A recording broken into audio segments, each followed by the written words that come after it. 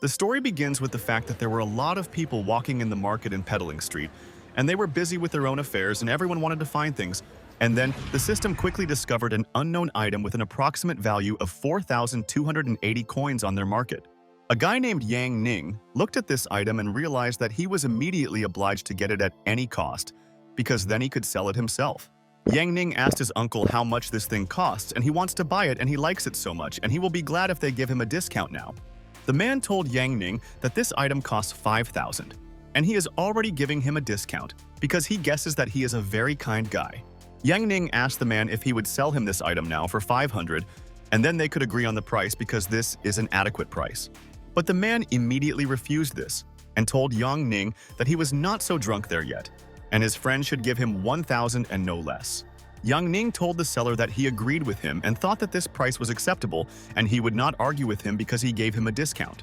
The man next to the seller watched the joyful Yang Ning leave and told his friend that this guy was still too young and didn't know anything. The seller listened to his friend and was happy and said that this guy is stupid, and he paid 500 for this nonsense and does not know that it is just garbage. Yang Ning quickly ran out of the market and thought that he was very lucky to find such a rarity and now he must study all the information. The woman looked at Yang Ning in surprise and thought that this guy seems to have problems, and because of this, he is in a hurry and wants to solve it soon.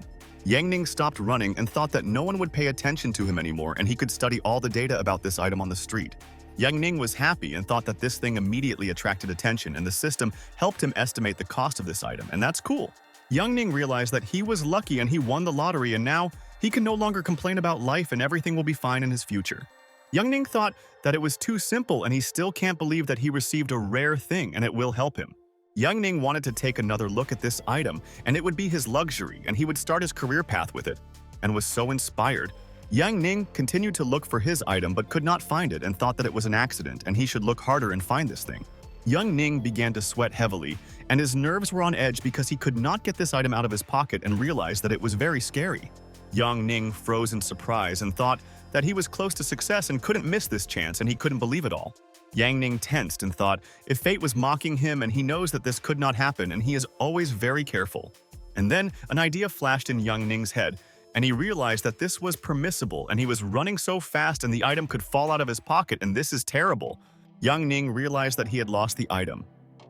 And now some person will find it and will not know what treasure he managed to find today. And at that very second, Yang Ning calmed down and realized that the item was in his left pocket, and how could he forget to check these pockets now? Yang Ning came to his senses and this situation scared him to death, and he thought there that he would never be able to find a valuable item for his business. Yang Ning launched the system and thought that it could explain everything to him rationally, and then he would understand what to do next, and this would already be true. Yang Ning put his hand in front of him, and he will be able to find out how all his affairs are, and based on the results he will act like a pro. Yang Ning launched the system and thought that he could find out about rare antiques, and he would become the best in his business, and he believes in this success. The system informed the owner that the city's system was connected, and she asked him to choose one of the significant goals, and it would be so important. Yang Ning decided that first, he needed to check his inventory and find out what he had and what could be added to achieve what he wanted. Yang Ning realized that in his inventory there is an extraordinary pumpkin and a dragon statue and silver earrings, and that's all he has, and that's not much. Yang Ning decided that now he needs money, so he will sell everything and then he can afford another more important thing for him. The system asked the owner Yang Ning if he confirms the sale, and he is sure of this, and now wants to quickly sell the things he does not need. Yang Ning noticed that the system wanted to notify him about something, and he should find out what information the wonderful system wants to tell him.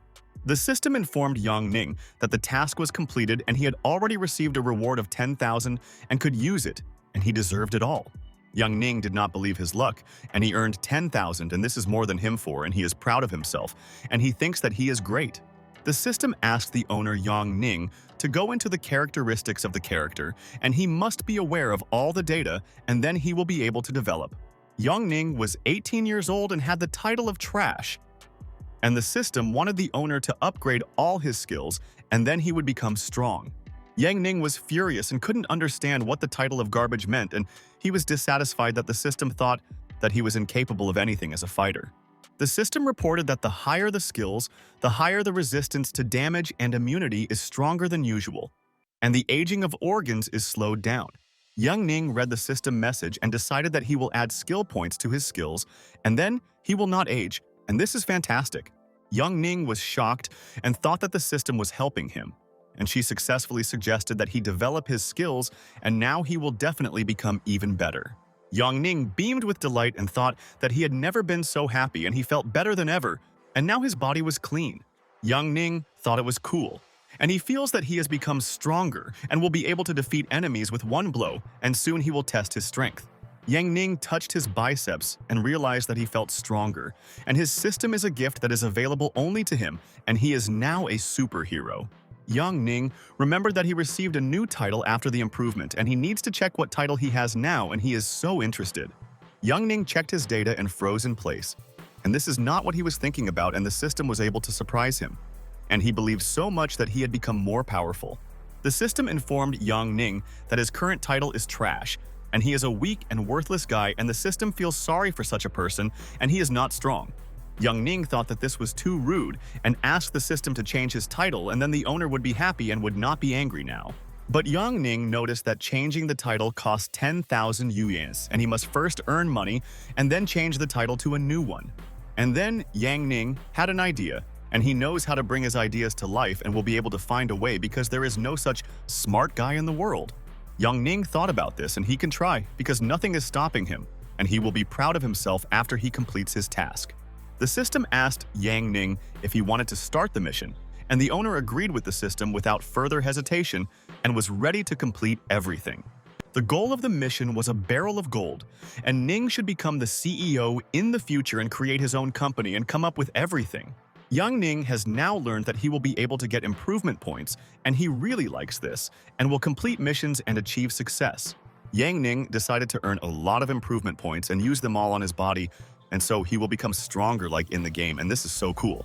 Young Ning realized that it was time for him to collect the first bucket of gold, and he would already have a lot of money, and he would allow himself everything he could dream of before. Young Ning walked down the street and looked at things that could bring him a lot of money, and only with searching could he find a rare item. Young Ning learned that you can't earn much on modern items, and they are greatly depreciated, and on jewelry too, and their prices are so different. Young Ning realized that only antiques sell well, and he knows that you can find ancient jade or something similar and sell it profitably. Young Ning decided to go to the market because there you can always find ancient and interesting items that can be cheap, and that's great. Young Ning knows that he cannot buy himself many things because he already spends a lot, and he needs to reduce his expenses on all sorts of things. And then suddenly a system appeared in front of Young Ning and scared him greatly, and he screamed with all his might and did not expect that the system would appear now. Young Ning asked the system not to scare him, and fortunately, it already exists only in his mind, and no one can see this panel of people. The system gave Young Ning an additional quest, and he must find and buy a good product there, and the guy thought that this was not true. And then Yang Ning noticed that a man was sitting next to him and was selling some things there, and he could study them and find something useful for his business. The man asked Young Ning if he was interested in wood carving, and these products were made by carpenters from a village nearby and were beautiful. Yang Ning looked at all the goods and asked the system if there was something good there, and it should quickly analyze the goods. Yang Ning wanted to light a cigarette, but at that moment the system informed Yang Ning that it had found a product with high quality, and he was so surprised. Young Ning took the item in his hands and thought that he did not expect that he could find something valuable in this place, but the system saw something there. Young Ning looked at the ring, and it looks like an ordinary one, and the system should give him more information so that he understands what was found. The system reported that this is a rare item made of dense wax and produced in Hanwu, and inside their ring, there are traces of the Chinese dynasty. Young Ning couldn't believe it and learned from the system that the item was already more than 200 years old and was worth 383,000 yuan. Young Ning was delighted and realized that this was a jackpot and he couldn't miss his luck now. And it was not in vain that he came to the market today in search of. Young Ning realized that he had to get the ring, and he would give everything he had to get it, and she would give him more money, and that was a fact. But Young Ning knows that it will be difficult for him to convince a man to sell him this ring, and he will definitely increase the price when there is already demand. The man looked at Young Ning in amazement and wondered why the guy was so nervous, and maybe his stomach hurts and he doesn't look good. Yang Ning exhaled, and he shouldn't show the man his surprise, and he should come up with a plan, and then he can take the ring for himself. Young Ning put the ring in place, and he should be calmer. and his nerves can ruin the whole plan, and he controls his emotions there. The guy told himself that he had to pretend that he didn't care about this ring and that he could, and believed that he could do anything. Young Ning picked up another item and asked the man what it was and thought that he shouldn't be nervous and he knows what to do. The man told Young Ning that old man Liu Jiao did it, and if he liked the wood carving, he could sell the goods for 50 T. Yang Ning froze in place and thought that it was very cheap, and he thought that the old man would raise the price. But he turned out to be honest, and that's cool. The man noticed Yang Ning's surprise and said that he could give him 20 for 3 items and he would not argue with him and would sell it. And then Yang Ning realized that this was his chance, and he could take the goods and not worry about the fact that the man found out that he was selling a valuable product. Young Ning put the goods back and told his uncle that he wanted to talk to him a little and offer him something else, and it was interesting. And then Yang Ning talked to the man and said that he could tell him the price of each product and he would buy everything, and he was satisfied with his goods. The seller was shocked and could not understand that this guy wants to buy everything he has and why he doesn't know why he needs so many unnecessary things. The man told Young Ning that he would not be able to resell these goods and he would suffer huge losses if he purchased them all. And this is strange. Young Ning was at a loss, and it is not every day that you see such honest and wise sellers in the market who do not want to deceive them. Young Ning asked his uncle not to worry and said that he was buying them for himself and realized that this is a good uncle, and he thinks about what he is selling to them. The man told Yang Ning that since he says so and wants it, then he will not argue with him, and is he willing to give 2,000 for all things. Young Ning listened to the man's demands and said that it suited him without any problems, and that he were quickly able to agree on a price there. And then Yang Ning handed the seller a wad of money and asked if this was enough for him, and if not, he could add more because he likes things. The man was surprised and asked Yang Ning to wait and said that there was more than needed and he did not need to overpay for his goods now. But Yang Ning insisted that the man take the money and said that he was giving it to him from the bottom of his heart, and he didn't have to worry about it. Yang Ning said that these things are very interesting and wood carvings already have value, and one would think that he is already investing in the future. And at that moment, a system appeared, and Yang Ning was furious and said that you can't scare people like that, and he doesn't understand why to do this. Young Ning told the man that if there was still something very intriguing in the village, he should inform him about it, and he would buy everything from him. The man was very happy and told the guy thank you very much for buying all the goods from him, and today he will return home early. Young Ning waved his hand to the man and told his uncle to be extremely careful, and he would wait for him to bring new things for him. Young Ning was proud of himself because he was able to get what he wanted without mistakes, and now no one can take away his charm, and that's a fact. Yang Ning laughed with joy, and he took out the ring, and the system can give him any tasks, and he will cope with them very quickly. A system appeared behind Yang Ning, and he realized that he must study what the system wants to offer him this time, and it gives him tasks. The system reported that Yang Ning completed the task and gained the skill of scanning things and recognizing their quality at a distance of 5 meters. Yang Ning, without thinking for a long time, decided to improve his eyesight, and now he himself will be able to evaluate goods and find out where he can find antiques. And at that very second, Yang Ning's eyes lit up, and he felt that now something was happening to his body, and the system was introducing a skill into him. Yang Ning rubbed his eyes and couldn't understand what happened, and it seemed like he had already acquired a new skill, and how should he test it? And he would try right away. Young Ning realized that before he had poor eyesight, but now he can see people on the street more clearly, and this was necessary for him. Yang Ning was amazed and thought that the system really improved his vision, and now he can scan things and find out data about them. Young Ning found out that the bracelet on the girl's hand is made of gold, and it is in good condition, and the price is 3,900 yuan, and it is expensive. Young Ning looked at the man, and on his hand there was a ring made of brass, and the quality is normal, and the price for the ring is 25 yuan. The guy was impressed, and it's so cool because in a second he can already see all the information about an item, and he couldn't dream of a skill. Young Ning realized that this is good quality and worth it, and well, he was not too lazy to go to the market and find such a precious ring.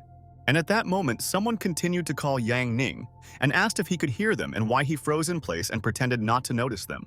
The girl stood behind the guy and said that Yang Ning is a rude person and he is blatantly ignoring them, and they will not forget about it and will take revenge on him, and he will pay.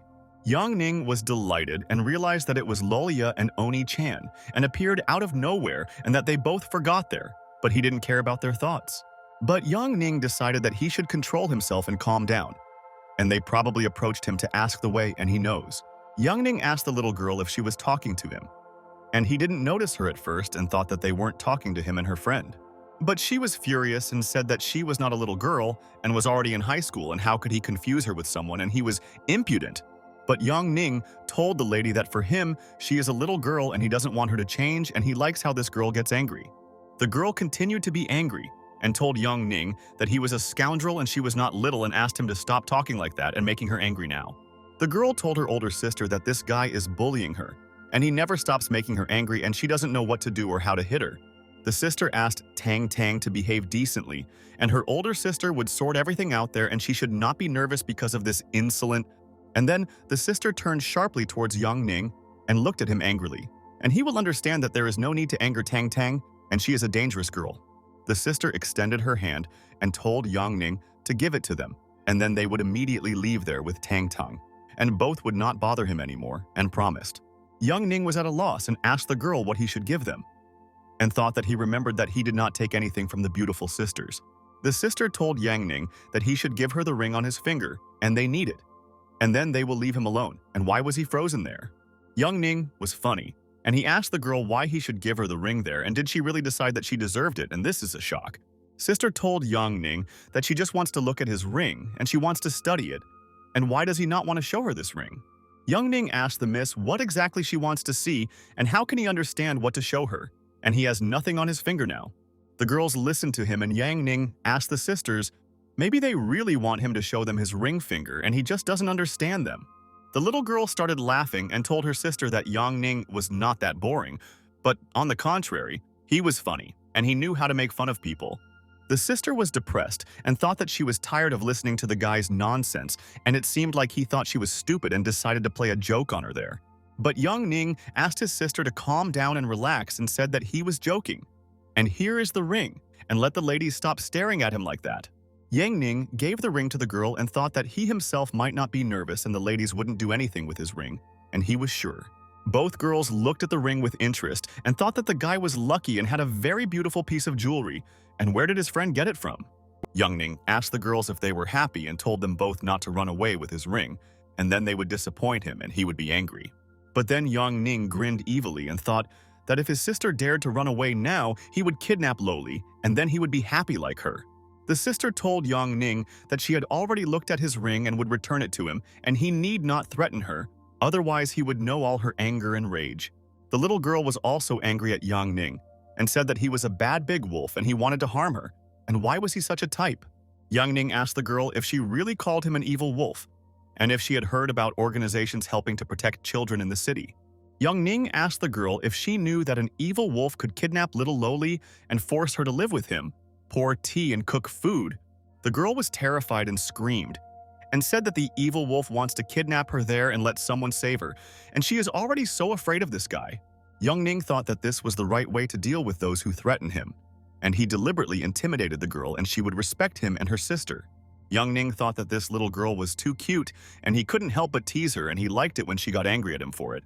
The girl realized that the first time they saw Yang Ning, he ignored all the objects there and immediately went for the ring. And this is a fact.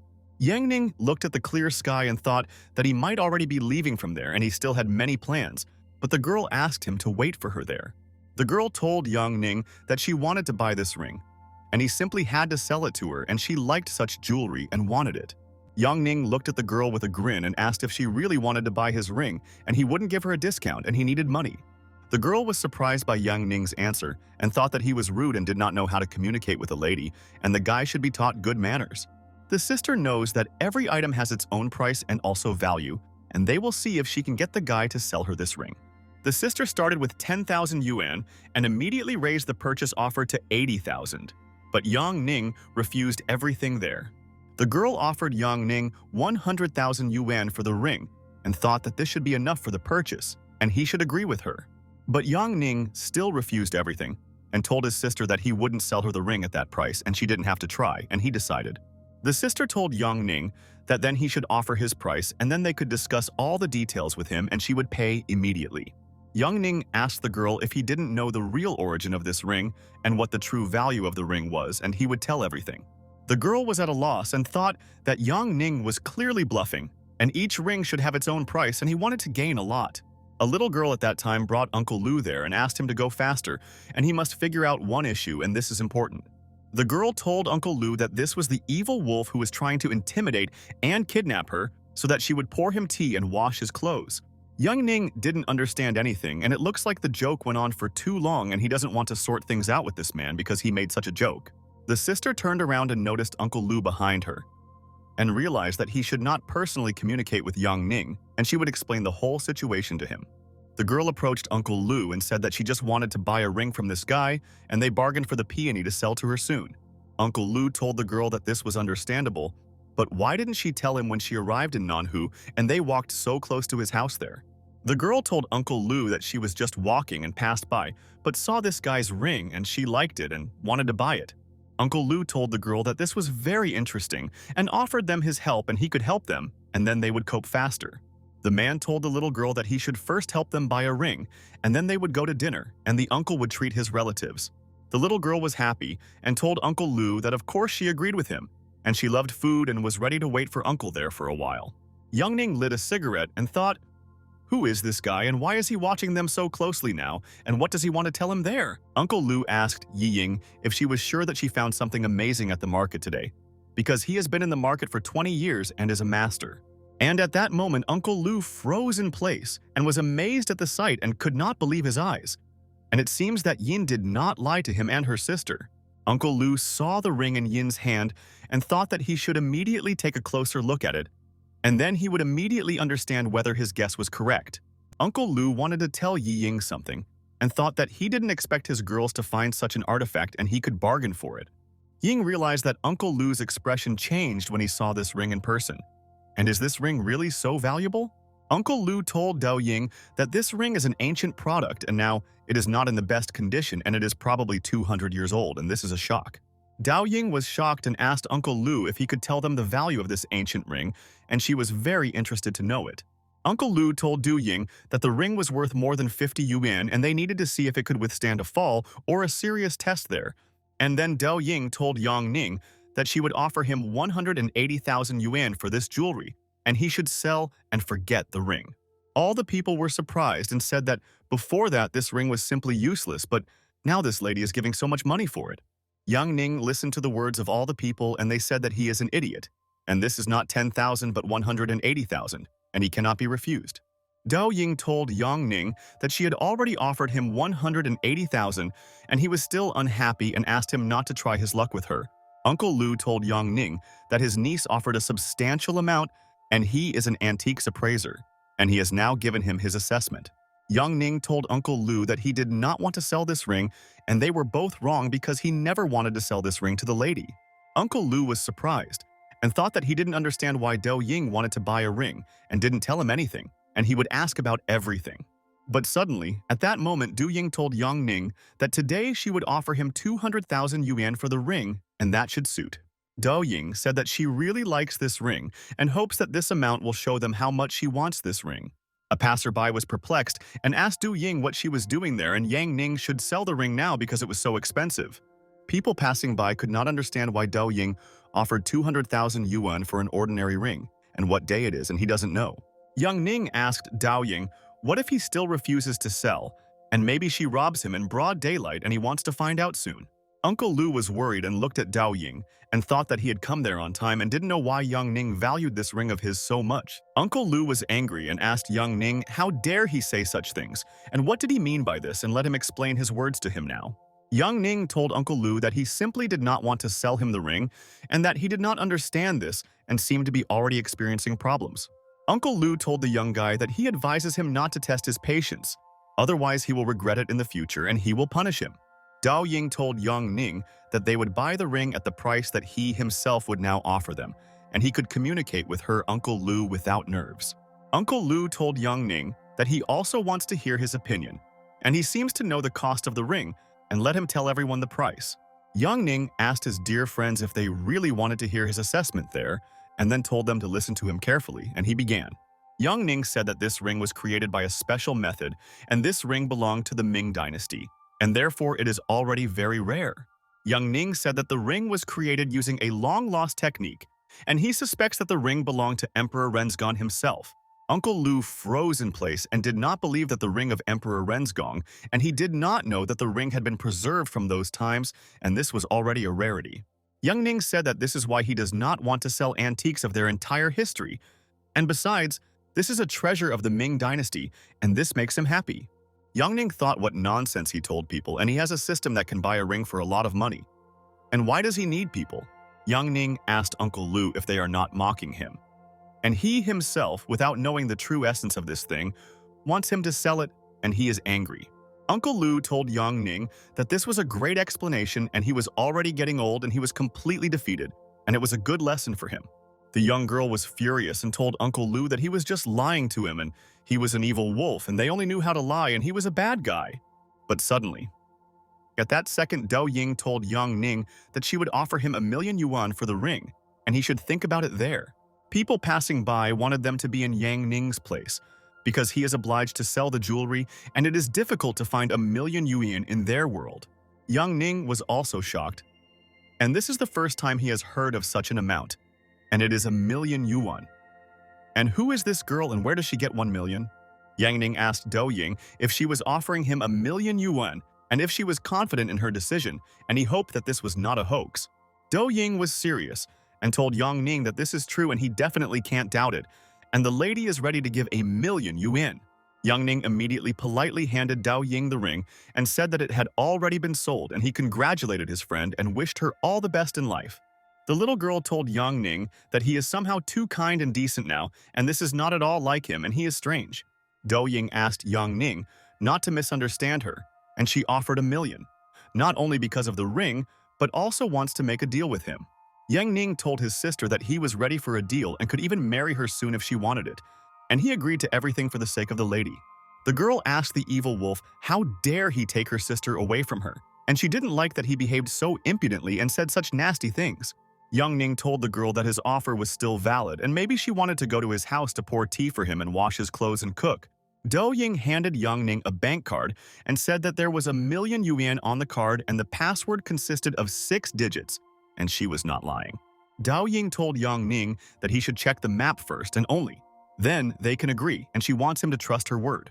Dou Ying told Young Ning that she would be waiting for him there tomorrow at 8 in the morning and asked him not to be late, and then they could work out the details. Young Ning thought that thanks to the system, he immediately found a client, and she immediately bought a ring from him, and he could only dream about it, and it's a shock. Young Ning looked at the map and thought that his life was getting better, and he would soon become the director of the company and fulfill his life's dream. Young Ning was very happy and thought that that's all. And he has 1,000,000 yuan and he can buy anything and no one will stop the guy.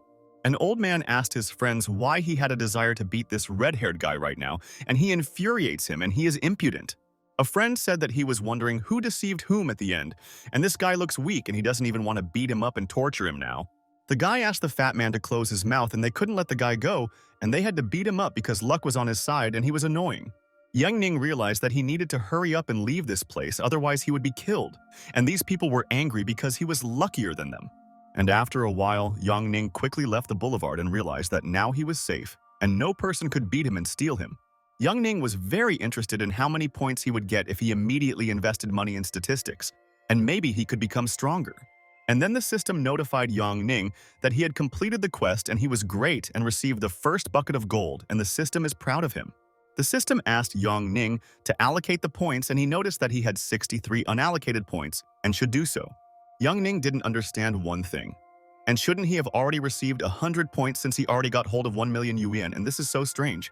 The system told Yang Ning that to reach the Shi rank, he needed 10,000 yuan, and to reach the B rank, he needed 100,000 and even more.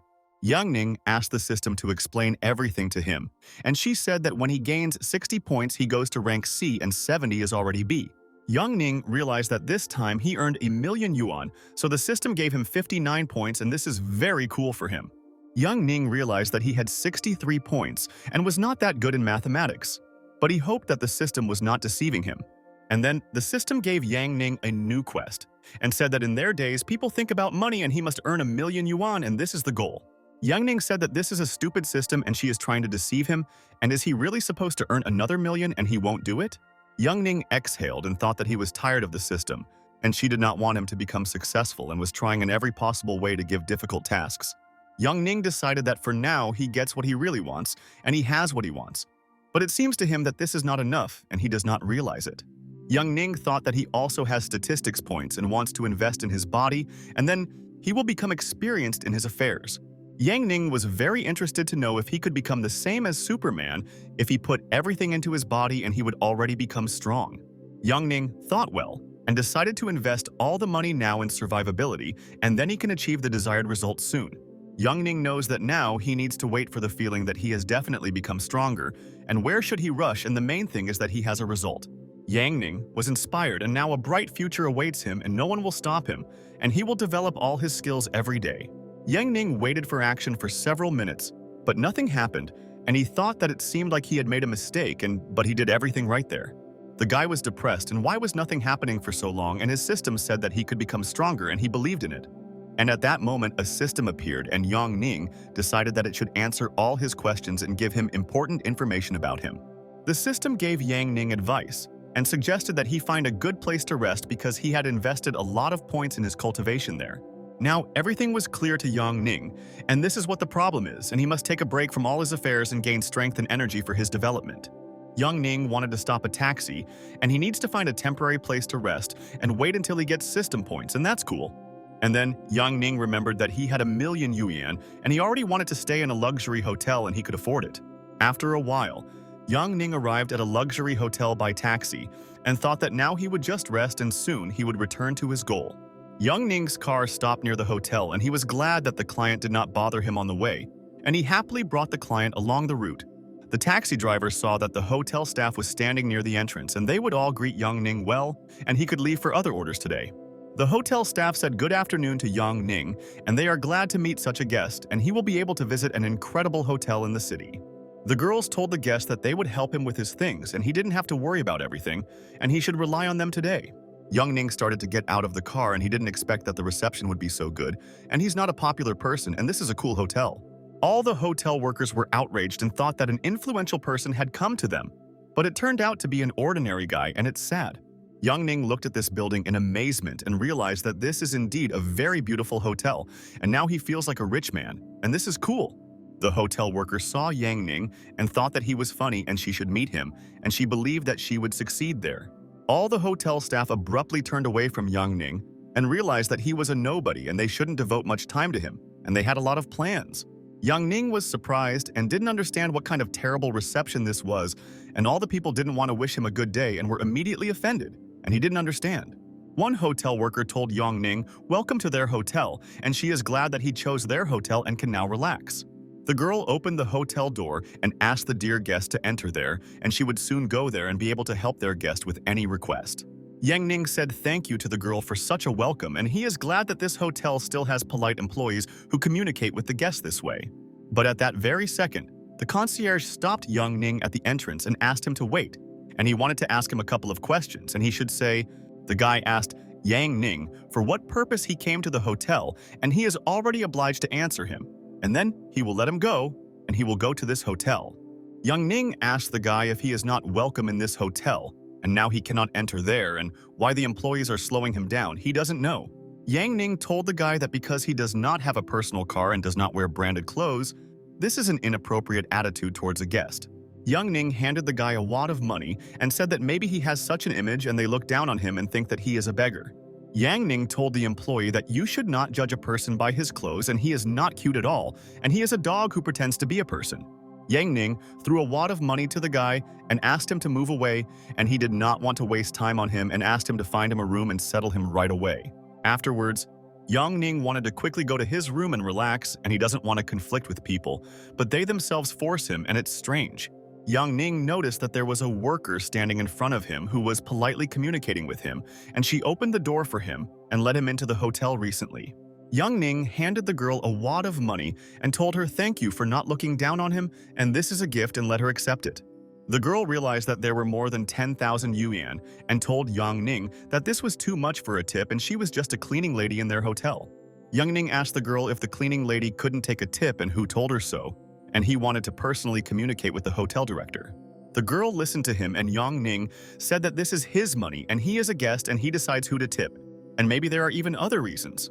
Young Ning asked the cleaning lady to take the money, and he is glad that she spoke to him so politely, and he appreciates such people. But it's a pity that there are so few kind ones. Young Ning told the other workers that he hoped that they would continue to behave this way and that it would remind them of everything. And at that moment, the man ran up to Young Ning and asked the guest just not to leave and wait a little, and he wants to talk to him now. The man asked Yang Ning to give them one more chance, and he would report them to the management and let him allow them to host him in a luxury hotel. Young Ning agreed with the man and told him to then give him the presidential suite in their hotel, and then he would stay in the hotel and be happy. The manager and all the employees were shocked and thought that this number was worth 200,000, and this guy was a tyrant and he decided to test them all. And then Yang Ning gave the manager a wad of money and asked him to take a tip if it turns out to be more than necessary and let them not disturb him at the hotel. Young Ning wanted to go to the room, but at that moment the cleaning lady shouted and asked Mr. to take his time, and she wanted to tell him one thing. The cleaning lady said thank you very much to Young Ning, and she will remember what he did for her and will never forget about it. And he helped her a lot. The manager at this time scolded all the workers and said that they are all pathetic people and should not communicate so rudely with guests, and he is so angry. Young Ning thought that he always remembers when someone wishes him well, and he treats people the same way they treat him, and the cleaning lady is great. Later, Young Ning went to his hotel room and took a shower and freshened up and thought that he had spent the whole day outside and he should rest. Young Ning read that the management of the Jianghu Hotel was angry because of the scandal with social inequality and realized that everything was quickly found out. Young Ning lay down on the bed and decided that he should forget about it and it doesn't matter, and he shouldn't pay attention to all the people there. Young Ning thought that he seemed to have forgotten something important, and it's good that he gathered his thoughts and now will not be distracted from his plans. Young Ning remembered and decided that the time had come to invest points in his survivability, and the system should implement his idea. And it's cool. And at that moment, Young Ning began to feel that something was happening to his body and realized that the system was not malfunctioning, and it would help him today. Young Ning was pleased, and he likes this feeling when he feels a surge of strength and energy, and with the system, he will reach another level. Young Ning thought that it was a unique feeling when his bones were now turning into jelly and the warmth was penetrating inside his body, and it was cool. But suddenly at this moment, Young Ning froze in place and realized that he should not have made hasty conclusions, and now he felt everything there. Young Ning realized that the pleasant sensations had disappeared, and now he was in pain, and he didn't know how to stop this pain that was already tormenting him from the inside. Young Ning screamed in pain and thought that this was not part of his plans, and he thought that the system would be more gentle in developing his skills, but he was wrong.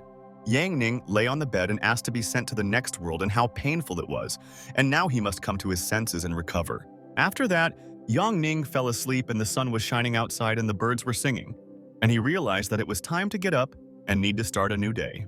Young Ning began to wake up and raising his strength was difficult, and he then felt painful sensations and no longer wants this, and he found out Young Ning could not understand what it was and why it stank so much, and he lost consciousness. But he was well rested, and the system developed his skills and strength. And when Young Ning didn't expect it at all, he noticed that it was very dirty and covered with a black mass, and he doesn't know where it came from. Yang Ning decided that he should freshen up again. Otherwise, he can't go out into the street like this, and people will run away from him and the smell. The guy quickly went into the bathroom and took a shower, and now he is calm and does not worry that he will stink, and it's good that at this time he is in the hotel. Yang Ning realized that this black substance stinks, and he must find out how it ended up on him, and today he must look for artifacts.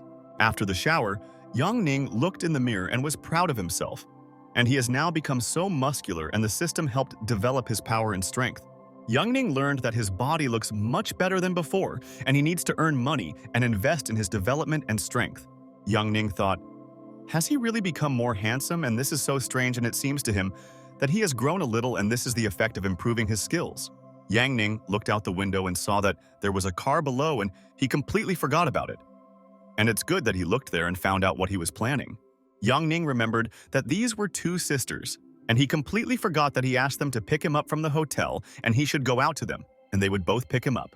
The younger sister asked the older sister how dare this evil wolf make them wait there, asking him to take him away from there, and he is an idiot and she knows.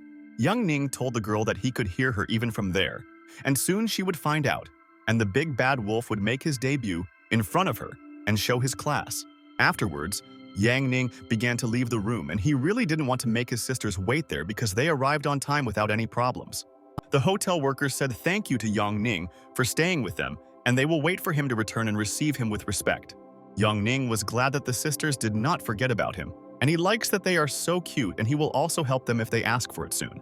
The sisters were already standing at the entrance to the hotel, and the youngest was unhappy that the evil wolf was not ready by the time they arrived to him.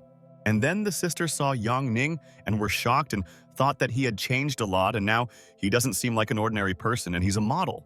The sisters saw the shoes on Yang Ning's feet, and they were fashionable, and they didn't know that the guy dressed like that, and the first impression was not like that. The sisters saw Yang Ning's suit, and they didn't know that he looked like that, and the younger sister thought from the guy's appearance that he was a thief and a liar. Yang Ning asked the sisters if they really didn't recognize him, and they had known each other for 3 days, and wouldn't the little one recognize the evil wolf today? The younger sister was furious and told Yang Ning that his rude mouth has not changed at all, and he continues to say nasty things to her and he is bad. Do Ying asked Yang Ning to stop bullying her sister and let him get into the car and wondered if the guy had changed so much now. Afterwards, the three of them left from there, and now the sisters can discuss with Yang Ning everything that interests them and find out all the information about the ring. The younger sister asked the older one if she was sure that she wanted to take the evil wolf with her, and it seemed to her that this was a bad idea and they were mistaken. Do Ying asked her sister to look at Yang Ning, and he has been sleeping since he got into the car and continues to sleep and ignore them. And she does not need to be afraid. Yang Ning thought, why does this sister think that he is sleeping? And in truth, he is doing something else now but cannot explain it to his friends. Yang Ning thought that he was trying to learn the system interface and all its functions, and there were many things that he did not know about the system. Yang Ning couldn't understand where the new icon came from, and maybe it's a market and what function this thing performs, he still doesn't know, but he'll find out. Yang Ning saw another thing, and it is a repair scroll, but he doesn't know how it can help him, and he should try to find out about the functions. The guy saw in the system probiotics for whitening products and some kind of survival scroll and what it is, and he studies everything well. But Yang Ning found out that he can only buy these premium things with points. But how can he earn them? And now he has 30 points. But at that moment, Du Ying suddenly slowed down and thought that she had time to notice the danger and take action. Because this is all strange. Yang Ning hit his head on the seat and it hurt him, and what did his sister do now, and why did she brake so sharply and let him explain? Yang Ning was angry and asked his sister what was the matter, and maybe she no longer knows how to drive a car properly and she almost killed him there.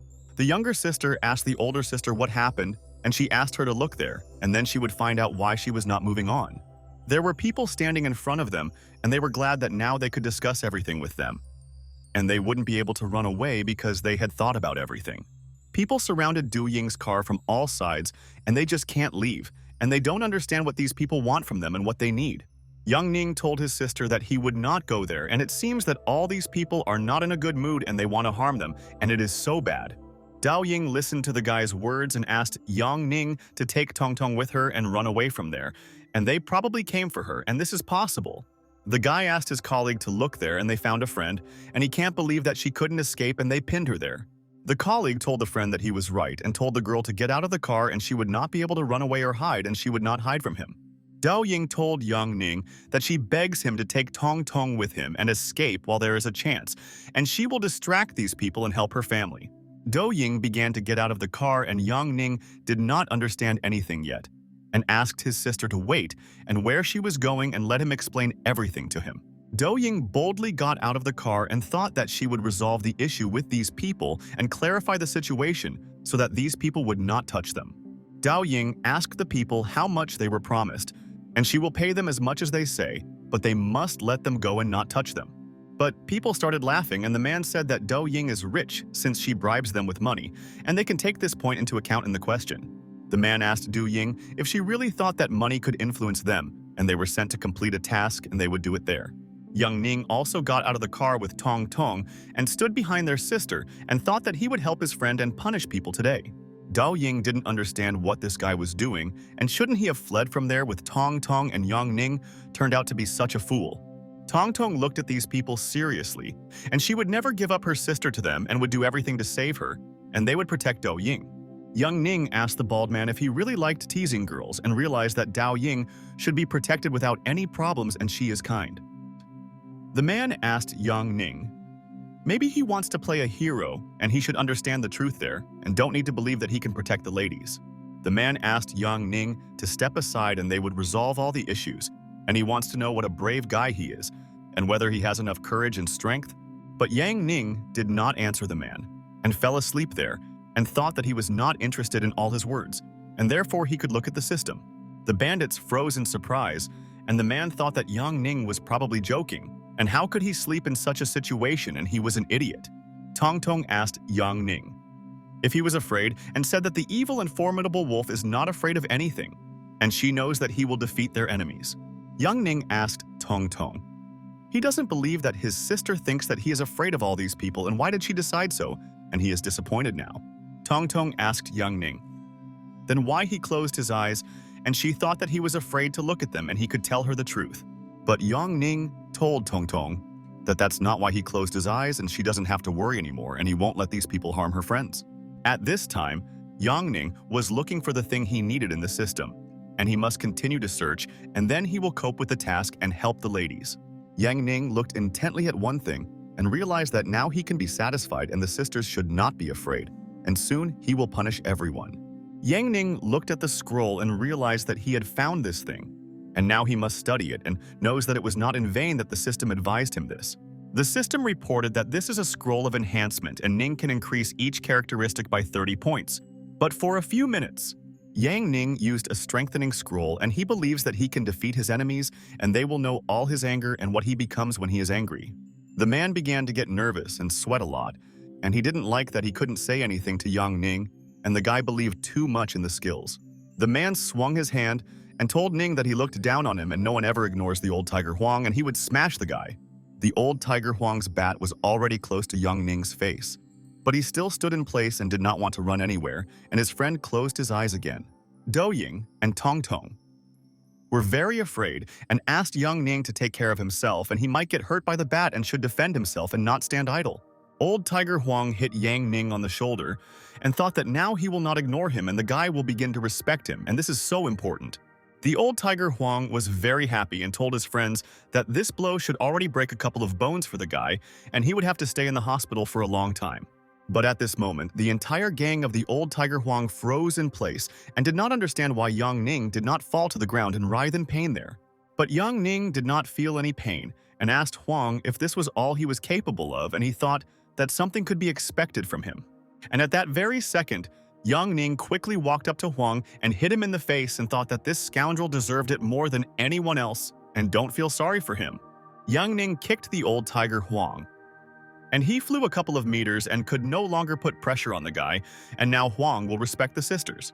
The gang of the old Tiger Huang was terrified and could not understand where their enemy got such strength and whether it was a man, and the blow was incredible and it was a shock.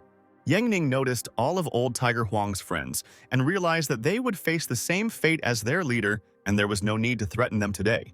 Tiger Huang's friends told Yang Ning's brother that they could easily come to an agreement with him there and they would leave right away and not bother everyone. But Yang Ning rushed towards the guys and told them to fuck off and said that they had nothing to talk about and should have left earlier, and it was already late. Yang Ning was delighted and realized that he could bully these stupid chimpanzees for 3 minutes and the system showed the duration of action. Yang Ning started beating all the people, and it was too easy, and none of the bandits could do anything with him, and he is already a superhero. The sisters hugged each other and did not expect that Yang Ning was so strong and could cope with the entire gang alone, and the other did not need help. Yang Ning was convinced that nothing happened to the sisters and they were both safe and sound, and he could now safely return to his friends. All the people from the gang of the old Tiger Huang lay on the ground and asked their god to help them escape from this monster, and he does not want to spare them. Yang Ning came to one of the bandits and thought that he should immediately find out from them all the information about why they wanted to harm them. The bandit held Yang Ning by the leg and asked him not to kill, and he would be able to explain everything clearly to him, and he would understand that he respected his friend. Yang Ning asked the bandit who sent them there, and if he didn't tell them the truth, he would break his leg, and he was tired of playing these games with him. The bandit told Yang Ning that they were sent by some old man named Ping Goofy, and this morning they received an order to intercept their car there. But Tong Tong shouted to the bandit and said that he was lying to them, and he had to tell them the truth. Otherwise, the evil wolf would do bad things to him.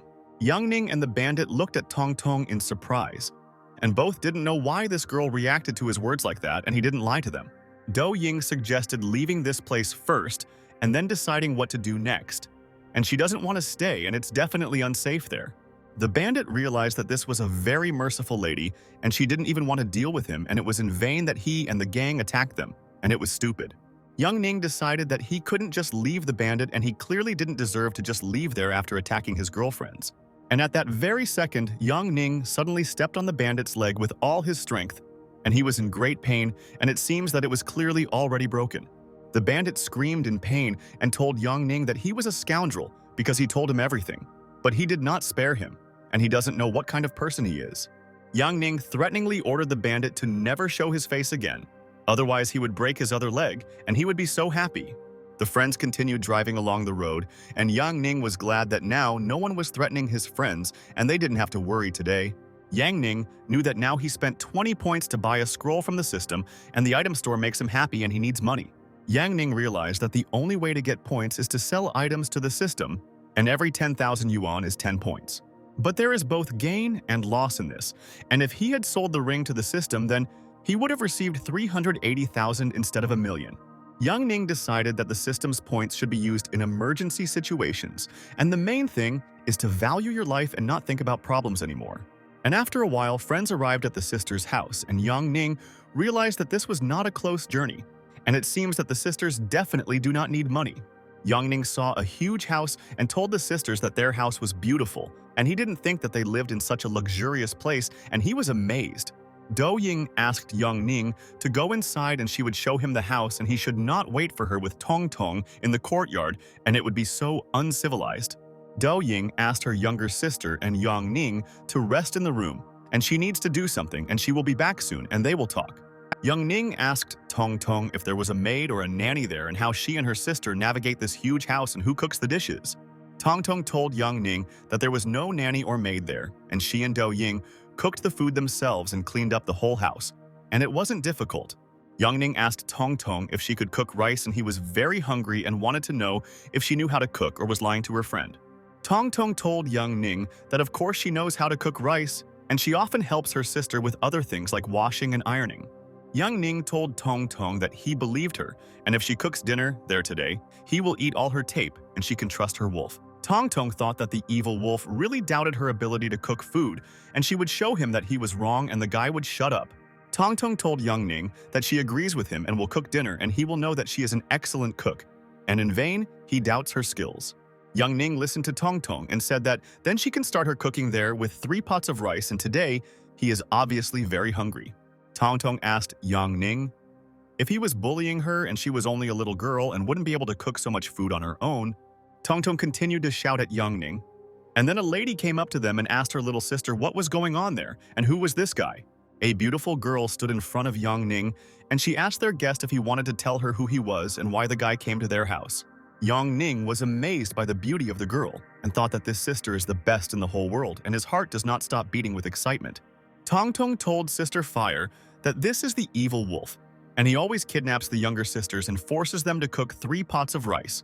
Yang Ning asked his little sister to stop ruining his reputation, and he is not as evil as she describes him, and he is very kind, and he is a friend.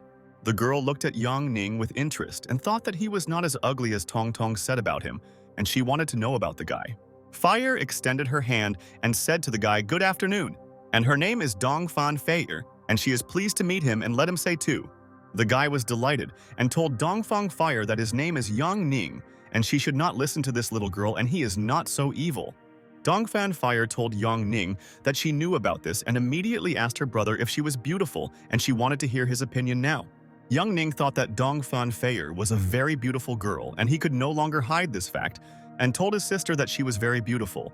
Young Ning continued to tell Dong Fan Fire that she was very beautiful and sweet, and she should never doubt herself and listen to anyone.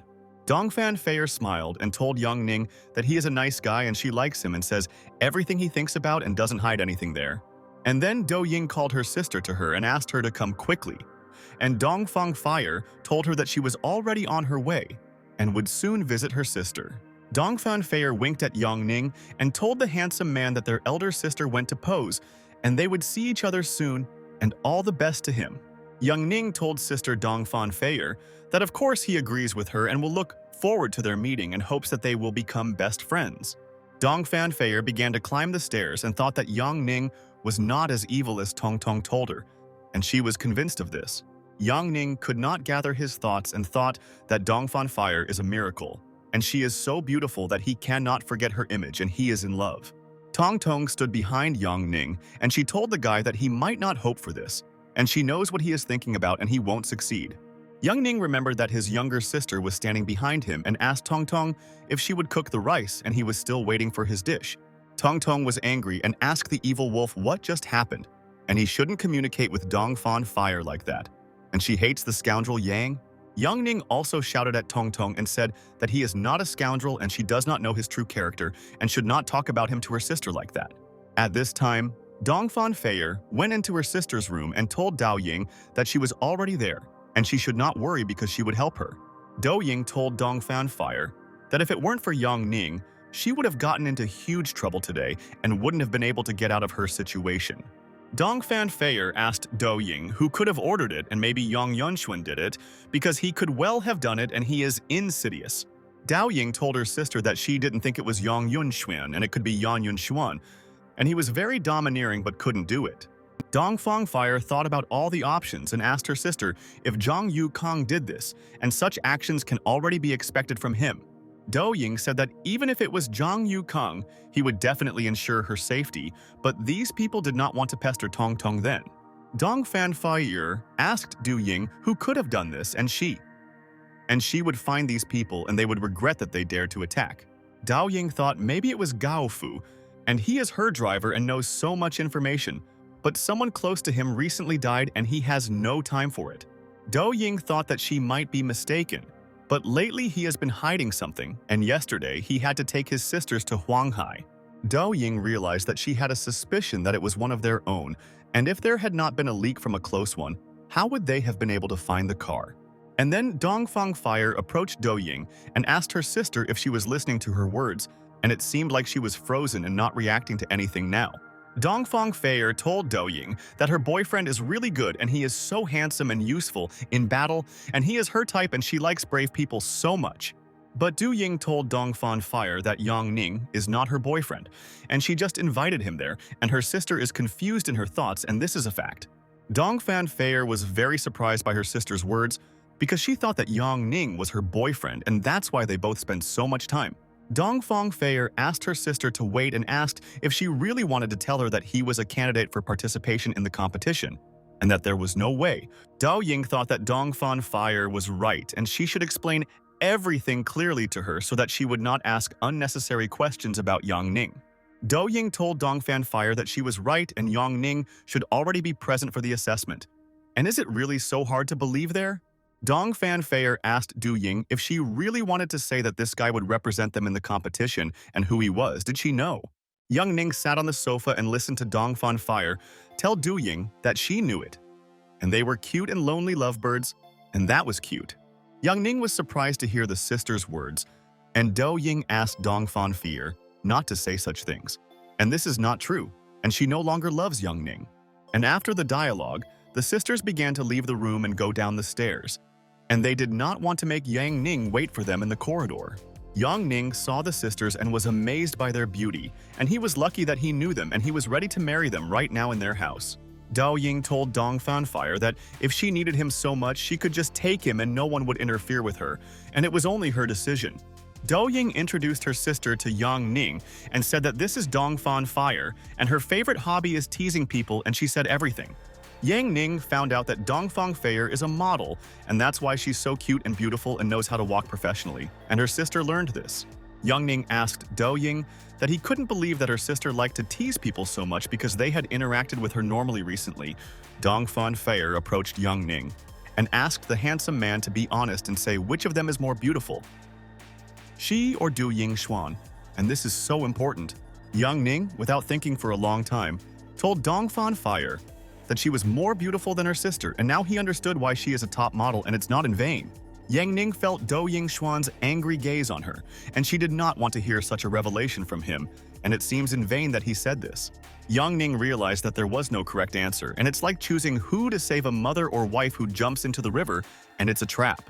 Dongfang Fire was delighted and told Yang Ning that this is so cute and he will receive a reward for this, and she knows how to cheer him up and he is cool. Yang Ning told Miss Dongfang Fire that she was very beautiful, but for him, the most beautiful would be his wife, and he could not answer her question. Do Yingshen sharply turned away from Yang Ning and wanted to leave, and she didn't want to hear that her sister was more beautiful, and she warned. Dongfan Feier told Yang Ning that she didn't know that he had a wife, and she thought that the elder sister no longer had a chance, and she understood. Yang Ning told Dongfan Fire that he actually doesn't have a wife, and if big sister agrees, they could start dating already. Dongfang Fire told Yang Ning that his girlfriend had left and asked how he could say that the other girl was more beautiful, and Du had a tender heart. Yang Ning told Dongfan Fire that he would be more tactful, but he really still thinks that she is the most beautiful girl he has ever seen. Dongfan Feier was pleased to hear such words from Yang Ning, and she told him that he was very sweet and knew how to please the ladies. But Dongfan Fire told Yang Ning that Dao Ying forgot to mention this, and she only dates older guys, and he is still so young. Yang Ning thought that he had found true love, but after a couple of minutes he immediately lost it, and he still doesn't know how to cope with such pain. Yang Ning's heart was broken, and he realized that Dongfang Fire really liked to tease people, and Do Ying was right, and he was wrong. Afterwards, all the friends gathered at one table and wanted to have lunch, and no one had breakfast today, and therefore they need to eat for their energy. Yang Ning ate all the dishes without stopping and told the sisters that it was so delicious and he had not eaten such dishes for a long time, and now he realized that they were chefs. Tong Tong told Yang Ning that now she understood that he is not an evil wolf, but a huge pig, and why he eats dishes as if he had never had dinner. Dongfan Fire stood up and asked Tong Tong to help her wash the dishes now, so that both of them could finish the task faster. Dao Ying asked about Yang Ning if he heard what she told him there in the room earlier, and this is important, and he should soon be ready for anything. Yang Ning told Do Ying that he heard what she was talking about, and it seemed to be an evaluation of the item, and asked for a full explanation. Dao Ying told Yang Ning that this is not just an assessment, and the Lingjia family already controls 3 auction houses and an important economic power. But Du Ying told Yang Ning that their family also has many enemies in the market, and he must help deal with them, and then they will prevail. Do Ying said that what makes the Lingjia family special is that they always take part in competitions and judge items there. Do Ying said that the competition was organized with many companies and the Jade Association, and no one would dare to doubt the authority. After a person gets a place in the competition, he will immediately become twice as popular, so all companies bribe the evaluators. Do Ying asked Yang Ning to take this seriously, and this is an important and very responsible evaluation competition, and he should help her soon. Yang Ning told Du Ying that he will become a champion, and what next? And he does not know whether he will receive some kind of prize or receive gratitude from her. Dao Ying was perplexed and asked Yang Ning what he was getting at, and he could tell her whatever he wanted, and she was ready to listen to his request. Yang Ning asked Dao Ying if she wanted to bet, and she asked her friend what the bets were and let him not delay with intrigue, and she knew. Yang Ning told Dao Ying that if he wins the competition, she should become his wife, and then he will be happy, and he will spoil his wife. Do Ying was shocked by Yang Ning's request, and she does not want to become this guy's wife, and she will politely tell him that she does not agree with him there. But Do Ying told Yang Ning that he is not even in college yet, and it is better for him to marry his younger sister, and she can support him. Yang Ning told Do Ying that he could marry her sister, but when she is 25 years old, her beauty will decrease, and it will be a disaster. Yang Ning said that the age difference with her younger sister is 10 years, and she is lucky, but maybe when she grows up she will understand how lucky she is. Dao Ying was furious at Yang Ning's words, and broke the table with one blow and thought how a guy allows himself to communicate with her like that. And this is absurd. Dao Ying screamed throughout the house and told Yang Ning that she would finish him off and she would punish him for wanting to marry her sister Tong Tong.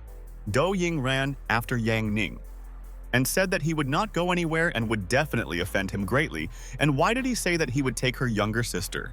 Yang Ning couldn't understand why Do Ying was so angry, and he didn't want her to pursue him, and he didn't do anything bad to her. Dongfan Feier told Tong Tong that they seem to have missed an interesting episode of their drama now, and probably the evil wolf did something mean. Tong Tong said to Dongfan Fire Maybe the evil wolf kissed his sister and that is why she is so angry, and will Dao Ying have a little wolf now? Dong Fan Feier asked Tong Tong who told her this, and it's a lie, and a kiss won't make anyone pregnant and she should forget now. After that, Yang Ning went outside with Dao Ying, and now they can do everything they thought about and achieve success in their business. Dao Ying was walking with Yang Ning on the street, and she hopes that he will definitely not let you down, and he should do an excellent job with her. Dao Ying put on a beautiful dress and wanted to quickly resolve the family's affairs, and then she could say goodbye to Yang Ning so that he wouldn't think about anything. Yang Ning was delighted with the sight of Dao Ying and thought that she could definitely already compete in beauty with sister Dongfang Fire, and she was an angel. Dao Ying turned around and noticed that Yang Ning could not stop staring at him there, and it seemed like he had other thoughts and she didn't believe him there now. Dao Ying asked Yang Ning what he was doing, and they had to go and might not make it in time with him, and why he froze in place and thought about something. Yang Ning told Dao Ying that he was happy there too, and she should leave him alone, not ask stupid questions and rush him. And he was happy with everything. Dao Ying told Yang Ning that when she tells him he should go, and does he hear him? And Yang Ning told his friend that he hears perfectly. Yang Ning wondered if Du Ying really had eyes on her back, and how did she know that he was looking at her, and his friend surprises him every time, and she is a miracle. Yang Ning came to the building with Dao Ying, and they thought that now they could cope with the task if their friend was not distracted there. The receptionist said, "Miss Du Ying is welcome, and she always comes early, and she thinks like a businessman, and she really appreciates her." Yang Ning realized that this is a serious place and he must take measures to resolve this issue, and soon he will help evaluate all the items. Yang Ning noticed that there were people sitting there appreciating antiques, and they brought with them instruments to better evaluate all the goods today. The man turned around and said, "Good afternoon to Miss Du Ying Xuan," and she is there again, and they are glad that she decided to visit this place and their friends. Another man told Miss Do Ying Xuan that he was Zhou Shuibin, and did she remember him because they had met before not so long ago. Zhou Shuibin told Dao Ying that when he came to China, his father invited people from all companies to go to the restaurant, and Miss went. Zhou Shuibin approached Yang Ning and asked Miss Do Ying if this was her friend, and he looked so much like a bully, and where she found this guy. Yang Ning could not understand who this guy is, and he communicates with her as her friend, and he also annoys him and called him a hooligan. And who is this idiot? Zhou Shuibin said that he understood, and this guy is her security guard, and he really looks too skinny, and does she feed him at work there? Yang Ning told Zhou Shuibin that the job market is demanding now, and she wanted a man with a good body and a beautiful face like him. Yang Ning looked at Dao Ying and wanted to see her reaction, and thought that he also knows how to make fun of her, and she should understand his joke there. Zhou Shuibin was shocked by Yang Ning's words and asked if he was really joking like that, and he managed to surprise him. And all the people did not understand the guy's words. Dao Ying was furious at Yang Ning's words and asked what he said to everyone, and he told his friend that this dude asked for it and he doesn't want it. Yang Ning told Mr. Zhou Shuibin that such stupid talk does not bother him, and there is a thought that needs to be pondered and understood. Yang Ning asked Zhou Shuibin if he thought Dao Ying was following him or he was following her, and whether he could be someone important to her today. Zhou Shuibin realized that he shouldn't mess with this guy, and he doesn't look like an intellectual, and he shouldn't joke about him, and it's dangerous. Yang Ning thought that he should use his eyes, and his skill would help him understand the antiques and really appreciate them right away. Yang Ning saw the bat snuff box, and thanks to the system, he immediately learned that it was rare and worth almost 78,000 yuan. Yang Ning realized that using the skill, he will be able to identify the assembly material there, and the information will help him. And he is happy today. Yang Ning was delighted and thought that this was cool, and now he could find a real treasure and their artifact would help him get rich. The man realized that Yang Ning was interested in the snuff box and he could sell it to him at a good price because he himself was not very knowledgeable. The man told the young man that he seems to like these snuff boxes of theirs, and he can give one if he wants, and he is glad to have such a guest. Yang Ning told the man that if he really wanted to give him one of his snuff boxes, then let him give him the red one, and he really liked it. The man was shocked and realized that Yang Ning seemed to know a lot about all things, and he had to bargain with him because he thought that the guy was a beginner. Dao Ying thought that she did not expect that Yang Ning would notice something worthwhile there, and he even came up with a situation in which he would benefit. The man could not understand whether the guy noticed the quality of the snuff box, and he himself analyzed and examined it to find out his material. The man told Yang Ning that some snuff boxes are a little dirty and maybe he wants a clean one, and he can pick another one for his friend. Yang Ning asked the man if there was a reason why he no longer wanted to give him the red snuff box and already break his promise. The man was very angry at Yang Ning and asked what he was talking about, and he didn't know what he meant and maybe he should be more modest there. Dao Ying also didn't know what Yang Ning wanted from the man and asked him what kind of nonsense he was talking about and let him explain everything he was trying to find. Yang Ning asked Dao Ying if this is nonsense, and even if the thing is dirty, it can just be cleaned, and he doesn't understand what's so difficult about this matter. Yang Ning told Uncle Meng that he wanted to ask him one thing, and he should tell all the information and not lie because they are both friends. Yang Ning asked Uncle Meng if he could explain why he didn't want to give him the red snuff box and maybe he was hiding something. Dao Ying told Yang Ning that Uncle Meng just wanted to give him something and he was acting like a spoiled child and didn't like his uncle. Yang Ning told his sister that she was right and he just doesn't understand anything and is a spoiled child, and this can explain his behavior towards him. Yang Ning picked up the snuff box that he originally wanted and said thank you to Uncle Meng for his generosity and kindness, and he will never forget. Dao Ying noticed that Uncle Meng was very upset, and he really didn't want to give this snuff box to Yang Ning and couldn't refuse him in front of all the people. Dao Ying thought and realized that this cannot be, and she does not believe that Yang Ning could do this and she should talk to a friend.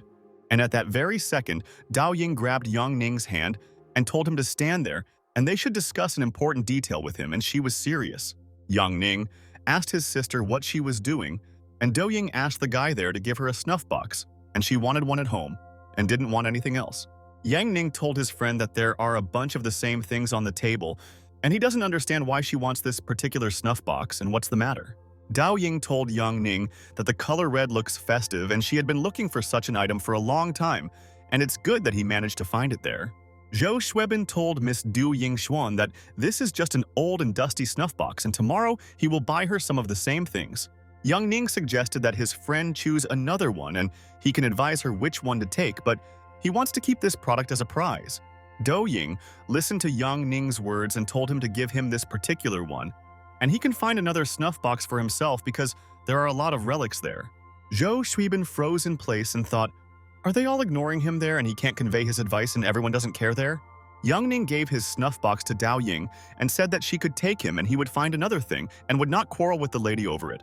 Yang Ning told Dao Ying that since she liked this thing, she can take it for herself and he gives her a snuff box and she doesn't have to thank him. But Dou Yingxuan asked Yang Ning to tell the story of this thing, and if he tried to lie to her, he would have problems in his life.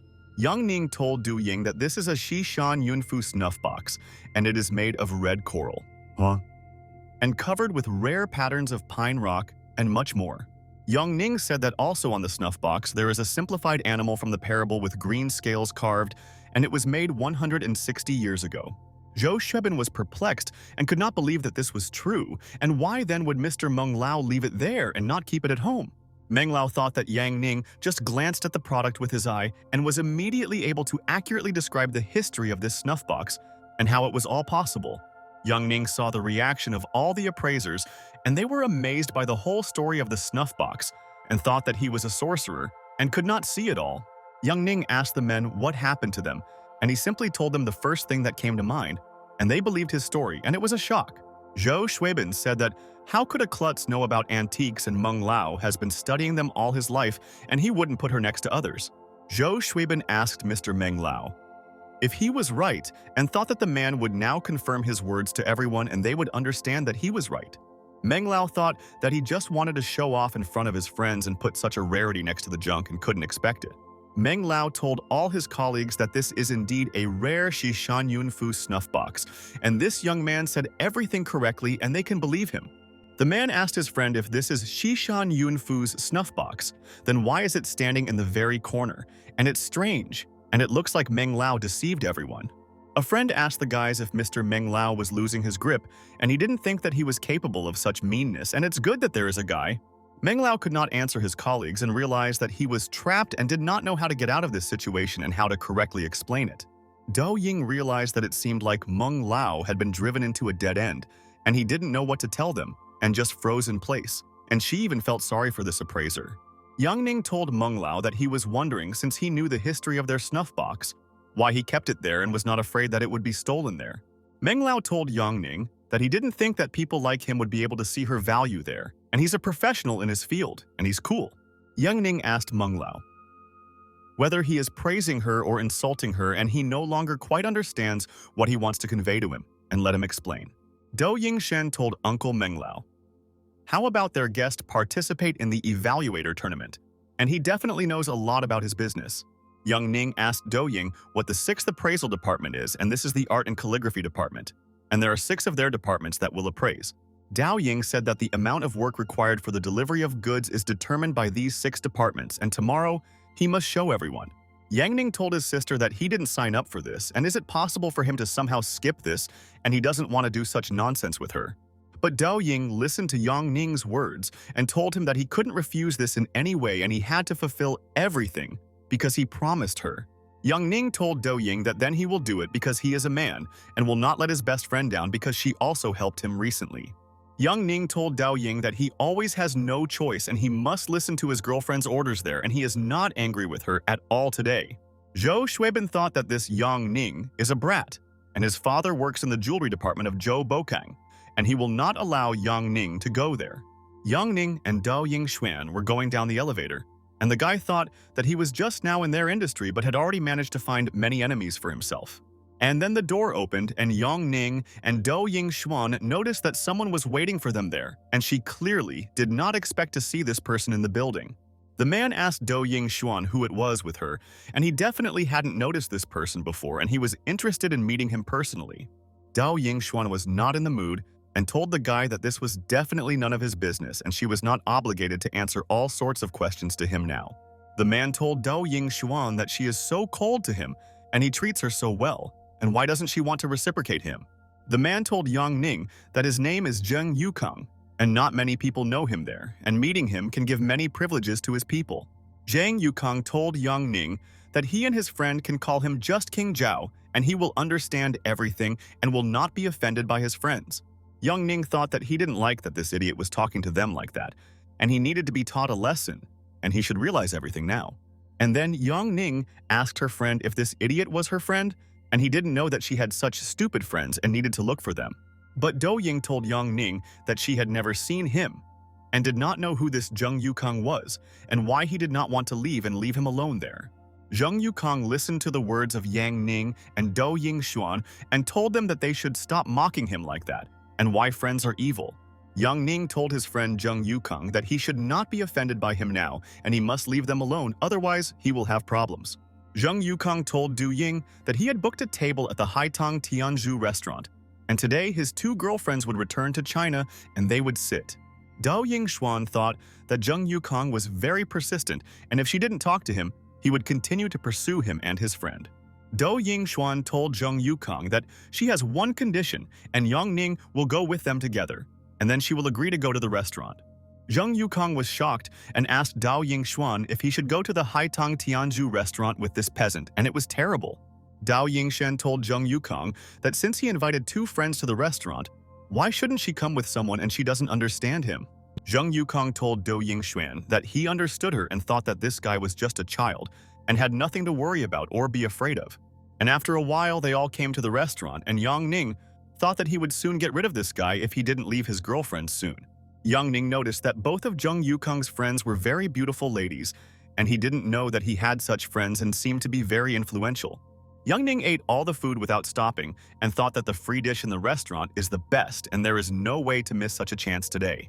The girls looked at Yang Ning with contempt and thought that he had no complexes and was not ashamed to behave like that in front of his friends.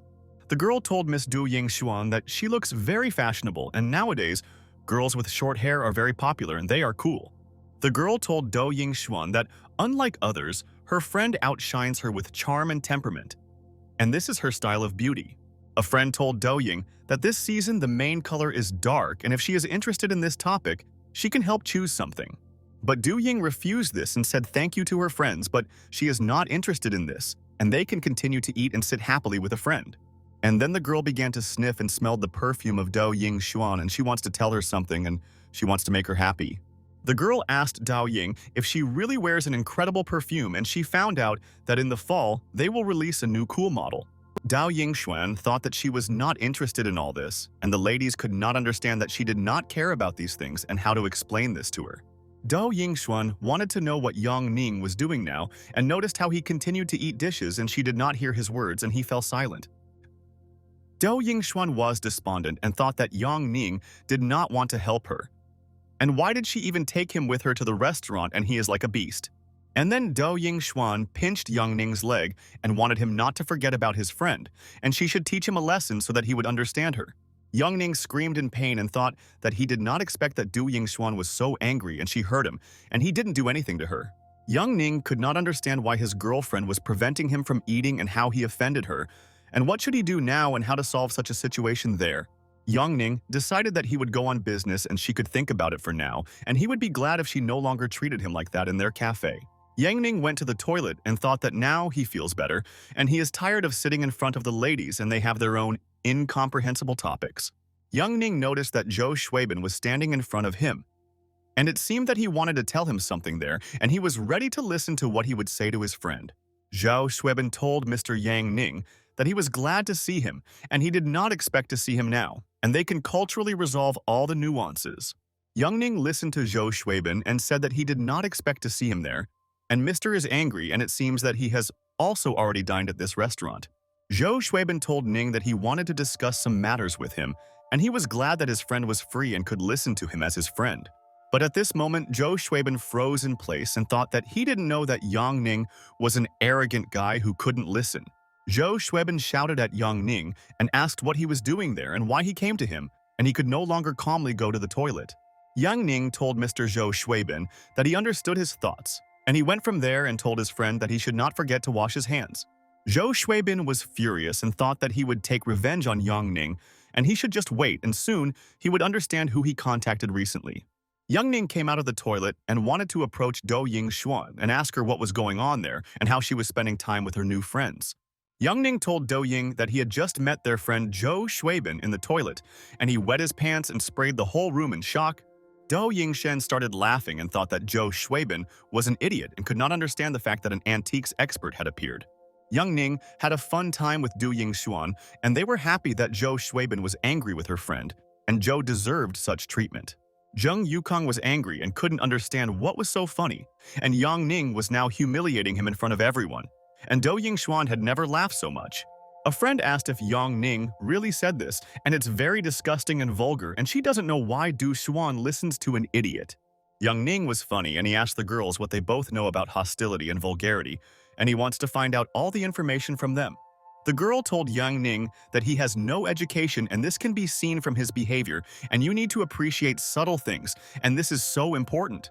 The girl told Yang Ning that he wears clothes from an economy class store and he doesn't know how to wear accessories and he's poor, and she feels sorry for him. Yang Ning told the ladies that only young girls wear makeup, and he does not want to communicate with those who behave excellently, and this is stupid. The girls were angry and asked Yang Ning what he wanted to say, and they were interested in knowing his opinion, and maybe he thinks that he is smarter than everyone else. The girls told Zheng Yukong that this guy was humiliating them and he should now stand up for the poor girls, and then they would be happy. Zheng Yukong asked Yang Ning if he had just insulted his girlfriends there, and he must apologize to them if he did something wrong. And then Yang Ning asked the girls if they really think that this brand will release a new line based on nostalgia, and he no longer thinks so. The girls were in complete shock and could not understand how Yang Ning knew about this, and maybe he overheard their conversation and what he meant there. Yang Ning told the girls that they also mentioned that short bangs would be in fashion next season, and they immediately intrigued him. Yang Ning told the ladies that some stars have a forehead like an eggplant, and can they imagine bangs on their heads? And this is absurd. Yang Ning told the ladies that they should think about it and should not make such decisions and should take into account all aspects in a person. Do Yingxuan started laughing and thought that Yang Ning was great and he was able to put these glamorous ladies in their place, and they are now at a dead end. The ladies couldn't understand who this brat is and how he knows about everything, and maybe he's saying all this based on his deduction, and it's possible. Yang Ning told the ladies that the romantic line was created a long time ago for the brand's centenary, and the next line will be even more significant. The girls were shocked and told Zheng Yukong that they remembered that they had urgent business and thanked him for inviting them there now. Yang Ning wished the ladies good luck and said that all their guesses had already been exposed by the vulgar boys from high school, and he would not forget them. Yang Ning told Du Ying that now they can go with her and they have nothing else to do in the restaurant, and they still have many plans and he has not forgotten. Du Yingxuan told Yang Ning that he was great and he put on an interesting show for them and they would go somewhere and the show was over and she was so tired. Yang Ning began to leave the restaurant with Du Yingxuan, and it was not in vain that both of them came to the restaurant and they had fun with the ladies there. Zheng Yukong gave instructions to his friend and said that he was definitely not mistaken, and this is the same guy and he must do his job. The man told Zheng Yukong that he was listening to his boss, and soon he would do everything he instructed him to do, and he didn't have to worry about the enemy. Zheng Yukong asked the man to find out all the information about Yang Ning, and if he succeeds, he must get rid of him, and this is his order. Afterwards, Yang Ning was driving along the road with Dao Yingxuan, and she asked her friend where he learned all this, and he was able to surprise her again in a restaurant. Dao Yingzhen told Yang Ning that he knows so much about fashion and she is so interested to know where he got such knowledge from, and he was able to shut everyone up. Yang Ning listened to his friend and told Dou Yingxuan that it was she who said it, not him, and she thought that he was well-versed in world fashion. Yang Ning told Dou Yingxian that he would not tell her how he knew so much information, and she herself should figure it out along the way. Dou Yingxuan thought what Yang Ning was hiding, and maybe he really is a genius or just comprehensively developed, and she doesn't believe that he is so smart. Dao Yingxuan told Yang Ning that he was just lucky and could have heard about it somewhere and applied his knowledge in time, and it was cool. Yang Ning and Dou Yingxuan had already arrived at the house, and he thought that he would not forget this day, and today so much happened, and it was fun. Tongtung was sleeping in the room at that time and was waiting for her sister to return home with the evil wolf and hoped that she did no harm. Dongfang Fire watched the news and thought that there had been no news from her sister for a couple of days, and she was starting to worry about her now. And then Dongfang Fire heard someone open the front door and she realized that it was her sister returning with her best friend Yang. Dongfan Fire told Dou Yingxuan that she and Yang Ning were back together, and it was so cute, and she knew that there was some kind of chemistry between them. Yang Ning thought, what's the point if Dou Yingxuan doesn't give him a chance to communicate with her, and he teases someone else in their house? And then Dou Yingxuan handed Yang Ning a snuff box and said that her friend should take it for herself, and she carefully kept it there all this time. Yang Ning was surprised and asked Dou Yingxuan if she was giving him antiques, because he then gave her a snuff box, and he was happy. Dao Yingxuan told Yang Ning that this antique belongs to him and he should take it, and she does not need it and he wanted to use it. Yang Ning asked his friend if she was serious, and he thought that he would never see the relic again, and he was so happy and couldn't believe it. Dongfan Fire was curious and asked her sister what this thing was that she had just given to Yang Ning, and she wanted to know it. Dao Yingxuan told Dongfang Fire that it was a snuff box and cost about 200,000 yuan, and Meng Lao's grandfather was upset then. Dongfang Fire was completely shocked and asked her sister if it was true. And this antique was worth 200,000, and it looked like she was sleeping there. Dongfan Fire asked Du Ying if she still says that she doesn't love Yang Ning, and she gives him a gift for 200,000 now. Dao Yingshen told her sister that this is not true at all, and she should not think about it. And she is mistaken, and she does not love Yang Ning, and he is her friend. Dou Yingxuan asked Dongfan Fire to let her tell her what Yang Ning did this morning, and she should find out about it, and this is a fact. The insects walked with the couple, and Dou Yingxuan informed Dongfan Fire about what happened in the restaurant, and she must find out about it there. Dongfang Fire was at a loss and asked her sister if this was possible, and how did this child know so much information, and it was strange. Dongfan Fire grabbed Yang Ning's hand and asked her to go into the room and said that they had to discuss something with him, and it was very important. Yang Ning was amazed and didn't know what was happening and why Dongfan couldn't wait to take him to the room, and she intrigued him today. Dongfan Fire asked Yang Ning to come into the room and not stand there, and she would not wait for him, and he could trust her, and she would not deceive their friend. Yang Ning froze in place, and Dongfan Fire asked the guy to come to her and not be surprised by such things because she thinks that he is serious. Yang Ning couldn't believe that this time had come, and he had never had such feelings, and Dongfan Fire was helping him a lot with everything. But Dongfan Fire told Yang Ning that she needed his help now in identifying this item, and she could not find out about her item. Dongfan Fire showed this item to Yang Ning and thought that he was a master of his craft, and she was sure that he would be able to appreciate this item immediately. Yang Ning was shocked and froze in place and thought that Dongfan Fire loved him and wanted to confess everything. But how wrong he was? Yang Ning told the jade pendant that it should not hang there on Dongfan Fire's neck, and they should switch places with the item. Yang Ning learned from the system that this is a white jade Buddha and valued this thing at 268,000 yuan. And it is ancient. Yang Ning told Dongfan Fire that this jade Buddha was good and he was sure that she had acquired an excellent item and she would sell it at a profit. Dongfan Fire told Yang Ning that this is not all she has and she will ask him to look at her collection and it might be of interest. Yang Ning saw a Nanyang pearl necklace in the box and it was definitely made of natural Tahitian pearls and much more. Dongfang Fei asked a friend if it was possible to sell it at a high price, and she wanted to find out from him, and then she would be pleased to know his opinion there. Yang Ning listened to her and told Dongfang Fei that this thing could definitely be sold profitably, and she could do it at any time if she wanted. Yang Ning was amazed and asked Dongfang Fei where she got so many different jewelry, and they are all magnificent and he wants to know it all. Dongfang Fei understood what Yang Ning meant and told her friend that all these decorations were not obtained by a scam if he wants to know about it. Dongfan Fei asked Yang Ning to tell her how much these things cost, and she learned from Do Ying Xuan that he could correctly price the goods. Yang Ning told his sister that if she sent things to auction, maybe she would sell them dearly for about 700,000 yuan, and that's great. Yang Ning told Dongfan Fei that the sooner she puts things up for auction, the faster they will sell, and the jewelry market is already fickle. Dongfan Fei asked Yang Ning if she could do this, and she had never been involved in trading and she wanted to sell all the things. Yang Ning asked Dongfan Fei if she needed money, and she honestly looked desperate and she could tell him the truth now. Dongfang Fei said that she needed 8 million yuan and her sister lent her the money, but she was still 3 million short. Yang Ning thought that he could sell everything directly to the system and could already get 3,600,000 and help his friend. Yang Ning asked his sister, how about he sell jewelry and she has people who want to buy such things and he can help his sister? Dongfan Fei realized that she was very lucky that she had friends like Yang Ning who were ready to help her in difficult times, and she would not forget. Dongfan Fei stroked Yang Ning's hand and said, thank you very much for the fact that he cares about her problems and she will remember her actions. Afterwards, Yang Ning thought that he did the right thing and should always help his friend no matter what, and his sister would not forget about his kindness.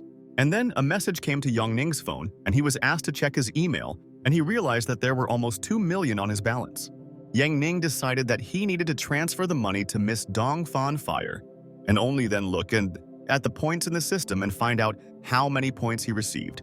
The system congratulated Yang Ning on his millionaire status, and he has already received 3,770 points and can spend them on whatever he wants. Yang Ning was important to find out what kind of glasses he received, and he had never received them before, and I wonder how he will use them.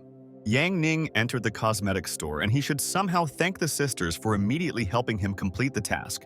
Yang Ning saw the beauty pills in the system and realized that it should work and he would understand how it would act on the dear sisters. All the sisters at this time were sitting on the sofa and waiting for Yang Ning's friend to come, and they all want to discuss important matters with him and are very bored. Yang Ning came to their room and said that all the beauties were gathered and he wanted to meet each one, and they helped him a lot and he did not forget. Dongfan Fei said thank you to the handsome man, and this is a good company, and how did he manage to sell everything so quickly, and maybe he can introduce her. Do Yingshan told her sister that she made a lot of money and it was so cool, and she was able to profitably sell so many unnecessary jewelry. Yang Ning told Dongfan Fei that some other time he would definitely introduce her to them and thank his sister for trusting him recently. Dongfan Fei told the handsome man that he was so cool, and it was good that they had such a friend and she would also help him in the future in his business. Dao Yingshan told Tong Tong that she was told that these items of hers could be sold for more money and what she thinks about this. Tong Tong agreed with Dao Yingshuan and said that the evil wolf should already compensate for this and treat them to dinner, and this is her condition. Yang Ning said that Dongfan Fei urgently needed money and he had a small gift to compensate, and they would all be happy. The sisters were very surprised and asked their best friend what it was, and they really want to know what gift he brought for them, and this is an intrigue. Yang Ning said that these are beauty pills and they are already obtained from various herbal preparations, and he can guarantee the quality of the pills. Dongfan Fei was happy and told Yang Ning that it was so cute and she wanted to thank him so much for the gift, but she already had it. But Dongfang Fei noticed that the sisters were behaving strangely, and she should already talk to them and ask what happened to them now. Do Yingshen and Tong Tong were delighted with the pills, and they are glad that Yang Ning thinks about their beauty, and they both want to try faster. Dongfan Fire wondered if it was all because of yesterday and the sisters were jealous and what Yang Ning wanted to do, and she still didn't understand the reason. Dongfan Fire asked Tong Tong if these pills were really effective, and she was interested in learning about their effect, and it was intriguing. Tong Tong told Dongfan Fire that she doesn't know and can't answer her question now, and she has never tried them and wants to do. Dongfan Fire asked Tong Tong why she then looks at them like a cat at catnip, and it's indecent and it's just marketing. Tong Tong asked Dongfan Fire, who she called a cat and she herself is a cat, and she thinks that she is wrong, and this is not marketing at all. Do Ying told her sister that they saw how Yang Ning fought with all the enemies and what medicine helped him become very strong. Dongfang Feier told the sisters that this was all too untrue, and could Yang Ning be an alien and come to them from another planet? Yang Ning was very nervous and told his sisters that the pills were normal and he didn't understand what they were talking about, and he was an ordinary person like them. Dongfan Fire asked Yang Ning if he was lying to her, and she and her sisters doubted his origin and he must prove it all to them. Yang Ning realized that he cannot tell the sisters that he has the best system, but he needs to be more modest, otherwise he will be exposed. Yang Ning asked the sisters to take 2 pills a day and the bad substances will leave their body, and he guarantees them that it will work.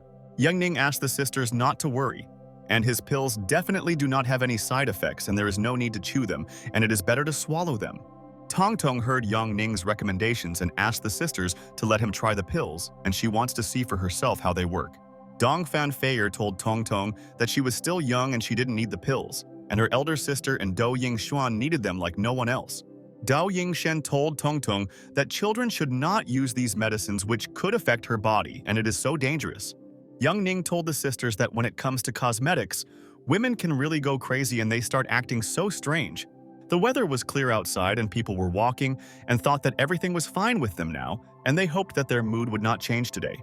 And at this time, the man slapped the girl in the face and thought that she deserved it, and should not blame him for this, and he himself warned her. The man told the girl that next time she should not blame him for what happened, and she started it all, and Liu Hu should not know. The girl asked if it was all because of this girl, and all people prefer Do Ying Xuan, and why they choose Do Ying and not her. The girl sat on the floor and thought that she knows who all these problems are because of, and she can blame one person for everything, and this is true. The girl told Do Ying Xuan that she would not forgive her for this, and she would take revenge on her, even if it was the last thing she would do in her life.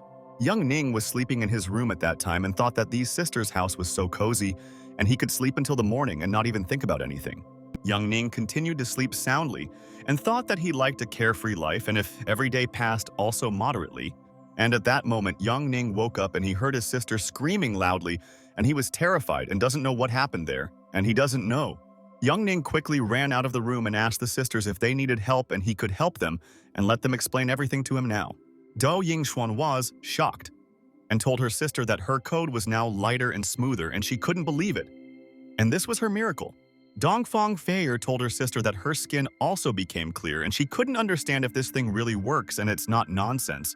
Yang Ning told the sisters that they scared him very much, and he thought that a robber or thief had come to their house and they could not hide from the thieves. And then the sisters noticed that Yang Ning came out to them without clothes, and what was he thinking about? And it looked like he had gone completely crazy, and he amazed all the sisters. The sisters threw a pillow at Yang Ning and said that he was a scoundrel, and what was he thinking about, and how dare he come out to them like that, and how he wasn't ashamed. Yang Ning told the sisters that he just woke up and heard screams and decided to help them, and this is normal and he has no need to be ashamed there. Dongfan Fire told Du Ying Xuan that her sister was very impressed and she would not be able to forget about it, and it seemed like her psyche was definitely broken. Dao Yingshen asked Yang Ning not to stand there and put on some pants, and he is embarrassing and she can no longer look at him and he is a scoundrel. Yang Ning was pleased and told Du Ying Xuan that she was acting as if she had never seen a man and he should go to his room to put on his pants. The sisters prepared breakfast, and Dongfang Fire asked the handsome man if she had become more beautiful and if her nose was now straighter, and it was important for her to know.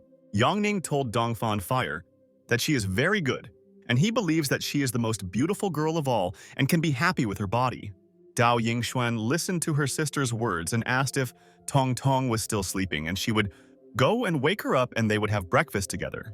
And then someone called Do Yingshuan, and she didn't know who wanted to contact her in the morning, and maybe they wanted to tell her important news via communication. Dao Yingxian listened to the interlocutor's words and asked the man what he was talking about, and she doesn't know why they decided to tell her about her.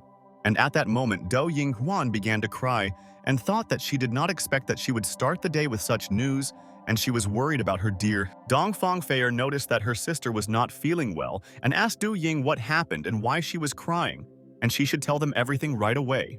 Dou Yingshen told her sister that Fubu is dead, and she cannot believe it today because she thought that he would live a long time, but she was so mistaken. Dong Fangfei was also sad that Fubu died, and she understood her sister and said that she could not hold back and cry there. Dong Fangfei asked her sister exactly how Fubu died, and she should already know about it, and then she can calm her down and explain. Dou Yingshuan said that Fubu wanted to fly to heaven from the 7th floor in the balcony, and she does not know why he did such an act. Uncle Lu's people found out that his son owed millions of dollars, and Fubu could not pay them, and recently he was given a huge amount of money. Dong Fangfei told her sister that she shouldn't blame herself and Fubu wanted to help his family, and it was a desperate step and she understands. Dao Yingshuan told her sister that if Fubu had obvious problems with money, then why didn't he come to her, and why did he want to grab her? Young Ning thought that he did not know who this Fubu was, but he hated him because he made Dou Yingshuan so sad because of his death. Young Ning thought that if Fubu did not want to hurt Dou Ying, then why did he act on a plan that could cause harm? Dong Fanfei told her sister that Tong Tong must not let Tong Tong know about this, and let her say that Fubu has family problems and has left. Dou Yingshuan asked her sister not to worry and said that she already knew what to do and how to properly explain all this to Tong Tong. Dou Yingshuan told Young Ning that they should prepare for the entire assessment today and he should be ready to answer their questions. People at that time were discussing their affairs, and the man said that he did not think that the child had such abilities for appreciating antiques. The man said that the child has no education, and shouldn't young people strive for their old generations and learn? The man told his friend that they should not underestimate these young people, and he is sure that they will be able to surprise them, and they will understand that they were very mistaken. Meng Lao asked if they were too old to stay there and none of them had good ideas to implement and no prospects. The man could not understand what old man Meng Lao meant, and he was definitely not much older than him, and they were separated by only a couple of years, and he was so sure. The man told the old man Meng Lao that he heard that the boy found a rare antique on his table and he put it there, and this is insanity. Meng Lao was furious and thought that Yang Ning had ruined his reputation and he would take revenge on him. And how dare he recognize the deception with his relic? Meng Lao forcefully put a cup of tea on the table and thought that he didn't like it so much that they were talking about him in such a tone, and he would show everyone there. Dou Yingshuan told Yang Ning that there were industry elders there and he should try to behave decently in front of them without any antics. Yang Ning listened to his friend and told Ma'am Dou Yingshuan that he understood her and she should not worry about this and trust him. But suddenly at that moment they listened to someone tell the guy that he was Zhou's middle-aged child and let him explain what he wanted to say. The man said that he would spank him on the butt, and the scoundrel should understand this and not argue with him. Otherwise, he will have problems. Meng Lao told the man that he is an ass, and his family are idiots and he hates everyone and they can say whatever they want and he doesn't care about idiots. The old man told Meng Lao to stop saying such things and he doesn't want to hear this nonsense and he will be punished if he doesn't stop. The man told all people to honor and they will discuss everything as cultured people and they can have no doubt about it. And he hopes for his colleagues. Dao Yingshen and Yang Ning entered the room and she asked her friend to now introduce himself to his colleagues, and many do not know who he is in their field. The guy said, "Good afternoon," and his name is Yang Ning, and this year he will turn 18 years old and he is from Nanhu, and soon they will know everything. Yang Ning told all the people that his goal was to pass their inspection so that the Dou Yingshuan family could take part in the evaluation competition soon. Meng Lao listened to the guy's words, and Yang Ning said that he is self-taught and therefore his methods are not the same as others, and not everyone can understand it. The elder told his colleagues that this young student was self-taught, and they might have problems understanding each other and what they thought. The man told his friend that he is ready to give the guy a chance and he looks promising, and he hopes that he will surprise them, and he has potential. The old man told his colleagues that they only need the best because only they can withstand adversity and take them to a new level together. The man agreed with his friends and said that they must allow Yang Ning to show himself and only in this way will they know his true skills. The man remembered how his son Zhou Shuibin told him that Yang Ning should not be allowed to participate in the appraisal of antiques, and it was a mistake. Zhou Shuibin's father thought that, to be honest, he doesn't care who participates, but he can't let the guy test himself. Meng Lao listened to Yang Ning's words and told all his colleagues that he was not against it there and wanted them to experience this guy, and he was cool. The elder told his friends that he heard their opinion and agreed with everyone, and they would test Yang Ning's skills and find out what he was capable of. The elder took out a scroll and told Yang Ning that he should take a look at it and tell them all the information about this artifact right away. Yang Ning realized that the system should help him evaluate this item, and then he would make all people no longer doubt his skill. Yang Ning has already learned that this is Luo Weiying's painting called Plum Blossom, and modern calligraphy is worth 380,000. Yang Ning said that he was amazed and the chairman's style is good, and he has an unusual understanding of the word, and he appreciated this masterpiece of the master. The elder was in shock and he didn't even give Yang Ning a hint about who the author of the painting was, but he was able to determine it at first glance, and it's a shock. The elder asked Yang Ning if he was familiar with the chairman's works, and they would like to find out more information from him if they could. Yang Ning laughed and told Mr. that it was a sin not to know the work of the master, and amateurs in their industry should know all his works by heart. The man told his friend that in any case Yang Ning is a child, and he definitely cannot know more than all of them, and he doubts his skills. A friend told the man that Yang Ning probably just guessed and he didn't think that the guy would be able to appreciate anything, and he was lucky now. Yang Ning asked to let the child tell details about their chairman Li. And Mr. fascinated by art from history since childhood, and using Chinese traditional art as a model, Mr. created a style that incorporates the purpose of China's ancient struggle. Yang Ning said that Mr. believed that the true essence of art is its ability to innovate, so it is not a popular method. Dao Yingxuan was pleased, and Yang Ning said that today post-art modernism strives for the right image, and art is already different. Yang Ning said that Chairman Li has come a long way and still continues to develop his personal style and provoke their thoughts. Yang Ning told the men that this is all he wanted to tell him, and he thinks that it is better for them to know what Mr. Li was like and what he had already created. The elder was delighted and told Yang Ning that it was interesting, and he said, "Well, about the master's biography, and now they all know everything." The man said that what Yang Ning said is true, and young people continue to follow the example of the Chinese people today.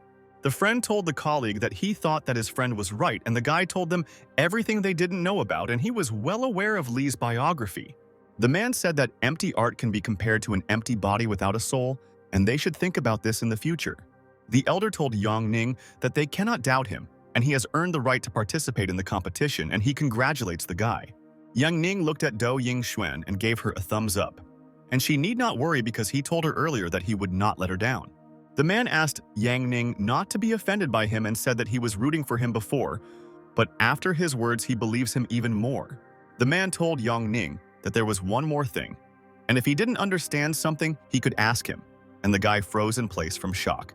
Yang Ning realized that this is the 12th volume of Lingshu, and this is the last of 4 copies and costs more than 1,000,000 yuan, and this is a fact. Yang Ning asked Elder Zhao if he really wanted to negotiate with his friend and asked him to sell him this item, and he would be so happy. The elder was surprised and thought that no one had asked Mr. to sell him antiques, and what Yang Ning hoped for, he did not understand. Dou Yingshan was also at a loss because all the people in their room are antique appraisers, and they definitely won't sell this product. But the mister immediately shouted to Yang Ning that antiques are not for sale and he will never sell them to anyone, and he should not ask about it. Dao Yingxuan realized that everything was exactly the same as that time, and she clearly had not seen Yang Ning like this since he saw the ring and he found it. Meng Lao remembered that Yang Ning was immediately able to recognize the value of the thing from all that he put on the table, and now he is interested in the book. The man asked Yang Ning what it meant to sell, and he was not going to sell a book to anyone there, and it seems he was mistaken in his opinion, and it doesn't matter. People said that Yang Ning was too self-confident, and if the guy represented the company at the competition, he would bring shame on it. The man said that the one who gave him the book said that they were given to him from a famous sect, and there were engravings worth 500,000 tan. Dao Yingxuan realized that she was intrigued and should now personally ask Yang Ning about this, and she would be glad if he answered her friend. Dou Yingxuan asked Yang Ning to tell her the truth and what he discovered, and may not lie to her because she would immediately recognize the catch and be upset. Yang Ning asked Dao Yingxuan if the man said that this book of his is 12 volumes of Lingshu and they are so expensive, and he finds it funny.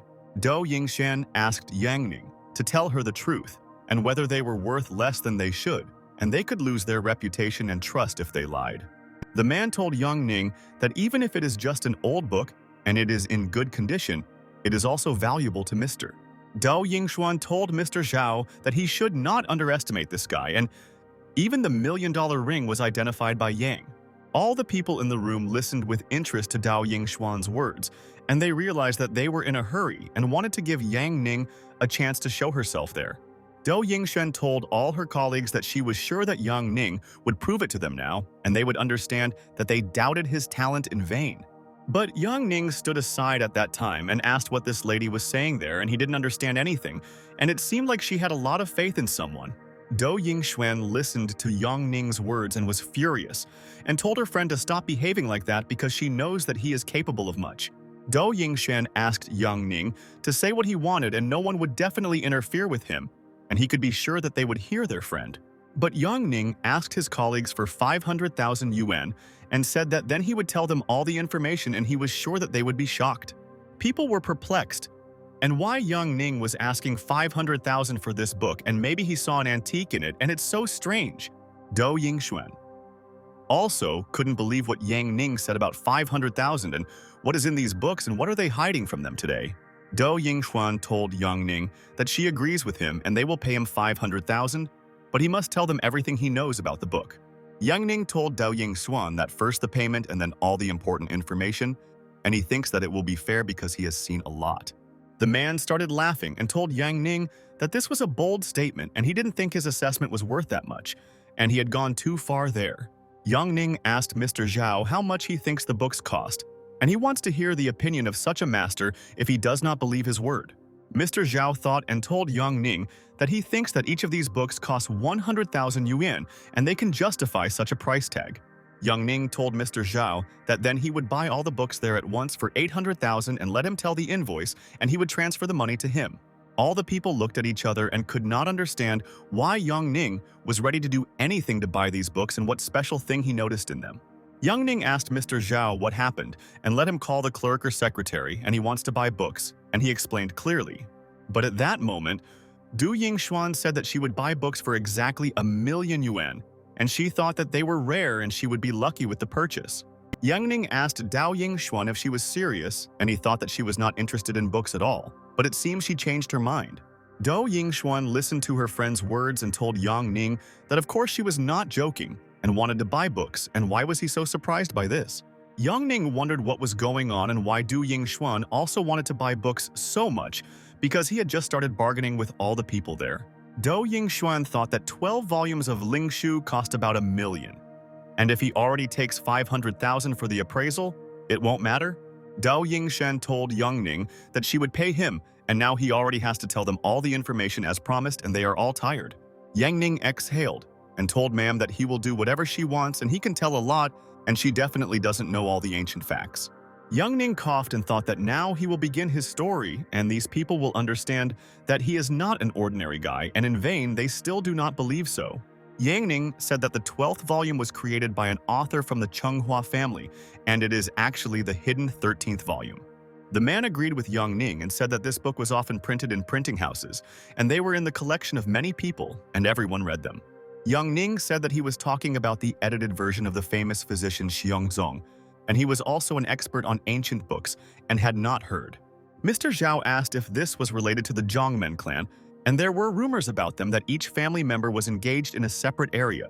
Yang Ning said that he also knows that some families glue the pages together and hide them in the book, and a layman would not be able to see. Mr. Zhao asked Yang Ning if he really wanted to say that people are hiding this in plain sight, but this simply cannot be, and this is absurd. Yang Ning said that the Zhongmen clan used to have so many printing presses, and that's why they hid their knowledge in books, and that's history. Mr. Zhao said that if the books are really from the Zhongmen clan, then he is committing a huge sin and will not be able to forgive himself for his mistake. People couldn't believe that all Yang Ning's words were true, and there was a treasure hidden in these books, and they wanted to find out because the guy is just a genius. Yang Ning asked the men if they still didn't believe him, and he asked them to bring him water and he would prove that he never lies to them. Mr. Zhao was angry and asked Yang Ning what he wanted to do, and he, having exposed the story of the book, wants to destroy it forever, and this is horror. But Yang Ning covered his ears with his fingers and told Mr. Zhao that he didn't care, But they shouldn't forget to pay him for the whole story. Dao Yingxuan asked her uncle what the current price is now, and she wants to compare it to see if they can benefit. Mr. Zhao told Dao Ying that he thought that after revaluation, they would safely sell this book at the starting price of 4 million. All the people froze in surprise when they heard the price and asked if he was saying that they were already valuing the book at 4 million yuan. Dao Yingxuan thought that first the ring, then the snuff box, and also the book. And it would be great if Yang Ning joined their house soon. Dao Yingshen asked Yang Ning, "How about already working in Ling's house, and she will pay him a good salary for his work?" Yang Ning told Dao Yingshuan no problem, but he wants them to get married already and become grandparents with many grandchildren. Dao Yingshuan was angry with Yang Ning and asked him to be at least a little more serious because they were discussing such important points, and he was joking. Meng Lao said that this proposal is not so bad and this guy is very smart and he will take care of his girlfriend and will not let her be offended. Dao Yingshen told her grandfather that she was only asking Yang Ning to work in their house and should not confuse this with love, and she does not understand everyone. Meng Lao asked Dao Yingshuan how much she is willing to pay Yang Ning, and we are talking about millions or billions, and he wants to know his price. Dao Yingshuan was surprised by Meng Lao's words and thought that Yang Ning was her friend and he would give her a discount and she would not pay the guy so much. Dao Yingshen remembered that the first time they met, Yang Ning managed to find a ring worth 1 million yuan, and it was wonderful. But after that, Yang Ning recognized a snuff box worth 200,000 yuan, even though it was standing next to the junk. And that was also so cool. Meng Lao said that then the revaluation increased the entire cost of 12 volumes by tens of times. And will she be able to support the guy there? Meng Lao said that if Yang Ning wanted to deceive them, he would have bought the book for 1 million and then immediately sold it for several times more. Dao Yingshuan was despondent and realized that Meng Lao was right. And in vain she hoped so much that she could get Yang Ning and he would help her family. Dao Yingshuan said that she was just a granddaughter of the Ling house and would definitely not be able to support Yang Ning. And Mr. Meng Lao was right, and she didn't think. Yang Ning asked his friend if she didn't want him and they could discuss all the details with her, and maybe she could convince him, and she's a miracle. Dao Yingshen asked Meng Lao's grandfather what kind of secret these 12 volumes of Lingshu hide, and she wants to find out from him right away. Mr. Zhao said that this is probably the manuscript of Xian Zuli, and the people of Zhongmen focused on spiritual aspects, and friends will help. Mr. Zhao said that he votes for the guy and his friends will help him find all the secrets of the book and immediately show its true value. Mr. Zhao took the books and started to leave from there and thought that he should not rush and decide carefully before accepting this. Meng Lao asked his friends who is next, and if there are any volunteers who have the courage to show Yang Ning their antiques now. The man abruptly stood up and told Mr. Meng Lao that now it was his turn, and he also wanted to evaluate what the daring Yang Ning was capable of. The man told the boy that he hates to admit this fact, but he has talent and he must develop it and he will become a legend. Yang Ning said thank you to Mr. and asked how he would test him and whether he was ready for any tests that he had prepared for him there. And then the man put an envelope on the table and thought that Yang Ning would definitely not be able to clearly explain all the information about his product. The man told Yang Ning that he recently received a painting for appraisal, but he could not establish the true value and maybe he can help him. Yang Ning wondered if this was a canvas or an oil painting, and the system should help him find all the information about this Mr.'s painting. This is modern art and 6 girls in a room, and the artist uses the art of illusion and costs 89,000. Yang Ning realized that the picture made an impression on him and it seemed completely different to him, and this guy is just a genius and this is a photo effect. But Yang Ning said that unfortunately this picture is gloomy like their gray world. And the more you look, you can see the distortion of the image. And then Yang Ning asked Mr. Is this guy Li Sen? And he already wants to find out from him whether he was right and let him tell him honestly this. The man was delighted and told Yang Ning that he said everything correctly and this is the artist Li Sen, and he is also a man of culture, and he surprised them. The man patted Yang Ning on the shoulder and said that now he was his friend, and he was voting for him, and he was personally convinced that he was a pro. Another man told Yang Ning that he doesn't have to ask him and he will give his vote for him and he has enough arguments to give. The elder asked his dear colleagues if anyone else wants to evaluate their comrade Yang Ning, and he can answer any questions, and that's cool. The man thought that although he doesn't want Yang Ning to pass their exam there, his knowledge is vast, but he can't offend the guy there. And then the man's phone rang, and he realized that he had to answer the call, and it seemed that an important person was calling him and he was waiting for his words. The man answered the man and realized that he could give him advice on how to deal with Yang Ning, and maybe he would come up with some kind of plan to get rid of. And then the man realized that he was counting on Zhao Jiayu, and he shouldn't worry. Otherwise, people would know that he didn't want Yang Ning to succeed there. The man told Yang Ning that now he will have to rely only on himself and he must be prepared so as not to complain about his friends later. The man told Yang Ning that soon his luck would leave him, and he did not believe that he knew everything and could answer all his questions, and he was not good. Meng Lao asked his colleague if he really wants to be beaten in the bottom again, and does he still think that Yang Ning is lucky now? But the man was angry and told old man Meng Lao to shut up and not force him to repeat it again today, and he doesn't want to do it. The man asked Meng Lao to let him give advice and contact him, and he would die the death of a thief. And Meng Lao was furious with these words. Meng Lao asked the man if his butt was ready, and soon it would be beaten again, and he would not be able to escape anywhere from his punishment. The elder asked his colleagues to stop conflicting, and they are still in the middle of the test and should control themselves and not fight there. The man told his friends that his task was very easy, and it was an ordinary jade carving, and he thought that the guy would no longer be able to cope. All the people were shocked by the vile man's words and what he wanted to tell them, and they couldn't understand why he didn't believe Yang Ning's words. Yang Ning asked the man for forgiveness and asked him what kind of carving these were and let him explain to him in more detail what exactly he wanted from them. Mr. said that this is a jade carving used to cut stones that may already contain jade or a whole emerald. Mr. told Yang Ning that half depends on luck, and the other part on the ability to think, and many people there are trained in this and know. The vile man said that his task is very simple, and Yang Ning needs to choose 3 stones there, and if there is jade there, he will give a vote.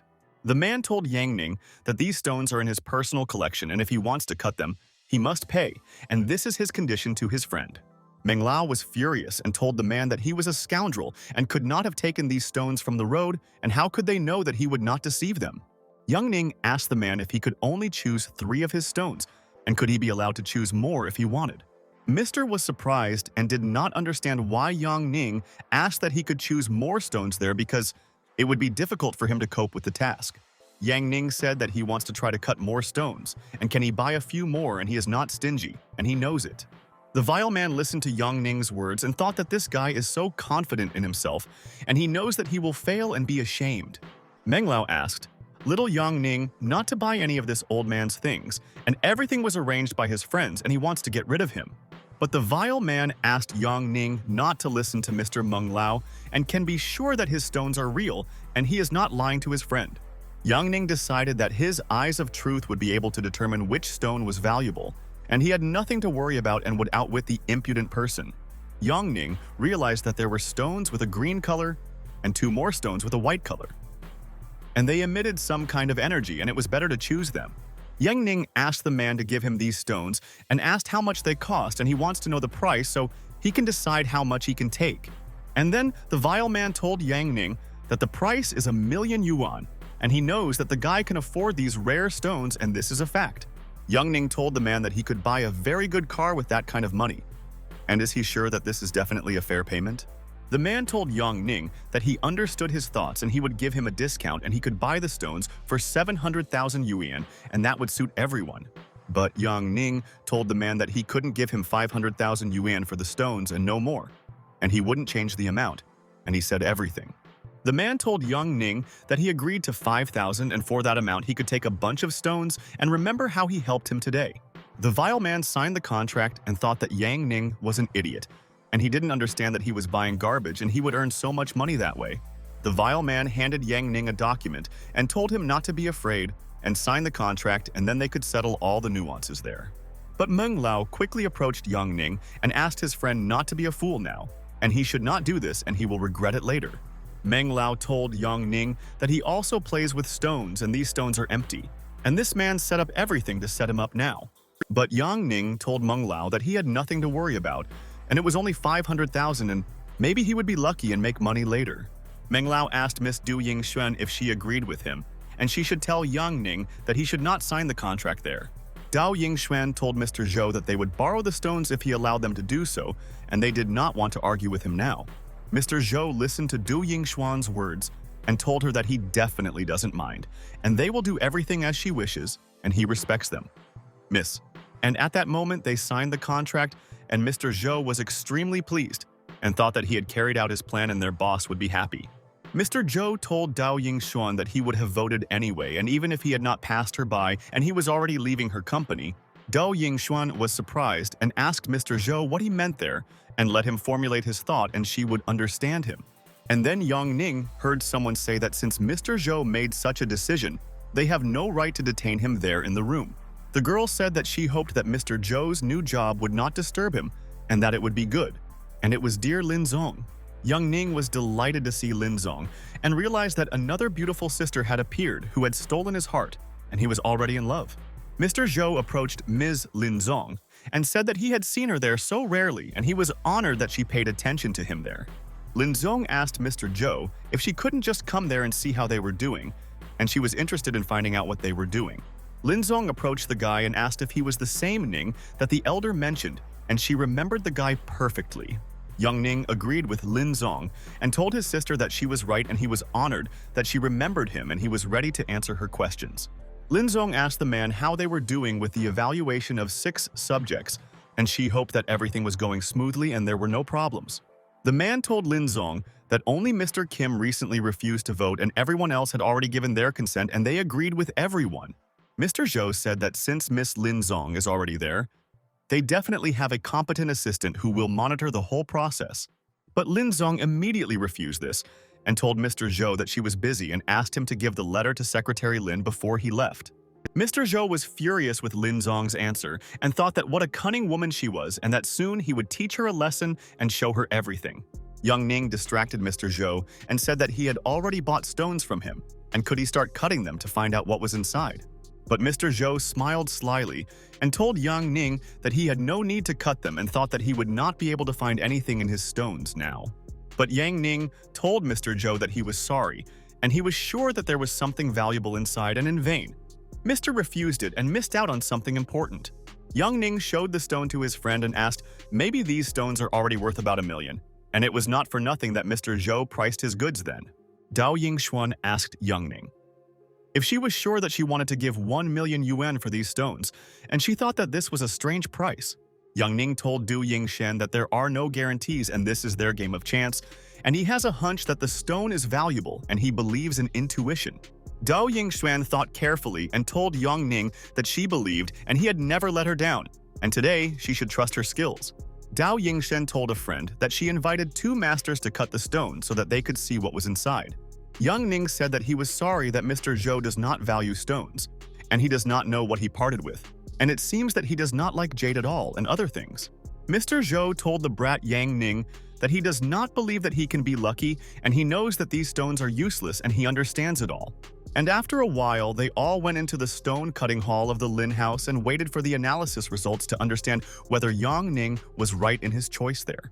Yang Ning noticed that Old Man Zhou was worried and he knows that he has problems, and soon he will regret that he sold him the stones.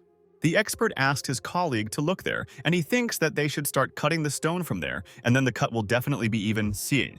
The colleague thought about it and said to the expert that the density is low and they can try his method with him, but he should pay attention to the length. Yang Ning approached Do Yingshan and asked her friend who this lady was, and he thought that she was very influential and everyone was talking so politely there. Do Ying said that this lady's name is Lin Jiqing, and she is her cousin, and she is the manager of the auction house, and she has a real position. The experts at this time began to cut the stone and realized that they had not dealt with such a stone for a long time. And where did Yang Ning find such a sample? The experts made an exact cut at the place where they decided to cut and realized that the calculations were correct, and the stone breaks and everything is cool with them. The expert and his colleague saw the place where the stone was cut and froze in place and realized that they were right, and this was an unusual stone and this was important. The expert called all the appraisers there and said that they had found something there and they should take a look, and he was sure that it would interest everyone at once. Lin Jiqing was shocked and found out how experts say that the stone is actually green, and where they managed to find the stone, and it's a shock. People said that this is jade, and what kind of luck this guy has, and he hit the jackpot, and why Yang Ning is so lucky, and what kind of jade is this? Dao Yingshuan asked what the value of green jade is and if anyone can value this material, and she wants to know about it soon. The expert asked everyone to look at this stone again, and he is sure that they will be amazed and have not seen this before, and this is fantastic. The expert said that there are no scratches and the color is clear, and he cannot believe that this is ice lotus, colored jade, and its rarity. Lin Jiqing could not understand how Yang Ning managed to find the jade, and he was right again. And Mr. Zhou was speechless and shocked. Meng Lao told Yang Ning that he was very lucky, and this means that you should always believe in yourself and not listen to anyone who doubts. The expert said that 2 types of necklaces can be made from jade, and the rest can be used for small accessories, and they are so lucky. Lin Jiqing said that their company is entering the jewelry market with a new brand, and they sponsored the project, and she will add jade. Dao Yingshen told sister Lin Jiqing that this stone will help her a lot, and she is glad that they managed to find the stone thanks to Yang Ning. Yang Ning at this time stood behind Miss Lin Jiqing and stared at her, and thought that this lady could rival Dongfan in her beauty. And then Lin Jiqing asked her people to give 1,000,000 yuan to their friend Yang Ning, and he deserved it. And he managed to find jade in the stone. The system congratulated the owner on completing the millionaire task, and he should not waste money on all sorts of nonsense like all millionaires. Yang Ning was happy and realized that he was able to easily complete this task, and he gained confidence in the evaluators, and they appreciated his skills. The system informed about the continuation of the multi-millionaire task, and he must earn 10 million and fight for a place in their world. Yang Ning asked Master Liu to check the next stone, and he will be very grateful to him, and he is a true master of his craft, and he is cool. Mr. Zhou was very nervous and told the Yang Ning monkey to stop, and he must return them, and he doesn't want them to deliver all the jade. Mr. Zhou asked Yang Ning to stand, and said that he had changed his mind about selling the stones now, and he was obliged to return them to him, and he would be happy with everything. But Yang Ning told Mr. Zhou that the contract said that if he wanted the stones back, he had to give them 1,000,000,000 yuan. Lin Jiqing asked Mr. Zhou to stop routing, or else she will call the security to stop it, and she doesn't like his character. Mr. Zhou asked Miss Lin Jiqing to forgive him, and he simply could not control his emotions and did not want to do anything with Ning. Mr. Zhou asked his friend Liu if he could look at all these stones from his box, and he wanted to see if there was anything valuable in them. Master Liu asked Miss Lin Jiqing what he should do, and she should decide it herself, and he will not do anything without her knowledge now. Yang Ning told Master and Miss Lin Jiqing that he personally doesn't care, and is as free as a fish in water, and can wait for Mr. with everything. Mr. Zhou asked expert Liu to cut the stone faster, and he knows that his stones have even more jade than Yang Ning, and he is a master of the craft. Master Liu began to cut Mr. Zhou's stone, and thought that he was tired of him and he did not like to work when something was always demanded of him. But at this moment, Mr. Zhou was completely shocked and could not realize that he did not get the same result as Yang Ning and was unlucky.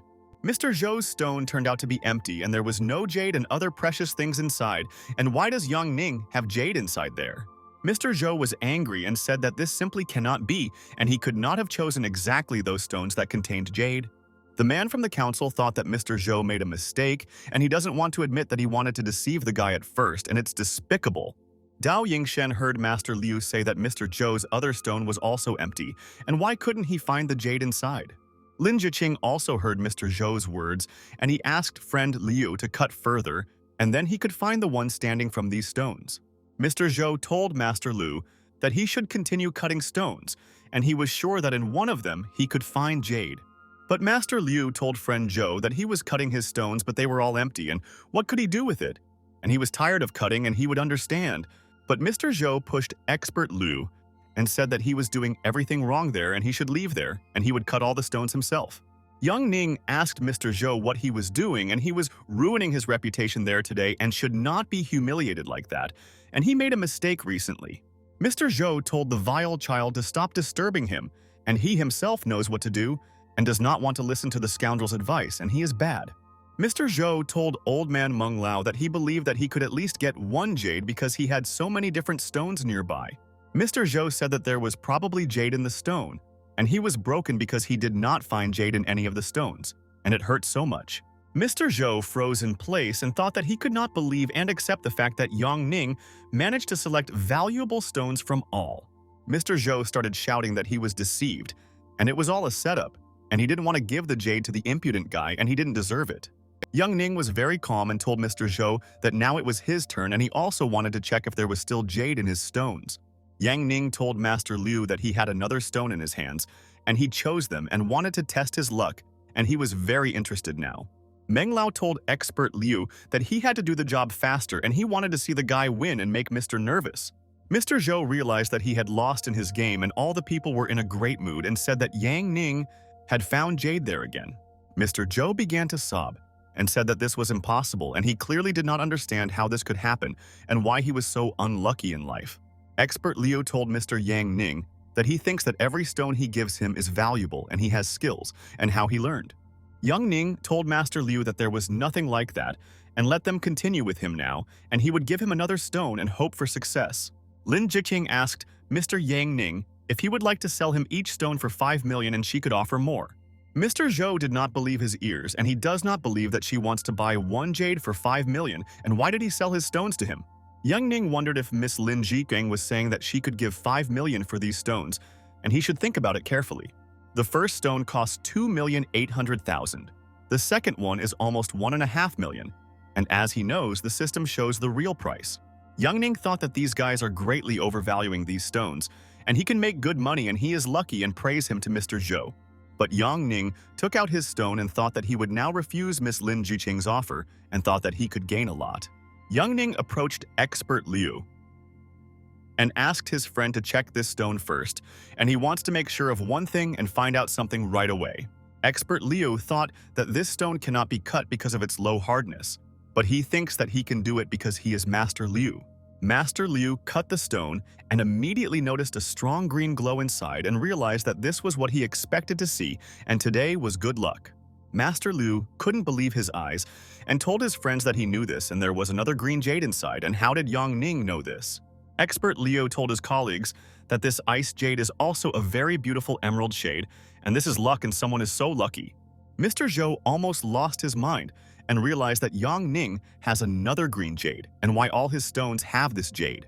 Mr. Zhou asked God why he was being punished like this and why this was happening to him because he had been a kind person all his life. Mr. Zhou said that these are his stones and he wants to return them and he doesn't know why Yang Ning doesn't want to give him the stones because he is so old.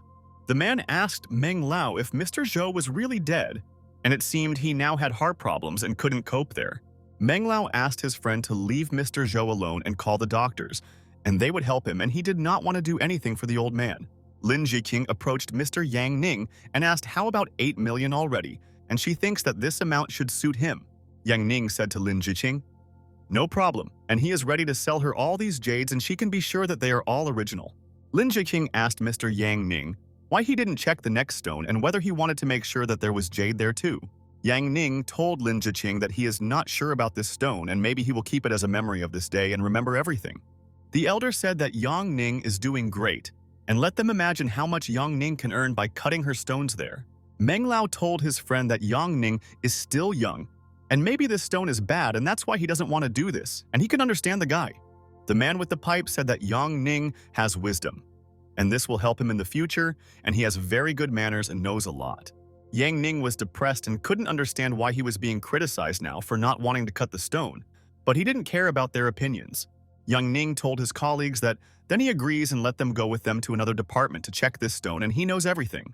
Yang Ning thought that if they did what everyone wanted, his colleagues would be scared because of the truth and would not realize that they were all wrong. Dao Yingxuan knows that Yang Ning is confident in himself, and therefore he wants to prove to them all that no one dares to doubt his decision now. Dou Yingxuan asked her friend if he really wanted to check this stone today and whether he himself was not interested in finding out there. Yang Ning asked Dou Yingxuan if he should check this stone, and if he did so, he would ruin the beauty of the stone and lose its shine. Dou Yingxuan told Yang Ning that her intuition said that there was something valuable in this stone of his, and Yang asked her friend what she knew about them.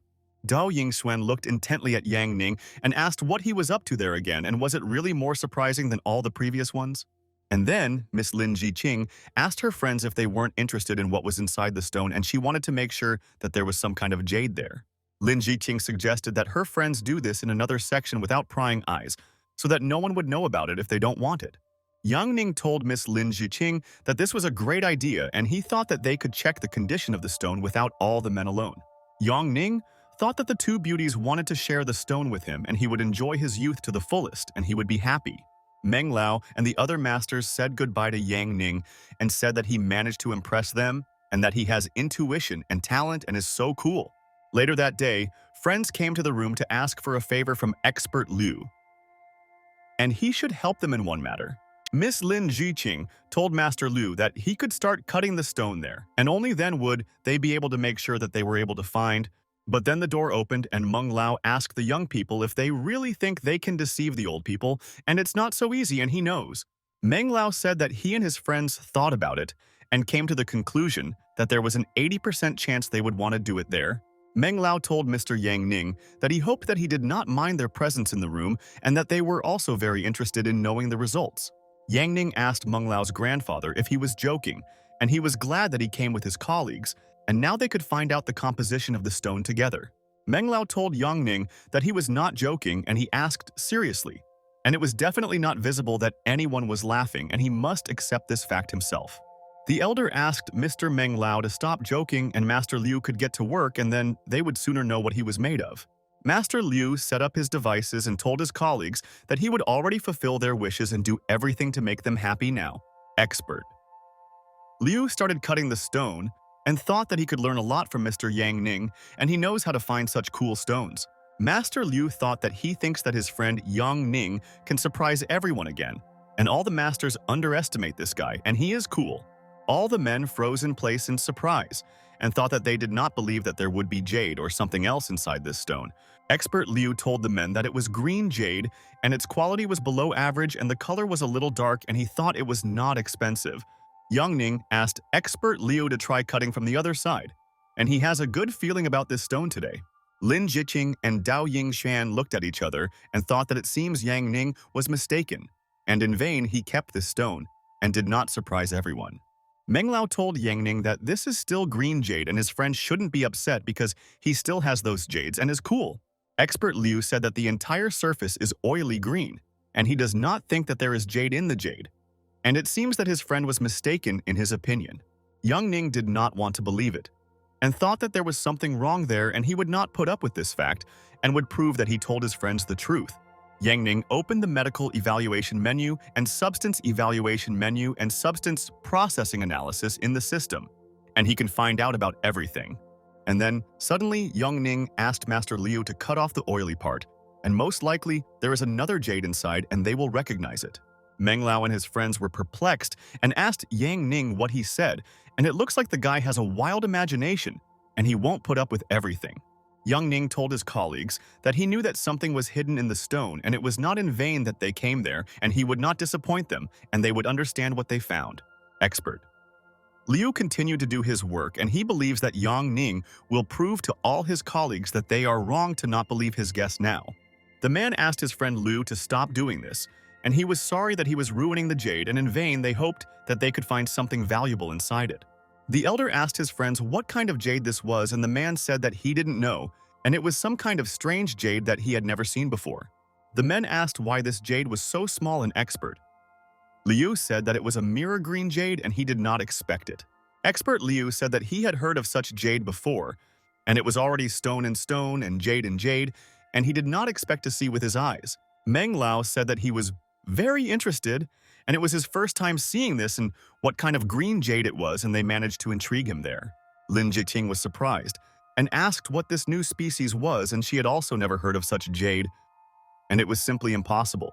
Dou Yingxuan saw her sister's surprise and asked Lin Jiqing if she knew what kind of jade it was, and it seemed she had heard something about it. Lin Jiqing said that she thinks that it is even more like glass than jade, and it could be a noble imperial thread.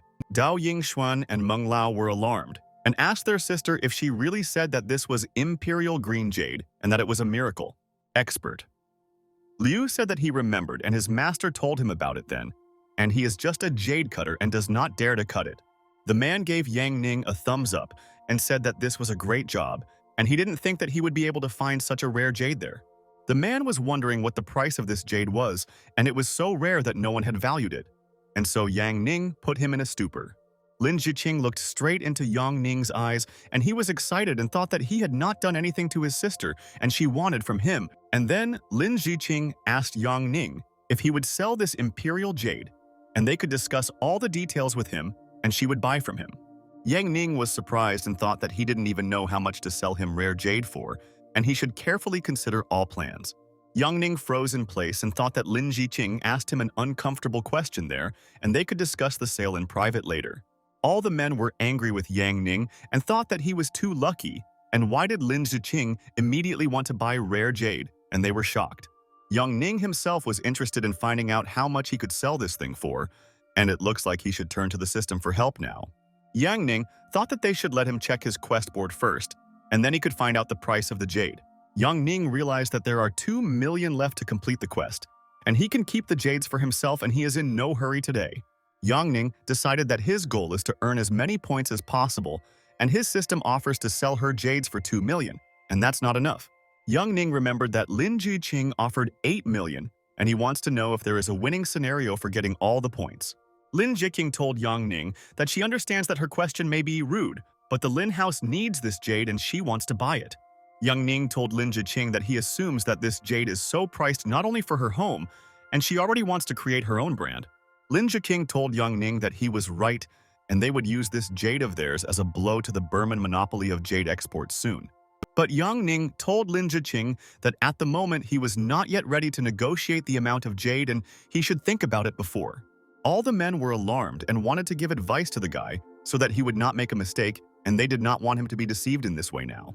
Lin Jiqing asked Yang Ning if he could listen to her proposal there first and let him at least tell her the reason, and this is so important. But Yang Ning told sister Lin Jiqing that he just didn't want to do it, and this could explain his answer, and it was clearly not personal. Yang Ning asked Lin Jiqing to stop worrying about this, and she is chasing profit too much and wasting her youth. Lin Jiqing was surprised by Yang Ning's answer, and she didn't know that he was such a wise guy and could think of such important things with her. Dao Yingxuan asked Yang Ning what he was up to and let him tell her the real reason why he did not want to sell them rare jade.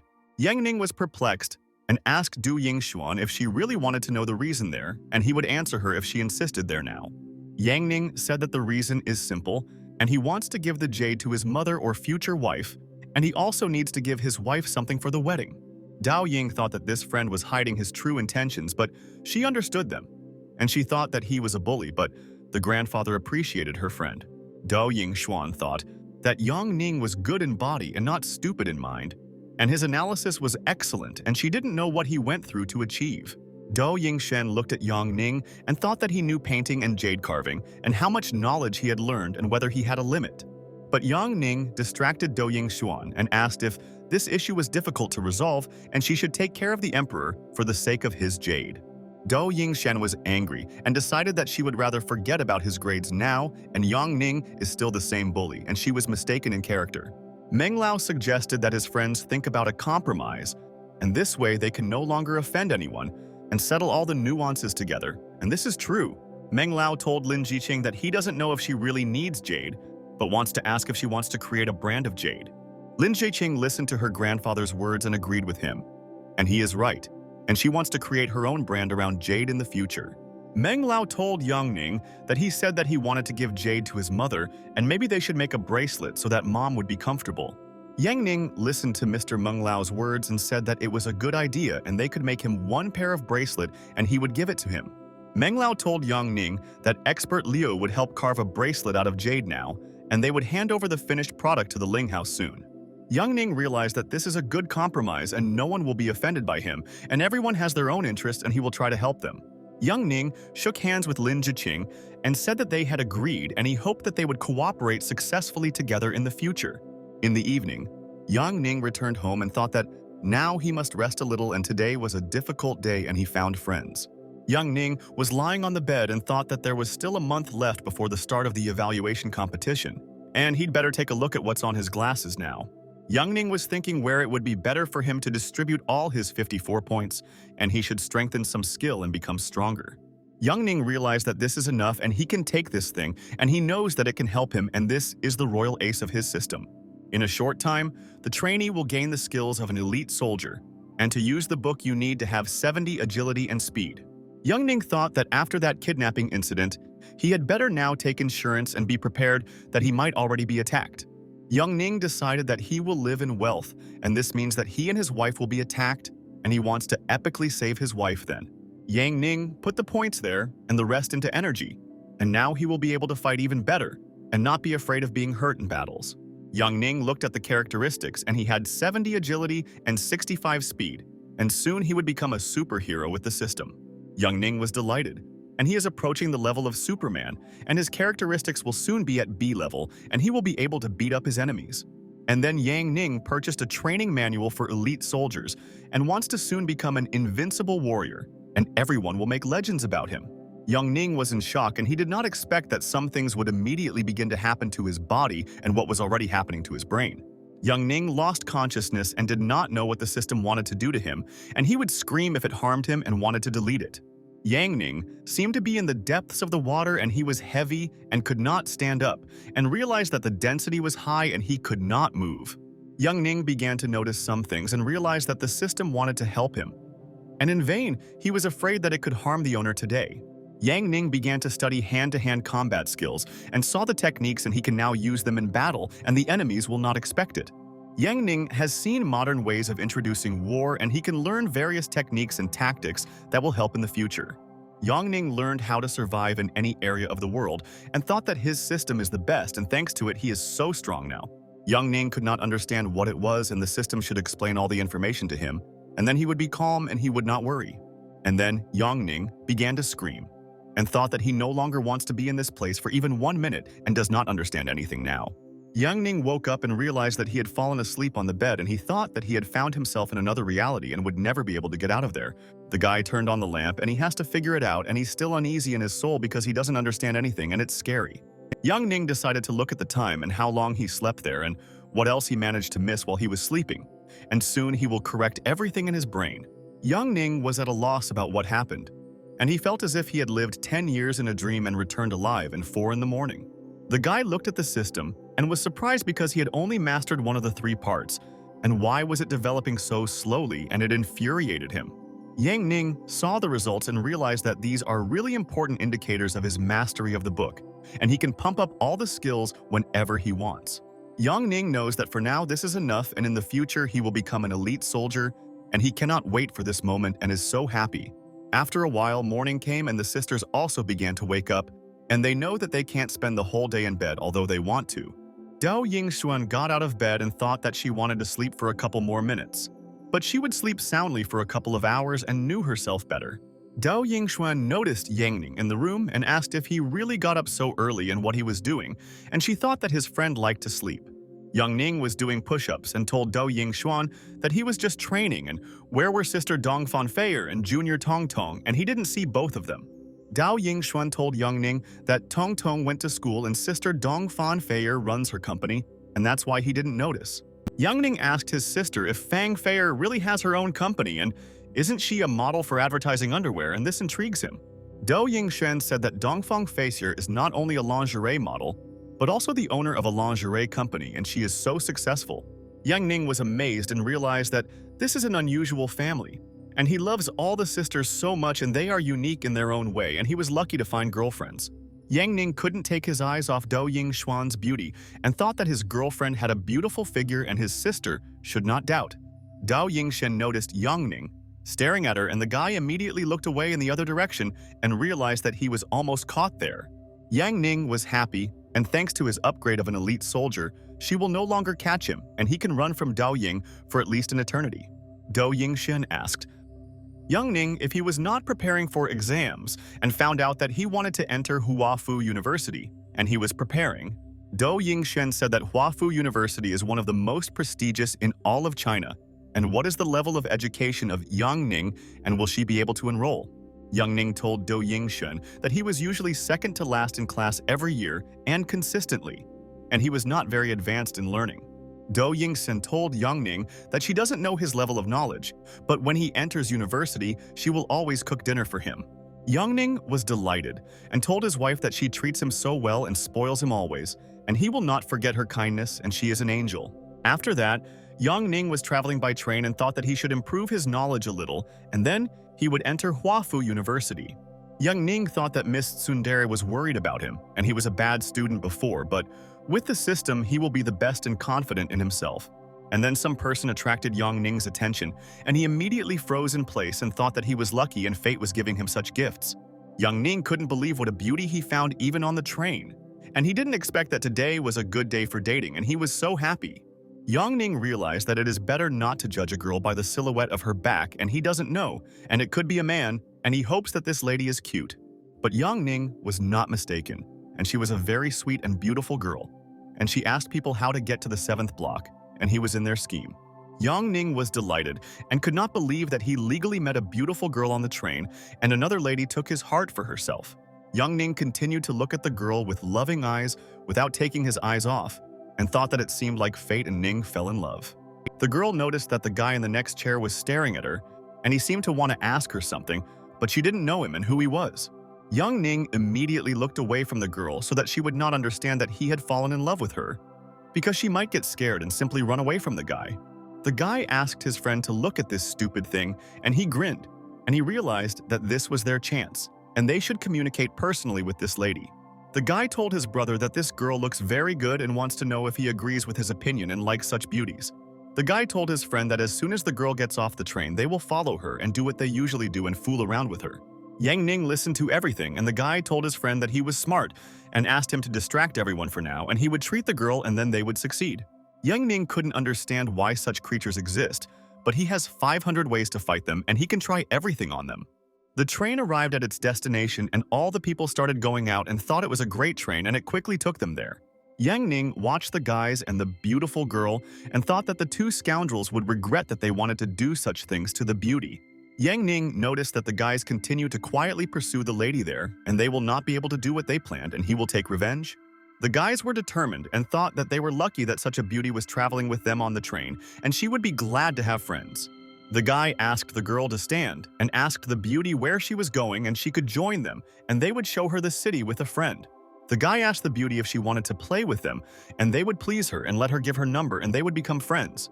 The girl asked the guys for forgiveness and said that she really didn't have a phone, and therefore she couldn't give them her phone number. The guy didn't want to leave and asked the girl if she was really afraid of them and let them treat her at the Jingnong restaurant, and they would buy her all the dishes. But the girl asked the guys to leave her alone and said that she didn't want to go to the restaurant with them and she was in a hurry and she needed to go there. The guy asked the girl why she didn't just refuse them but angrily rejected them. And did she really think that her affairs were more important than theirs, and he was angry there? The friend told the girl that they just wanted to have lunch with her at a restaurant today and then let her go home, and she should not be afraid of her friend. The girl was very afraid and asked the guys what they wanted and asked them not to approach her. Otherwise, she would call the police and they would be punished immediately. But the bully told the girl that he doesn't know where she came from. But even if he sells her to the mountains, no one will notice this and let him not contradict them. The guy told his friend that these guys from the mountains love girls, and they will no longer feel sorry for her, and she should behave decently and not make them angry.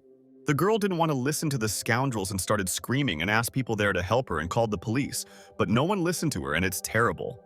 Yang Ning thought that finally the girl called for help. Otherwise, he thought that she could handle it herself, and it was time for him to save the beauty from her enemies. Yang Ning approached the hooligans and thought that now they have found problems for themselves, and today there will be no mercy, and he will punish both. The hooligans looked at Yang Ning with anger and thought that this guy was bothering them, and they didn't know why he came there and what he already wanted. The bully told his friend that this was the guy from the train, and he remembered him because he also looked at the girl and could not take his eyes off. Fine.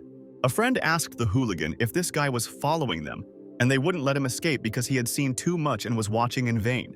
Yang Ning told the guys that he was just passing by and saw what they were doing there and decided to ask if they wanted to take the path of correction. The bully swung and wanted to beat Yang Ning and said that he should get out of there without asking questions and there is no need to anger them and he is pissing him off there. But Yang Ning grabbed the guy's hand and defended himself from his blow. And he also knows how to fight and will show a masterclass because his opponents are weak. The bully was shocked, and he thought that Yang Ning didn't know how to fight at all, and he and his friend could punish him for his impudence. But it seems they were mistaken. Yang Ning looked straight into the eyes of the bastard, and they have no honor, and he simply hates such people and wants to test all his skills on the guys. Yang Ning pushed the bully, and he fell to the ground and he was hurt, and the guy will regret that he decided to contact them, and he is doomed. Yang Ning told the hooligans that if they say that to him, then he can safely communicate with them like that and let them not be offended by him later. The bully's colleague was horrified and realized that they shouldn't have angered the guy, and now he wants to take revenge on them, but he is also so confident in his abilities. The bully asked Yang Ning if he was really looking for his death and if he knew who he was and who he raised his hand against, and he shouldn't have hit him. Yang Ning asked the guys, and what if he finds out who he is and he doesn't care and they can't escape from him and met the Punisher? Yang Ning said that this area is big, and he will send them to the hospital for several months, and do they really think that they will be able to find him later? Yang Ning asked the hooligans that even if they send an army, will they be able to pay them and they don't know his true strength and he will show them? The bully realized that what Yang Ning said makes sense and he starts fights. But how will he take revenge on him later because he has no money and power and strength? The bully began to be afraid and asked Yang Ning why he was already looking at him like that, and maybe he was planning something and let him tell him about everything. Yang Ning grinned and told the guys that he just wants to beat them half to death today and that's all he has in mind and he's glad to have his friends. The bully decided that he too must take action. Otherwise, he would not be able to defeat Yang Ning in a fair fight, and he would be careful with this guy. The bully wanted to attack Yang Ning with a knife and said that he would instantly send him to the next world, and in vain he wanted to show himself as a hero in front of the lady. But Yang Ning deftly dodged the bully's blow and thought that the guy was very slow and it was not difficult for him to defend himself from his attack. Yang Ning hit the guy on the hand and he dropped his knife and realized that their opponent had fighting skills and did not know how to solve this issue. Yang Ning hit the bully and wanted to hurt him, and these guys still don't understand who they were dealing with, and he warned them before the attacks. The bully fell to the ground and couldn't get up, and he was in a lot of pain, and now he won't bother the girls because there is such a guy. Yang Ning told his brother that he didn't think that he would give up so easily, and he clearly didn't have enough strength and he should train and gain experience. Yang Ning said that being strong is so bad and it is difficult to find an enemy by level, and he is interested in what it is like to fight with the strong, and he is waiting for it. But suddenly, Yang Ning didn't notice the girl nearby and couldn't understand where she had disappeared, and it seems she was afraid of him and didn't want to stay there. Yang Ning was sad because he saved the beauty and didn't even hear thank you from her. And did she really deceive him and he misses his girlfriend? Yang Ning decided that it would be better for him to forget about it and go home, and he really wanted to personally communicate with his future wife, but this is not fate and this is a fact. The man who was sent by Zheng Yukong watched Yang Ning and realized that the guy had combat skills and was the guy from the army? At this time, Yang Ning got into a taxi and left there and thought that he could not forget about that girl and she remained forever in his brain. The taxi driver told Yang Ning that this area is only for the rich. And is he sure that they can go there and he should find out about it from the client? Yang Ning asked the taxi driver not to be nervous, and he can safely enter this area, and he assures that they will not have any problems in the area. Yang Ning told Brother Zhou that he was working hard, and the guard said that it was his brother Yang Ning, and asked others to let him into the area. The taxi driver drove into this elite area, and he did not know that his client had such acquaintances, and that he was popular and the security guards respected him very much. Yang Ning gave the taxi driver the money and asked him to keep the change for himself, and he drove him perfectly to the route, and he will give him 5 stars for the service. The taxi driver said, "Thank you very much to Yang Ning," and he is glad that he still has clients like him who would never offend the taxi driver with tips. Yang Ning entered the building and told the man that he had returned and wanted to talk to him if he could find time for him in his busy schedule. The man was surprised and told Yang Ning that his height had changed, and was he really taking hormonal pills, and he didn't recognize him there.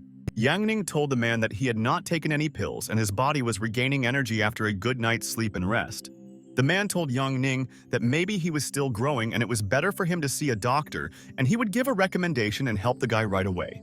The man got up from his seat and wanted to come closer to Yang Ning, and he had not seen him for a long time and wanted to find out what had happened in his life these days. The man stood in front of Yang Ning and said that this was somehow strange, and he didn't think that the guy was taller than him, and it seemed like an anomaly was already happening. Yang Ning told the man that he would prefer to get hit by a car again soon in order to grow bigger, and he thought about it, and this is the way. Yang Ning thought that he doesn't care that he has become taller and his system is top, and he is grateful to it for the fact that it provides an opportunity in his life. The man was angry and hit Yang Ning on the head and asked him not to joke, and he shouldn't say such things, and is he in his right mind and is he scaring him there? The man told Yang Ning that he had a college entrance exam soon and his teacher called him and hoped to improve his knowledge. Yang Ning agreed with second uncle and said that he would go and study for the exam all day and try to surprise the teacher. Yang Ning went to his room and was glad that the system was helping him in all areas of his life, and now it was time to help him with his studies. Uncle thought that Yang Ning was a smart guy but lazy, and he could easily achieve important results on his own if he had the motivation. At this time, Jung Yukong was sitting in the elite Hua Hai Club, and he was relaxing and having a great time, and thought that he would soon get rid of Yang Ning. Zheng Yukong drank strong drinks and thought that his life was good, and he had houses and cars and could eliminate his opponents. Zheng Yukong asked his colleague if he had already returned, and he should tell him all the information and then he would take action. Zheng Yukong asked the man to go and try this wine, and he would immediately feel the taste because it was made from silver beans and was delicious. The man immediately began to drink the wine to the bottom and thought that he was already stressed and should cope with his nerves and explain everything. The man told Zheng Yukong that the wine was really good, and he had definitely never tried it, and could he buy it in their stores? Zheng Yukong was surprised and thought maybe his colleague was joking and this wine is one of a kind and should never be allowed to such a beggar. Zheng Yukong asked his colleague how that guy was feeling and maybe he was still alive and let him tell him about their operation, and this is important. The man told Zheng Yukong that he is now observing Yang Ning and he should give him a little more time and then he will notice the result. Zheng Yukong saw his colleague's excitement and asked what was the matter, and maybe Yang Ning had a strange background and let him answer him right there. The man told Zheng Yukong that he instructed his friend who works at the Ministry of Security to find information about Ning. The man told Zheng Yukong that they found nothing and there is something, but they have not confirmed the authenticity yet and he wants to warn them. Zheng Yukong was perplexed and asked his colleague what he wanted to warn him about, and he managed to attract his attention with a story. And then, suddenly, the man told Zheng Yukong that he had better not get involved with this guy these days, and this could all be dangerous for everyone. Zheng Yukong asked the man why he got it and who this guy is, and honestly, he doesn't understand anything, and that's why he's already scaring him with secrets. The man listened to Zheng Yukong's words and said that recently a video appeared on the internet where a guy from a hotel was fired and an intern was promoted. The man told Zheng Yukong that he went to the hotel and found out the guy's address there, and his address suddenly turned out to be a huge villa in Manhwa. Zheng Yukong wondered what Yang Ning was doing in this small prefectural city and asked a colleague if the guy was very rich. A colleague told Zheng Yukong that Yang Ning is very rich, and his Zheng family may be a little richer, and perhaps he lives with Ning Ziguo there. Zheng Yukong was surprised on behalf of Ning Ziguo, and a colleague said that maybe he doesn't know who it is, but he definitely heard about Ning Guosheng, and he is influential. The man said that this man's name is Kaiser, or the god of wealth, and he has recently risen, and he is already very influential in Jiangning province. A colleague said that before his death, his grandfather did good for this man, and if someone had restrained his impulse, he could have been proclaimed Asia. The man said that the one who lives with him in the mansion is a brother, and therefore he does not advise Zheng Yukong to soon conflict with Yang Ning. Zheng Yukong was shocked and said that if they are brothers, does this all mean that Yang Ning could be the very god of wealth? And this is a shock. A colleague asked Zheng Yukong to wait, and he has not finished yet, and he has also discovered something incredible and he must hear it right away. Zheng Yukong listened to him with interest, and his colleague said that in public, everyone believed that the Ning family only had 2 sons, but they definitely had a daughter. Zheng Yukong asked if the Ning family really had brothers and sisters, and he had heard about Yang Ning and Yang Ningsh, and did their family have a double surname? Zheng Yukong asked his colleague if he had found out what kind of guy Yang Ning was, and the colleague said that he had not yet been able to find out, but he would find out. But a colleague said that this does not mean that there is nothing about Yang Ning, and all his friends do not have the right to view information, and Ning is not so simple.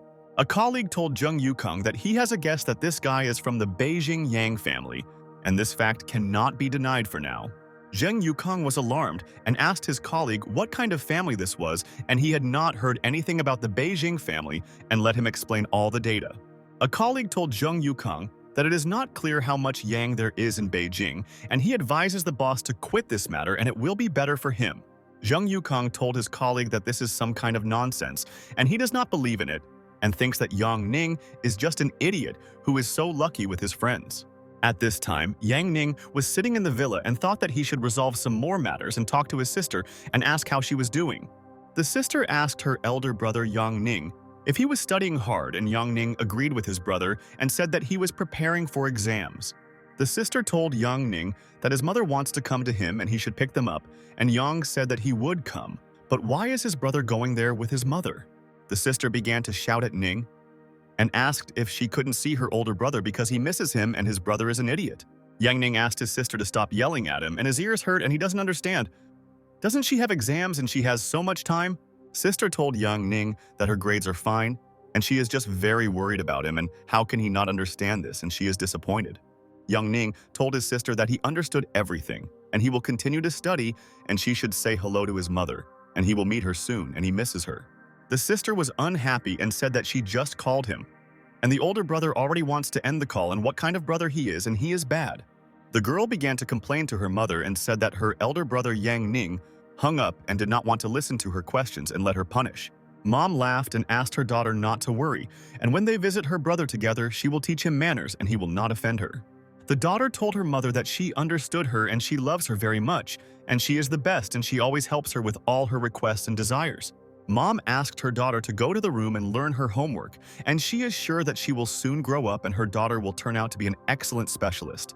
The girl was happy and went to school, and she will get only good grades to please her mother, and she will become the best in school. Mom thought that she really should communicate with Ning personally and find out what's new in his life and what he does there and is interested in. At this time, Yang Ning decided that he needed to check what was in the store and maybe something would be useful to him, and he would study the entire assortment today. Yang Ning was surprised and learned that this time this item is in stock, and he remembers that last time he could not notice this item in his system. Yang Ning realized that this was Zhao Wei's brain expansion potion, and after use, the guy's left hemisphere of the brain would improve. Yang Ning decided to immediately buy this brain potion from Zhao Wei, and he hopes that she will make him smarter and he will feel the effect when he takes the potion. And then the system showed Yang Ning this potion of Zhao Wei's brains, and he himself can do whatever he wants with it, and becoming smarter will not hurt him. Yang Ning thought that he was very interested in finding out what would happen to him, and he himself knows that he is not too smart, but this potion will help him there. Yang Ning immediately drank this potion, and now he will wait for the effect, and so hopes that the system did not deceive him, and he will become a sage from this. And then something began to happen in Yang Ning's body, and he felt that something was moving in his brain, and his convolutions were tense from the potion. Yang Ning closed his eyes and thought that he continued to wait for something, and it seems that now he can open his eyes and find out what happened to him. Yang Ning remembers that he was not disappointed in a single thing that he bought from the system, and today there can be no exception, and he believes it. Yang Ning decided to get a book and test his knowledge and whether Zhao Wei's brain potion was already beneficial or whether he bought a cheap fake. Yang Ning started reading the book, and he wants to memorize as many words as possible and then put them into practice in communicating with people soon. And 3 minutes later, Yang Ning closed the book, and now he will find out what he was able to remember and how his left hemisphere of the brain works now. Yang Ning closed his eyes and he remembered what he had read about, and all the pages had already begun to flash in his head, and he realized that his potion was useful. Yang Ning was very happy, and Zhao Wei's brain potion costs 1,800 points, but it's worth it, and he can remember everything at once. Yang Ning realized that his reading speed had improved 20 times, and this potion was top-notch, and he did not think that it would affect him so much, and it was super. Yang Ning was proud of his development and thought that now studying would be easy for him, and he would pass the exam and make his family happy soon. Yang Ning decided that he needed to check how many points he had left after purchasing Zhao Wei's brain potion and what else he would have enough points for. And then Yang Ning noticed in the system that he had 470 points left, and that was so little, and he had to earn points again. Yang Ning realized that if in the future trading at auction does not pay for him, then the system will be the best option, and he really needs points. Yang Ning calmed down and thought that now it would be okay, and he would have time to score points in the future and buy many other things there for development. The guy knows that he needs to sleep to complete mastering his technique, and he wonders what will happen next, and maybe he will become a hero. Yang Ning saw military equipment and all the tanks and helicopters in the system, and he also wants to become a strong soldier and save his princess.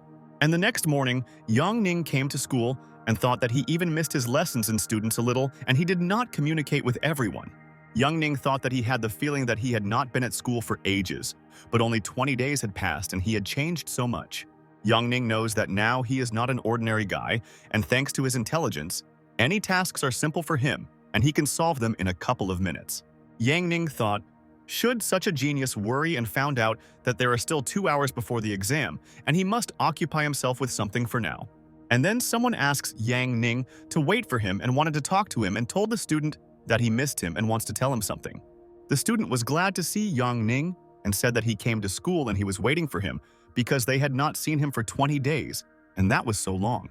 The disciple told Yang Ning that he heard that he had an accident, and then he called his family to check if his friend was okay. Yang Ning told the student that now he sees with his own eyes that everything is fine there, and maybe he wanted his friend to be already dead.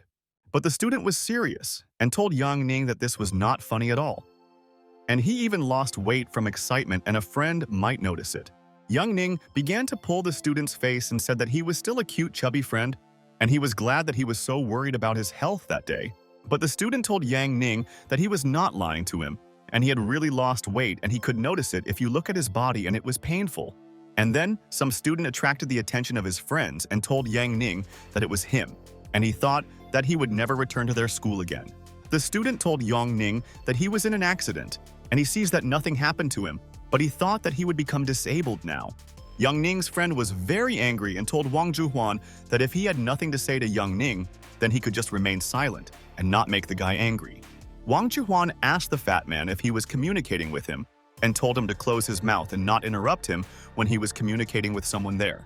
The friend stood firmly on his feet and covered himself and told Wang Juhuan that he would not allow anyone to harm Yang Ning, and he had been waiting for his friend for a long time. Wang Juhuan told Zhao Xiaofei that he should mind his own business and why he gets on his nerves and is not afraid of being beaten. Zhao Xiaofei told the scoundrel Wang Juhuan that he does what he wants and he doesn't care about his opinion and he can go wherever he wants. Wang Juhuan asked Zhao Xiaofei if he really wants to fight with him, and he hopes that he can defeat him and may not dream at all. But Zhao Xiaofei was brave and told Wang Juhuan that it sounded good and he wanted to agree and try to beat him up for his words. Wang Juhuan told Zhao Xiaofei that they can find out who is cooler and now physical training, and he heard that they are definitely having a 1-kilometer race. Zhao Xiaofei was surprised and thought that Wang Juhuan is a treacherous guy, and he knows that he cannot beat him in a race because he runs slowly. But Zhao Xiaofei thought that he was ready to do anything for Yang Ning, and he would not let him be offended and would punish Wang Juhuan for all his actions. Zhao Xiaofei was determined and told Wang Juhuan that he and his friend accepted the challenge and would be waiting for him at the stadium soon. Wang Juhuan told his friends that they are brave but stupid, and he wants the one with the shortest time and his condition to win. Wang Juhuan wished his friends good luck and said that they would still need it very much, and he did not believe that they would be able to beat him in the race soon. Zhao Xiaofei asked Wang Juhuan to wait and thought that he was communicating with him on emotions and did not understand what kind of bet he made with him. Zhao Xiaofei was very afraid and asked Yang Ning what he did, and Wang Juhuan recently broke the record and how can they defeat the guy? But Yang Ning told Wang Juhuan that since this is a competition, he wants to make a bet with him, and he must agree if he is not a coward.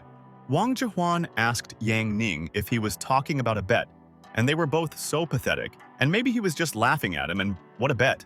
Yang Ning asked Wang Juhuan, maybe he is afraid of the bet and acts boldly, but in his heart he knows that he can lose to him in the game. Wang Juhuan laughed and said to Yang Ning that if this is the case, then he agrees, and the one who loses will run 10 laps around the stadium without pants. Yang Ning told Wang Juhuan that he didn't come up with such a bet and he shouldn't complain about it later if he loses and cry everywhere.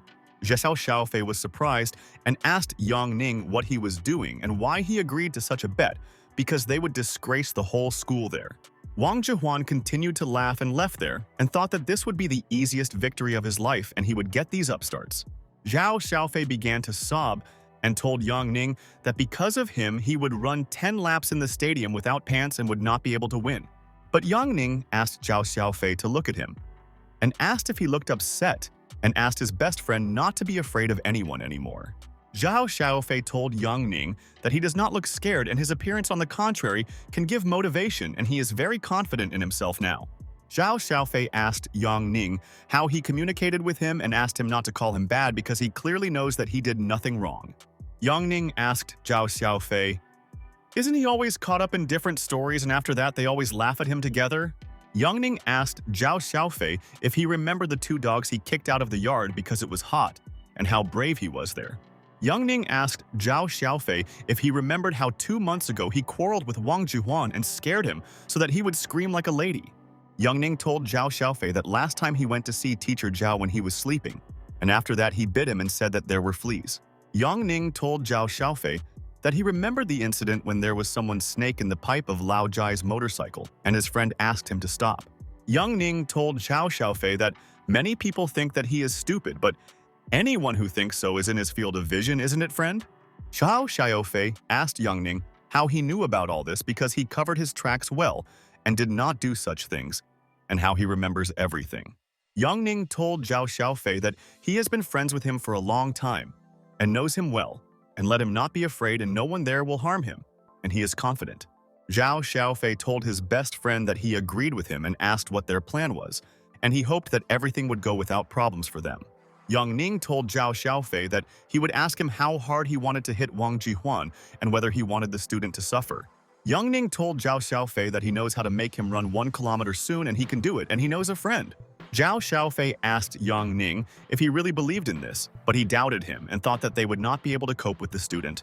Yang Ning asked Zhao Xiaofei not to worry, and his drug is the best and has no side effects and will greatly improve his skills. Zhao Xiaofei thought about it and realized that Yang Ning was offering him an excellent solution, and so he could run 1 kilometer and not be afraid of everyone. Zhao Xiaofei was inspired and told Yang Ning that he agreed, and he now believes that they can do this and punish the upstart for everything. Yang Ning told Zhao Xiaofei that he would prepare the potion later, and then his friend would quietly drink the potion in class and be able to become stronger. Zhao Xiaofei remembered and asked Yang Ning if he had heard about that beauty who transferred to their class and he should see her soon. Yang Ning asked Zhao Xiaofei if he was talking about that student and he had seen a lot of beauties lately and he couldn't be surprised. Yang Ning thought that Zhao Xiaofei had no idea who he was having so much fun with, and his new friends could surprise anyone and they are cute.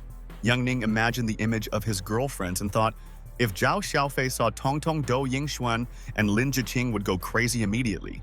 Yang Ning wanted to go to class with Zhao Xiaofei, and he had not been there for a long time and the teachers should be happy to see him today. Yang Ning looked into the class and froze in surprise and thought that his friend Zhao Xiaofei was right, and he should have seen the new student there. Yang Ning noticed that the same girl who he had saved from the bullies was sitting in the class, and he realized that it was definitely her, and he was not mistaken there. Yang Ning couldn't believe his eyes, and this is the girl from the train, and he remembers that she ran away and he couldn't communicate with her that day. Yang Ning decided to immediately approach the new student and said good afternoon to her there and thought that he was sure that he would never see her in his life. Yang Ning waved his hand to the student and said that they met her there again, and he did not expect that they would meet, and fate is an interesting thing. The girl was also glad to see Yang Ning and said that he was the same guy who saved her and she already remembered her hero well. The girl told Yang Ning thank you for what he did, and she thought at that moment that no one would come to the rescue and he saved her life then.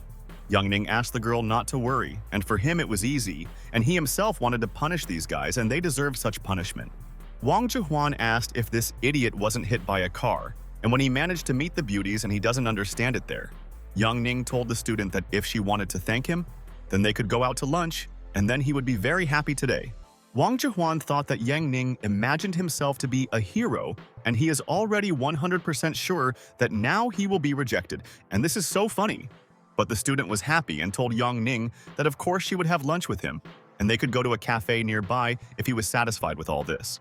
Wang Jihuan froze in surprise and could not believe that the student agreed to have lunch with an idiot, and it was like a dream. Zhao Xiaofei asked Yang Ning if he could go with them, and he was so hungry and wanted to have lunch with his friends and he was so bored.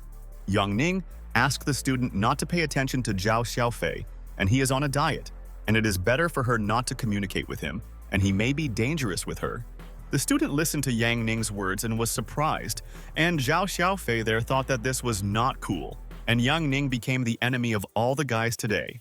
Wang Jihuan was furious and told his friends that they should pay attention to him there, and he wants to say something and it is very important.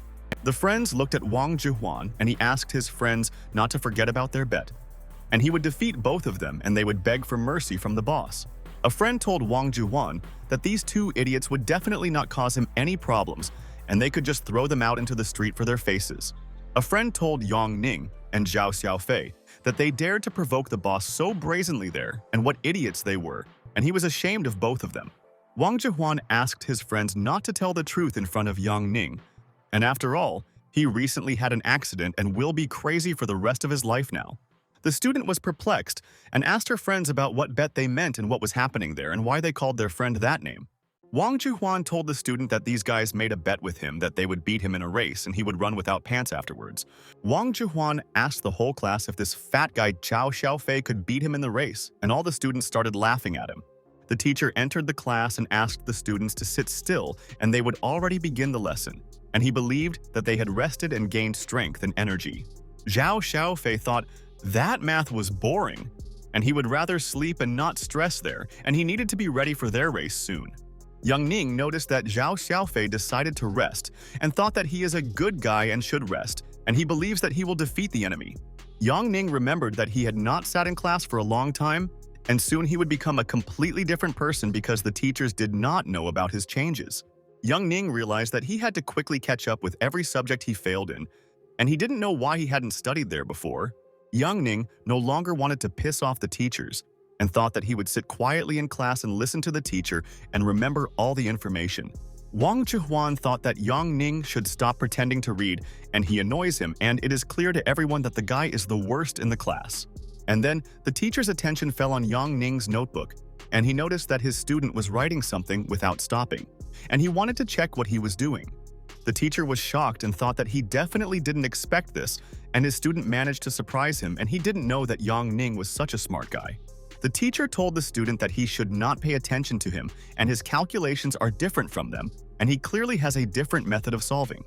But Yang Ning continued to solve examples and realized that he had already attracted the teacher's attention and he would not stop learning and would reach his peak. The teacher was at a loss and realized that this is a more logical version of the calculations they are going through and what happened to him, and it amazes. The teacher realized that such calculations are not at the school level, and not even all of their students at mathematical academies are capable of solving their problems. Yang Ning told the teacher that he had finished solving the example and the teacher could check it if he wanted, and he thought it would be so interesting for him. The teacher told Yang Ning that his calculations were very good and he never expected him to improve his level of knowledge and begin to solve. The teacher asked Yang Ning if he could tell him how he came to this decision, and by chance he didn't have a professor in his tutors. But Yang Ning told the teacher that he came up with it himself to reduce the calculation time and thinks that this method is much better than the school method. But the teacher thought that Yang Ning was underdeveloped, and how dare he now pretend to know all the answers and be able to solve all their problems. The teacher asked Yang Ning who he was trying to deceive, and he knew that this method is used in universities and not everyone knows about it. Yang Ning asked the teacher if this was true, but he didn't even read their textbooks or study the university curriculum, but he was able to solve the problems. The teacher realized that Yang Ning was not pretending and thought, is this student really a genius and he should test his knowledge in the future? And then a beautiful woman came into the room and asked the student what his name was, and she wanted to meet him personally and ask him something. The teacher realized that Teacher Liu had come to their office, and he didn't know that she would be interested in his students, but this guy amazed Miss Yaz. Zhao Xiaofei told Teacher Liu that this student's name is Yang Ning, and he solves even the most difficult problems perfectly, and it is very easy for him. Teacher Liu approached Yang Ning and said that they should discuss important issues with him, and she hoped that he would understand her decision there. Wang Juhuan was pleased and thought that Yang Ning had offended the teachers, and now he would be expelled from school, and he had hoped for nothing in vain, and he was an idiot. But Teacher Liu told Yang Ning that he had talent in mathematics and knowledge in this subject, but why didn't he study it all before?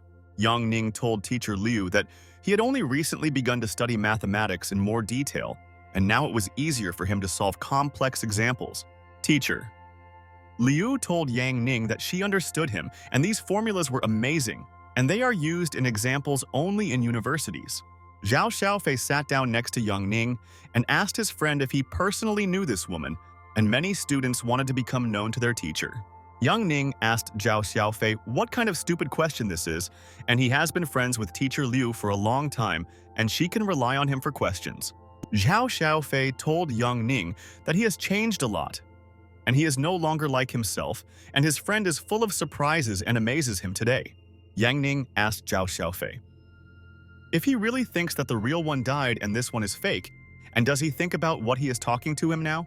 Zhao Xiaofei told Yang Ning that he hasn't seen the video for a month, and only now finds out that he has connections with the beautiful teacher and let him teach them. Yang Ning listened to his friend's words and asked Zhao Xiaofei if he was asking for advice, and he could do it for the sake of his friend there. Young Ning told Zhao Xiaofei that he should have an accident like him, and if he doesn't die, then tomorrow he will have less body fat. Zhao Xiaofei told Young Ning that he can go away with such advice and he doesn't want to help his best friend and jokes about him again. Young Ning told Zhao Xiaofei that he seemed to be telling him the truth and he doesn't understand why his friend is angry with him because he is helping him there. And after a while, recess began and many students went to have lunch. And all the students from Young Ning's class wanted to chat with him a little. The students told Young Ning that they heard that teacher Liu praised him, and this is rare, and he is one of the lucky ones, and should appreciate it all. The students asked Young Ning if they could look at his solutions and said that everything was perfect there, and how did his friend know about the formula? Young Ning sparkled with happiness and thought that he really likes it when all the students pay attention to him and want to communicate with him there. Wang Zhihuan was dissatisfied and thought that Yang Ning was just such an untidy nerd, and what was interesting about him that attracted all the girls. The student asked Yang Ning if he could help her with the task, and she believes that he can help a friend, and she does not understand this example. Young Ning told the student that he would help her without any problems and asked the lady to sit next to him, and he would teach her how to solve such examples now. Wang Zhihuan was standing nearby at this time and was angry that this arrogant student Yang Ning had taken all the attention of the beauties of the class. Wang Zhihuan thought that this was not the end, and in vain, Yang Ning decided to get on his nerves there, and he would not forget what he did and take revenge. Wang Zhihuan thought that he would show Xu Yuan that Yang Ning was an insect that he could easily crush and everyone would forget about the student. The teacher asked the students to sit down and said that the English lesson would start soon and they should get all their notebooks. Zhao Xiaofei asked Yang Ning to look at the English teacher, and he thinks that she is very beautiful and does his best friend agree with him. But Yang Ning didn't even pay attention to Zhao Xiaofei's words, and he continued reading the book there, and he didn't want to be distracted by any absurdity. Zhao Xiaofei was horrified and thought that he was worried about his best friend, and could it be that after the accident, he was no longer a man, and that scared him. Young Ning knows that learning a foreign language is very important, and he will learn a very common language there in order to communicate like that everywhere. Young Ning remembered that he had not taken the time to do this before, but now, because of Lin Jiqing, he should soon master Lin Jiqing's language as well. Yang Ning found language deformities in the book system, and thanks to the book, he will be able to master the language at the level of a native speaker, and everyone will appreciate the owner. Young Ning realized that he had 470 points left, and if he bought this book, he would not be able to buy anything in the system for a couple of days. But Yang Ning decided that this item was also suitable and bought it, and now he can communicate with everyone on an equal basis and not simply waste time. The system informed Yang Ning that the item had been received, and the book of deformation of their language began to flow into his memory, and soon he would become a native speaker. The system began to synthesize knowledge into Yang Ning's memory, and he should soon feel how much better he now knows this language in class. Yang Ning thought that he had a feeling that there was so much information in his head right now, and he should try his knowledge there. Zhao Xiaofei noticed that his friend was not moving, and asked Yang Ning if he was okay, and he was scaring him because he was just frozen in place. Yang Ning still couldn't figure out where he was for a couple of minutes, and thought that it would be better to contact the system at home when no one was there. All the students laughed at Yang Ning, and he doesn't listen to their teacher's words at all. And it looks like he will soon be punished for disrespecting their teacher. Yang Ning noticed that a teacher was standing in front of him, and he had to answer her question. Otherwise, she would send him to the infirmary and be very angry there. The teacher continued to stare at Yang Ning, and she should warn him about this because he may not pass his exam. The teacher asked Yang Ning if the exam is really a trifle for him and let him tell her what the college exam means to him, and it's interesting. Yang Ning told the teacher that he believes that the exam is a direct door to the university, and they will test it and break it, and this is all a flaw. But the teacher told Yang Ning that his idea was wrong and their country had already taken care and created a system by which they would find work later. Yang Ning told the teacher that they should spend 13 years in order to then work for someone else, and why does he need this nonsense? The teacher slammed her hand on the table and asked the impudent student Yang Ning what he said, and it seems he has a wrong opinion about the university. The teacher told Yang Ning that then she will ask if he is a good student, and when students do not work, the teachers are sad and she is not lying to him now. The teacher asked Yang Ning if he really thinks that he needs to work hard to make his parents proud, and what is the whole reason then? But Yang Ning asked the teacher not to poke his nose into other people's affairs, and especially into his, and not to touch his family. And this is a school after all, and let it teach something. But the teacher told Yang Ning that if he continued to communicate with her so impudently, she would call his parents to school and tell all this. Yang Ning was angry and told the teacher that she asked him about exams, and he answered her honestly, and if she doesn't like the answers, that's her problem. The teacher told Yang Ning that she did not involve the state there, and he simply had a wrong opinion, and she wanted to prove all this to him. And then suddenly, all the students and the teacher froze in place and were in complete shock, and Yang Ning thought that he definitely didn't expect this now. Yang Ning thought that he had not noticed that he and the teacher had been speaking all this time in English and not in Chinese, and he became smart. All the students froze in surprise and thought that this was incredible, and when did Yang Ning learn to communicate so competently in English? At that time, the man stood outside the door and listened to how their lesson was going on there, and it seems that all the students liked the way they were having a discussion there. The new student asked the teacher to explain to them what they discussed with Yang Ning, and they spoke so quickly, and this topic is very difficult for them. Zhao Xiaofei told Yang Ning that he knows that he is his friend, but he thinks that he died. And now an alien is standing in front of him and he remembers him. Yang Ning was despondent and asked Zhao Xiaofei to shut up and stop talking nonsense, and he is an ordinary person as he has always been and simply has knowledge. The students were delighted and told Yang Ning that he showed them a master class in English and they didn't know that he knew it so well. The students asked Yang Ning what they talked about with the teacher, and they all didn't understand anything, and he was able to surprise everyone, and it was very cool. Yang Ning was very nervous and told the students that he was just being very modest back then, and thought about how he should explain all this to them today. The student told Wang Zhihuan that their friend suddenly became wiser, and he became a literate guy after the accident, and now he is not the worst in their class. Wang Zhihuan was very angry and asked the student if he wanted to become as smart and he could help him, because he has his own car. The man behind the door at that time called the director and thought that he should tell him something, and he thought it was important to know. The teacher thought that Ning speaks at the level of a native English speaker and has a voice like a British announcer, and he has become very handsome. And then the man knocked on the door and realized that he had to tell the whole class one message, and it might interest this genius there. The man asked teacher Chen to forgive him for the intrusion, and he did not want to disrupt her lesson, and it would not take much time, and he would quickly leave.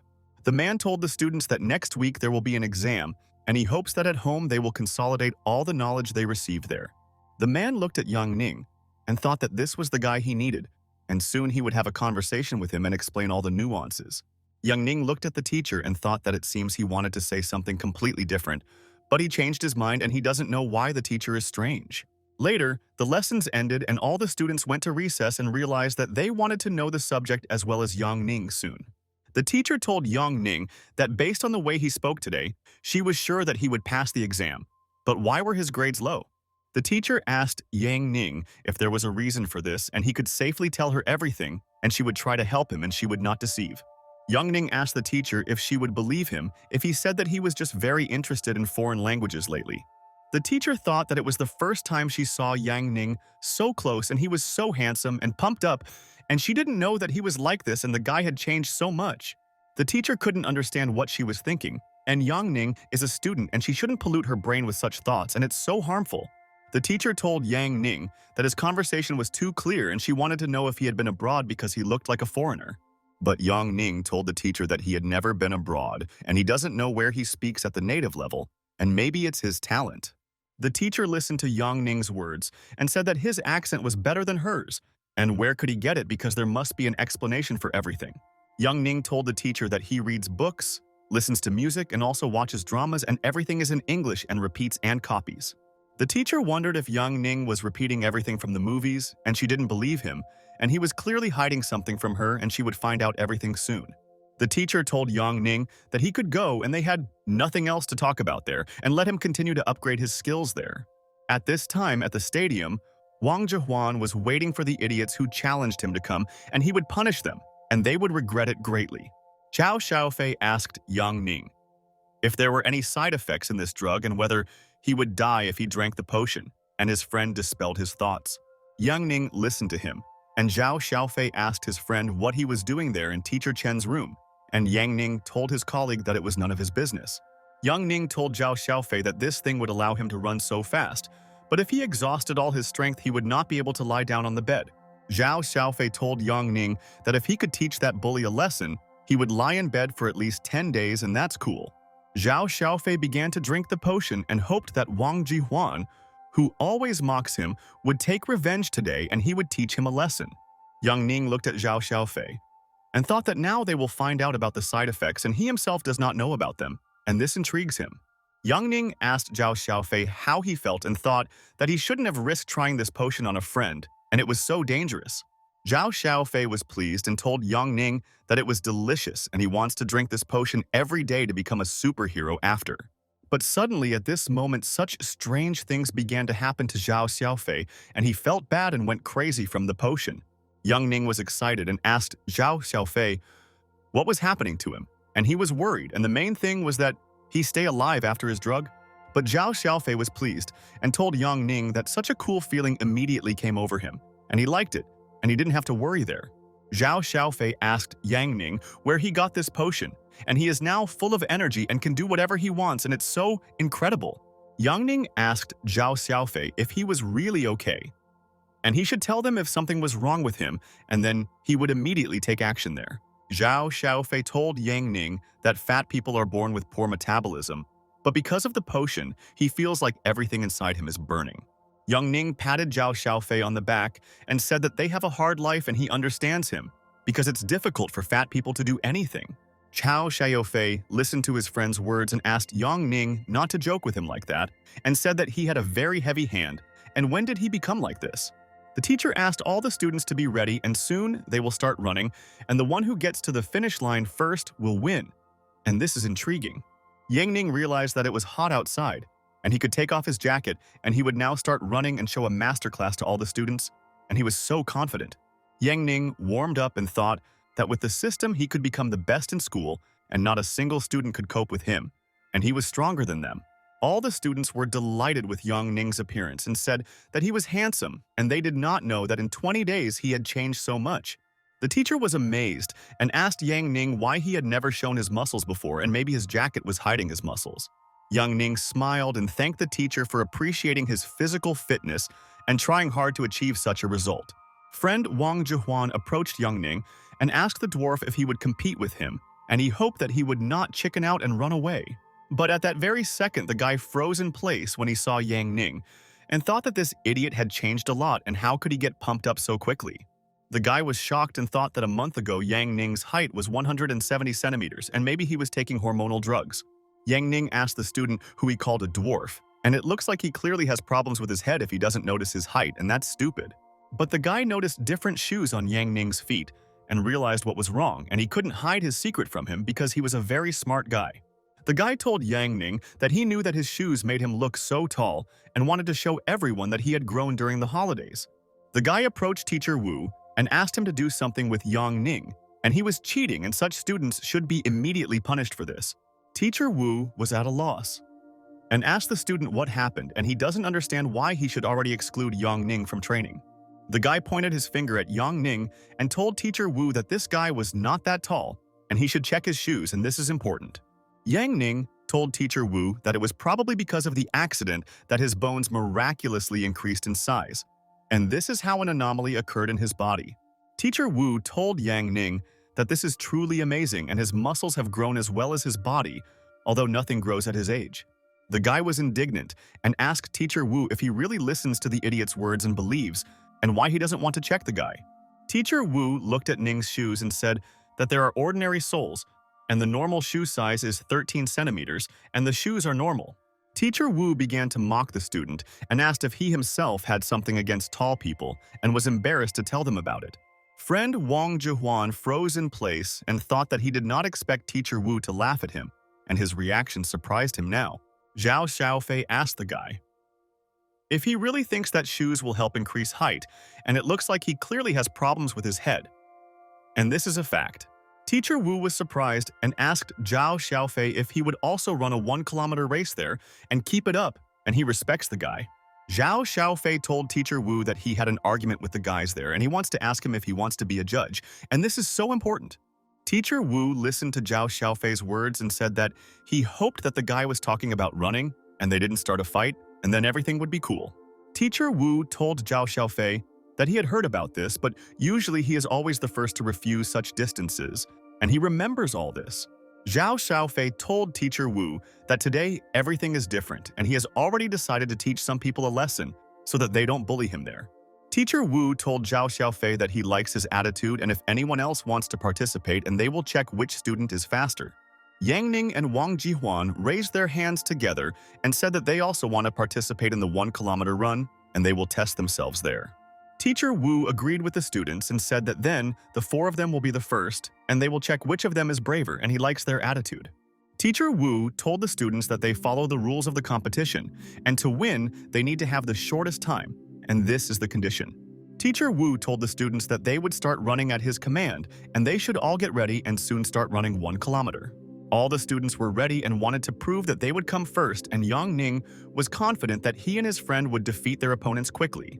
Teacher Wu told the students that they can start running and he believes that they will not break the rules and will respect each other now. The teacher told his students that he wished them good luck and may the best one win. And he was glad that there were so many people who wanted to run. But suddenly, Zhao Xiaofei began to break away from everyone and he ran so fast, and Wang Jihuan could not believe his eyes at that moment. Wang Jihuan thought that it looks like he is still sleeping because he is sure that Zhao Xiaofei could not overtake him. And why is he so fast there?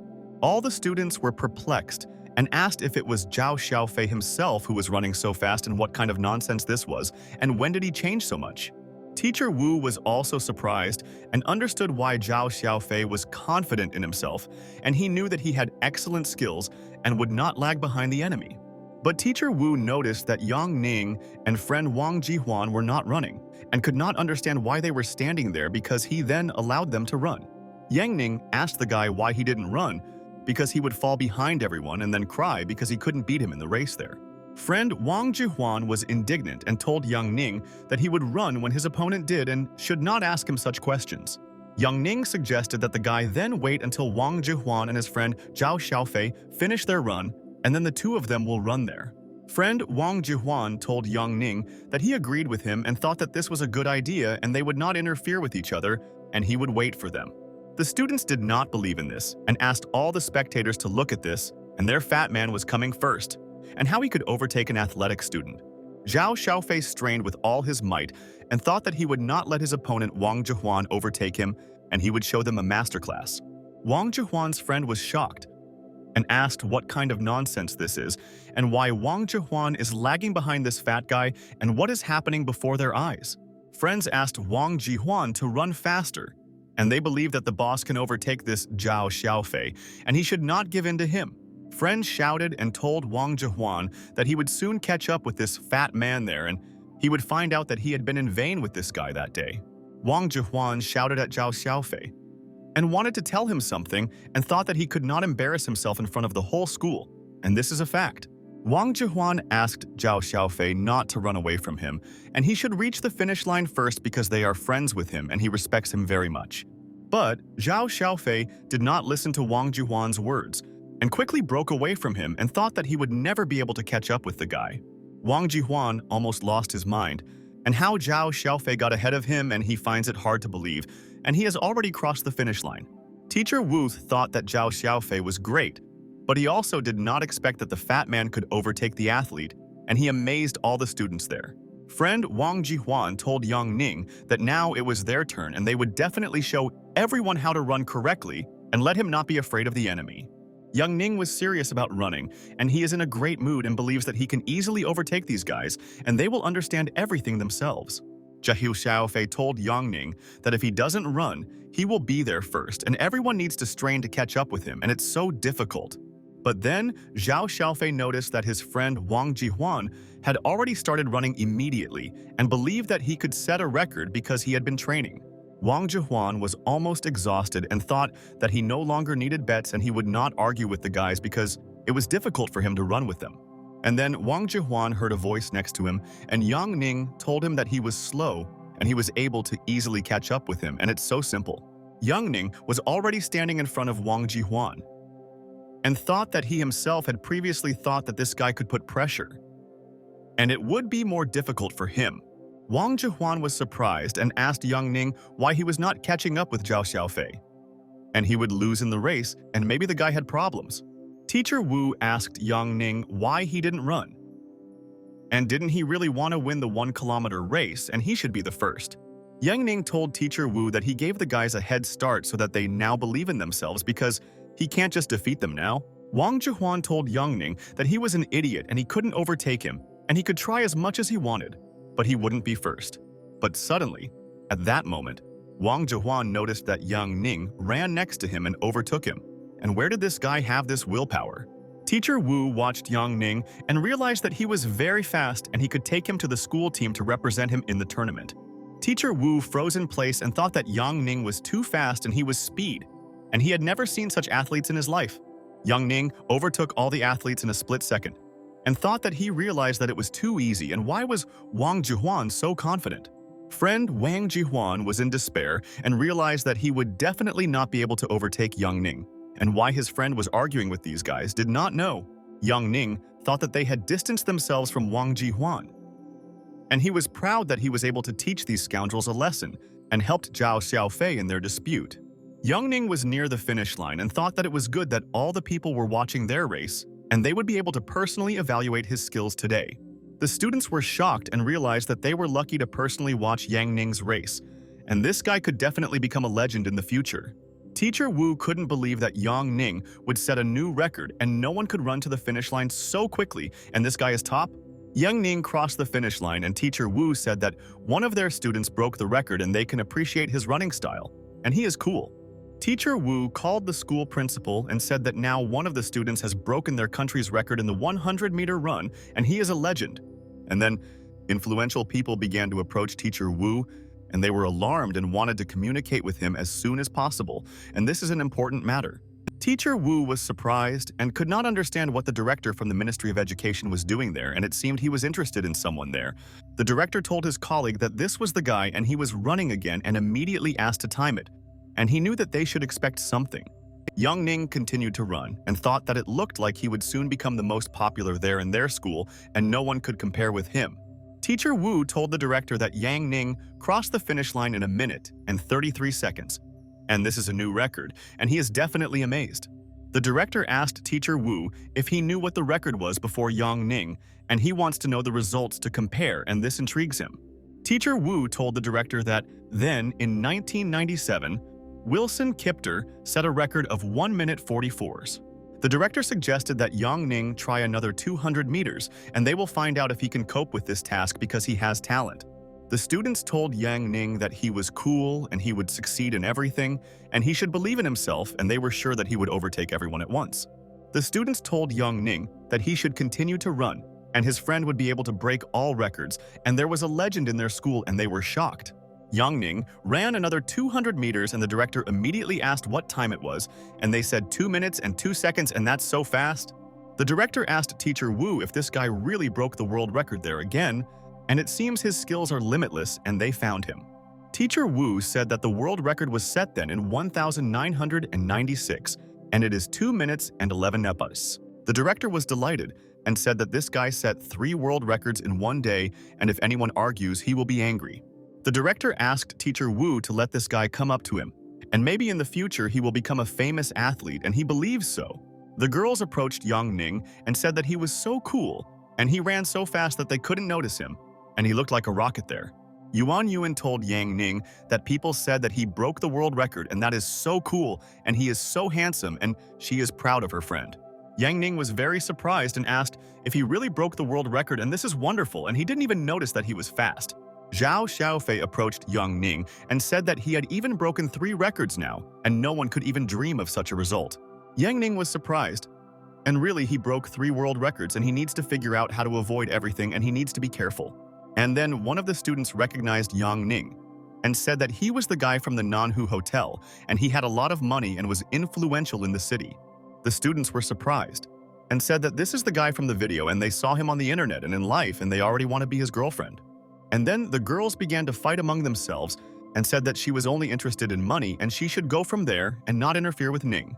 The friend told the lady to shut her mouth and said that she just liked Yang Ning's face and was not at all interested in his money and that she was vile.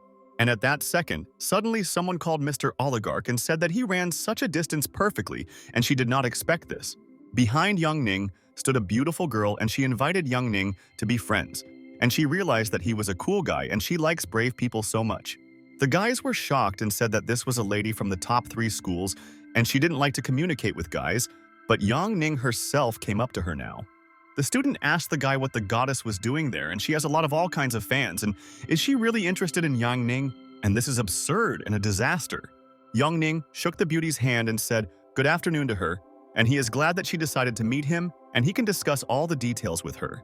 Yang Ning realized that the girl had a good look without greed or bad motives, and he was so interested in what her goal was or whether he was just cool. The girl was thinking, and she thought that Yang Ning was a simple bully, but in fact he is a brave guy and can protect her from all enemies. Yang Ning told the girl he could ask her something and whether she really wanted to be friends with him and thought that he had to find out about it there. The girl laughed and asked Yang Ning if she was no longer suitable for the role of his friend and he could directly tell her what he thought.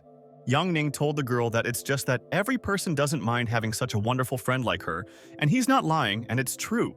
The girl told Yang Ning that his tongue is a big problem and he can even make inappropriate jokes about girls, and that's a fact. The girl told Yang Ning that then they would not pretend and she wanted to discuss something with him and therefore decided to approach him right away. The girl told Yang Ning all the information and said that she needed money for the treatment of leukemia, and teacher Luo had already run out of money. The girl told Yang Ning that she is the president of the council this year, and she is inviting people to help teacher Luo because he has done a lot for everyone. Yang Ning asked the girl. This means that she needs his money, and he understood her correctly and thought that she wanted to be friends because of his beauty. Zhao Xiaofei told Yang Ning that he can donate 10 or even 20 yuan, and that's all he has, and he himself is not that rich. Yang Ning asked Zhao Xiaofei if he could donate only 10 yuan to treat leukemia, and the rest was in his stomach. Zhao Xiaofei was very angry and told his brother Yang Ning that he would soon withdraw the money and donate it, and why did he think it was all in his stomach? Yang Ning asked Zhao Xiaofei how much he wants to donate, and he wants to know and understand how much money his best friend has in his account. Zhao Xiaofei told Yang Ning that he could give 500 yuan but no more because then he would not have enough money for travel and he would be very poor. Yang Ning patted Zhao Xiaofei on the shoulder and told his friend that there was nothing in it and this amount was also good and he was doing such a good deed. Zhao Xiaofei thought that Yang Ning shouldn't do this, and they are all not that rich, and he also wants to go to fast food and eat 5 burgers there. Zhao Xiaofei asked Yang Ning how much he would donate, and maybe he would also give 500 yuan, and he also wants to hear everything from him. Yang Ning told Zhao Xiaofei that since he donates 500 yuan, he must give more and he will definitely help teacher Luo with his treatment. Suddenly, Yang Ning said that he would donate about 50,000 for teacher Luo's treatment, and he remembers how well he treated him there. All the disciples were shocked and could not believe that Yang Ning wanted to give 50,000 yuan himself, and where did this disciple get so much money from?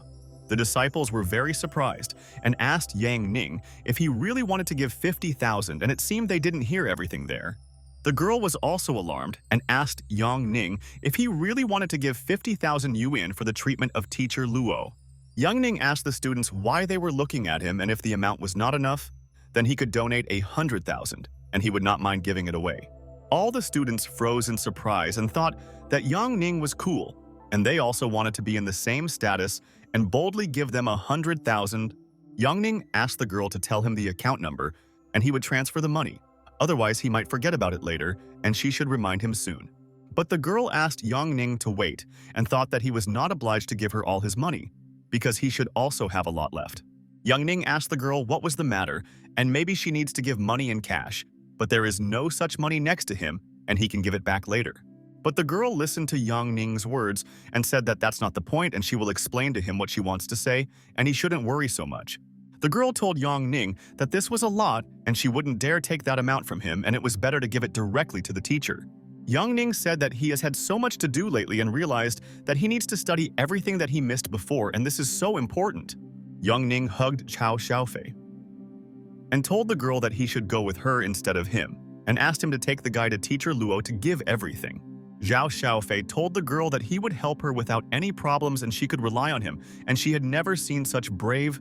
The girl said that the teacher's daughter is in Nianhu Hospital and let them all see teacher Luo in this hospital tomorrow, and it will all be true. Zhao Xiaofei felt sad, and he realized that there would be other people there, and he so hoped that he could meet the beauty, and this is darkness. Teacher Wu asked the students to stop playing football, and said that they should return to class and the teachers were waiting for them and were worried. Teacher Wu noticed Yang Ning and said that this was his star and he was so glad to see him again, and he didn't think that he had hidden potential. Teacher Wu hugged Yang Ning and thought that his mega talent was growing and he would realize his full potential and would not let go anywhere and would believe. Wang Zhihuan asked his friend why Yang Ning thought that he was mega cool and he stank, and he was lucky to defeat them and he was out of shape. A friend listened to him and Wang Zhihuan said that Yang Ning is a genius mathematician and athlete, a rich man who stinks, and what kind of nonsense he doesn't know. And then, suddenly, Wang Zhihuan remembered the bet with Zhao Xiaofei. And he should quickly go home before the guy noticed him, and this is the way. But at that moment, Zhao Xiaofei appeared next to Wang Zhihuan, and he said that he remembers everything, that the loser immediately undresses and runs. Wang Zhihuan froze in place with his mouth open and realized that now he would not be able to escape anywhere, and this was his sentence, and he did not know what to do. Zhao Xiaofei asked Wang Zhihuan what he would say. And maybe they would find a compromise and he would give him the money and he would be very happy with him. Wang Zhihuan asked the impudent Zhao Xiaofei what kind of money he was telling him about and thought that he would not give him a cent, and he was a vile guy. Friend Wang Zhihuan told Zhao Xiaofei that he was out of business and clearly not to blame, and he immediately did not like this game and wanted to relax. Wang Zhihuan suggested that Zhao Xiaofei compete again next week in the basic test and find out who is smarter. Zhao Xiaofei told Wang Zhihuan that he was daydreaming and he lost and should pay him, or he is not a man and cannot admit it. All the students started laughing, and Zhao Xiaofei told Wang Zhihuan that Yang Ning said that he was such trash and would not be able to fulfill the bet. Wang Zhihuan told Zhao Xiaofei that he will let him win, but only this time, and next time he will regret everything he knows. Zhao Xiaofei told Wang Zhihuan to get out of there and said that he could not keep his promise and also behaved like the bravest guy. Yang Ning at that time entered the principal's office, and the man told him that he had excelled at school and asked the hero what his name was, and this was important.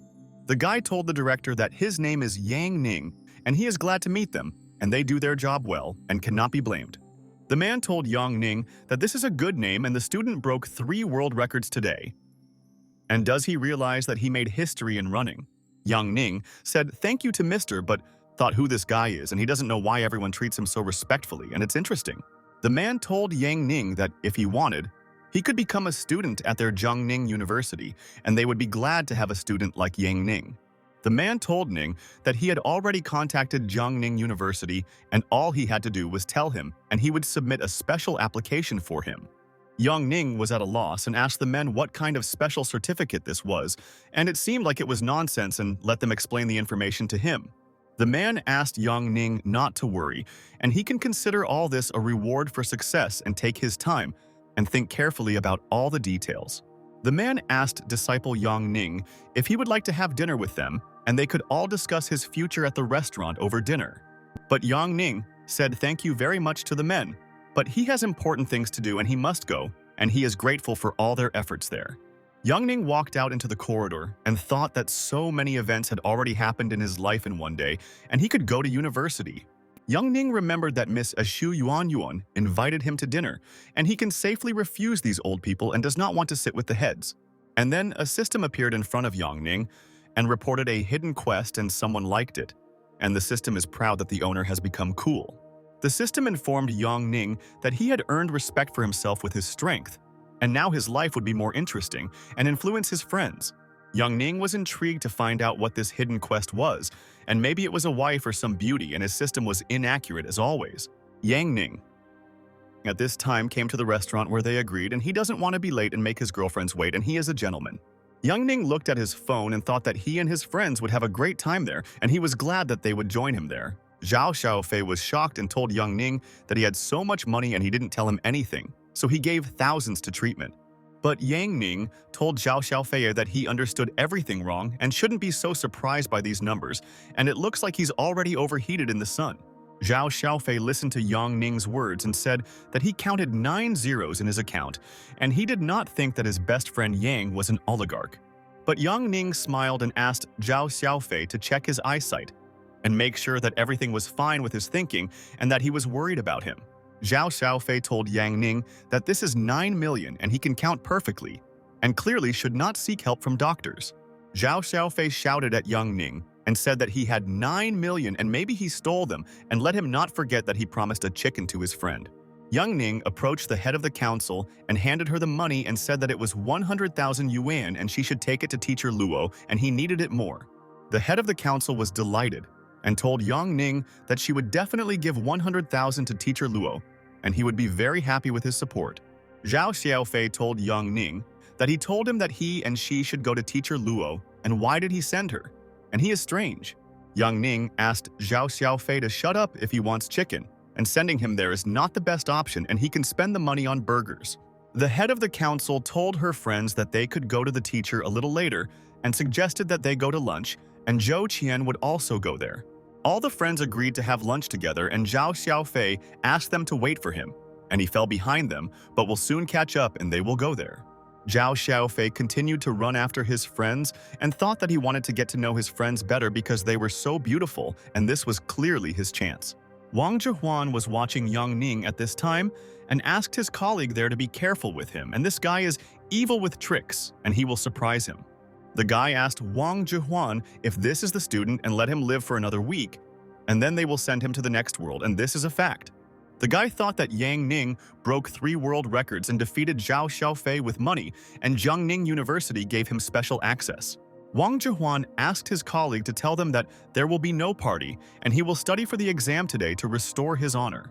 Zhao Xiaofei was delighted at this time and told his friends that they would eat in such a restaurant and he could not dream about it.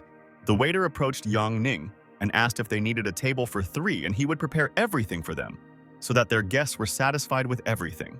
But Zhao Xiaofei was furious and started shouting at the waiter and told him that they needed a place for 4 and he forgot about it now. The waiter was shocked, and he did not notice that Zhao Xiaofei also came because he was standing behind these people and he should not be angry with him. Yang Ning hugged Zhao Xiaofei and asked his friend not to be nervous and everything was fine and he would buy him fried chicken so that his friend would be happy. The students asked their friends to stay there for now, but the 2 of them and their friend needed to go to the toilet and soon they would return and order some food. Zhao Xiaofei asked Yang Ning why he was paying for lunch because he was invited by Xu Yuanyuan, and Yang told his friend that he seemed to be an idiot. Zhao Xiaofei asked Yang Ning for forgiveness and began to look for his fried chicken on the menu, and where is his mouth-watering dish, and he will soon find. Yang Ning told Zhao Xiaofei that this is a Chinese restaurant, and where he wants to find chicken, and thought that his friend was a strange person. Zhao Xiaofei told Yang Ning that the fried chicken looked delicious, and he wanted to quickly try the dish and evaluate its taste. Zhao Xiaofei asked Yang Ning where Zhou Qian and her friend Xu Yuanyuan went, and why they took so long in the toilet now. Yang Ning tensed and asked Zhao Xiaofei to sit there, and he would quickly check what was wrong with the ladies, and he thought that they were in trouble and needed help. Zhao Xiaofei was surprised and asked Yang Ning if their friends were in trouble there, and said that he could help him, and together they were strong. Zhou Qian and Xu Yuanyuan were asking the men to go away and leave them behind, and she doesn't know what they need and why they came. Zhou Qian asked the men what they needed from them and let them say it directly and not waste time, and they would start screaming if they didn't leave. The man invited the girls to dine together and have a drink at the same time, and they will also do them very well and they will be happy, and he knows. Zhou Qian asked the scoundrels to move away from them, and she doesn't want to spend time with them, and they will regret it if they don't leave them and their friend alone. The man told Zhou Qian that their boss liked her and asked them not to resist. Otherwise, they would sell her and she would not return to them. The girls started screaming and asked to help them, and thought that they didn't think that these scoundrels would be waiting for them near the toilet and they were doomed. The man asked Zhou Qian if she was really asking for help, and in China, no one cares about anyone and no one will help her.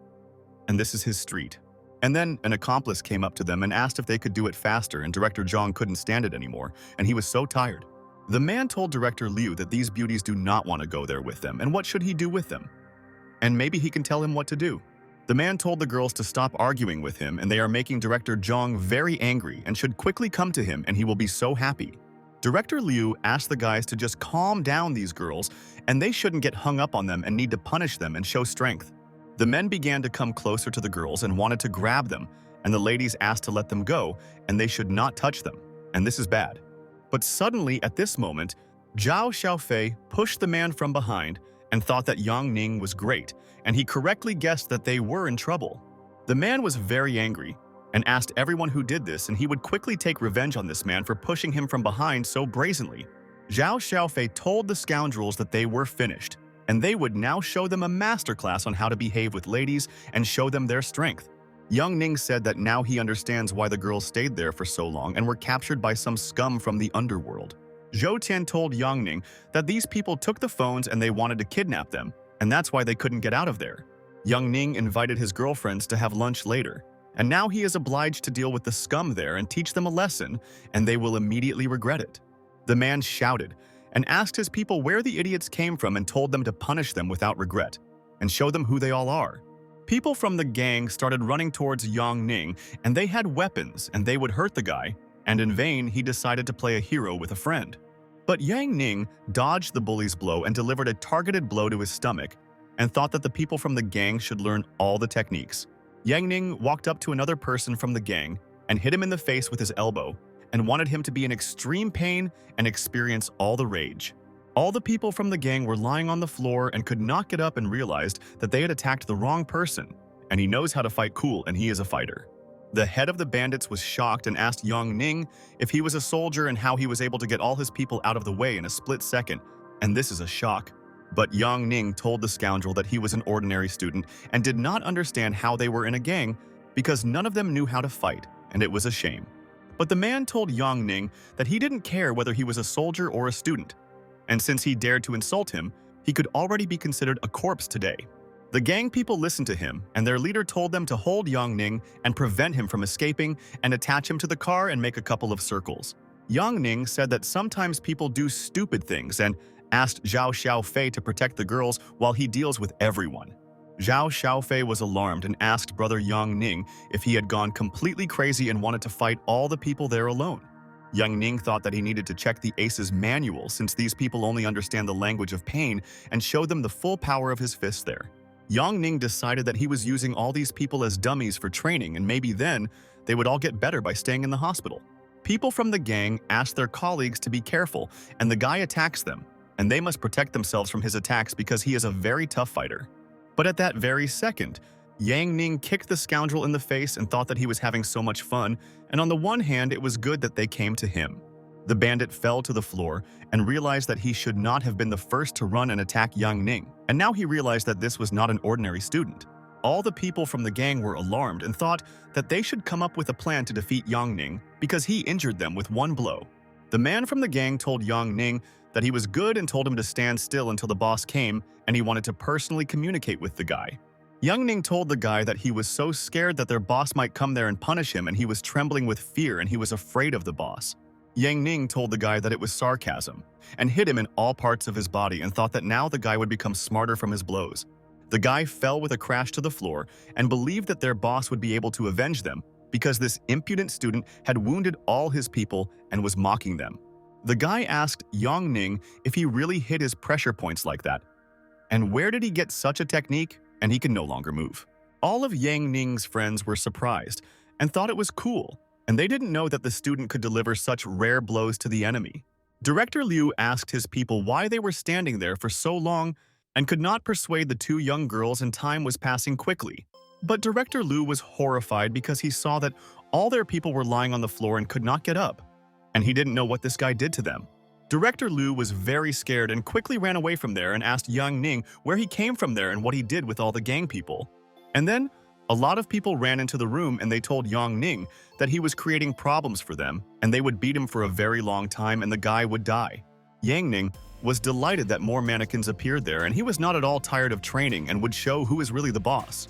Yang Ning was not taken aback and immediately kicked the guy in the face, and he should immediately taste his leg and his face would never be the same again.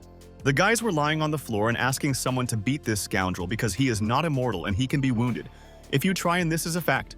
And then suddenly someone's silhouette appeared in front of Yang Ning and he asked the guy what was happening there, and they all scared all the guests of the restaurant. The boss told Mr. Liu that he should call Director Chen and report their problems, and he should know what happened there. Yang Ning asked the bandit if he really thinks that he alone has backup options, and he will upset him by saying that he is not the only one who has. Yang Ning handed the phone to Zhao Xiaofei and thought that he should clearly show all the bandits there that they should not contact them. Zhao Xiaofei told his father that he was having lunch with the mayor and some creature there destroyed the restaurant and tried to kidnap his girlfriends. The bandits began to get nervous and thought, who is Zhao Xiaofei's father? And how this person knows the mayor himself and they should be careful. Young Ning told Uncle Lu that he had encountered a problem in the form of Boss Zhang, and whether he knew him and he understood everything and would call Director Huo there. The gang people couldn't believe it.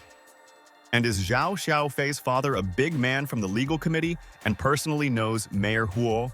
Young Ning turned on the speakerphone and Uncle Lu asked Young Ning just not to worry, and while he was resting in Nanhu, but soon he would punish everyone. The gang leader was amazed and realized that he had offended the wrong person and the guy had such connections, and how could he have known about this before?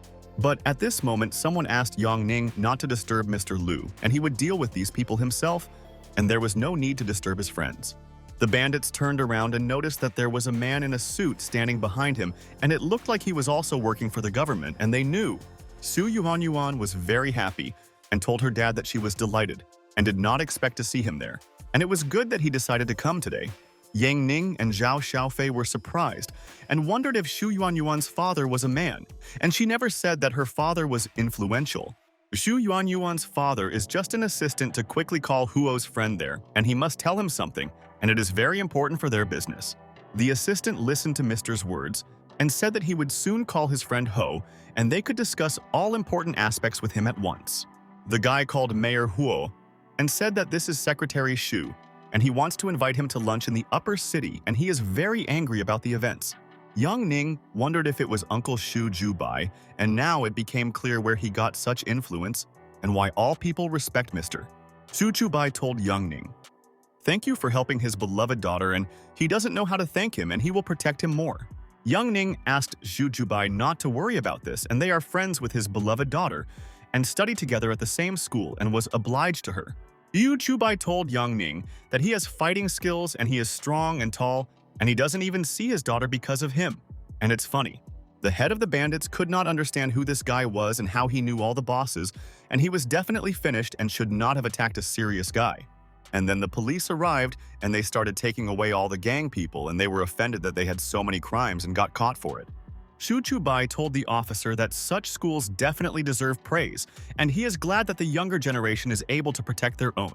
Yang Ning told Mr. Shu Chubai that his thank you was enough and thought that everyone was afraid of him, and therefore his thank you was a blessing for them. Mr. Shu Jubai asked Yang Ning why he was refusing the reward now because he didn't feel sorry for him, and he did the best for him. Yang Ning listened to Shu Jubai's words and thought that this is a very brave and serious person, and you need to communicate with him carefully and not make him angry. Yang Ning told Shu Jubai that he had exams soon, and therefore he wanted to go home and prepare for all subjects in peace and comfort. Mr. Shu Jubai told Yang Ning that he acknowledges his thought, but he will remember what he owes him and will thank him for his bravery in the future. Shu Jubai told Yang Ning that he heard that he donated as much as 100,000 to help treat leukemia, and he wants to find out. Yang Ning told Mr. Shu Jubai that this was true, and he then wanted to do a good deed because people should help in difficult times. Shu Jubai was surprised that Yang Ning alone gave 100,000 and the entire Nanhu 3rd Middle School collected only 300,000 yuan there. The man said that when he returns he will closely monitor Secretary Shu and make sure that everything is done. The man said that on Monday he would gather the school management and raise funds among them because they know that they have money. Shu Jubai was pleased, and he also knows that all these people have a lot of money and they need to be pushed to start helping them. And at that moment, someone told Secretary Shu Jubai that he was so glad that he was in town and wanted to personally meet him today. And he is the best? The man asked Secretary Shu Jubai if he was okay, and he was very worried about his friend, and so he immediately rushed there when he found out. Yang Ning asked Zhao Xiaofei what his father was doing there, and she didn't tell him about her location and why he came to Shu Jubai. Zhao Xiaofei told Yang Ning that he told his father that Secretary Shu Jubai had already arrived at the restaurant, and he decided to immediately come there in person. Father Zhao Xiaofei asked for forgiveness from Secretary Shu Jubai, and he said that children do not always think correctly, and it was so difficult for him. Yang Ning approached Zhu Yuanyuan and said that he did not think that she was the daughter of the city committee secretary, and she did not mention this fact. But Zhu Yuanyuan told Yang Ning that he misunderstood her and that she lived with her mother and therefore did not want to talk about it even to her friends. Young Ning told Xu Yuanyuan that now he understood her, and her parents live separately, and she didn't want to advertise it, and it's so sad. Xu Yuanyuan said that there is nothing wrong, and her mother is just a housewife and she does not interfere in her father's affairs and does not interfere with him. Xu Yuanyuan thought that on the one hand she was glad that Yang Ning found out about this because sooner or later she would have to tell it. Zhou Qian, at this time, looked at how long Xu Jubai and Zhao Xiaofei's father were communicating, and they were carefully discussing some matters with him. Zhou Qian realized that Zhao Xiaofei's father and Uncle Lu are friends, and what kind of people they are, and they seem to be discussing important matters of their country, and that's cool. After that, Yang Ning went home and went to bed and thought that he was definitely tired and should gain strength and energy, and he slept well in the house. Yang Ning woke up the next day and thought that today was his weekend, and he wanted to go for a walk in the fresh air. Yang Ning decided that he should visit Uncle Lu since he asked him for help yesterday and explain everything to him, and hopes that Uncle Lu didn't see that video. And then Yang Ning noticed that someone was calling him and he had to answer, and this could be important, and he had time to listen to the person. Yang Ning answered the call and told the man that he was listening to him, and he could talk to him and thought that it was important for him to find out who he was. The man asked the guy if he remembered him, and last time he made an order, and he knows that Yang Ning could not forget about him quickly. Yang Ning was happy and realized that it was Uncle Joe and asked his friend how his uncle was doing and what new had happened in his life during all this time. Uncle Joe told Yang Ning that he was fine and said that if he wanted to look at the order, he should stop at the stall sometime. Yang Ning told Uncle Joe that he was very interested in what else he does besides carving and whether he has other hobbies that he doesn't know about. Uncle Joe told Yang Ning that he was asked to sell something and he can show him this thing if he wants to know. And it's not difficult for Uncle. Yang Ning told Uncle Joe that he was right next to him and would soon approach him there, and realized that people were recognizing him more and more, and this was very dangerous.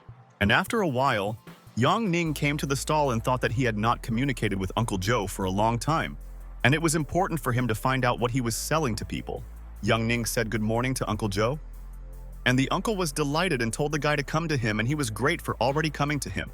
Yang Ning asked Uncle Joe what he wanted to show him and asked his system to be activated, and he really needed it now for business.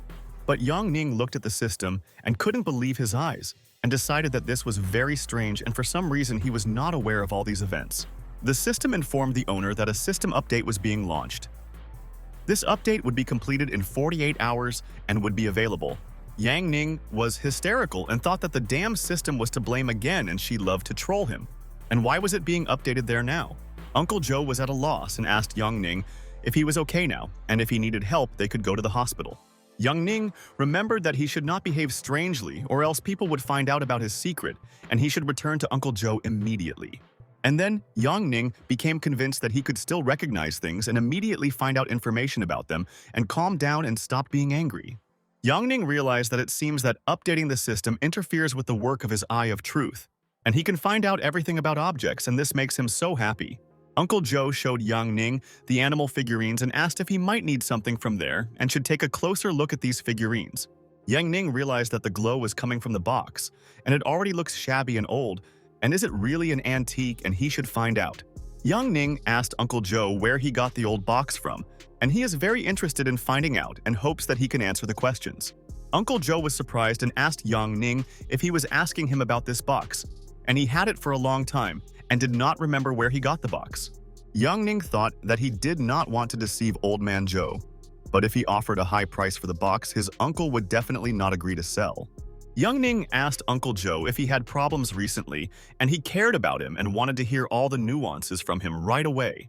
Uncle Joe exhaled and thought that he should tell Yang Ning everything, and then he would feel better and would not worry so much now.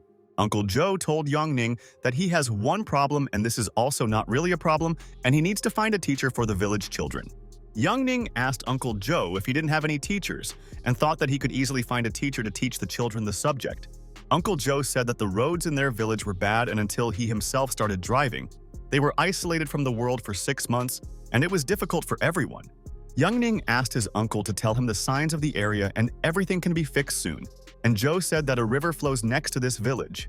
Yang Ning asked Uncle Joe if he could help him with the roads, and then they would not have any problems and the teachers would agree to teach all the children. But Mr. Zhou told Yang Ning that in order to make the road, they need 100,000 yuan, and they don't have that kind of money, and that's the problem with construction. Yang Ning told Mr. Zhou that money is not a problem for him, and he can already spend 2 million yuan on this project, and he is not lying to them. Uncle Joe asked Yang Ning why he wants to help them, and what is the benefit for him because they cannot return his money and there is no profit. Yang Ning told Mr. Zhou that he wanted to do a good deed and it was true, and perhaps he could develop planting in the area. Uncle Joe did not believe his luck, and he told Yang Ning that then he is the benefactor of Liu Jigao, and he gives him his respect and praise to Yang. But Yang Ning told Mr. Zhou that there is no need to bow to him, and they are friends with him, and he himself wants to help the people in the village, and this is help. Yang Ning stood near the stall and thought that Uncle Joe and all his friends are modest people, and he wants to do a good deed this year. Yang Ning told Mr. Zhou that here is the carrot, and the password are 6 sixes, and in a couple of days he will contact the right people and they will start business. Mr. Zhou said thank you to the kind man, and if he needs to grow something from him, he can safely contact Mr. Yang Ning told Mr. Zhou that he understood him and let them discuss all this when the new roads are ready and they are the first to travel with him. Yang Ning said goodbye to Mr. Zhou and thought that it was not in vain that he went out for a walk in the fresh air, and he was lucky that he met Uncle Zhuo. Yang Ning thought that everything went well and people would be happy, and he did not pursue selfish goals and just wanted to help the residents. Afterwards, Yang Ning came to visit Uncle Lu and must thank him for helping to solve the situation yesterday, and the bandits were in fear there. Uncle Lu asked Yang Ning if he seriously wants to build roads, and usually the price of 10 kilometers is 10 million, and that's not little. But Uncle Lu told Yang Ning that they could make a lot of money and he should approach this issue responsibly and keep an eye on everyone. Yang Ning asked Uncle Lu to stop talking nonsense, and there is not a big city but a small village, and he just decided to help without falsehood.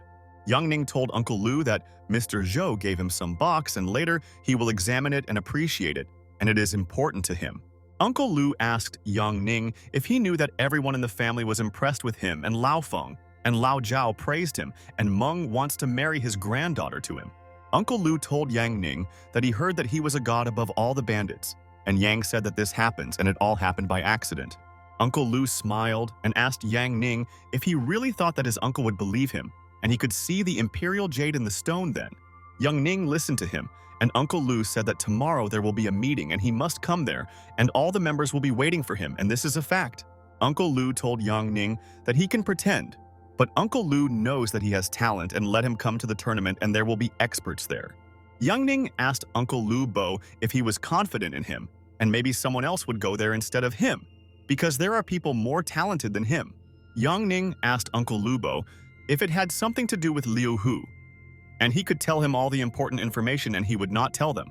Uncle Lu Bo told Yang Ning that Liu Hu is just a pawn in the game and he is targeting the commander and believes that he can take over everything there. But suddenly, Yang Ning suggested to Uncle Lu Bo that he would personally deal with Liu Hu, and Uncle could not believe his ears that he was hearing this from Yang Ning there. Uncle Lu Bo asked Yang Ning what he would do with Liu Hu, and he hid well, and it would be difficult to find him, and he did not know how Yang would find him. Yang Ning asked Uncle Lu Bo if he thinks that the driver is to blame and he is a pawn, and only they need to look for the person who wants to kill her. Yang Ning told Uncle Lu Bo that he thought that this time the culprit was already a woman, and Uncle wanted to hear the nuances from his friend. Yang Ning said that the miss is very beautiful and the man would not want to kill her, but would appreciate it, and the actions have one intention, and that is to kill the lady. Yang Ning said that Liu Hu tried to kidnap Miss for games, and this guy is not so smart, and he thinks that the motive is the same, and it is envy, and he knows it. Uncle Lu Bo said that this makes sense and thought that Yang Ning is right and she is an idol for all the men who want her. And this is a lady. But Yang Ning told Uncle Lu Bo that this is his guess and he definitely doesn't know Miss Lin's entourage and therefore may be wrong in the question. But Uncle Lu Bo told Yang Ning that he was great, and he immediately reduced the circle of suspects and thanked him for deciding to help him in their case. Uncle Lu Bo was determined and serious and told Yang Ning that he would soon find the true culprit and severely punish him for everything. The next day, Yang Ning got up early in the morning and he had such a good rest yesterday because today he has an important meeting and he is ready for anything. Yang Ning put on a fashionable suit and got out of the car with Uncle Lu Bo and thought that this man could support him in any trouble. Uncle Lu Bo told Yang Ning that today everything depends on him, and everyone there thinks that he will disgrace himself, but he must defeat everyone and this is important. Young Ning listened to Uncle Lu Bo's order and said that he understood it and he can rely on him and soon they will shut up all the critics there. And then a man met them on the way and said that he no longer believed his eyes. And this was Old Man Lu Bo, and he decided to come there and it was a mistake. The man asked Lu Bo if he really came there to lose his money, and he thinks that a complete failure awaits him and he knows him. Uncle Lu Bo was angry and told his colleague that he was right and he had money, but the question was whether they could take it from him and he doubted it. The man asked Lu Bo if he thought that he was a mafioso and told him to leave there and said that he was not welcome there and in vain he visited them there. Uncle Lu Bo was furious and told the man that he was a scoundrel and he would quickly teach him good manners and he would know how to behave on the street. Young Ning asked Uncle Lu Bo not to communicate with this mafioso, and he knows that he is unlucky with roulette and today he will definitely have no luck in their hall. The man was angry and asked Young Ning if he was saying that he was an unsuccessful mafioso and he had no luck with roulette and the guy was tired of living. But Young Ning didn't pay attention to this man and asked Uncle Lu Bo to forget about it. And this guy probably loves playing roulette so much. The man was furious and asked the scoundrel Young Ning if he really thought that he would not dare to punish him and told him to go to him there. But Young Ning told the man that his mistress was calling him and he should already go to a 5-star hotel, but people like him should not be allowed there. Uncle Lu Bo told Yang Ning that he was just a monster and asked him to calm down already and there was no need to humiliate this man like that and let him leave. Young Ning smiled and told Uncle Lu Bo that he learned from the best and he will crush them lightly and no one can argue with him and he is so confident. The man thought that he was vindictive and would never forget this, and soon Young Ning would greatly regret that he mocked him in front of people. Uncle Lu Bo asked Young Ning to be careful with people like this, and such people will remember this in the future and they will not forget. Uncle Lu Bo told Yang Ning that this man also has people but he is much better than him at covering his tracks, and that is why he warned him. Yang Ning told Uncle Lu Bo that he is also full of surprises and they are similar to this person in some things, and he thinks that they are both friends. Uncle Lu Bo asked Yang Ning if he decided that he and this idiot are friends and he shouldn't tempt fate and it's pissing him off now. And then suddenly, Yang Ning heard someone tell his father that this was the same brat there, and he didn't expect to see him at their meeting today. Yang Ning turned around and noticed that Zhou Shuibin and his father were standing behind him, and they were dangerous and vile people, and they could expect anything from them. Yang Ning asked if it was Zhou Shuibin, and let him not be afraid. And in front of him stood a master of goldsmiths, and he definitely could not compare with him. Zhou Shuibin told Young Ning that he did not think that he would meet him there, and this is a great gift for him from fate because he wanted to tell him. Young Ning agreed with Zhou Shuibin and said that he also did not expect to see him there, and he managed to surprise him with his arrival with his father. Uncle Lu looked at Zhou Shuibin's father at that time, and he recognized Zhou Bokang and did not expect him to come to the meeting today. Uncle Lu Bo and Zhou Bokang looked at each other with anger and thought that they hoped that he would not be lucky today and they would leave with nothing. People looked with interest at the clash between the men and realized that even sparks were flying from them, and they should stand further away so as not to get hit. And at that moment, some guy approached his uncle and asked Lu Bo if he was there too. And what an unexpected meeting, and he was glad to see him there. Uncle Lu Bo and Yang Ning stared at this guy, and she could understand what he wanted from him, and they managed to see so many old acquaintances there. The guy told Lu Bo that they had not seen each other for a long time, and he wanted to ask him many questions that his friend had accumulated over all this time. Uncle Lu Bo recognized this guy and thought that everyone seemed to be in cahoots and were specially approaching him to meet him at the entrance, and it was so cute. Uncle Lu Bo said that it was Yu Shu and he didn't expect to see him, and definitely didn't think that he would come to the meeting today and what he needed from him. Uncle Lu Bo asked Yu Shu if he was really collaborating with that pathetic scoundrel, and how could he join him and already forget about everything. Yu Shu said that he invited Uncle Lu and Zhou to provide his company today, and this is all very important for his project. Zhou Bokong said that President Li is very polite. If we consider that this company is small, then most of the Nyanhu company is already trash. Uncle Lu Bo told Yu Shu that he was telling him right away, and he should already stay away from Zhou Bokong. And doesn't he remember those events? But Yu Shu told Lu Bo that their business was changing and for whoever paid the most, this person would play. And everything turned out to be very simple. Yu Shu told Uncle Lu Bo that they would talk to him later, but now he is so busy and has a lot of important things to do and he has no time to stand with his uncle. Uncle Lu Bo listened to Yu Shu's words and wanted to shout at the insolent man and remind him of who he was before, but he restrained his anger. Uncle Lu Bo told Yang Ning that Yu Shu is too naive, or he is playing with him there knowing what kind of old man Zhou Bo Kong really is by nature. Yang Ning thought that he was thinking about Yu Shu, and his intuition said that it would be difficult with him, and he immediately noticed such people on his way. Yang Ning thought that if you imagine a chess game, then this guy is a pawn deceiving everyone else, and he is sure of it. Yu Shu told Uncle Zhou Bo Kong that he seemed angry about something, and he could tell him all the information and they would resolve the conflict together. Zhou Xueben told Yu Shu that the guy with Lu Bo had recently deceived his father, and therefore he could not forget about that act. Yu Shu told Zhou Xueben that he heard that Mr. Zhou personally sold Yang Ning these stones, and maybe this is not true, and he is mistaken now. Zhou Bokong told President Yu Shu that he was right and asked Zhou Xueben to stop talking about it and behave civilly in everything. Zhou Xueben told his father that he shouldn't hold a grudge and Yu Shu can help them take revenge on the scoundrels, and it's in vain that he doesn't talk about everything. Yu Shu told the Zhou family that they are personally under the protection of his company, and he hopes that they will defend his honor there, and he is a newcomer. Yu Shu told Mr. Zhou that he and Zhou Xueben should not make a mistake there twice, and they know that that child has skills. Zhou Pokong told President Yu Shu that he understood everything, and he can trust them, and they will not let him down, and will now keep an eye on Yang Ning. At this time, in the hall, a man shouted at Lu Xiaosun and said that this is not a person but a creature, and he doesn't know how the earth carries such people now. The man was furious and said that he remembered what he did and now he must wait for something to happen to him soon. The man asked Old Man Chen to calm down, and as far as he knows, Luo Geoksun plays without rules in gambling, and he understood him. Mr. Chen asked his colleague if he really thinks that they can pretend that everything is fine and wait until they kill him, and that's their idea. The man told Mr. Chen that they want to humiliate him publicly, and therefore he advises him not to count the money, and it will not be needed for their plan. Mr. Chen asked his colleague if he was saying that Yang Ning obviously doesn't know anything about jewelry and can easily be caught there. The man told Mr. Chen that the main game is cutting stones, and if he does not do this, he will ruin his reputation among all people. At this time, all the people began to gather at the exhibition fair and thought that they could find valuable antiques there if they looked closely. Uncle Lu Bo looked at the stone and told Yang Ning that he didn't know if there was jade there and how he understood it and could he explain everything to him briefly.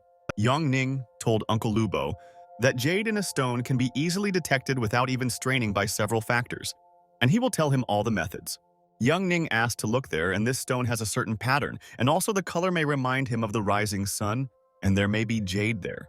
But to accurately determine whether there is jade in a stone, you need to find the outgoing yin energy that displaces the yang energy from his hand now. But all the people started laughing at Yang Ning and said that he was really talking about yin and yang, and he definitely needed to go to a mental hospital with such knowledge. Uncle Lu Bo was shocked and asked Yang Ning if there was definitely jade inside this stone and he didn't know it, but his friend could easily find out.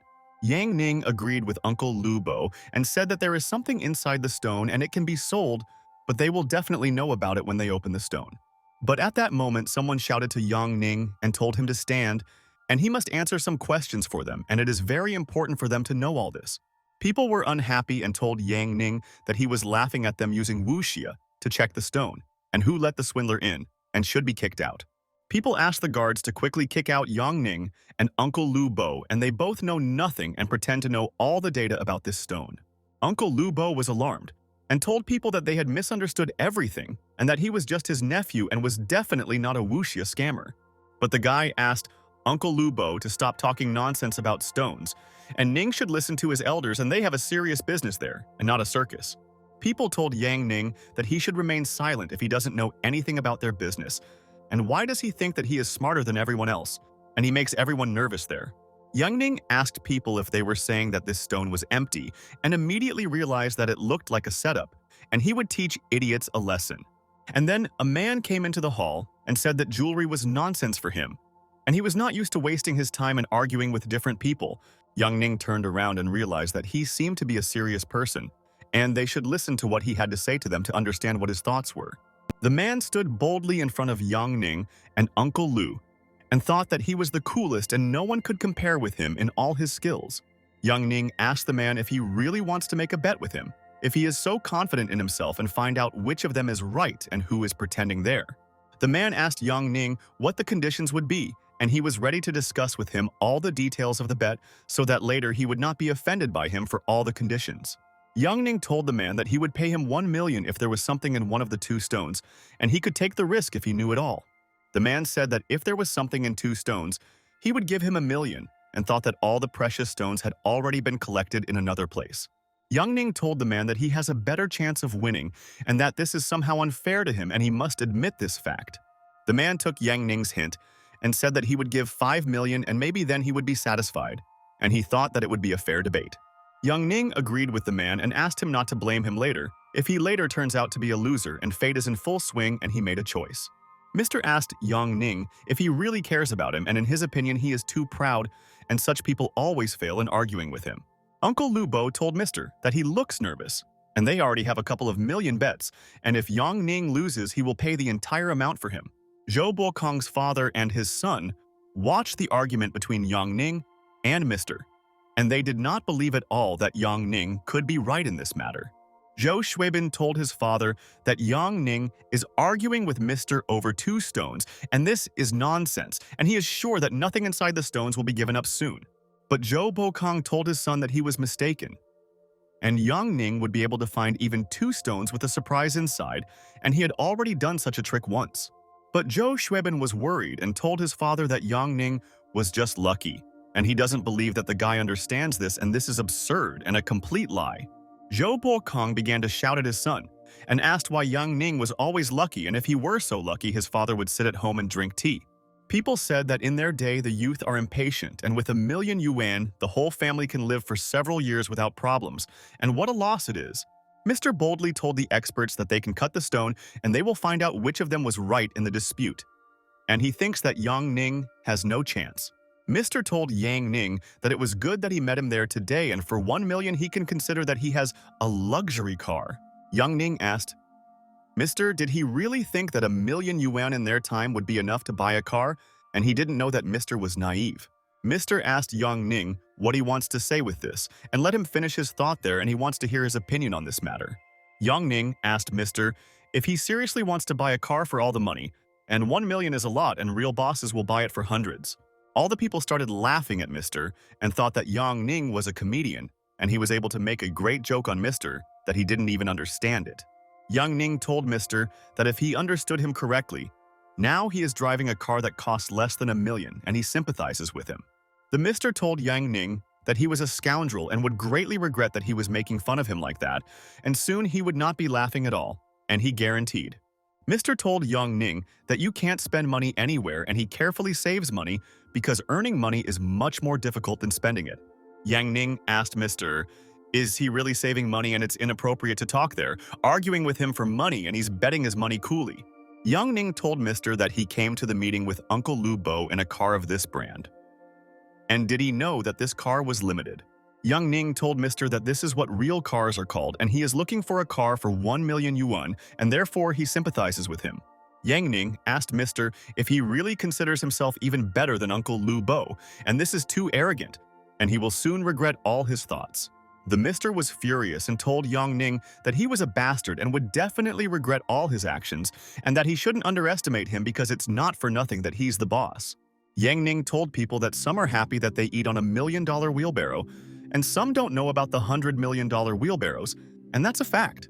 Uncle Lu was pleased with Yang Ning's behavior and thought that he was his boy, and he could take note of a few words from his debates there now. Mr. told Yang Ning that he talks a lot for a young guy, and he definitely won't let the guy with red hair explain everything to him. But Uncle Lu Bo mocked Mr. and asked him not to be afraid, and said that his nightmare had already come true, and he did not notice that they checked the stone. The expert told all the people that there was a jewel in the stone, and Yang Ning was 100% right, and he doesn't know how he managed to see it. The carver told people that inside the stone there were only green grains, and this is not what he expected to see, and it seems he was a little mistaken. All the people were in complete shock from the expert's words. They didn't believe that he himself didn't know what kind of green grains they were, and he needed to explain everything briefly. People didn't know how Yang Ning was able to notice the object in the stone, and he was not afraid to argue with Mr. 1 million and was confident that he would win. People opened their mouths and did not know how this could happen because there is no way to determine whether there is any object in the stone. Mr. began to get nervous and could not understand if all the stones had not been taken away from there and how 2 cobblestones turned into a stone with a surprise inside. The expert told the guests that with their permission, he would cut the second stone, and then they would find out which of them was right, and this was so interesting to everyone. Yang Ning told the master that he can safely cut stone, and he is sure that a surprise awaits them there too, even if no one believes in it and he knows everything. Mr. listened to Yang Ning's words and asked the expert not to do this, and this stone of his is just a cobblestone, and inside, they will not be able to find anything there. The expert started his work and thought that he had been doing this for so many years. But he had never met a guy like Yang Ning with such intuition, and he is a magician. The expert told people that he cut the stone into 6 equal parts, but he does not yet see any objects inside it, and it seems empty there. Mr. was delighted and suggested that he would definitely win, and Yang Ning had already made a mistake and he would lose $1,000,000 because of his courage there. Yang Ning asked the Mr. if he was sure of this, and maybe they would raise the stakes and it would be more interesting to follow the result, and he knows that the Mr. is cool. Mr. listened to Yang Ning's words and was alarmed and asked what he was talking about and seemed to be completely crazy and wants to lose all his fortune. Yang Ning told Mr. that he is a real player and he has more chances and his 1,000,000 car can become even cooler in an instant. The Mr. thought and told Yang Ning that he doesn't mind and he has no chance and he will just give him the money and he will hit the jackpot today with him. Uncle Lu Bo said that Yang Ning has iron nerves and character, and he agrees that they will increase the stakes, and he intrigued him even more. And then suddenly, Uncle Lu Bo said that they would increase the rates to 10 million, and he hoped that both sides would agree with this amount. All the people were completely shocked by Uncle Lu Bo's words and thought that they had never heard of such an amount, and 10 million was something. Mr. was thinking, and his instinct says that there is a catch, but if he still manages to win, he will get a lot of money, and that's cool. Mr. turned around and noticed Mr. Chen standing behind him with a friend, and they were discussing something, and he didn't like it at all, and he thought, the friend looked at Mr. Chen with a sly look and thought that the time had come and he must act, and they would take revenge on Yang Ning for all his sins. Mr. Chen began to approach the people playing and asked if he could also join, and he would not argue with them in their bet. Mr. Chen asked Dear Bao and Lu what they thought about it, and he wanted to hear their opinion before participating there. Uncle Lu Bo was surprised and asked Mr. Chen if he was also interested in this now, and he didn't know that he was into betting. Uncle Lu Bo told Yang Ning that if he wins, his uncle will immediately send him a sports car, and he won't lie, and it will be the most expensive car.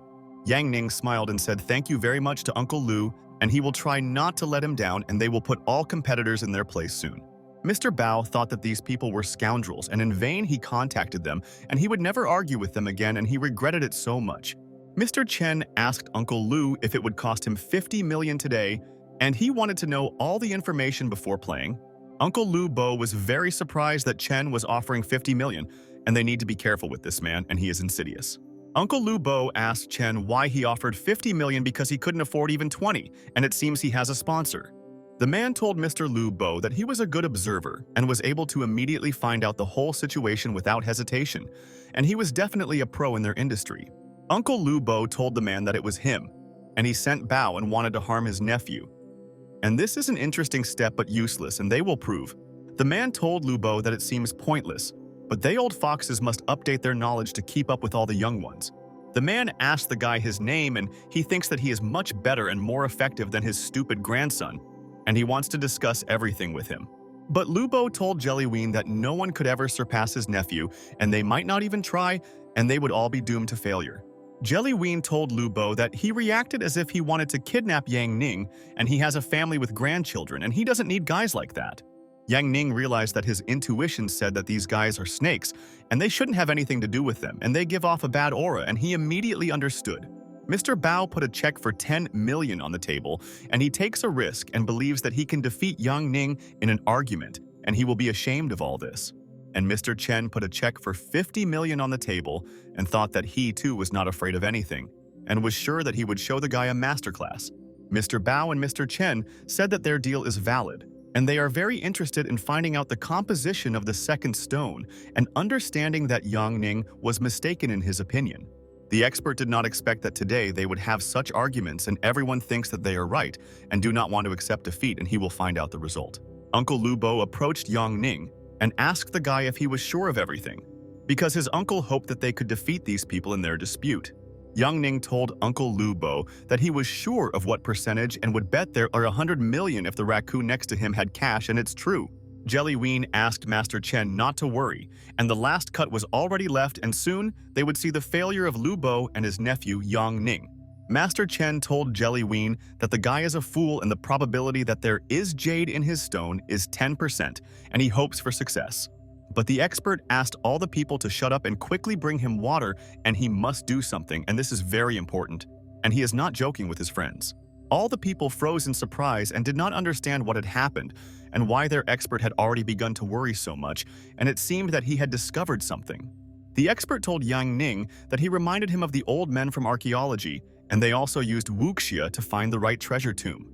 The expert told Yang Ning that he was surprised that he knew everything, and perhaps his skills would help identify hidden bloodstones, and that was cool. Mr. Bao was surprised and asked the expert what he meant, and he did not understand the essence of his words and let him explain to everyone what he was saying.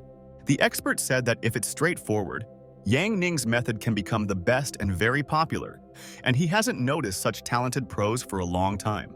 Mr. Bao was perplexed and asked why his method could become so popular in the future, and he didn't do anything. Uncle Lu Bo was amazed by Yang Ning's knowledge, and he will be able to get ahead of his time in their industry because no one can find jade like that. People begged Yang Ning to sell them the stone, and they would give 2 million today, and a friend could choose any jewelry from his store. But another man told everyone to shut up and asked to take the stone for 5 million, and that price should definitely suit him, and that's a fact. The man told Yang Ning that he would offer him 10 million, and he must agree because no one would offer him another amount. Yang Ning listened to people's words and was surprised. And what kind of bloodstone is this? And it seems like nonsense, but all the people want to buy the stone already. Yang Ning realized that 10 million is a lot, but he must wait a little, and there are now only 2 hours left before the system update. But the expert told people that it was not a bloodstone, but just a brightly colored red ice stone, and they should calm down. People couldn't understand what kind of ice stone and ice seed it was, and it seemed like he had heard information about this stone, but he wouldn't remember it. A friend said that he doesn't know what's going on today, and this is jade from an ice seed, and it looks like Yang Ning can see everything in their world, and he was again able to surprise everyone. And then Uncle Lu Bo said that he wanted to take the check now, and thought that he did not doubt Yang Ning, and knew that he could defend his uncle's honor. Zhou Xuebin was at a loss, and this is the first time he has heard about the ice seed, and maybe Yang Ning discovered some new type of jade today. Zhou Xuebin asked his father what it was, and only he could clearly explain everything to him because other people seemed to have completely lost the meaning. Zhou Bokong sobbed in despair and said that it was his personal ice seed, and these were the imperial stones, and let Yang Ning perish.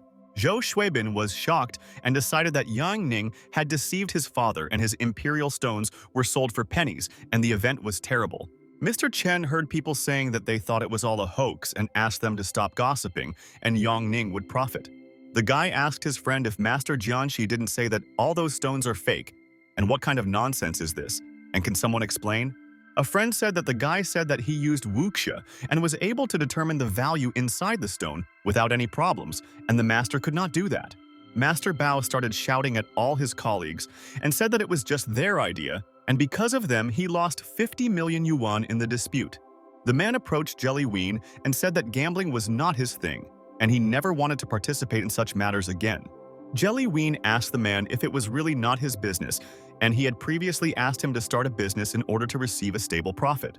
The man was serious and told Jellyween that he had already lost his grip, and since he lost, then it was his problem, and they didn't care. The man asked Jellyween if he really played against Lu Bo and stopped behaving like that. Otherwise, he will disgrace himself, and he knows the rules. Jellyween and Mr. Chen stood together and realized that they had made a mistake, and Uncle Lu Bo had tricked everyone along with Yang Ning. Mr. Chen asked Jellyween what happened, and he thought that he knew how to fool that guy, but he himself fooled them all now. Jellyween asked Mr. Chen to calm down and said that they would slowly move on to the next plan and achieve what they wanted soon. Yang Ning handed Uncle Lu Bo a check for 5 million and said that he was his investor during the dispute and he would never forget the kindness. But Uncle Lu Bo also handed Yang Ning a check and said that there were already 10 million for him, and he had to think about what to buy with all this money. Yang Ning was happy and said thank you to Uncle Lu Bo, and he knew that with him he would achieve success, and he helped him a lot and believed in him to the end. Uncle Lu Bo asked Yang Ning if he would tell him now about being stingy, because he won 50 million and he is just silent. Young Ning told Uncle Lu Bo that he did nothing and only chose 2 random stones and said a few words, and they did the rest themselves. But Yang Ning said that he didn't think that there were so many rich people who wanted to give away their money, and he liked this place. Yang Ning learned that 15 million had already been transferred to his bank account, and he should go to the system and find out something there. Yang Ning realized that his balance was 24 million, but for some reason the mission indicator was still at 8 million. Yang Ning thought maybe it was because of the system update, and after all, this could have happened and he should wait to find out about everything soon. And then Yang Ning heard Uncle Lu Bo calling him and wanted to discuss something with him now, and he would later figure out the system when he came home. Uncle Lu Bo told Yang Ning that his friends wanted to have lunch with him and they would be glad if he spent some time talking to them. Yang Ning wondered why Uncle Lu Bo's friends wanted to have dinner with him and asked if he didn't want to buy his jade, but now he won't sell it. Uncle Lu Bo told Yang Ning that his friends were not interested in his stone, and they wanted to hear his advice, and wuxia would already be the most discussed topic. Uncle Lu Bo asked Yang Ning if he didn't want to leave the jade for Miss Z, and he should carefully consider all his actions there. But Yang Ning told Uncle Lu Bo that he did not want to sell the jade for now, and he had enough money, and maybe then he would think about this matter. Uncle Lu Bo told Yang Ning that saving is a good necessity for a student, and this way he will learn how to properly manage resources in the future. Uncle Lu Bo told Yang Ning that if any of these people want to talk to him there, then let them talk and extra connections won't hurt him. Uncle Lu Bo exhaled and told Yang Ning that at that age he was completely absent-minded and could not conduct business competently, and this interfered. Yang Ning asked Uncle Lu Bo not to be nervous and said that he would figure everything out there himself and he didn't need to be afraid because of anyone in this hall. People quickly surrounded Yang Ning and asked her to tell her how to use wuxia effectively and how it works, which is important to know. Yang Ning told people all the information about how wuxia works, and they now know a lot and can tell their friends about it. People were delighted and thanked Mr. Yang Ning, and today, thanks to him, they have learned a lot and can now use. Yang Ning thought that there were so many people who believed in such things, and he didn't know that they were so naive and would not ask him questions there. And then, a system appeared in front of Yang Ning, and he realized that he had to turn to it because he spent the whole day without a system, and it's so difficult. The system notified Yang Ning that the update was completed and he could use it again, and Yang Ning was very happy to hear about this. Yang Ning decided to look at the new toys in the system, and maybe the interface has changed, and he should study everything so as not to get confused in it later. Yang Ning wanted to take into account the titles online, and the system will help him with this, and he believes that during this time he has achieved success in many ways. Yang Ning realized that getting a title adds new things, and he will already receive an exclusive item and a discount, and it looks like a VIP system. Yang Ning wanted to know what his level was, and he had not checked his results there for a long time, and believes that he was able to ruin many aspects in the body. Yang Ning noticed that his civil level and religion, his work and skills were still blocked and he could not find out all this. Yang Ning thought that it seems that these indicators are blocked because of his level, and maybe when he increases his level, he will unlock all the data. Yang Ning realized that you need to exchange prestige points to gain experience to improve your title, but they can be obtained by completing missions. Yang Ning wanted to check what else is in the prestige store, and he likes the updated system so much and will check what else has changed. Yang Ning saw a broken egg doll and a small title experience card in the prestige store and didn't understand if there were only 3 items there. And then Yang Ning froze in place looking at the thing in the store and thought that before that he thought it was garbage, but it seems he was very mistaken there. Yang Ning saw a golden egg, and there is also a chance of finding excellent quality, and in this case the thing can cost a lot of money, and that's cool. Yang Ning thought that it was cool, and as soon as he broke it, he could immediately get a surprise, and he couldn't wait to open this egg. Yang Ning wanted to buy it but didn't know how, and a scroll appeared in front of him, and he realized that the system had given him a hint and he should study everything. The system reported that using the identification scroll can improve his skill, and if he is able to check what is inside the thing. Yang Ning was surprised because he noticed that this store has a time limit, and after the time expires, all items will immediately disappear. Yang Ning realized that there were less than 10 hours left and he needed to quickly complete 19 prestige missions to buy 1 egg.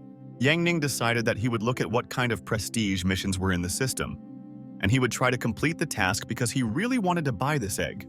Yang Ning saw 3 completed missions in the system, And he did not expect that the system was already keeping records of his prestige missions, and it made him happy. Young Ning noticed that he completed the mission, and with his skills and experience and ability, created a reaction and attention towards himself. Yang Ning was surprised by the words of hype reactions and the attention of others, and he couldn't believe that he did all this, and he seems very cool. And then Yang Ning noticed that people were standing behind him and admiring him, and he was shocked and did not know where to hide from all the attention of these people. Yang Ning thought that it was most likely related to wuxia, and it attracted attention and reaction. And it was also a new experience, and he immediately realized it. Yang Ning wanted to test the mission. Everyone loves you. And thanks only to his charm, he was able to win the sympathy of others and received a reward. Ning thought that it was most likely because he broke the world record and donated money in front of the class, and this attracted people. Young Ning checked the task, someone liked you, and he then won the love and respect of others, and everyone will be drawn to him, and everything is fine. Yan Ning remembers this moment, and he completed this task yesterday there on campus and received 100 coins, maybe a prestige point for this task. The guy was happy and thought that if everything was counted, he had 9 prestige points and only needed 10 prestige points for the egg. Young Ning began to study all the missions, and maybe there are easy missions, and he really wants to complete everything quickly and then move on to other things. Yang Ning opened the mission. Friendship is our everything, and the owner needs to win the attention of 100 people using his unique charm and communication. Yang Ning has studied the good deed mission, and Yang Ning must do one good deed now and will receive 1 prestige point for this mission of his. There is also the task material success, and Yang Ning must now sacrifice one of his good quality items to a person. And there was the same mission, and Yang Ning could receive 300 coins and 2 prestige points for his desired purposes for completing this task. Yang Ning realized that the daily tasks are easy, but our friendship is all different from everyone else, and it is much more difficult, and he should think about it. Now, Yang Ning has the sympathy of 63 people and still has 37 left, and the stone exhibition is the ideal place for his goal. Yang Ning clenched his fist and thought that thanks to Uncle Lu Bo for this chance, and he needs to do this, and then he will achieve his goal, and that's what he wants. And at this time, people appeared behind Yang Ning and said good afternoon to Mr. And they were glad to meet him, and he was able to impress many people. The man told Yang Ning that she was from the Wen family, and they heard that the guy has a special way of checking stones, and he wants to ask something. Yang Ning shook the man's hand and told Mr. Wen that he was also glad to meet them and would try to answer all his important questions. Mr. Wen handed his business card to Yang Ning, and the guy thought that he had never seen such a business card, and Mr. managed to surprise him there. Yang Ning realized that on this business card there was only a name without any companies, and he did not know that Mr. Wen was so influential, and it was all so cool. Yang Ning apologized to Mr. Wen for not being able to give him his business card, but he will definitely think about it in the future. Mr. Wen listened to Yang Ning's words and said that everything is fine and he knows where to find the guy and how to contact him, and he doesn't need a business card. Mr. Wen told the guy that he came there today to personally meet Brother Yang, and he doesn't mind that he calls him brother. Yang Ning told Mr. Wen that he was not against it at all and let him and him be brothers and do great business with him. Mr. Wen told Yang Ning that this was his fiancée Zhou Ye, and she hit him with her elbow and asked him to stop being rude, and they were standing in public. Yang Ning smiled and told Mr. Wen that he had a good bride and thought that he now needs to establish contact with this person. Zhou Ye told Yang Ning's brother that she heard that he had found a very rare red jade, and could she look at it today? Yang Ning told Zhou Ye that of course she can appreciate the red jade there, and now he will take out the stone and give it to her if she hasn't seen it. Yang Ning saw the characteristics of red jade, and the stone is beautiful and has a nice texture, and the price is 564,000. Yang Ning thought that he had completely forgotten about the evaluation system, and then he should check the box and find out how much he could get for this product. Zhu Ye noticed that Yang Ning froze in place and asked his brother what happened to him, and maybe he would show the stone, and she and her husband were waiting for it. Yang Ning smiled and told Miss Wen that, of course he will show his jade, and they can appreciate it, and he will no longer distract them. But then Yang Ning looked closely at the jade and thought that something was not as it seemed to him, and he should check one thing and then give. Yang Ning realized that when this stone is left in the air, it will dry out and fade, and the stone is full of life inside, but outside it is already dead. Yang Ning told his friends that this stone was hidden in the darkness, so it did not prosper under the sky. And because of this, it is not a very valuable stone. Yang Ning thought that, in short, this is nonsense, but he can't tell his new friends about it because they will be offended by him for his words, Mr. Wen told Yang Ning that his description is incredible and swindlers talk all sorts of nonsense and call themselves sages, and this infuriates him. Zhou Ye told Yang Ning's brother that they should also learn wuxia like their friend, and then they would be able to evaluate stones, and she was so interested in this. The man thought that the wuxia master was the most reliable, and it was easier for them to hire a wuxia master than to buy all the stones, and he thought that this was just nonsense. But a friend told the guy that he wouldn't be able to learn this, and it's not so easy, and finding a wuxia master is already a great thing, and people are always looking for oi.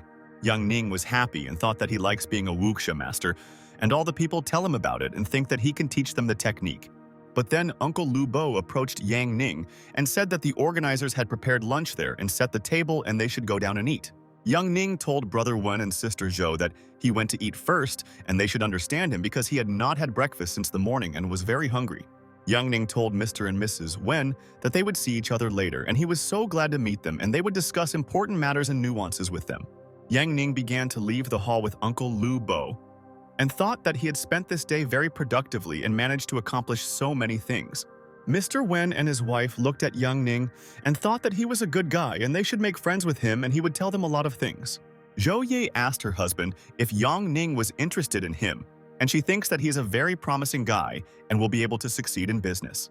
Mr. Wen agreed with his wife and said that although Yang Ning is young, this guy is very interesting, and you can have a dialogue with him all the time. Zhou Yi asked her husband if he didn't want to know where Ning was from and did he really want to say that he didn't think about it for a minute after everything. Mr. Wen asked his wife who said that he did not want to find out all the information about Yang Ning, and he would soon find out the whole biography of their friend. Mr. Wen asked his wife if she thought it was rare to see a young guy at such events, and it was very intriguing to them. Zhu Ye told Mr. Wen that he should remember why they came there because they had completely different goals before meeting Yang Ning there. Wen smiled and told his wife that he would do his part and asked if she didn't trust him and she shouldn't doubt her hero.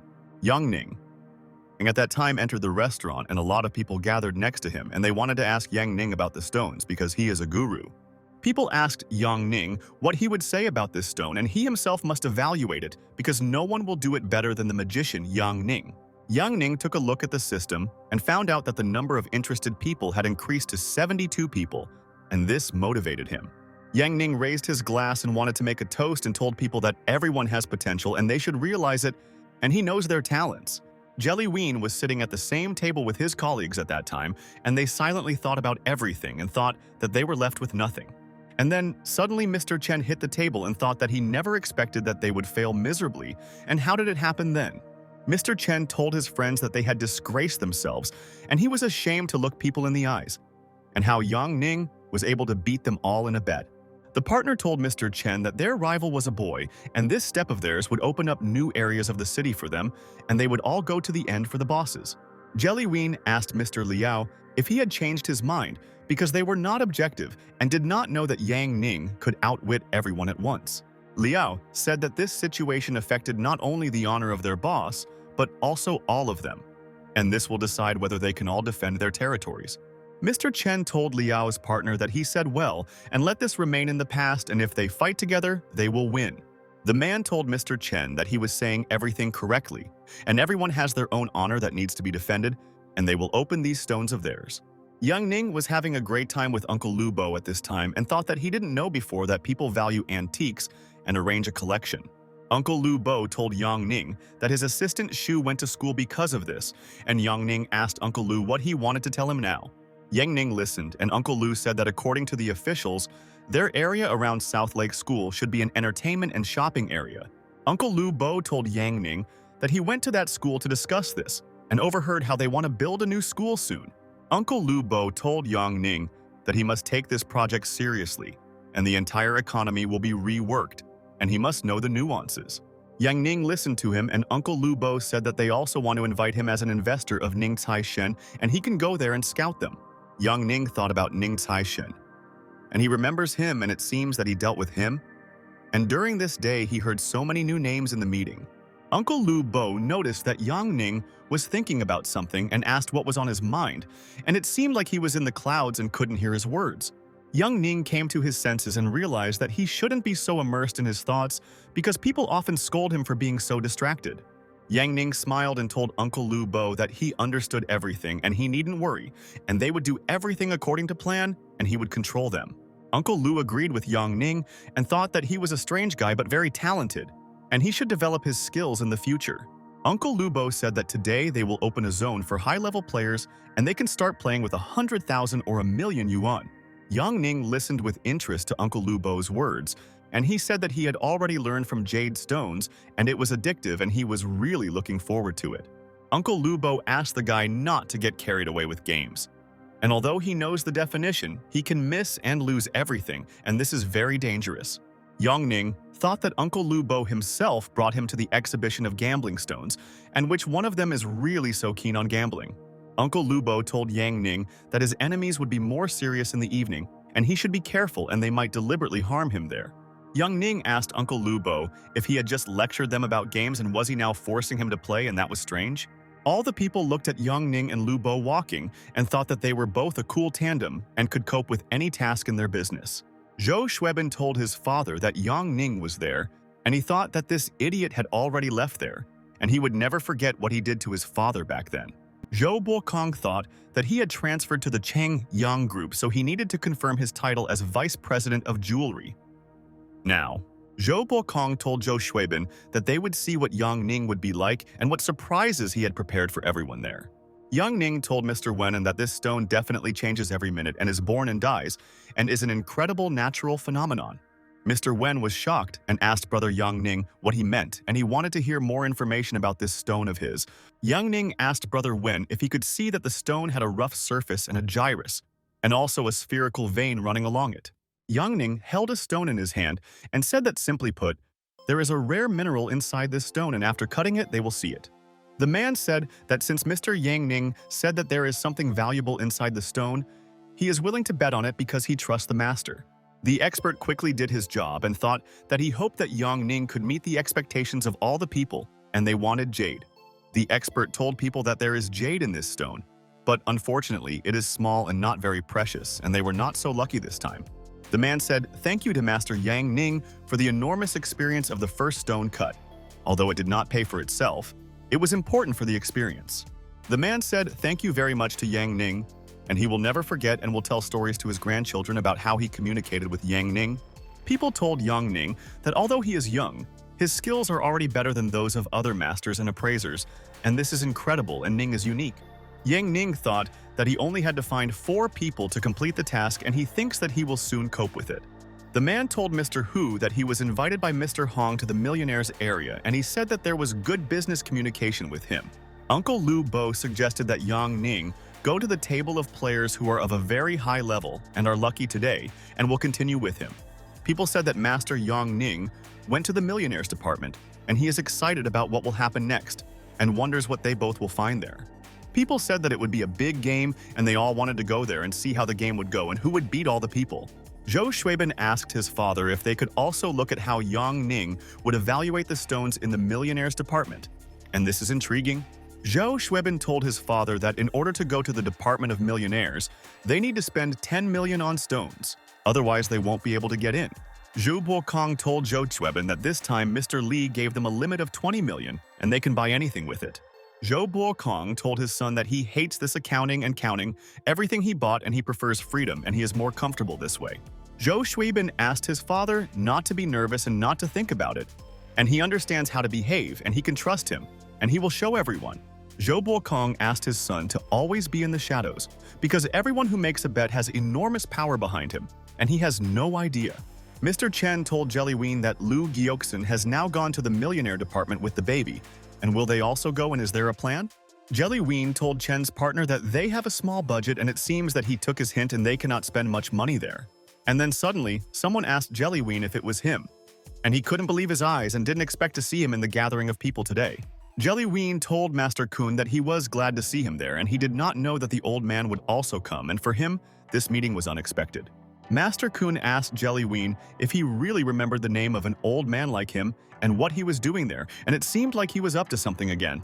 Jellyween told Master Kun that he should sit there and brought him a chair, and he respects him very much and he should not worry now.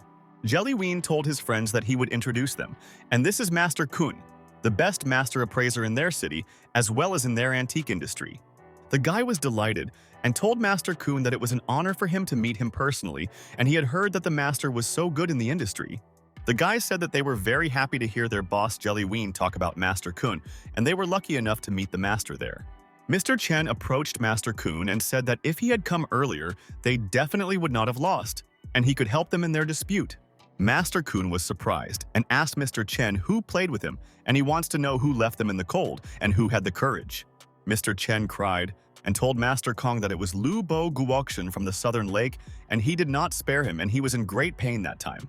Mr. Chen told Master Kun that Lu Bo used his friend to force them to play, and he then lost 50 million. People were perplexed and realized that Mr. Chen had brazenly made up half the story and had not told the most important points of their dispute. Master Kong said that he knows Lu Bo Guoxian, and he seems to be from a good family, and he imagined him as a gentleman and did not know that he was mean. Master Kun asked Jellyween not to worry and said that he will now call the organizer to fix it, and they're pissing him off. But Jellyween was very nervous, and Master Kun just didn't do this, and they themselves would be able to resolve this issue without the help of the director. Jellyween and Mr. Chen realized that they should not touch Master Kun now, and if all the lies were revealed, the master would finish them off immediately. Master Kun asked his friends why they stand there and do nothing, and maybe they like to be humiliated and will punish them. Jellyween told Master Kun that after they lost in the game of stones, they lost their dignity but will soon regain everything. Master Kun was furious and asked his colleagues if they really wanted to play with the snake again, and if he dared to play dishonestly, he would punish him. Jellyween said that the assistant they were talking about is walking next to Lu Bo Guoxian, and he is young but has wuxia and notices the jade. Master Kun was angry and asked if the guy was saying that he was a wuxia master, and they still believed in such things, and his organization banned all this. Master Kun hit the table with his fist and said that he would fight and speak on their behalf and show everyone that there is no wuxia and this is nonsense. Jellyween and Mr. Chen were happy and thought that it was so good, and they thought so and believed that this could happen there. People were delighted and said that Master Kun was with them, and now they would definitely defeat everyone and could go to the Millionaire Zone with the Masters. In the Millionaire's Zone, Uncle Lu Bo asked the man if they were interested in the restoration of the shopping streets of Manhwa, and he would help him, and he promised. The man shook hands with Uncle Lu Bo Guoxian and said that he understood him, and thank you that there are such kind people like him, and they will never forget. And then Uncle Lu Guodun noticed that someone had entered the Millionaire's Zone, and he wanted to find out who else wanted to play with them, and decided to do it all. It was Master Kun, and he came along with Jellyween and Mr. Chen, and together they will correct the whole situation and punish the pest there. Jellyween told Master Kun that this group does not know how to tolerate defeat, and they must be vigilant with these people in their hall. Mr. Chen listened to Jellyween's words and told their Master Kun that the guy they were talking about was standing there, and he was very arrogant. Young Ning was in a great mood at this time and talked with the guy and said that it was an honor for him to be in the Hall of Millionaires with everyone. But then Yang Ning felt that someone continued to watch him closely, and he had to find out what this person who was watching needed. Yang Ning turned around and noticed that there was an old man standing behind him, and he would immediately ask him, and maybe he needed help or an assessment of his item. Master Kun stood right in front of Yang Ning and Lu Bo Guoxian, and now he can interrogate them, and they must answer him for everything that they both did. And at that second, suddenly Master Kun asked Yang Ning if he was that guy from Wuxia, and he should quickly answer for his actions to him. Master Kong told Lu Bo Guoxian that he was a snake who bullied his friends and that he was a tumor of the industry that needed to be removed as soon as possible. Uncle Lu Bo said that he doesn't know about the old man, but probably two idiots lied to him all sorts of nonsense, and that's why he's threatening them now. Uncle Lu Bo asked Yang Ning to forget, and these people started their tactics, and they will improvise and soon disgrace these idiots once again. Yang Ning told the old man that it seems he listened to someone else's opinion, and he immediately went to attack others without thinking about anything, and the old man is a dunce.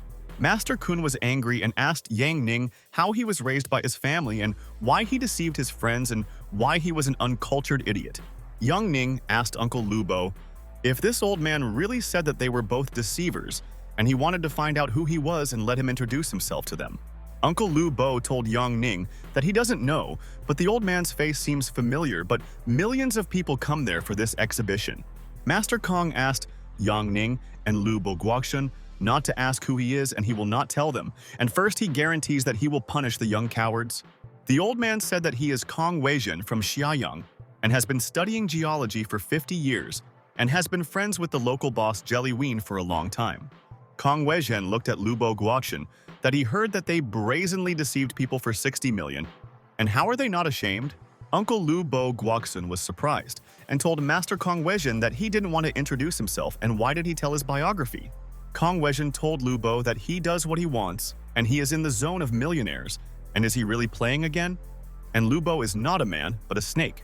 Uncle Lubo Guoxin was furious and wondered if Kong Weijin really called him a snake and a deceiver, and what kind of impudence, and he doesn't understand this.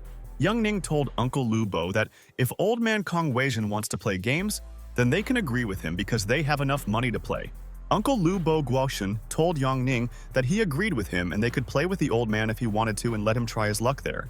Kong Weijin said that young people have become frivolous, so he will teach them how to respect their elders and they will bring him coffee in the morning.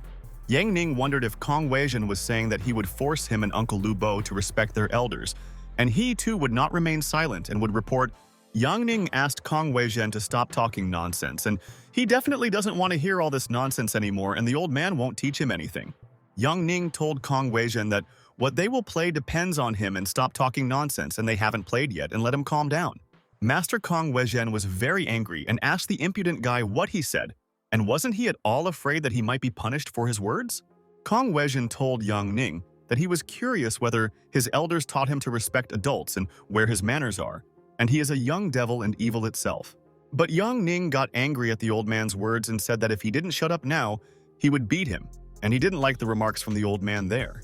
Master Kong Weijin was shocked, and he did not expect that Yang Ning would threaten him like that. And it seems that he underestimated him but will soon punish the scoundrel. Uncle Lubo Guoxin could not understand what Yang Ning's intention was, and he began to threaten Kong Weijin. And it seems that he was so hurt by the old man's words. Yang Ning thought that he wanted to quickly prove to the idiots and their friend Kong Weijin that they were blatantly deceiving him and he would clearly show his strength. Master Kong Weijin was horrified and thought that it seemed to him that after Yang Ning's words, death hung over him and he should calm down. Kong Weijin told Jelly Ween that he knows this game and they will soon have to choose one of the 3 stones, and then everything will be according to the classic game. Jelly Ween began to give advice to Master Kong Weijin, and he just has to be careful. And this is a cunning and treacherous guy, and he is strong. Yang Ning told Kong Weijin that they should start the game, and he didn't want to wait. And the faster they played, the faster they would end their argument there. Kong Weijin asked Yang Ning not to worry, and the competition is fair. And since the amount is large, they need to find a judge to judge them. And at that moment, someone told Master Kong Weijin that he could already be a judge himself and he would not be biased and would honestly judge this game of theirs. The man said that he Cheng Weiyang is also interested in this and can judge both of them, and he will do everything without mistakes and they will be convinced of everything. And then another man came into the millionaires department and asked his friends not to be nervous and he would solve all the nuances and settle their atmosphere. People were shocked and said that this was the director of the exhibition and they did not expect to see Mr. Zhang himself there, and even Heat was interested. The girl said that if this is so, she will also be a judge and they will put on a show, and people said that this is Miss Li Jinhua and she is watching the game. One of the respected people asked to be allowed to also be a judge, and there are already 4 who want to, and it will be much more interesting in their game. People listened to the guy's words and said that he looks like Pei Yunshuan and Li Yushu. And is he really one of the 3 sons of Hua Hai? And this is an intrigue. Cheng Wei Yang asked Xu Fei if he also came there, and he didn't know about it, and it was fortunate that they met in the room for millionaires. Xu Fei smiled and said good afternoon to his uncle, and he is also glad to see him there, and they will watch the game, and Master Kong Weijin is good. The guy said that he was also there, and now everyone was assembled, and no one would definitely be able to deceive them because all the pros would control the progress of the game. Li Jinhua didn't think that this game would attract so many people, and they all want to know who will win the bet and whether Kong will be able to take revenge on Yang. Xu Fei visited once and he has free time and he will spend it there usefully, and he is looking forward to an intense game. It's not in vain that everyone gathered there. Cheng Weiyang hasn't seen all these people for a long time, and what a coincidence that they all gathered in one room today and judge people together. The man realized that they no longer have to wait for anyone and they can already start why they all came, and they must give a show. People said that the composition of the judges can be called heavenly, and they are all so intrigued and personally wanted to judge, and it's all incredible. Master Kong Weijun said that he agreed with the guests, and they could tell them when they were ready and thought that he would show the old man's strength. Uncle Lu Bo listened to his grandfather's words and said that he also agreed, and it was not in vain that he decided to find out who was right and was not afraid to play with Kong Weizhen there. Mr. Wen told brother Yang Ning that he can arrange a concert, and he hopes that it will show all the people who is really the boss. Zhou Yi was angry with her husband and asked him to stop pretending to be a fool there and asked how he thought who would win in this game of theirs. Mr. Wen asked his wife if she was asking about this, and he told her that, of course, Yang Ning would show a master class to all the boors. The judges asked the participants to start the game and choose stones, and then they would explain the rules to them if they were not aware and check everything. And then Shifei turned to Yang Ning and called him younger brother, and he sat close to him and thought that he hoped that Yang would defeat the old man. Shifei told Yang Ning that he believes in him, so he should not feel sorry for himself there, and let him try to find a compromise and defeat his enemies. Yang Ning was very surprised and told Shifei thank you for his support, and he should find out the guy's biography, and he clearly seems familiar to him. Master Kong Weizhen stood next to the stones and wanted to choose one of them and thought that he should try to take revenge for the sake of his friends. Master Kong Weizhen noticed a unique stone in his opinion, and he knows that his intuition never fails him, and he is so lucky. Master Kong Weizhen pointed his finger and told the judges that he had chosen this stone and thought that now he was waiting for an answer from the young guy. Yang Ning realized that old man Kong Weizhen knows how to choose stones and he needs to be careful and he can prepare surprises for him. Yang Ning asked his friends to let him take this stone and he, like Kong Weizhen, believes in his instinct and it will help defeat the enemy. Shifei asked Master Kong Weizhen and younger brother Yang Ning if they would like to describe their stone before cutting it into pieces. The master asked young Yang Ning to already let him be the first, and this stone has a texture there and is covered with winding threads. The master continued and said that the pattern of this stone repeats the entire astronomy of the sky, and the 5 elements of yin and yang are concentrated in it. Yang Ning smiled and said that although old man Kong Weizhen annoys him, his description is true and he knows astronomy and history well. Master Kong Weizhen sharply turned away from Yang Ning and thought that he didn't like him either, and he thought that this guy was too arrogant. Kong Weizhen told Yang Ning that stop talking about his successes and he should try because his stone is second-rate garbage, and that's a fact. Master Kong Weizhen told Yang Ning that the first game was won by him, and he thought that his description was correct and he couldn't make a mistake now. But Yang Ning told Master Kong Weizhen that he had not yet heard all the information about his stone from him, and the old man should not be in a hurry. Master Kong Weizhen asked Yang Ning, and why not? He has no reputation, and this is the first time he sees him, and is he worthy to communicate with him now there? Master Kong Weizhen told Yang Ning that when he started cutting stones, the milk on his father's lips did not dry, and let the guy close his mouth. Yang Ning asked Kong Weizhen why he bet in the bet, and the old man was excited and told the guy that he had nothing to do with the bet. Yang Ning told Kong Weizhen that he was a pawn, and while his masters were silent, he was working there for them, and they did not tell him the whole story and deceived him. Master Kong Weizhen was furious and told Yang Ning that he was a ram and he would quickly show him how to communicate with the master and respect the elder. Yang Ning told Kong Weizhen that he was from the Mineral Academy, but he was acting with 47 chromosomes, and he was disgracing all his friends. Yang Ning said that Li Zhongguan founded geomechanics, and after Huang Ziqin founded the cyclical movement of tectonic plates, and that's so cool. People were surprised, and Yang Ning said to Kong Weizhen, these 2 ancestors learned everything through experimentation. Who is Old Man Kong? Old Man Kong Weizhen was angry and thought that he also made significant contributions, and he developed many branches in the field of science. So what is the scoundrel thinking? Yang Ning was furious and thought that Kong Weizhen was pissing him off, and that no one had annoyed him so much for a long time and he would say all this right to his face. Yang Ning told Kong Weizhen that he was a pathetic dog, and how dare he call himself a scientist in his presence, and he had not discovered anything in his life. Kong Weizhen was shocked, and Yang Ning said that he had read all the articles on this mineralogy of theirs, but there was not a single written article by Old Man Kong. Master Kong Weizhen's blood pressure rose, and he did not expect that Yang Ning would be able to find out all the information about him there, and he did not know what to do. And at that very second, Kong Weizhen fainted, and Jelly Ween and all his friends were surprised and asked the master what happened to their leader. Shifei thought it was funny, and it was not in vain that he came to this place, and today he was able to find out so much important data. and it's a lot of fun with everyone there. Mr. Wen laughed and said that it seems that Master Kong Weijin faced the wrong opponent and started the game himself and was defeated with failure. Zhou Yi said that Yang Ning is a talented brother, and she is very glad that he was able to put all the arrogant people in their place and they regretted it.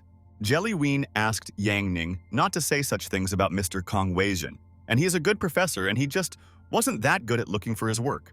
Yang Ning asked Jelly Ween if he wants to run into him again, and he can arrange it for him if he wants to experience all the delights. Uncle Lu Bo said that he knows something about these guys and can tell them if they want, and he knows a lot of people's dirty secrets. The man agreed with his colleagues and asked them to come there, and they would no longer waste time and resume gambling and have fun with them. The man asked his assistant to cut the stones right now, and they would all find out which of them was right and was able to win their dispute. The expert began to cut the stone and thought that he was sure that Yang Ning chose the best stone there because he saw what he did when assembled. The expert said that there is an ice seed in Master Kong Weijin's stone, and he didn't think that he could choose such an item from all of them, and that's cool. Master Kong Weijin and Jelly Ween were delighted and asked Yang Ning to give him the stone he had chosen, and maybe he could learn it. The expert told his colleagues that he would start working on the second stone and wanted to find out whether there was jade or another substance inside the stone. But Yang Ning asked his friends to wait, and he wants to tell them something, and he himself must clearly explain to them what he wants to convey to everyone. Uncle Lu Bo Guoxian was horrified and asked Yang Ning what happened, and he couldn't believe that his nephew wanted to give up. And it was darkness. Mr. Chen was pleased and asked Yang Ning if the brave guy had already decided to give up, and he could get out of there before it was too late. Yang Ning told his colleagues that he almost forgot, and this is a bet. So why don't they bet and they should fix it and add excitement to the dispute? The man told Yang Ning that they are judges at will, so the bets are their business and they themselves must decide how much they want to risk. Mr. Chen told Yang Ning that he could have just asked about it and he wanted to tell him about it and thinks that he is very mistaken there. But Yang Ning told Chen Qianweiji that he could not afford to bet and he only had 20 million in his pocket at most. But Chen Qianweiji told Yang Ning that he will offer 30 million and thinks that they can consider it. And this is not a small amount for a bet. Yang Ning agreed with Qianweiji and said that then he would bet 50 million on himself, and if they want to see, then let them follow him. All the people were in complete shock and couldn't believe their ears, and Yang Ning was ready to take such a risk and bet 50 million yuan on himself. Chen Qianweiji and Jelly Ween were perplexed and realized that the guy had a steely character, and not everyone would risk such a sum, and he was cool. Master Kong Weijin told his friends that they can safely bet on him, and Yang Ning cannot have anything more expensive than the ice seed, and this is a fact. Mr. Chen Qianweiji said that he agrees and will bet, and he will definitely not let Yang Ning get rich, and will bet 50 million. But Yang Ning asked his colleagues to wait, and he would announce something to them and they should hear him. Otherwise, they would then grumble that they didn't know anything. Jelly Ween and Qianweiji asked Yang Ning what else he needed, and he couldn't start the game and seemed afraid that he would lose all the money at once. Yang Ning told his colleagues that their conflict had nothing to do with this, so they should not stop people from doing their job, and this is the condition. Yang Ning told the men that they should think of this bet as a topic that cannot be disclosed, and then he will be happy with his friends.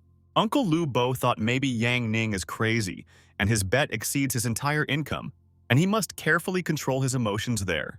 Yang Ning asked Uncle Lu Bo not to worry about him, even though he violated his plan, but he must trust him and he will not let Uncle Lu down, and he will carry out everything clearly. Uncle Lu Bo asked Yang Ning if he was sure that he could win, and he needed guarantees from his nephew because their reputation depended on it. Yang Ning told Uncle Lu Bo that, as he said before, he only bets his money on 100% winning, and asked if he believed him. Uncle Lu Bo realized that if their bets were counted, there would be millions, and if they lost, their lives would change, but Yang Ning would guarantee victory. Uncle Lu Bo Guoxian thought why it seems to him that Yang Ning has already become more important to him than any money, and he is ready to trust the guy with his life. Uncle Lu Bo understood that Yang Ning said only when he is 100% confident in himself, and then he will also bet and trust the guy now. Uncle Lu Bo decided that they would bet all the money with Yang Ning, and he definitely didn't care if they lost, and it would be a good lesson for them. And then Uncle Lu Bo told Master Kong Weijin and Jelly Ween that his bet was 100 million yuan and let him see how he could do. The friends were in complete shock and wondered if Lu Bo Guoxian was so angry, and because of this, he bet 100 million, and it's all serious. People couldn't find out Lubo's thoughts, and 100 million is too much and he could lose, and then he would have nothing left, and that's a fact. The guy said that Chen Qianweiji bet 50 million, and if he wins, he will become a rich man, and Mr. Lubo will lose everything. Zhou Xueben was so surprised and asked his father if these people are crazy and want to exceed the 200 million record today. Shi Fei said that this guy is interesting, and you can establish contact with him, and he can help in various matters, and his brains are in the right place. Mr. Wen was also alarmed and knows that 100 million is already too much and Lubo Guoxun shouldn't be in such a hurry because it's dangerous. The man told his colleagues that Lubo Guoxun is a reasonable person and he is really looking forward to the next bets and let them offer a price for the bet. The man asked his assistant to bring him money and they would also place a bet there because all people believe in success, but opinions were divided. Jelly Ween told Master Kong Weizhen that this situation is definitely not the most pleasant, and they need to be careful with such a sum. Master Kong Weizhen asked Jelly Ween and Chen Qianweiji that they really didn't believe him and he would bet 20 million on himself. And Master Kong Weizhen asked people to open their eyes, and the ice seed was found by him, and this guy will not find a seed in a random stone. Chen Qianweiji and Jelly Ween looked at each other with worry and thought what exactly Yang Ning could do as Master Kong said. Jelly Ween told people that if Master Kong Weizhen himself speaks and has no doubts about it, then he will also be bolder in his choice. People asked Jelly Ween to bet money and destroy them all, and he is a master at gambling and can teach upstarts a lesson in a couple of minutes. Jelly Ween was proud that so many people believed in him, and he would live up to their expectations and play big like all his comrades now. And at that moment, suddenly Jelly Ween said that then he will make a bet and it is 1 billion yuan, and that is how much he believes in Master Kun. All the people were perplexed, and is Jelly Ween really betting 1 billion there and it seems the whole world has gone crazy, and this is anxiety. The chairman asked the expert to cut the stone and thought that they would not waste time there, because all bets had been made and it was important to find out everything. The expert agreed with the man and realized that all the people in this city know how to have fun, and he himself became interested during this time there. The expert began to do his job and thought that he had never witnessed such bets. And why are these people so confident in themselves? Jelly Ween and Chen Qianweiji looked at the stone in amazement and wanted to quickly find out the result. What is in the stone, and this is important? The chairman and Shifei also watched the expert's work, and they noticed how much Mr. Jelly Ween was worried about his money. Yang Ning was calm, and Uncle Lu Bo Guoxun was surprised because the guy is not worried at all, and it seems that Yang Ning has been in this business for many years. The expert cut the stone and froze in place in surprise and understood, and he likes his work so much because it's always interesting to see what's there.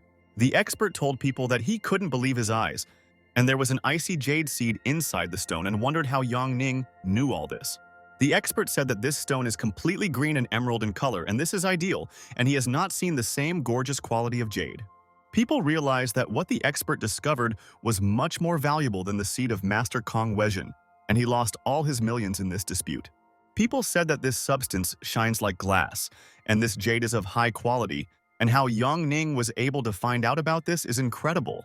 Mr. Wen told his wife that his intuition did not let him down, and brother Yang Ning won, and he never doubted him because he is a master. Zhao Ye told Mr. Wen that this is unthinkable and Yang Ning's little brother is not simple, and in the future he will become great, and she believes in the guy. Uncle Lu Bo Guoxun was delighted and said that this is his boy and he and Yang Ning defeated everyone, and it was a good job and he is proud of him. Chen Qianweiji said that this is impossible and they lost their money and now they have nothing left, and how can he fix things? Master Kong Weizhen was horrified and asked the expert to cut the stone on the other side, and maybe there was nothing there and they should find out everything. The guy asked the expert to continue cutting if the master really wants to know all this, and they should fulfill Kong Weizhen's request now. But Jelly Ween Qianweiji and Master Kong Weizhen were amazed, and they learned from the expert that everything on the reverse side is also identical. The guy approached Uncle Lu Bo Guoxun that he was ready to offer 40 million for their stone, and whether he was ready to sell it to him for this price right away. But Uncle Lu Bo Guoxun asked the guy to ask Yang Ning about this, and he has nothing to do with this and cannot say anything. Yang Ning asked the guy for forgiveness and said that he needed this jade and so he couldn't sell it, but maybe he'll change his mind later. The guy asked Mr. Chen Qianweiji what he would say about his stone and whether he could sell the jade for 20 million now. Chen Qianweiji was shocked and asked the guy why he wanted to buy jade from them for 20 million, and the idiot Ning for 40. People started laughing at Mr. Chen Qian Weiji and thought that it was difficult for them to accept the fact that they had lost all the money in the game. The guy told Chen Qian Weiji's boss that the quality of these jades is different, and his jade is much worse than Yang Ning's specimen, and this is a fact. Mr. Chen Qian Weiji was categorical and told the guy that he would not sell his jade and had other plans for him and let the guy disappear.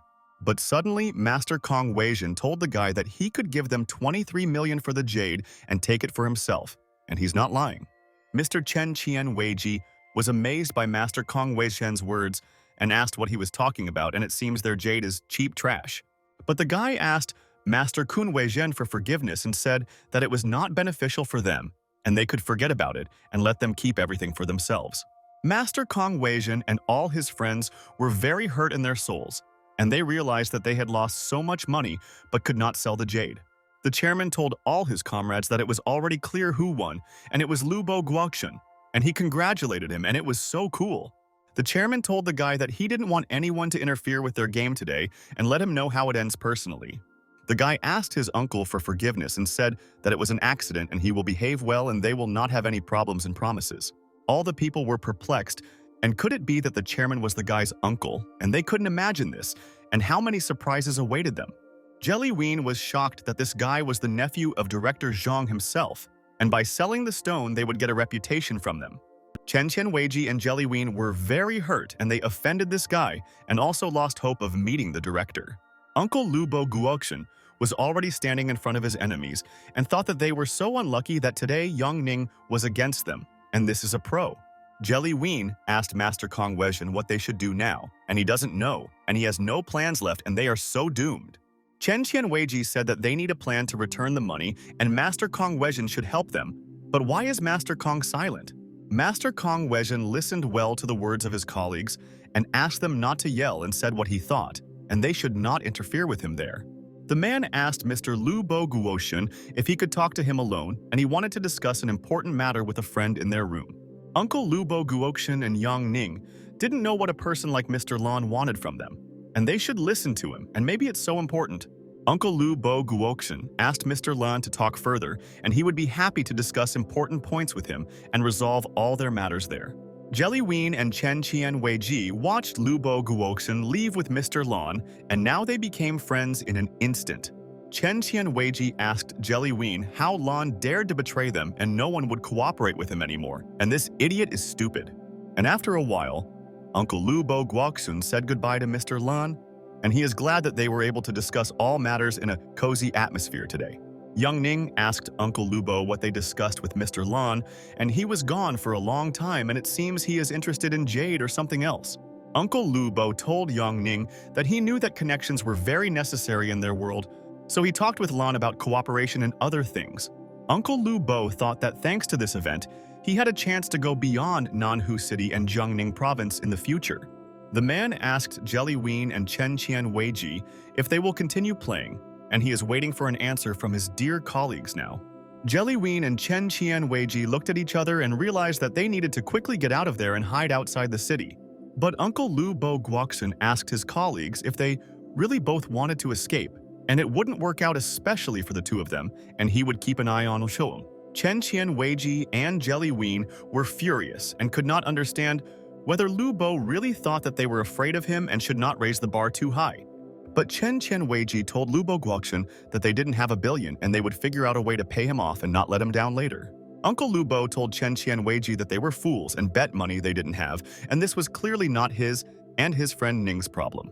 Young Ning said that this is a bunch of rich idiots who tell everyone that they are rich and let them put money on the table, and this is his order. Chen Qian Weiji did not know how to get out of this situation, and at that moment he came up with a plan and told Lu Bo Guoxun that he would fight to the end. Uncle Lu Bo asked Qian Weiji if he was betting again and whether he could pay, and he would not accept the check until he cashed the money. And then Yang Ning's attention fell on something and he realized that it was rare, and he had to take a closer look at this thing to understand its value. Yang Ning saw the stone and thought that his intuition again said that he had stumbled upon something rare, and he could not help but trust his instincts.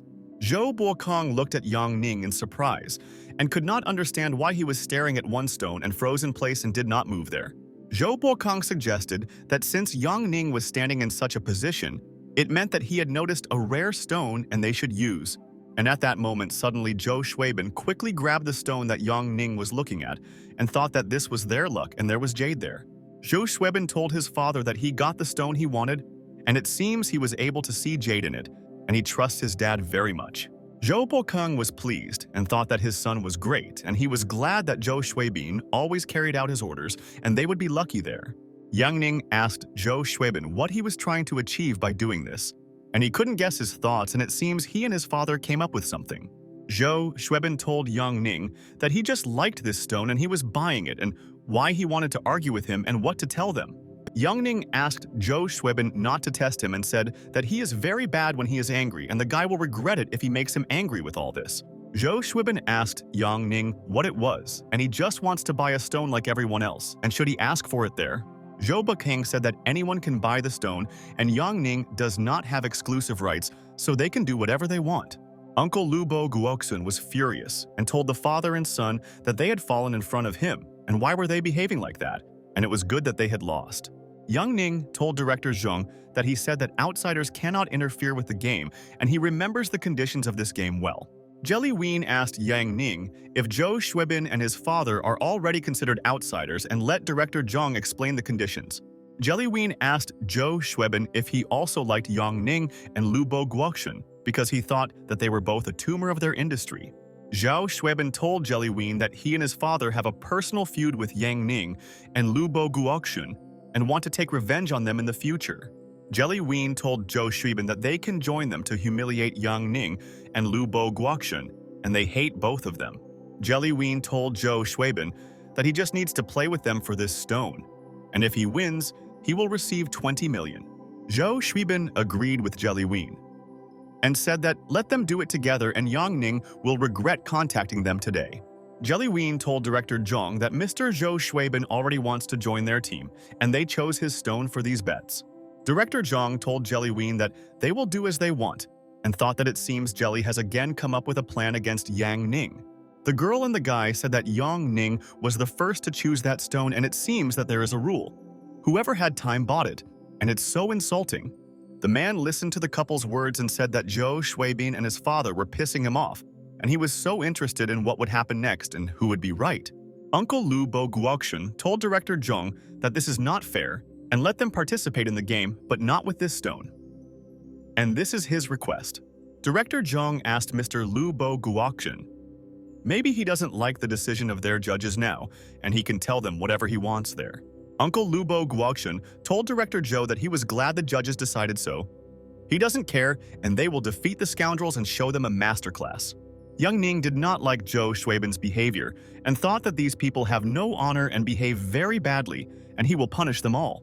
Yang Ning asked people if they would buy stones, and he wanted to find out the opinions of all his colleagues and what they think about this now. Yang Ning told everyone that if this is how he chooses a stone for himself, he will show that they still can't compare with him, and it's not for nothing that everyone in the hall is afraid of him. Yang Ning gazed at Zhou Shuibin and his father and thought that these vile people do not know what honor is, and he will teach them manners. Zhou Shuibin asked the idiot Yang Ning why he was looking at them like that. And this was their stone, and he would never be able to get it for himself again. Yang Ning began to study all the stones and thought that this was definitely not a problem for him, and he could find another stone with jade inside. And then Yang Ning's gaze fell on one of the stones and thought that it was very intriguing to him, and he hoped that he would not make a mistake in choosing there. Master Kong Weijin thought that if it weren't for Zhou Shuibin and his father, he would have chosen this stone, and he must get it at any cost. Master Kong Weijin looked at Yang Ning and didn't know what to do, and the guy also wants to take it, and he himself found a rare stone there. And at that very second, suddenly Master Kong Weijin grabbed a stone from the table that Yang Ning was studying and told everyone that he was choosing a stone. Uncle Lubo Guoxun told people that they are scoundrels. And why are they all doing this to his nephew Yang Ning? And he will not allow this to happen there. Yang Ning called Master Kong Weijin an old dog, and he thought that he was a geologist, but he is a pathetic dog living on the neck of other talents, and this is darkness. Master Kong Weijin told Yang Ning to close his mouth, and he did not want to listen to his words and let him formulate his thought differently for him.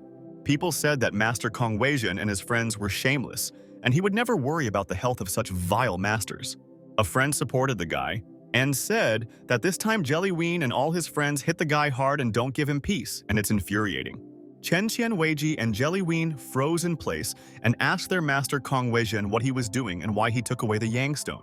Uncle Lu Bo Guoxian told Director Zhang that this time everyone had seen and they would no longer participate in games since people were stealing from their hands. Director Zhang told Master Kong Weizhen that he should explain his behavior to them now, and then they would immediately understand his actions. Master Kong Weizhen told Director Zhang that he would apologize to the guy there, but their relationship is strained and he cannot do this. Master Kong Weizhen held the stone in his hand and thought that he was sure that Yang Ning saw Jade inside the stone and he would not give him anything. Director Zhang said that Mr. Yang Ning told everyone if someone wants to choose a stone, let them come, and why did he remain silent then? Master Kong Weizhen told Director Zhang that he wanted to buy a stone there after Yang Ning, but did not think that the guy would already choose his stone.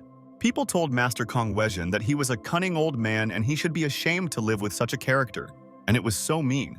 People said that these masters are just waiting for Yang Ning to choose a stone and want to intercept all the good options, and this is so terrible. A friend agreed with people's opinion and said that these scoundrels are doing this on purpose and want to leave Yang Ning with nothing, and how to stop them. Jellywein and Chen Qianweiji were also perplexed and immediately asked Master Kong Weizhen what he was doing, and he was disgracing them all. But Master Kong Weizhen told Jellywein to close his mouth, and he knows what he is doing, and let them not interfere with his plan, and this is a fact. Master Kong Weizhen told Jellywein and Chen Qianweiji if they want to win, they should talk less and not distract the master. Jellywein and Chen Qianweiji looked at each other and realized that Master Kong Weizhen was depressed and just didn't know what he was doing. Uncle Lu Bo Guoxian approached Director Zhang and said that he and Yang Ning no longer wanted to participate in this game and would leave with permission. Chen Qianweiji asked Lu Bo if they really want to leave and let him pay him 200 million to get out of the game, and this is the condition.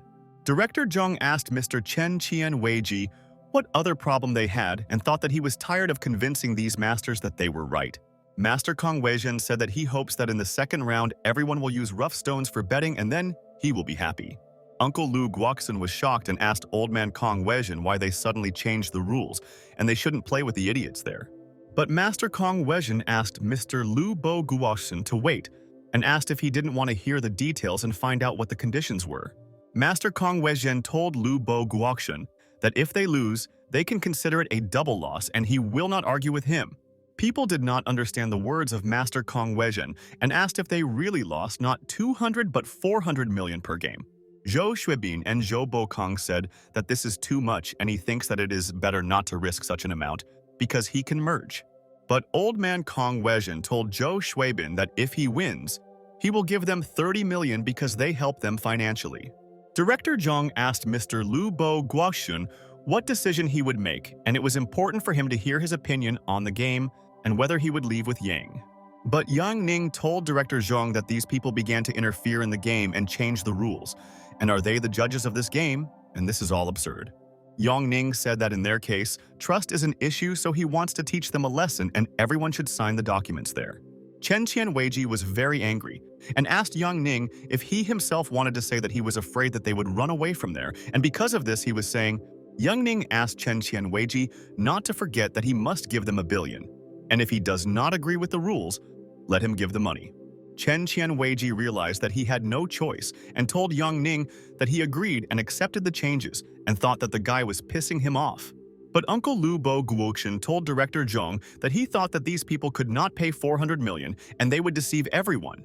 But Chen Qianweiji told Lu Bo Guoxian that they could offer their property, and Jellywein was shocked by his colleague's words. Director Zhang told Lu Bo Guoxian that if these people lose and do not pay, it does not guarantee that they will not leave, and he promises them. Yang Ning and Uncle Lu Bo Guoxian, having heard Director Zhang's words, immediately agreed and said that these people can sign the agreement. Master Kong Weizhen signed the document and asked Yang Ning and Lu Bo if they were satisfied now, and let them look for the third stone for themselves and Ning. Yang Ning held the contract in his hand, and now he is calm, and the master was thinking how he could defeat Yang Ning without losses and not repeat his mistakes there.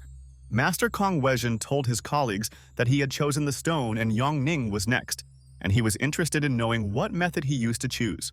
Young Ning smiled and thought that Master Kong Weijin was funny, and he really wanted to leave him with nothing again and mock the old man. Young Ning told people that he was choosing this stone and thought that it was already in his hands and no one could take its charm away from him. Zhou Xuebin was happy and told Yang Ning that if he loses, they will be paid double the amount and he will have nothing left afterwards. Zhou Bokong thought about his 30 million, and with such an amount he can already relax and not think about where to find money for himself. But Yang Ning asked Zhou Xuebin and Zhou Bokong with a grin if they seriously think that he will lose and it's funny to watch the family. Zhou Xuebin and Zhou Bokong froze in surprise and were alarmed because Yang Ning really had a plan to defeat everyone there. Yang Ning asked his opponents if they really wanted to defeat him with these stones of theirs, and if they succeeded in doing this, then he congratulated them. Zhou Xuebin told Yang Ning that he and his father would win 30 million, and he would not be able to resist the appraisal masters today. But Zhou Bokong realized that there was a catch in Yang Ning's words and ordered Zhou Xuebin to stop talking and thought that Yang Ning was too confident. Zhou Bokong took the stone in his hands and said that this cannot be, and he does not believe that Yang Ning managed to outwit them again. And how he did it. Yang Ning told the Zhou family that he was so sorry, but the price of the stone is not that high and a little less than 5 million, but the rich can be so happy. Yang Ning told Master Kong Weijin that his stone was only worth 7,800,000 yuan, and he congratulated him on the prize. But Master Kong Weijin told Yang Ning to stop talking nonsense and not to be distracted by anything and continue the game. And he does not believe in nonsense and absurdity. Chen Weiji and Jelly Ween wondered if Yang Ning really decided to put on a show so that the audience wouldn't get bored. And what did he tell them there? Yang Ning said that this stone is called the Yujia fossil, and as the name suggests, this stone was rejoiced hundreds of years ago. People asked if Yang Ning wanted to say that it was a petrified stone and there was nothing valuable in it. And how could he determine this by looking at it? Friends told the guy that the petrified stone is not such a rare and valuable thing, and is it really worth 7 million? And he found out about it. Zhou Bokong was horrified and asked Yang Ning to shut up and stop talking nonsense, and he was only drawing attention to himself and making everyone nervous. Zhou Xuebin began to get very nervous and asked his father. Yang Ning can't tell the truth and he's bluffing, and he knows that he's bluffing. Chen Weiji told the guy that everything he said was nonsense and he shouldn't do that again. Otherwise, he will have obvious problems. But at that very second, Director Zhang stood in front of them and asked Chen Weiji what he was trying to do and let him answer his question. Chen Weiji told Director Zhang that Yang Ning is cheating, and this is not a fair game, and he is sure that he wants to deceive all the people there. Director Zhang told Chen Weiji that they first broke the rules and snatched stones, and they themselves signed up for such a game. But Jelly Ween asked Director Zhang to forgive Chen, and this will not happen again, and his friend will not argue with him on issues. Jelly Ween asked Chen Weiji to stop solving cases like this, and if they want to judge them, they will lose 400 million to the guy. Chen Weiji agreed with Jelly Ween and said that he was right and they had not lost yet and that Yang Ning had cheated them in the game. The judges realized that the stone was not cut, and these idiots fell for Yang Ning's words. And where did these incompetent players come from today? Director Zhang suggested cutting stones, and they argue a lot, and then they will have no objections left and they will know all their results. Master Kong Weijin told the expert that if he cuts another stone there, he will cut his own and should not argue with him there. Master Kong Weijin thought that he had never made a mistake, but he already knows that it is just a fossil and Yang Ning was right and they are in trouble. Master Kong Weijin realized that this stone was suitable for games and there would definitely be jade inside, but the guy told them the truth without a doubt. Zhou Bokong asked Zhou Xuebin if this guy really set them up, and it seems that this is true and his condition is worsening now. Zhou Xuebin was very angry and raised his hand and wanted to hit Yang Ning, and told the scoundrel that he would regret brazenly deceiving him with his father. Zhou Xuebin wanted to hit Yang Ning hard so that he would understand that he should not joke with the Zhou family because they are capable of much with their father. But Yang Ning easily dodged Zhou Xuebin's blow and hit him right back on the head, and realized that this guy is an idiot and he seems to be down. Zhou Xuebin fell to the floor and found out that Yang Ning had an excellent reaction. And how could he defend himself so easily because he is fast and fights cool? People said that Yang Ning had incredible skills, and he didn't even bother to conflict with Zhou Xuebin and just walked away in a minute. People said that Yang Ning reacted very quickly to the attacks from Zhou Xuebin. And why did this guy want to attack the pros? But suddenly, at that moment, someone told the handsome man that they wanted to discuss matters with him.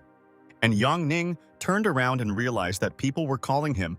Yang Ning raised that he saw these girls at their meeting with Miss Lin Jiqing, and the men behind are probably their fathers, but what are they doing there? Yang Ning realized that these are very beautiful ladies, and he can soon make friends with them, and he will help them in any matter if necessary.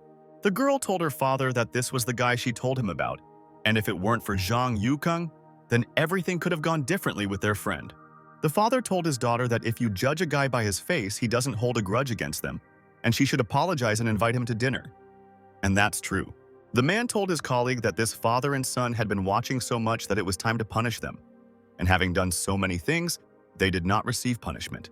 The man was determined and told Director Zhang that they needed to take this matter seriously before people became too impudent.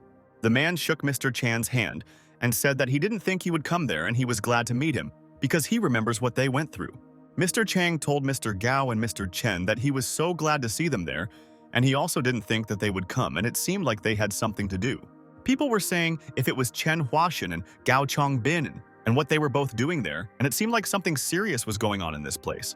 The girl asked her friends if these two beauties are the daughters of Chen Huaxian and Gao Chunbin, and she wants to be like them, and they are cute. Director Zhang asked Jelly Ween and Chun Qianweiji what they can say about this attack, and this attack on a person, and he is so angry. Chen Qianweiji told Principal Zhang that they didn't think he would do this, and had nothing to do with it, and his son was mad and angry. Zhou Shuibin asked for forgiveness from Director Zhang for the behavior of his son Zhou Shuibin, and asked for mercy, and he would pay them. Director Zhang asked Zhou Bokang if he really says that he wants to compensate and those who broke the rules lost and they will pay. Zhou Bokang asked Director Zhang to wait and thought, why is this happening to him? And he already owes Yang Ning 1 billion yuan. Zhou Bokang decided that he would punish Zhou Shuibin when they returned home, and in vain he attacked Yang Ning, and because of him they lost in their game. But at that moment, Master Kong Weijin fell to the floor and he dropped his stone, and it broke into pieces, and the old man thought that he did not expect. Master Kong Weijin's stone broke into 3 pieces, and people realized that Jelly Ween and all his friends were suffering huge losses in their game. Zhou Bokang said that this cannot be, and there is definitely no jade in this stone, and why did he contact the idiots and trust their master? Master Kong Weijin wanted to know what was in his stone and thought that he needed to find an escape plan, and he could not pay so much money to them. The rough stone was cut into 3 parts and the stone fell to the floor, and everything inside is very gray, and there is also a skeleton of an incomprehensible creature. People were amazed and asked everyone to look at this stone, and there really was a fossilized fish there. And he noticed this object for the first time. People said that this was impossible and how this guy foresaw everything in advance, and maybe he has a gift and carefully hides his skills. Master Kong Weijin realized that he was doomed, and why he decided to go and play, and he had to stay at home with his family and grandchildren. Master Kong Weijin asked Yang Ning if he knew about this and thought that this guy was the future, and he would become the best in the stone industry.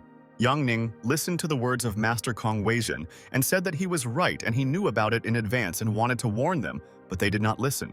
Master Kong Weijin asked Yang Ning why he was looking at the stone then, and did he really want to mislead them on purpose? Yang Ning told Master Kong Weijin that he had no need to answer him and thought that the system told him that the stone was not that expensive. Uncle Lu Bo Guoxian asked Master Kong Weijin what's next and whether they need to cut the stone he chose and what he wants to prove. But Master Kong Weijin said that there is no need to do this, and he will soon rewrite part of the real estate and review the funds without any problems.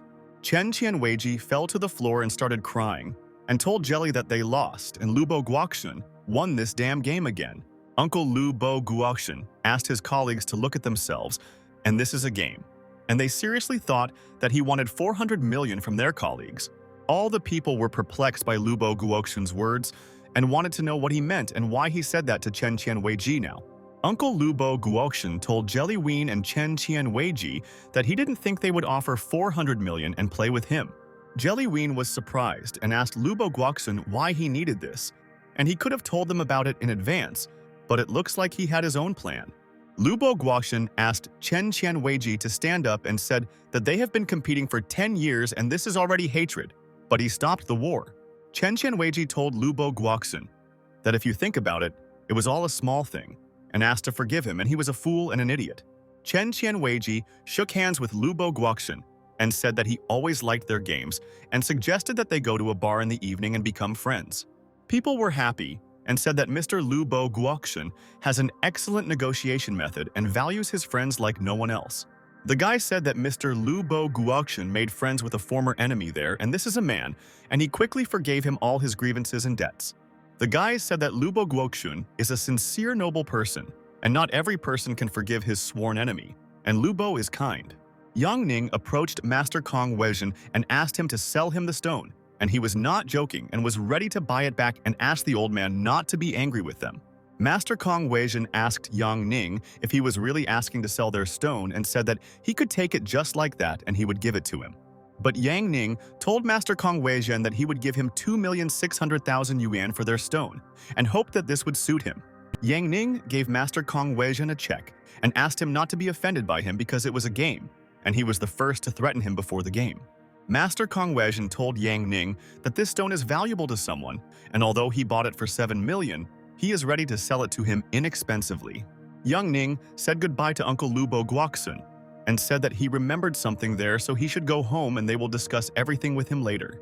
Uncle Lu Bo Guoxian listened to Yang Ning's words and was extremely surprised, and he did not understand if Yang Ning really took part in the games and just left. Yang Ning went outside and he wanted to get some fresh air, and it had been a long time since he came to the council and stayed there for a long time.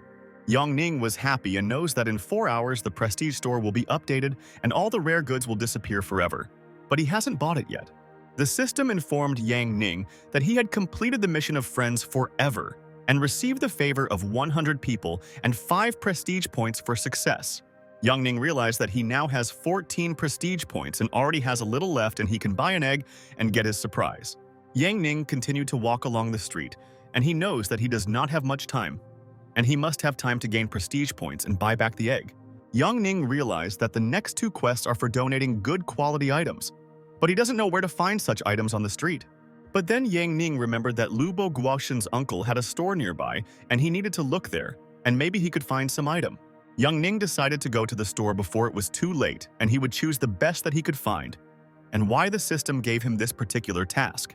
The seller kindly met Yang Ning and said that he had just talked with Director Lu Bo there, and on his orders he would buy him anything. Yang Ning said thank you to Grandpa Li for his help, and he will help him out and he wants to choose some item and he should look around carefully. Yang Ning was walking around the store and noticed one interesting thing and realized that he had to find out all the information in Grandpa Li and he would help. Yang Ning pointed his finger at the scroll and told Grandpa Li that he now wants to choose this item and he likes it, and the scroll is very beautiful. Grandfather Li agreed with Mr. Yang Ning and said that now he will quickly pack this product for him and he can already take it for himself. Yang Ning asked Grandpa Li to pack another pair of rings for him, and he wouldn't dare take anything else, and he was already grateful to Lu Bo. Yang Ning went outside and Grandpa Li asked Mr. Yang Ning to take care of himself and come again, and he would always be welcome in their store. Yang Ning put both purchases into the system and thought that he hoped that his system would accept these goods because he carefully selected them for her. The system informed the owner of Yang Ning that the daily prestige quest was successfully completed, and he received 2 prestige points for this task. And a second later, Ning again received 2 prestige points from the system, and he realized that the system also gave him reputation points. And this is very cool. Yang Ning was delighted. And now he has 18 points and he only has to get the last point and he will achieve his goal. And this is a sensation. But the last mission is a good deed and he needs to do a good deed and it seems difficult, but he must come up with something. And then Yang Ning noticed that a homeless old man was sitting on the street, and he wanted to test the effect on him and he would do a good deed for him. Yang Ning approached the old man and threw him a coin, and the old man was so happy and said thank you to the guy and he helped him and he will not forget it. Yang Ning wanted to check the result but was surprised because the system didn't tell him anything. But he did a good deed for the old man now. Yang Ning continued to look at the system and could not understand why he was not counted points. And is it really impossible to help in this way, and what should he do? The homeless old man listened to Yang Ning's words and didn't understand what he was doing and who he was communicating with. And it looks like the guy has problems with his head, and that's a problem. Yang Ning is lost in thought and something is wrong. And it's a pity that he doesn't know how to complete the task now and the system doesn't give him a hint and he's at a dead end. But suddenly, at that very second, the system notified Yang Ning that their task was completed and the guy was scared and did not expect it. And it was abrupt. The system informed the owner of Yang Ning that his reputation had already increased by 50, and he had received prestige points, and he could use them. Yang Ning held the phone in his hand and was confused because he just stood there and did nothing, and for what he received prestige points. And then Yang Ning called and said that Teacher Luo received his money and thanks to him. The total amount reached 140,000, and this is a shock. Yang Ning was shocked and thought that this was cool and did the mission now count because of this, and he was glad if this was the case as he thought. Teacher. Luo said thank you to Yang Ning.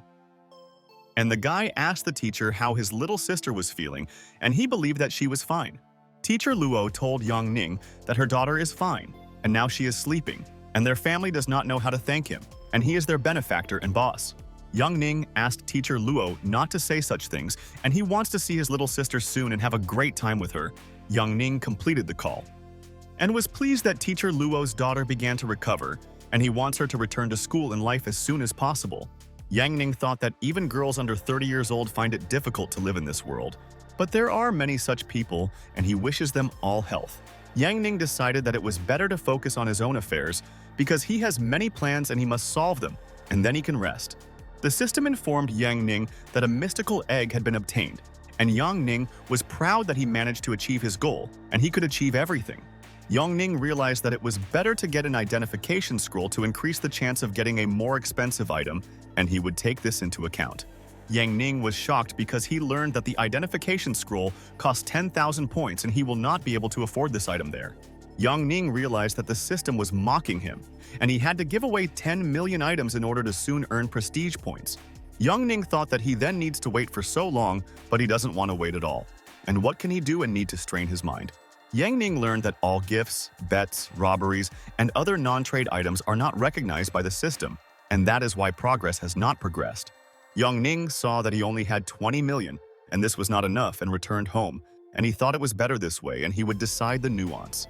At home, Yang Ning thought that he could sell his stone to the system for 4,600,000, although he could earn 20 yen.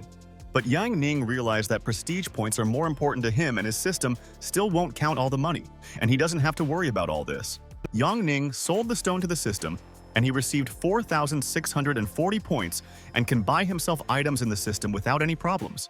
Yang Ning was offended, and if not for this, he would not have bought the stones, and he did not need them. But the system can console him with a good reward. And after that, Yang Ning managed to complete the millionaire mission in her system, and she decided that his Eyes of Essence would be updated. The system gave Yang Ning a new task as a billionaire, and now the owner, Yang Ning, must earn 100 million. And the reward for this is unknown. Yang Ning was at a loss. And why the reward was unknown, and he could understand whether he should complete this task because it is no longer easy. Yang Ning knows that the system has always helped him and has never failed him.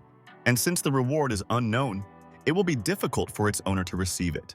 Yang Ning thought, and he has almost 5,000 prestige points and he can sell other stones so that he can already have more points. And then someone started calling Yang Ning, and he realized that he had to answer. And this could be an important conversation and find out what people need from him. Yang Ning told the interlocutor that he was listening to him and was ready to take the time to talk and asked him not to be silent because he kindly picked up the phone himself. But suddenly, at that moment, someone shouted to Yang Ning that he was a damn wolf, and he promised to contact her, but he himself has been silent for a week and he is an idiot. Yang Ning remembered that there is one person who calls him that and he missed her, and he himself wanted to contact these days, but she is faster than him. It was Tong Tong. And she asked Yang Ning if she would keep her promise, and she was waiting for an answer from him, or if the evil wolf had forgotten how to communicate with a lady. Yang Ning asked Tong Tong what happened, and maybe she wants to visit him to wash clothes, cook food, and make the bed every day. But at that very second, Yang Ning dropped the phone from his hands and Tong Tong immediately began shouting loudly to him and wanted to take revenge on him for all his words. Tong Tong called Yang Ning a dog and asked if he really wanted to take her prisoner, and if he said such things again, she would bite him right away. Yang Ning asked Tong Tong what she needed and why she was calling him, and didn't know that he had a lot to do today, and he was a busy person and not a loser. Tong Tong asked Yang Ning if he really forgot about this, and he promised her those cosmetics, and she has been waiting all these days for him to call Loli. Yang Ning told Tong Tong that as soon as he sees her, he will give the cosmetics into her hands, and he remembers his promise and has not forgotten anything. And this is a fact. Tong Tong told Yang Ning that she needs a lot of cosmetics and he should remember this, and remember to always give her these cosmetics. Yang Ning asked Tong Tong if she was afraid that there would be side effects from the medicine and she would be sent to the hospital for amputation for this. Tong Tong was surprised and asked Yang Ning what amputation is, and she thinks that it is the death of a child in her body, or maybe she is mistaken. And then Yang Ning began to become hysterical and laughed non-stop and realized that Tong Tong is a naive and kind girl, and he likes to joke like that. Yang Ning told Tong Tong that this is not true and she has a wrong opinion and sister should not tell anyone about this, otherwise everyone will laugh. Do Yingxuan approached Tong Tong and asked to give her a phone number, and she wanted to chat with Yang Ning and say something important to their colleague. Dao Yingxuan told Yang Ning that she heard that he did very well today and found several stones, and all of them had jade in them. Yang Ning told Do Yingxuan that it was very nice, and maybe she wanted to buy jades from him, and only now realized that it was Do Xuan's voice. Do Yingxuan asked Yang Ning what he was thinking about and asked him to sell her jade, and he knows that she will not bargain with him for them. Yang Ning told Dao Yingxuan that he could keep the jades and not sell them because he wanted to start collecting jade. Do Yingshan told Yang Ning that the company needed jades and asked her best friend to help her, because there is no one better than Ning. Yang Ning thought that he really wants to help Du Yingxuan but also wants to keep them with him, but he doesn't know what he can tell his friend. Yang Ning told Do Yingxuan that he only had 2 jades and would it do, and did she want him to come to her and his sister? Agreed. Dao Yingshan told Yang Ning that she would give 50 million for 2 stones and the money would be transferred soon, and he should not worry there. Yang Ning told Do Yingshan that the stones were not cut, and would she really believe him just like that? What if something happened later and he didn't know? Tong Tong told Yang Ning that he is a deceiver and is already tired of him, and if he does not want to sell his jades, he should say it directly and not joke. Yang Ning asked Tong Tong where she learned to swear like that, and was it really a physics teacher who taught her this and she was much kinder before? Tong Tong asked Yang Ning not to offend her. Otherwise, she will not communicate with him if he does not stop saying such things, and this makes her very angry. Dao Yingxuan asked Yang Ning not to bully her sister, and she knows that he recently won a couple of million with Lubo and he doesn't need cash. Do Yingshan told Yang Ning that she believed him because he would never deceive her and always helped her in difficult times, and he has talent. Yang Ning said that he was touched and asked his friend how to send the stone, maybe by courier, but she asked him to give it to Uncle Lu and he would come tomorrow. Yang Ning told Do Yingxuan that maybe after she receives the stone, changes will occur in their relationship and they will become closer. But at that very second, Du Yingxuan ended the call and Yang Ning understood her hint, and he will no longer discuss this topic with her if he does not want a fight. Yang Ning was furious and threw the phone on the bed and couldn't believe that Dao Yingxuan hung up and she wouldn't fool him like that again. Yang Ning decided to keep 2 jades for himself and sell the others, and this would be the right decision, and he would be able to afford a lot of things from the system. By selling this stone, Yang Ning has already received 5,800,000 and he bought it for 5,200,000, and he is in the black. Yang Ning looked at his results and noticed that he had 11,440 points in the system, and that was already much better. Yang Ning realized that Dao Yingxuan is fast, and she has already sent him money for jade, and he likes punctual people like this sister. And Yang Ning has almost 80 million, and last week he was happy with 10,000 and can exchange 50 million. But Yang Ning didn't understand why the points didn't increase and what kind of nonsense this is, and he should have at least 40 points, and it seems the system is delusional. And then the system informed Yang Ning that things received unofficially are not taken into account by the system, and she warned him about this recently. Yang Ning remembered that Uncle Lubo Guoxin bought these stones and gave them to him, and now he himself will buy the stones because he is an adult guy. Yang Ning knows that he missed his chance and would rather open the mystical egg and hope that God will help him and hope will never fade away.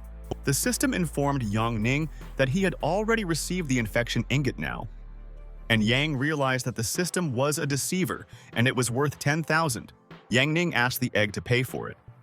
Otherwise, he would become depressed and would not find a place for himself in this world of theirs because of his mistake. The system said that the identification bar was realized on the mystical egg and the rank was upgraded from silver to gold now. The golden egg is a spiritually bound item and cannot be sold, and is similar to a regular egg and can only be used once. Yang Ning decided not to waste time and immediately open the egg and find out what fate had in store for him. and whether all his efforts on this day would pay off. Young Ning hit the egg with a hammer and wanted a very valuable surprise to be there, and only then would he be satisfied with the result of his deeds. Young Ning saw a green glow emanating from the egg, and he must find out more information to understand the new system. Young Ning realized that green is great and what colors are like silver, gold, and orange, and maybe they differ in some way, and this is an intrigue. Young Ning thought of it and found out that there are about 5 ranks, and he wants to get the coolest gift already because he behaved well this year. Young Ning prayed and asked his god for the surprise to be of green or orange quality, and there would be a valuable item worth billions. Young Ning discovered that there is a blue quality inside, and this is his first prize in the updated system, and he worked so hard for it and got it. Yang Ning realized that blue is also normal, and he is happy and was afraid that nothing would fall out of the egg and he would buy unnecessary garbage for points. Yang Ning received the student's eye object, and the thing is capable of creating various hallucinations due to its effect on the brain, and it will become cool. Yang Ning was happy, and this skill is incredible, and this is a legendary power. And tomorrow, he will definitely try this skill on his friend Zhao Xiaofei. Zhao Xiaofei sneezed at the same time and thought, "Is someone really remembering him now?" And he believes that this is a beautiful girl and she loves him. The system told Yang Ning that he used the illusory eye and his skills are already developing, and soon he himself will notice the result of the eyes. Yang Ning closed his eyes and they were itching, and he had to be patient for a while, and then he would acquire a new skill and use it on everyone. The guy realized that the ability of the eyes works, but for some reason he doesn't see any changes yet, and maybe in a minute everything will change, and he believes. So, Yang Ning learned that the illusory eye technique needs to be learned slowly and gradually. But how exactly is not clear, and this is the problem. Young Ning decided to develop other abilities for now, and besides, he needs to prepare for school and he will do other things tomorrow when he rests. Wang Zhihuan was sitting at home at that time at night and thought that now he was not the most popular guy in school, and many began to forget. The guy was sitting in the room and playing video games, and he wanted to pass this level, and only he would be able to cope with this task 100% there. The father asked Wang Zhihuan why he didn't go to bed because it was already late and he would be sleep-deprived and would not have enough energy tomorrow. Wang Zhihuan told the man that it was just school and he was already in the last round and he would soon finish the game and then go to bed. The father put the fruit on the table and told Wang Zhihuan that he should study and think about school and learn a lot of things in order to pass the exam. Wang Zhihuan asked his father if he really thought that his son knew nothing and that many students could not compare with him in intelligence. The father told Wang Zhihuan that he heard that some teacher of theirs was having problems, and did he donate money because she needed help from them. Wang Zhihuan agreed with his father and said that he gave 2,000 and teacher Luo should be happy, and all the students immediately handed over the money. Father asked Wang Zhihuan how much that guy from Xiaozhou donated, and he was interested to know about it because he often hears about him. Wang Zhihuan listened to his father's words and said that he doesn't know, and maybe he gave as much as all the students and they don't communicate with him like that. Wang Zhihuan thought that Yang Ning gave away 100,000 yuan, and everyone in their school can't stop talking about it. And where did this idiot get the money? Wang Zhihuan couldn't understand why Xu Yuan and Zhou Qian were so interested in Yang Ning and how he broke the world record so easily. The man told Wang Zhihuan that he would transfer him 500,000 to help him by donating this money to the teacher, and she needed it. Wang Zhihuan was surprised and asked the man why he wanted to give 500,000 yuan to teacher Luo. And he was interested in learning about everything.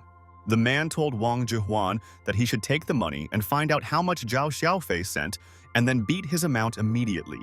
The man told Zhihuan that today in the office, Zhao Xiaofei's father donated money and many people paid attention to his finances. Wang Zhihuan was shocked. And the man told the guy that Zhu was surprised for him and donated only 1,000, and everyone was so embarrassed. Wang Zhihuan asked if Uncle Zhu is not the leader of the Nanhu City Land and Resources Bureau and if he knows teacher Luo, and this intrigues him. The man told Wang Zhihuan that he doesn't think that teacher Luo knows philanthropists, but Sizhou Haitu is smart, although his son is very stupid. Wang Zhihuan thought about it, and he didn't even know about it. And it's good that he now knows a lot, and tomorrow he will do everything that he was told now. The next morning, all the students came to school early and were all looking forward to the holidays and wanted to take a break from lessons, and were very tired this year. Young Ning also came to school early in the morning and heard some girl there calling him, and he turned around and paid attention to her now. Behind him stood Shu Yuan Yuan, and she waved her hand and was glad to meet him and wanted to talk to him, and he is a great friend and brother. Shu Yuan Yuan said good morning to Yang Ning, and she is glad to see him, and it's good that he didn't oversleep today and he has already begun to study competently. Yang Ning listened to Shu Yuan Yuan's words and said that she is also so punctual and came to school on time today and he appreciates it so much. The students were angry and said that it was Shu Yuan Yuan, and why she doesn't communicate with them like that and always avoids contact and pisses them off in the morning there. A friend told the student that he did not know why Shu Yuan Yuan was the first to talk to the idiot Yang Ning, and that all their beauties were found in him. Wang Jihuan saw Yang Ning and thought that he would take revenge on him for attracting the attention of all the people at school, and they didn't immediately forget about him. Yang Ning smiled and realized that it seems that Wang Jihuan and his friends there are very jealous and they should try to have girlfriends. But then someone started calling Shu Yuan Yuan and said that he was so glad to see her again and she had not changed at all, and she was still as beautiful. The guy told Shu Yuan Yuan that his name was Xi Chengdong from 2nd grade and she must have heard about him because he knows her well. Xi Chengdong asked Yang Ning not to interfere with him and Shu Yuan Yuan, and he just got lost and already wants to leave there and he should study there.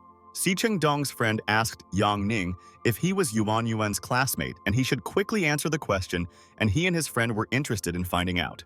Yang Ning listened to the guy's words and agreed with him, and said that he and Shu Yuan Yuan studied together and are even considered best friends.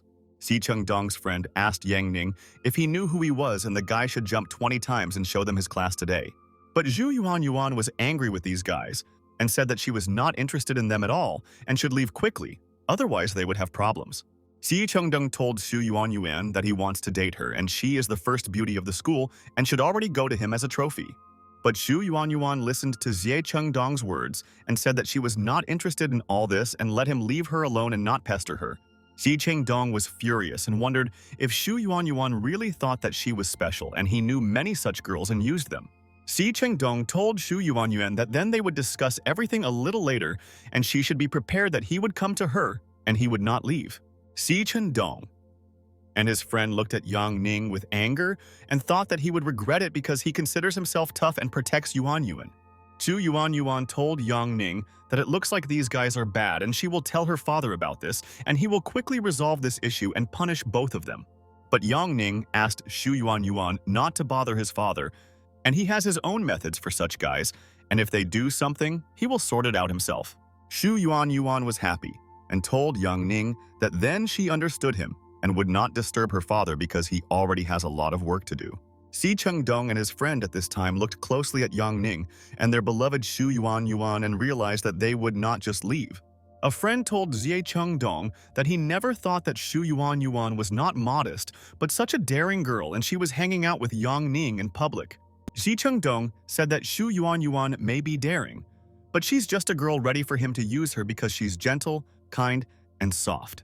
Xi Chengdong, without taking his eyes off Yang Ning, asked his friend to gather the guys, and they will have things to do today, and they will soon show Yang Ning what pain is. A friend told Xie Chengdong that they would catch the guy, undress him, and record a video with him and post it on social networks and let him know how to communicate with Shu. Afterwards, Yang Ning decided to go to his friend Zhao Xiaofei and find out how he was doing, because they had not seen him for a long time and he missed them. Yang Ning noticed that Zhao Xiaofei was yawning non-stop and realized that he should ask the student what happened to him, and Zhao is strange. Yang Ning asked Zhao Xiaofei what was going on with him, and maybe he didn't sleep well at night and didn't get enough sleep, but he said that he needed to go to bed early. Zhao Xiaofei told Yang Ning that someone said bad things about him. That's why he sneezed and he thinks he had sweet dreams, and that's a fact. Yang Ning realized that he had been practicing with his eye and tried to influence Zhao Xiaofei yesterday, and does the omen skill really work? Zhao Xiaofei told Yang Ning that he thought it was probably Wang Jihuan, and only he could think about him because he wanted to take revenge on him. Yang Ning laughed and told Zhao Xiaofei that he had no proof, but he also thought that it was definitely Wang Jihuan and he could do it. But immediately after their words, Wang Jihuan sneezed and couldn't understand who was thinking about him now and whether people really had nothing else to do today. The teacher asked the students to collect all the extra things and put everything on the right side of the table, and the mock test will start soon, and everything is ready for it.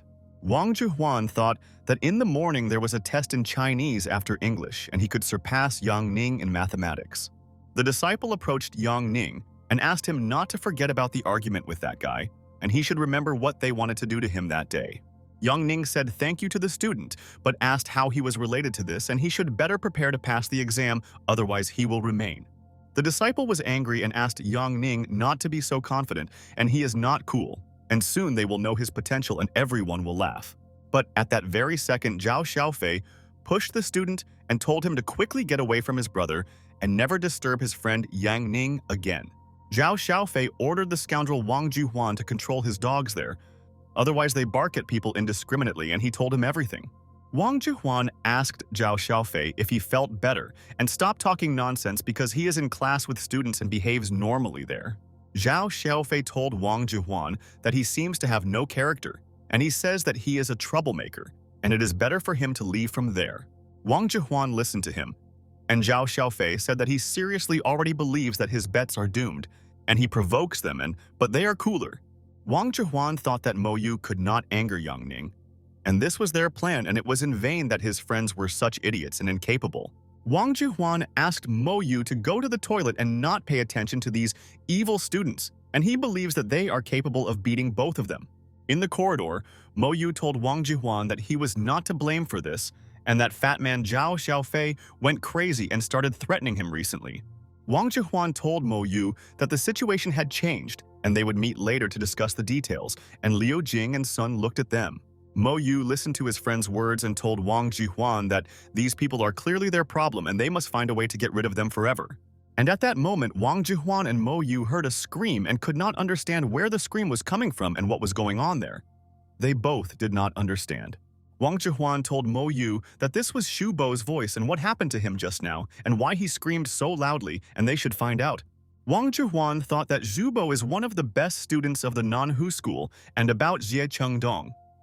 He has no information, but he will find out everything. The guys approached the classroom, which was guarded by students, and they didn't want to let anyone in. And they needed a reason for this, otherwise they would kick everyone out. The students told Wang Jihuan that he should go from there, and it was still busy there, and let him come after a couple of hours when it was free there. Wang Jihuan told the students that he needed to talk with Shu Bo, and it would be about Yang Ning, and he should be interested, and he was so confident.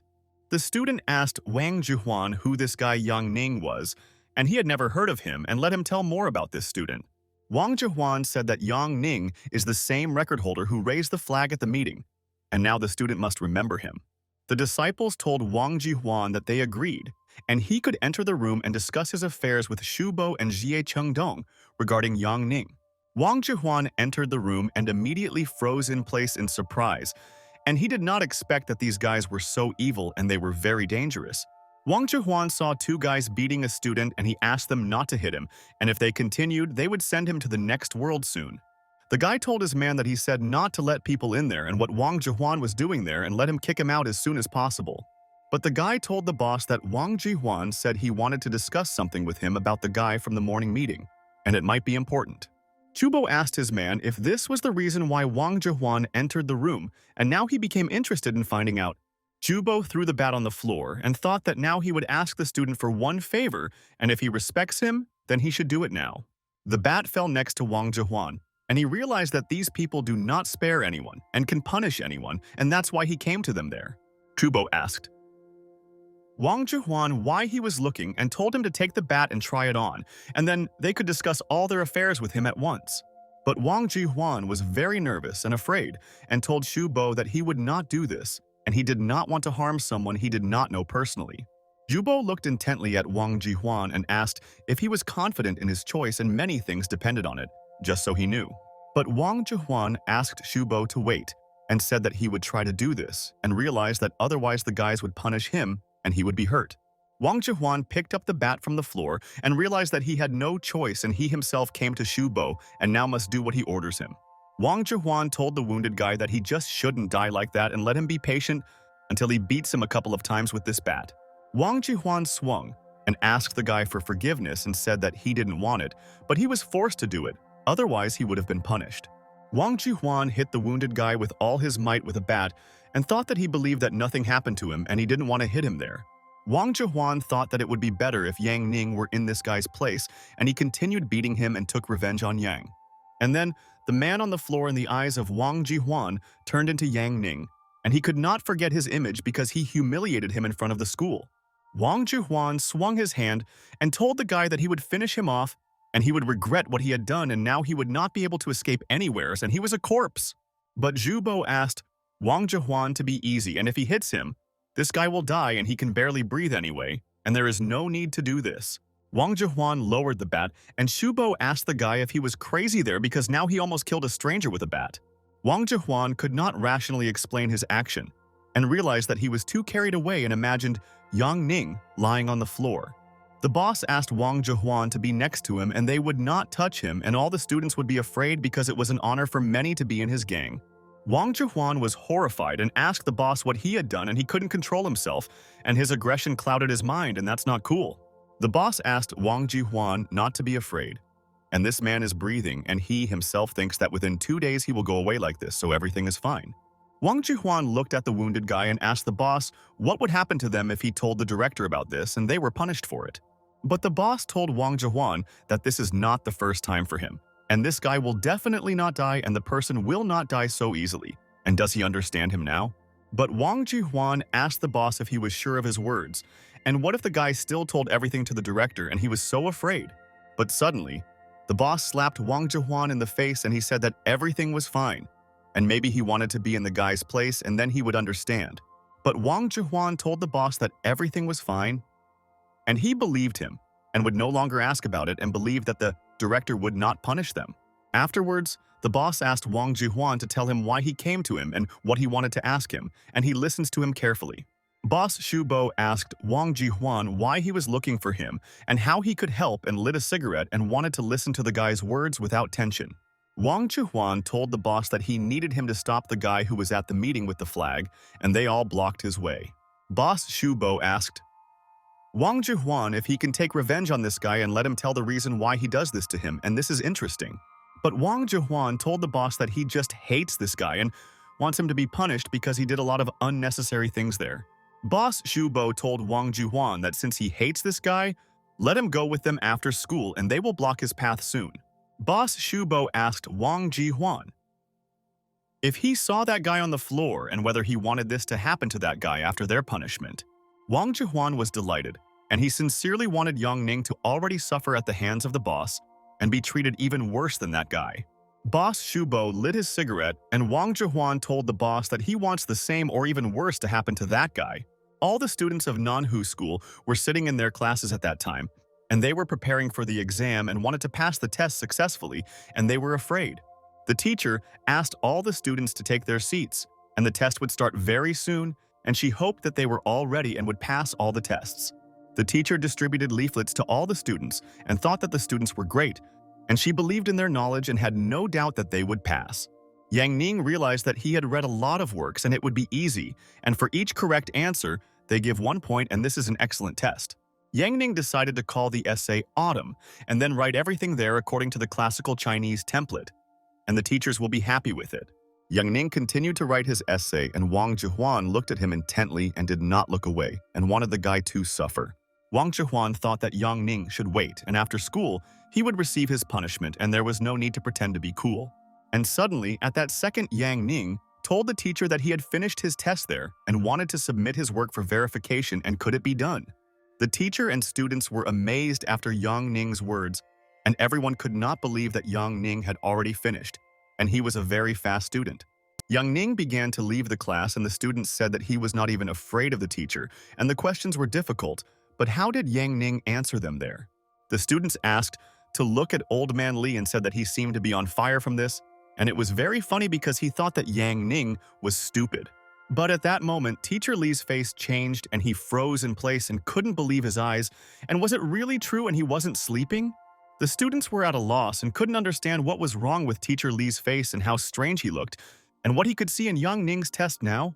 Teacher Li was very nervous and asked Teacher Liu to look at it, and she should see it too, and maybe he is hallucinating now. Teacher Li blushed, and his blood pressure rose, and the students could not understand what was happening to them, and they were behaving very strangely. Teacher Liu also froze in place, and the students realized that it was funny for them to watch the teacher's reactions, and they couldn't believe something. Wang Zhihuan wondered if the composition was so good that the teachers froze while watching. And where did student Yang get such knowledge? Wang Jihuan wondered if Yang Ning had surpassed him in the language exam and if the scoundrel would take first place, and he didn't believe it. Yang Ning at this time was sitting on a bench and reading books and thought that it seems that he was the first to pass the exam and he should not be different from everyone else. Yang Ning thought that studying was easy for him. And why didn't he study before and he knows the answer? Because he didn't have a cool system. Yang Ning took out the next book and he will remember all the information, and it will be easy for him in the exam, and he will amaze all the teachers with his knowledge. And after a while, the bell rang for class and all the students entered their class and hoped that they would be able to pass the exam because that's how they prepared.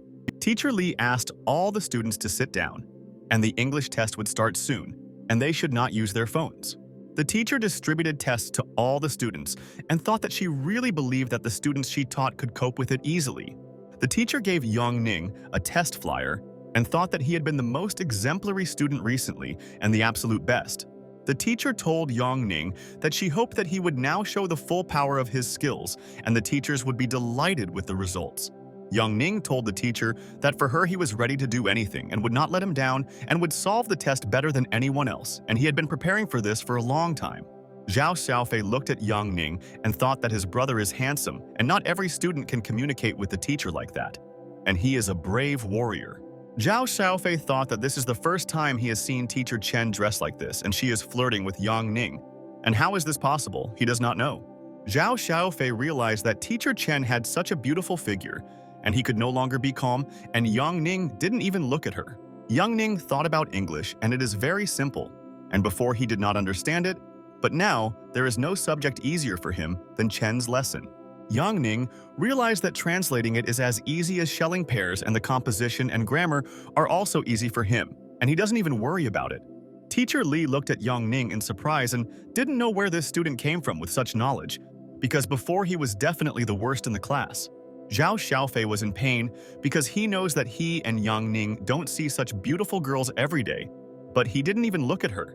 And at that very second, Yang Ning told the teacher that he had done everything and solved all the tests, and now he could go and take a little break from all the lessons. Teacher Chen was shocked by Yang Ning's speed, and he was able to solve the test the fastest. And when did Yang Ning become so great at school? Zhao Xiaofei was also amazed, and his friend is the best of all, and all his knowledge is delightful, and he also wants to become as smart as Yang. Teacher Chen told Yang Ning that she was very interested in how many points he would get this time because he wrote the test the fastest, and that's cool. Yang Ning told Teacher Chen that he doesn't know this, but he used all his knowledge and thinks that he answered many questions there correctly. Zhao Xiaofei thought that Yang Ning was definitely bragging about Miss Chen's knowledge, and he also wanted the teacher to praise him, and he loved her so much. Teacher Chen told Yang Ning that she was looking forward to checking this test and he completed it faster than last time, which is great. Yang Ning thought maybe he would get full marks, and who knows, and he himself doesn't want to be different from everyone else, but he still has to be faster than the guys. After that, it began to get dark outside and all the students left school and went home, and they were all so tired because they had written so many of their tests. Yang Ning was walking along the ancient street of Achua and thought that he had done well in his exams, and now he can devote time to other activities at home. Yang Ning realized that now he can take out his phone and contact his colleague and ask for one favor, and he will help him as best he can.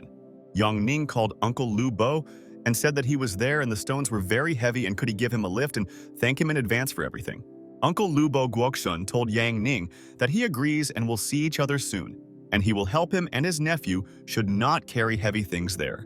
Afterwards, Uncle Lu Bo Guoshun brought Yang Ning to Jun Jizhak and wanted to discuss something with him, and it is important for him to know his nephew's opinion now. Uncle Lu Bo Guoshun asked Ning why he shouldn't drive the car himself, since he can afford a luxury car if he wants. Yang Ning told Uncle Lu Bo Guoshun that he doesn't have a car or a license either, and that's why he doesn't want to buy a car because he's still a simple schoolboy. Uncle Lu Bo Guoshun told Yang Ning that, by the way, he released the Tiger Hu and let him run, and now he is watching him and they might get lucky soon. Yang Ning was surprised and asked Uncle Lu Bo Guoshun how he let him go and asked him to tell all the information, and he was interested in knowing everything. Uncle Lu Bo Guoshun listened to the guy's words and thought that this was a funny story, and he should tell him all the nuances, and he wouldn't believe him. Lu's Uncle Bo Guoshun said that they paid a guard to pretend to be asleep and Tiger Hu thought he could escape from there. Uncle Lu Bo Guoshun said that then they did something funny and Tiger Hu obviously didn't expect it because he wasn't smart enough to think of it. Uncle Lubo said that they sewed a bug into Hu's tiger's pants that would easily track him down, and they came up with a brilliant plan, and that's cool. Uncle Lu Bo Guoshen asked Yang Ning how he thinks they can find the real criminal, and it is important for him to know his friend's opinion. Yang Ning told Uncle Lu Bo that it is difficult to say, and perhaps the real criminal refused his gift, and she is smart and will be able to recognize them. Yang Ning told Uncle Lu Bo Guoxen that he thinks that the culprit is a woman, and unless of course his theory is correct, and he does not guarantee it to them. Uncle Lu Bo Guoshen said that it doesn't matter. And now he has people, and he invited them from an elite college who will protect Du Xuan. Yang Ning was surprised and asked Uncle Lu Bo Guoxen what kind of elite college this is, and maybe it's an academy and he wants to know about it, and that's cool. Uncle Lu Bo Guoxen told Yang Ning that he was right and he was wrong, and this is indeed a bodyguard academy, and they are all former special forces. Uncle Lu Bo Guoxen said that now near the school she is guarded by 2 elite bodyguards, and not ordinary ones, and no one will harm her anywhere. Yang Ning was delighted and asked Uncle Lu Bo Guoxen if he could check them, because no one can evaluate people better than himself. Uncle Lu Bo asked Yang Ning not to forget about Jellywein and Chen Qianweiji, and although they want to make peace with him, they hold a grudge against Ning. Chen Qianweiji is an aggressive idiot, and he is harmless, but Jellywein always smiles, although in fact he is a dangerous and cunning snake. Yang Ning told Uncle Lu Bo that he is a smart person, and thanks to him for this notification, and will be more careful and they will not be able to harm anywhere. Uncle Lu Bo Guoxun told Yang Ning that if they come to him, he himself must destroy them, and he gives permission because the people themselves started. Yang Ning told Uncle Lu Bo that if this is all, then he went to school and their exams will start soon and he cannot miss this event.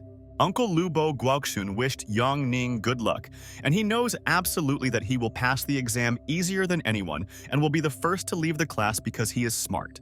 Afterwards, Yang Ning decided to have lunch, and before the exam, he must be fit and full of energy and must be ready to attack all his enemies. Yang Ning was eating noodles, and then he heard a familiar voice, and he knows who it is. And it is the voice of Zhao Xiaofei, and he was able to find him even there and come.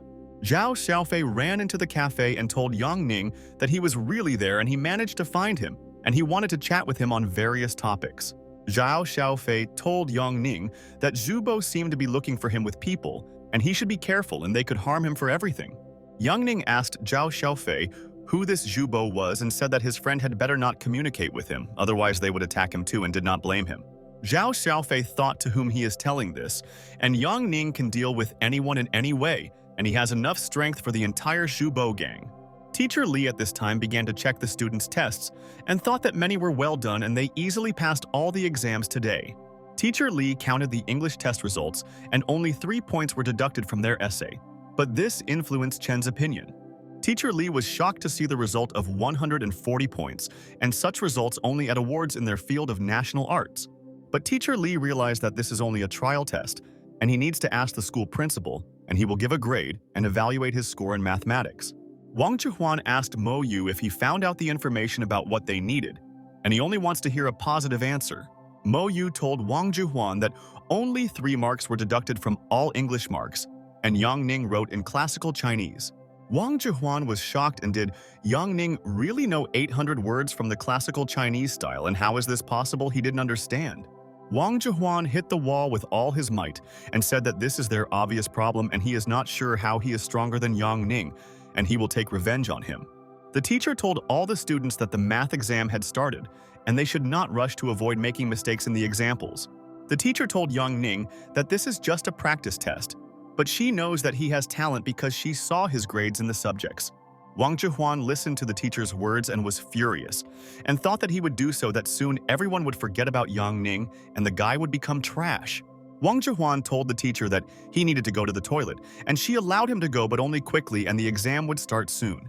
Wang Zhihuan went out into the corridor and said that he wanted to remind that guy passes tests faster than them, and asked Zhubo if he could catch. Zhubo asked Wang Zhihuan if this guy passes all the tests before everyone else, and he is lazy, but since he reminded him, he will start now.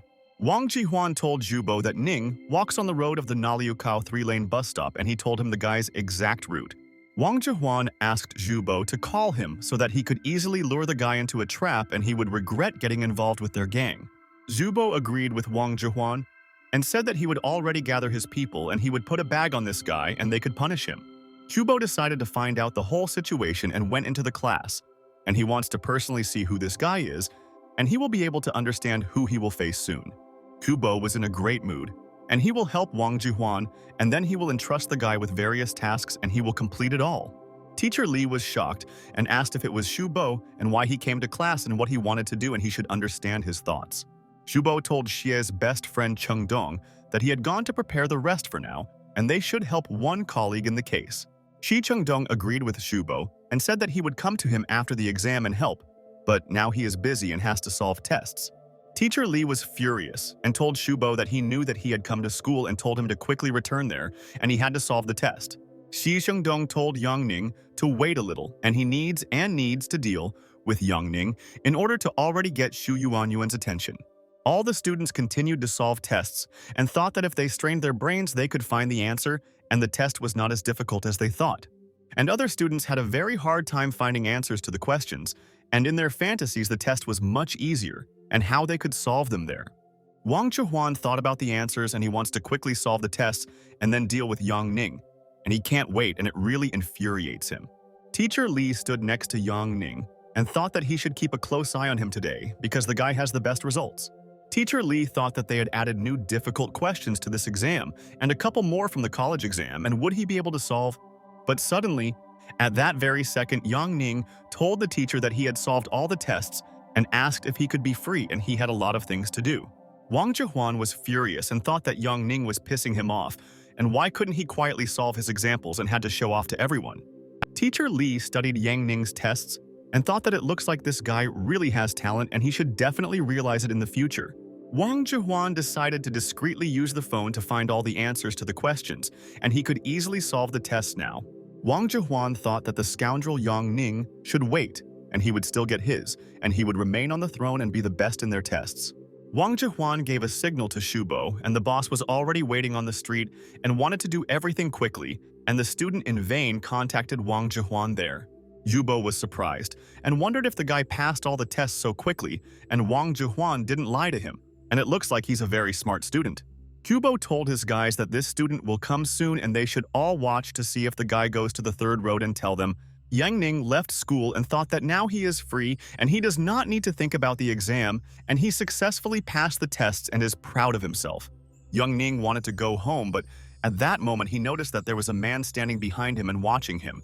And were the guys really that naive? Yang Ning thought that Shubo and his bully missed the text, and they all think that this does not concern them, although they may not think about anything. Yang Ning realized that someone warned Shubo that he had already passed the tests, and had a rat really appeared in his class and he would find out who the idiot was. Yang Ning got on the bus and thought that he had a plan of action and didn't understand whether the bandits really hoped to catch him there with such intelligence. The guy told Shubo that the student got on the bus and was following this route and they could take action before he left their location. Shubo told his friend that Yang Ning was lucky and he noticed them and immediately ran away, and his friend should wait, and soon their boyfriend will leave the class. Shubo told the guys that their plans had changed and they needed to make a small detour and asked everyone to try and they would succeed. Yang Ning was on the bus at that time and did not notice that he was being followed, and he hoped that they would follow him, but it seems he overestimated. Yang Ning wondered if the guys had given up, and he thought that they would follow him even on the bus, and he had a plan, but in vain they all left. Yang Ning wondered if these guys really wanted to play with him, but he would play with them according to the rules of the real world, and they would regret everything. Shu Yuanyuan was at school at that time, and their lessons were over, and she realized that now she could go home and take a break from lessons. Shu Yuanyuan put all the books in her briefcase and thought that she really wanted to meet Yang Ning because it was very interesting to chat with him. And then Wang Jihuan approached Shu Yuanyuan and asked how the exam went for her, and he wants to know her opinion on this matter now. Shu Yuanyuan listened to him and told Wang Jihuan that the exam was difficult and asked how the subject tests went for him. Wang Jihuan told Shu Yuanyuan that the tests were difficult for him, especially the last ones, and he could not find the right answer there for a long time. But at that very moment, Shu Yuanyuan asked the student for forgiveness and told Wang Jihuan that she had to go home and was very busy. Wang Jihuan clenched his fist tightly and thought that Shu Yuanyuan was a very arrogant student, and he just wanted to ask her if she was tired there. Wang Zhihuan thought that because of this, he wants to beat Yangning because he took Xu Yuan from him and she does not pay attention to him. Zhao Xiaofei approached the student from the committee and said that he wanted to give 1,000 for teacher Luo, and he should give it to her for treatment. Zhao Xiaofei heard Zhao Xiaofei's words and froze in place immediately in shock and wondered if he really donated 1,000 for the treatment of misfit. Wang Zhihuan thought that Zhao Xiaofei recently donated 500, and what kind of nonsense is this, and he can't understand and thinks about it. Wang Zhihuan decided to immediately call his father and ask what he should do next, and then he could give him useful advice because he is wise.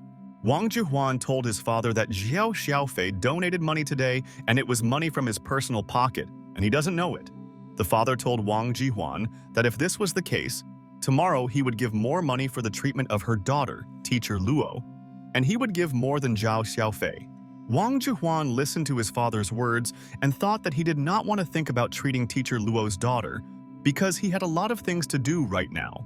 Wang Zhihuan completed the call and realized that this was a stupid request and a waste of time, and he did not understand why his father was putting so much effort into this. Xu Yuan was walking on the street at that time and wanted to come home quickly, and she wants to help her father with his documents, and this is very important.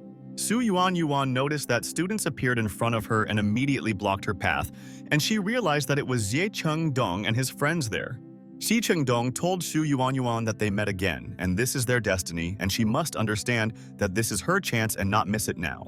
Xie Chengdong invited Xu Yuan to go with him, and he knows one place where they will have fun, and she will not regret it and will be happy. But Xu Yuan was despondent and said thank you to Xie Chengdong. But she is not interested, and he must understand that she does not want to go with him. Xie Chengdong's friend told Lady Xu Yuan that their friend has so much money and good character, and he wants to be friends with her and will not harm her. Xie Chengdong's friends asked Xu Yuan to go with them, and he himself is sure that she will remember this day for a long time and will never forget them. Xu Yuan asked Xie Chengdong and his friends not to pester her, and they mock her, and she said that she wanted to go home. But Xie Chengdong did not want to leave and told Xu Yuan that he didn't care anymore and let her go with him, and they would enjoy the moment with her. But suddenly, at that second, someone asked Xie Chengdong if he believed in himself so much, and if he had the courage to communicate with guys like that now. There was a guy standing behind Xie Chengdong, and he was determined, and he didn't want to watch the guys mock Xu Yuan. Xie Chengdong's friends said that it was Ran Haochu and told him to leave, and it had nothing to do with him. Otherwise, he would suffer greatly due to his impudence. Ran Haochu told Xie Chengdong and his friends that they should hurry up there and leave. Otherwise, he will teach them a lesson, and they will be so hurt. Xie Chengdong could not understand what Ran Haochu forgot there, and if he made a scene there, he would be involved in a conflict, and it was better for him to leave. Xie Chengdong told his friends that they should leave, and tomorrow they will discuss everything with Xu Yuan, and he believes that she will still be his lady. Xu Yuan said thank you to Ran Haochu for saving her there from those hooligans, and they didn't want to let her go and pestered her. Ran Haochu asked the lady if her name was Xu Yuan, and he had often heard her name lately, and she was popular among everyone. Xu Yuan was surprised and asked Ran Haochu if he really knew her, and she couldn't remember where she could see the brave guy. And then someone told the older brother that he had really just arrived there and asked for forgiveness for the fact that she was a little late there. It was Zhou Qian, and she asked Xu Yuan if she knew her brother, and she didn't expect to see her there, and it's good that they met. Xu Yuan told Zhou Qian that her brother had just saved her from the bullies, and they ran away from there scared of him, and he is very brave. Zhou Tin told Xu Yuan that she saw these guys and they are very bad and she should be careful, and they have evil intentions.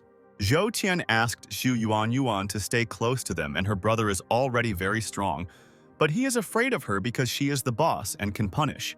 Zhan Haochou listened to his sister's words and was despondent and thought that this was the typical logic of girls, and he would rather not argue with her there. Xu Yuan once again said thank you to Ran Haochu for saving her, and she is grateful to him and will never forget what he did to her. Ran Haochou told Xu Yuan that everything was fine and thought that Xie Chengdong probably doesn't know what Yuan is and Cheng is an idiot. Xie Chengdong was very angry at this time and thought that if it weren't for Ran Haochu, this world would be a much better place, and he hates the guy. And then friends asked Xie Chengdong to look there, and they saw a very familiar person and he might be interested, and they did not expect. Wang Zhihuan wanted to get on the bus, and Xie Chengdong asked the newcomer where he was going. and who the guy behind him was and let him answer everything. A friend told Zi Chengdong that Subo's brother is looking after this Wang Jihuan, and it seems he wants to teach some guy a lesson now. A friend told Zi Chengdong that Zubo's brother was guarding that guy and asked if he would go with them, and he could release his anger for one thing. Zi Chengdong asked his friend if he was offering to beat the idiot half to death, and he was happy to do so, and he still needed to let off steam. Friends got on the bus and said that they could get down to business and no one would stop them. And in vain, the guy got on their nerves and they would beat them up. Yang Ning got off the bus at this time and thought that his trip along the street was so calm and he knows that fun is ahead so soon. Yang Ning wanted to get home without any problems, but he would be glad if on the way he saw those idiots who were following him near his school. And at that very second, Shubo appeared in front of Yang Ning, and Yang was surprised and thought that they had fallen behind, but they followed him all the time along the road. Shubo was confident in himself and thought that no one could offend all his friends and they would regret contacting the boss and suffer.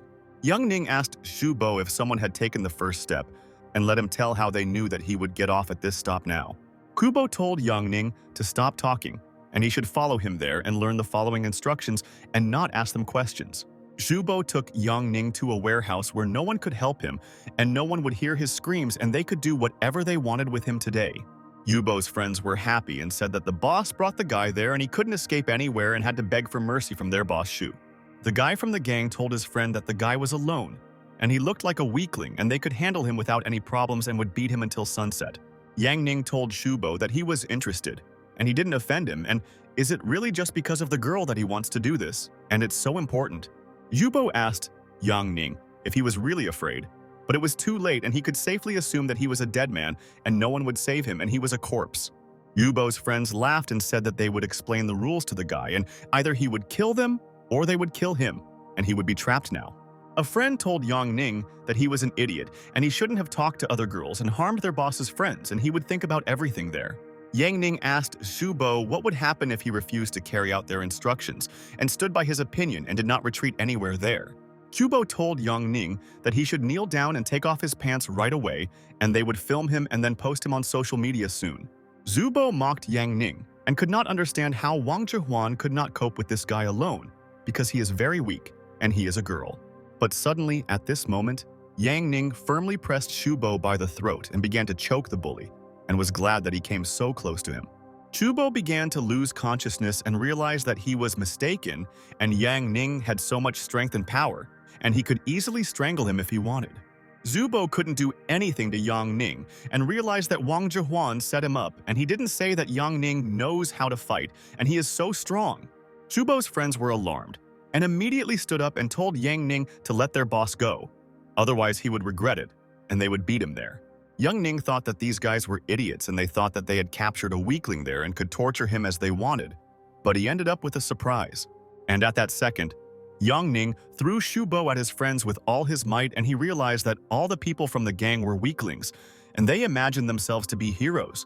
Kubo's friends were in great pain and they found out that their boss weighs many kilograms and he needs to keep a diet and he can crush.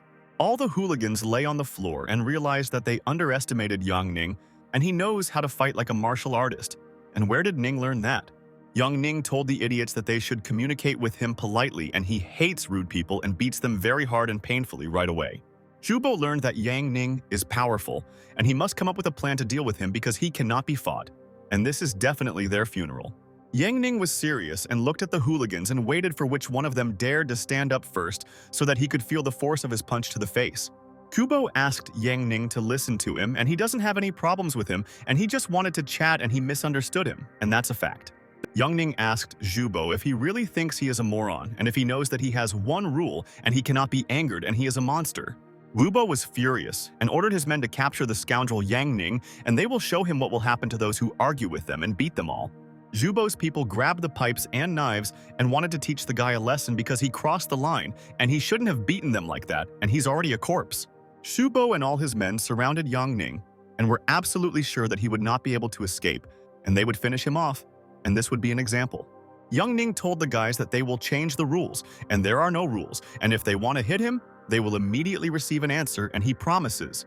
Yang Ning quickly walked towards the enemies and said that today they will all die there, and they made a mistake when they brought him to this place and it is darkness. Young Ning began to beat up all the people from Shu Bo's gang and thought that soon he would find out who wanted to harm him, and sent these clowns. Subo flew a couple of meters and fell to the floor and realized that Yang Ning's fists were made of steel, and it looks like he trains often, and he is clearly a fighter. Yang Ning dealt with all the people from Shu Bo's gang in an instant, and he wanted to get answers to his important questions from all sorts of bandits.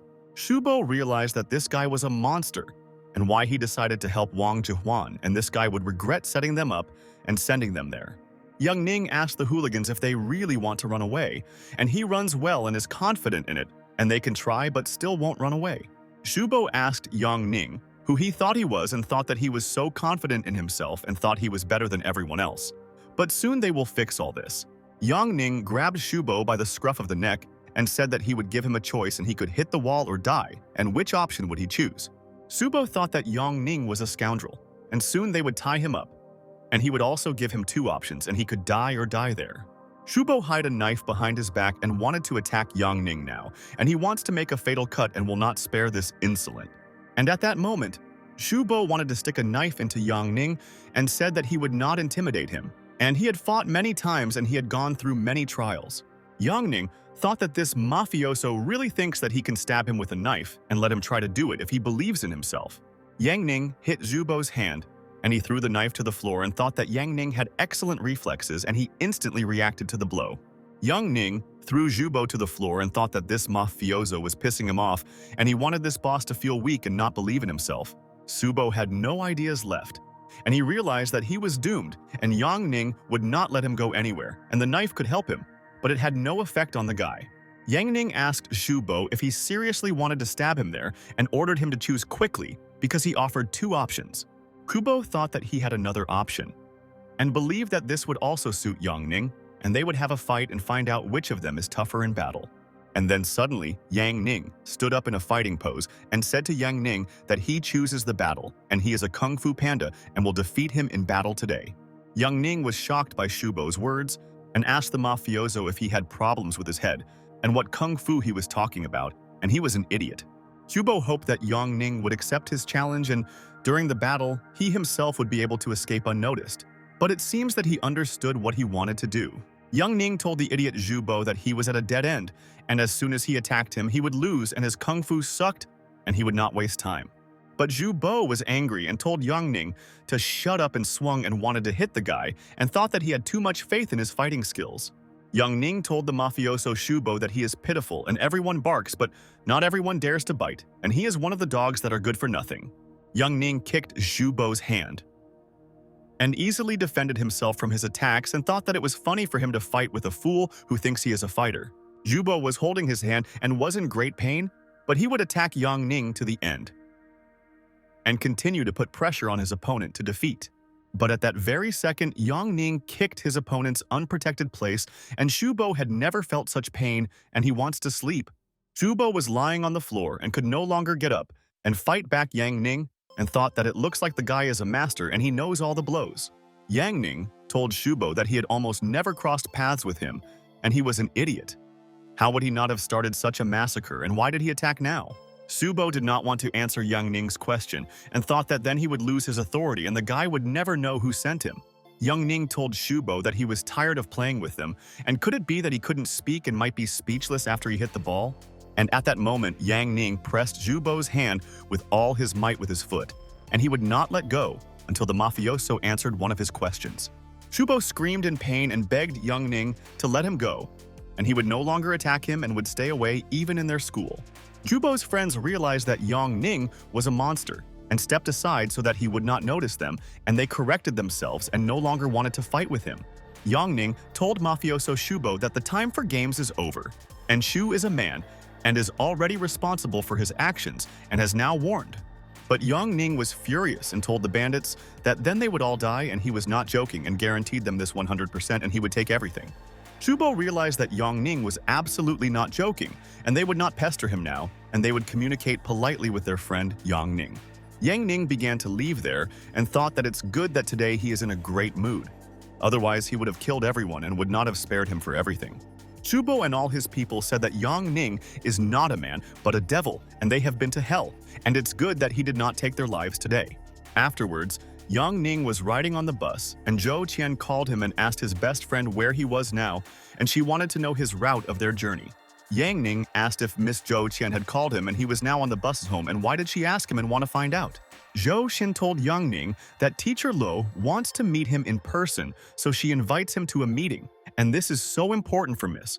Yang Ning agreed with Zhou Qian and asked her where they would meet with Teacher Luo, and he would come if she told the exact location of the meeting. Xi Chengdong and Wang Zhihuan decided to go to their friends now at the warehouse and help, because they wanted to teach the guy a lesson, and they want to find out. Xi Chengdong was frozen in place in surprise at seeing his friends, and Wang Zhihuan also did not expect to see boss Xu Bo in this position. Xi Chengdong saw that all his colleagues were lying on the floor unconscious and asked the guys what happened to them and why they were lying and screaming. Xi Chengdong was furious and told his friends that they were idiots and scum who could not cope with one person and what nonsense was going on. And then Xie Chengdong noticed that Xu Bo was lying on the floor. And did that guy really do this to him too, and how could he beat the boss so easily? The guy stood up and asked young master Xie Chengdong to calm down, and he would explain to him the whole situation and what happened to them, and it's so tough. The guy approached Xie Chengdong and told him everything that happened to them there, and how Yang Ning had no problem beating them all like pathetic dogs back then. Xie Chengdong began to be afraid, and thought that now Yang Ning would look for him to get even. And why did they decide to teach that student a lesson? Wang Zhihuan asked brother Xu Bo if he had told Yang Ning all the information at that moment, and he should find out in order to take action. But Xu Bo told Wang Zhihuan that he didn't say anything to Yang Ning, and he can calm down and not be nervous, and the monster doesn't know who his enemy is. Xi Chengdong asked his friend to call Xu Bo's father and let him hire bandits to punish the student who beat everyone there. The guy listened to Xie Chengdong's brother's words and said that he would do whatever he ordered, and Xu Bo's father could make Yang Ning suffer. Xu Bo's father was furious and asked the guys who dared to touch his son, and maybe people had completely lost fear and he would finish everyone off. Xu Bo's father named Shu Kui asked the students how this guy dared to beat his son, and Xu Bo is covered in bruises and abrasions now. Xi Chengdong told Mr. Shu Kui that the guy from school did it and he doesn't know what kind of conflict they had, but the guy didn't spare shoes. Zhu Kui asked where this guy was and how dare he break both of Xu Bo's arms, and he would do the same to him, but the guy asked the boss to cool down there. Chu Kui asked Xi Chengdong how many people that guy had, and he would gather all his guys to teach that impudent kid a lesson. Wu Bo's friend told Mr. Shu Kui that that student was alone and knew that this fact would definitely anger his father, and he would not believe his words now. Chu Kui asked Xi Chengdong if that guy was alone and was able to beat a crowd of people single-handedly, and this is incredible, and he wants to know everything. Xi Chengdong listened to Mr. Shu Kui's words and said that he was right and that guy was alone, and it looks like he is an expert in martial arts and he is cool. Su Kui asked the guys if one guy beat everyone up and they didn't even touch him, and asked Guai to find out about this guy as soon as possible. Xi Chengdong thought that this guy is dangerous and he needs to kill him while he is not so strong. Otherwise, he will take revenge on them in the future, and he knows this fact. Wang Zhihuan was very nervous and wondered if Yang Ning was like that back then, and is it really because of him that Yang has become much more powerful and evil now? At this time at school, teachers asked colleague Li if he was really not joking, and everything was correct and it was serious, and the student was able to amaze them. The teacher said that these answers are beautiful and not like those of ordinary people, and this is impressive, and he did not expect this from a student of their school. The teachers couldn't believe it and said that last year, Yang Ning was at the bottom, and what kind of nonsense is this? And where did he get the knowledge of the sage? The teacher asked whether Yang Ning's grades were serious, and he remembered that last year the guy had the worst grades in the class, and that's a fact. The man told Mr. Zhou that he congratulated him, and a child prodigy appeared in his class and he had a bright future, and he amazed everyone. Teacher Li Zhou asked his colleague what he was talking about, and this is all thanks to all the teachers, and they are involved in the development of the child prodigy. Teacher Li Zhou was delighted and realized that now he would definitely be able to receive the prize for this year, and he surpassed all the teachers at the school. Teacher Li Zhou invited his colleagues to celebrate this in the evening, and he treats them, and they sit in a good restaurant, and he adores everyone. Yang Ning at this time met with Zhou Qian and their teacher Luo at the Huas Phoenix Hotel, and thought that he had long wanted to discuss this with them. Yang Ning was sitting at a table in a restaurant with teacher Luo and acquaintances, and he thought that she was a kind woman and always wished her the best. Teacher Luo apologized for her modesty, but this is all she can do for them and her salary is not enough to feed her family. Yang Ning asked Mr. Luo what he was doing on Guhan Street, and he wanted to find out from him because he heard that this is a very dangerous street. Mr. told Yang Ning that he was just there helping people with office work, and they were grateful to him for everything, and he always wants to help them. Xi Chengdong said that Yang Ning is now at the Huas Phoenix Hotel, and there he is sitting with Xu Yuan and Zhou Qian, and he found out all this. A friend told Xie Chengdong that there was still Teacher Luo there, and he found out that they were having a great time at the restaurant, and they could all go there. Xi Chengdong told his friend that he did a great job and immediately handed over the money and said that this was his reward for his work and he was proud of his friend. The guy listened to Xie Chengdong's words and said a huge thank you to the boss, and he appreciates his concern because he always pampers him with money, and that's cool. Xi Chengdong left the hospital and thought that now he knows exactly where Yang Ning is and can contact Mr. Shu Kui now. Xi Chengdong immediately called Mr. Shu Kui, and he believes that they will all punish Yang Ning because he will not be able to defend himself from their attacks in the restaurant. Xi Chengdong told Zhu Kui that now Yang Ning is already at the Huas Phoenix Hotel and he will pay some guy to look. Mr. Shu Kui was pleased and said thank you to Xie Chengdong, and he really helps him take revenge on the guy and he will not forget about his actions. Xi Chengdong thought that it would be good if Uncle Shu Kui dealt with that guy, and then two beauties would fall into his hands, and that's cool. Yang Ning said thank you to Teacher Luo for the treats, and they will soon see her at school, and her daughter will soon undergo a rehabilitation course for everything. Teacher Luo and her husband wish the students all the best, and they will meet with them again soon, and he himself will organize everything for good people. Zhou Xian asked Yang Ning if he would go home, and she would also go and wanted to meet her brother, and he wanted to resolve an issue with her there. Yang Ning listened to Zhou Qian's words and said that she was right and he would immediately go home and want to prepare for the exam, and this is important for them. Zhou Xian told Yang Ning that she heard from the teacher that he is always in last place in his studies, and why does he not want to gain knowledge? Yang Ning asked Zhou Qian to better not listen to teachers, and they often deceive them, and she should listen to the words of her best friend, and he is not lying. And then Yang Ning froze in place with her friends because someone brazenly blocked their path, and Yang didn't expect to see these guys there today. It was Xie Chengdong, and he told Xu Yuan that fate had brought them together again, and maybe they would drink together and let her not refuse it. Xu Yuan told Yang Ning that he should help her and thought that she was so tired of this Ye Chengdong, and why did he not want to fall behind in any way? Zhou Qin was furious and asked Xi Chengdong if he was following them, and he looked like a stalker and seemed to have nothing better to do now. Zhou Qian told Xi Chengdong that she would contact her brother and ran. Hao Chu would punish them again, and he would be angry when he learned that they were with her. But suddenly, at that moment, one of Xie Chengdong's friends immediately hit Zhou Qian's hand, and she dropped her phone and the lady was shocked. Zhou Qian asked Xi Chengdong how he dared to chase them in a public place, and did he really think that nothing would happen to him? And at that very second, someone told Yang Ning that it was he who forced him to come there, and he wanted to solve one matter with him, and he would get what he deserved. Zubo's father stood in front of Yang Ning, and he was determined, and Shu Kui wanted to personally take revenge on Yang Ning for breaking two of his arms. Yang Ning asked Shu Kui if he was the person who was targeting him, and it's good that he decided to personally come there and resolve matters. Shu Kui listened to Yang Ning's words and agreed with him, and thought that he couldn't believe that this weakling beat all the guys alone. Yang Ning asked Shu Kui to let the girls go, and then he would go with them, and they would discuss important nuances like men, and this is all fair. But Shu Kui told Yang Ning that he was not able to set conditions for him and he wanted to punish him for his actions, and other people would also suffer. Shu Kui did not want to let Xu Yuan and Zhou Qian go, and he wanted the girls to watch how he would punish the guy. Assistant Shu Kui told the boss that these girls are good, and he began to stroke Xu Yuan on the shoulder and thought that she was so beautiful. Yang Ning was furious and ordered the scoundrel to take his hands off his girlfriends, otherwise he will greatly regret touching them, and he guarantees him, and this is true. The guy didn't want to let Xu Yuan go, and Yang Ning immediately grabbed the brazen bandit's hand and thought that he was warning the scoundrel now. Zhu Kui was angry and asked Yang Ning if he really decided to answer them, and grabbed his man's hand and asked his men to take this guy. Colleague Shu Kui listened to him and told Yang Ning that he had no brains and did not know who he was dealing with and what problems he could cause them. But Yang Ning, at that very second, hit one bandit in the face with his fist, and thought that this was enough to knock him out and they were weak. A man from Shu Kui's gang wanted to attack Yang Ning from behind, but he failed, and Yang Ning hit him with his elbow right in his face.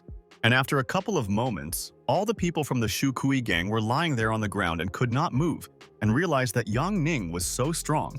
Hu Kuai began to get very nervous and told Yang Ning that he does not respect people who are older than him at all. And he is an uncultured guy and an impudent person.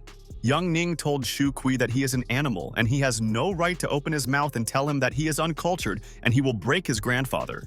Hu Kuai was angry and told Yang Ning that he clearly wants to die and he can arrange it for him, and how did he have the courage to say such things? Yang Ning thought that compared to Shu Bo, this Wen Shenquan knows real kung fu and he wants to learn the skills of this old man.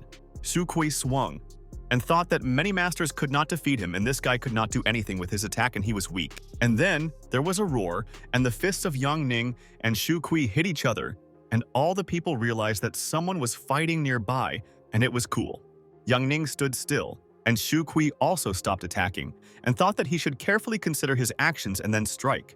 Yang Ning was shocked, and he thought that he could easily defeat the old man, but Shu Kui was able to stop his fist and he is the first person who could do it.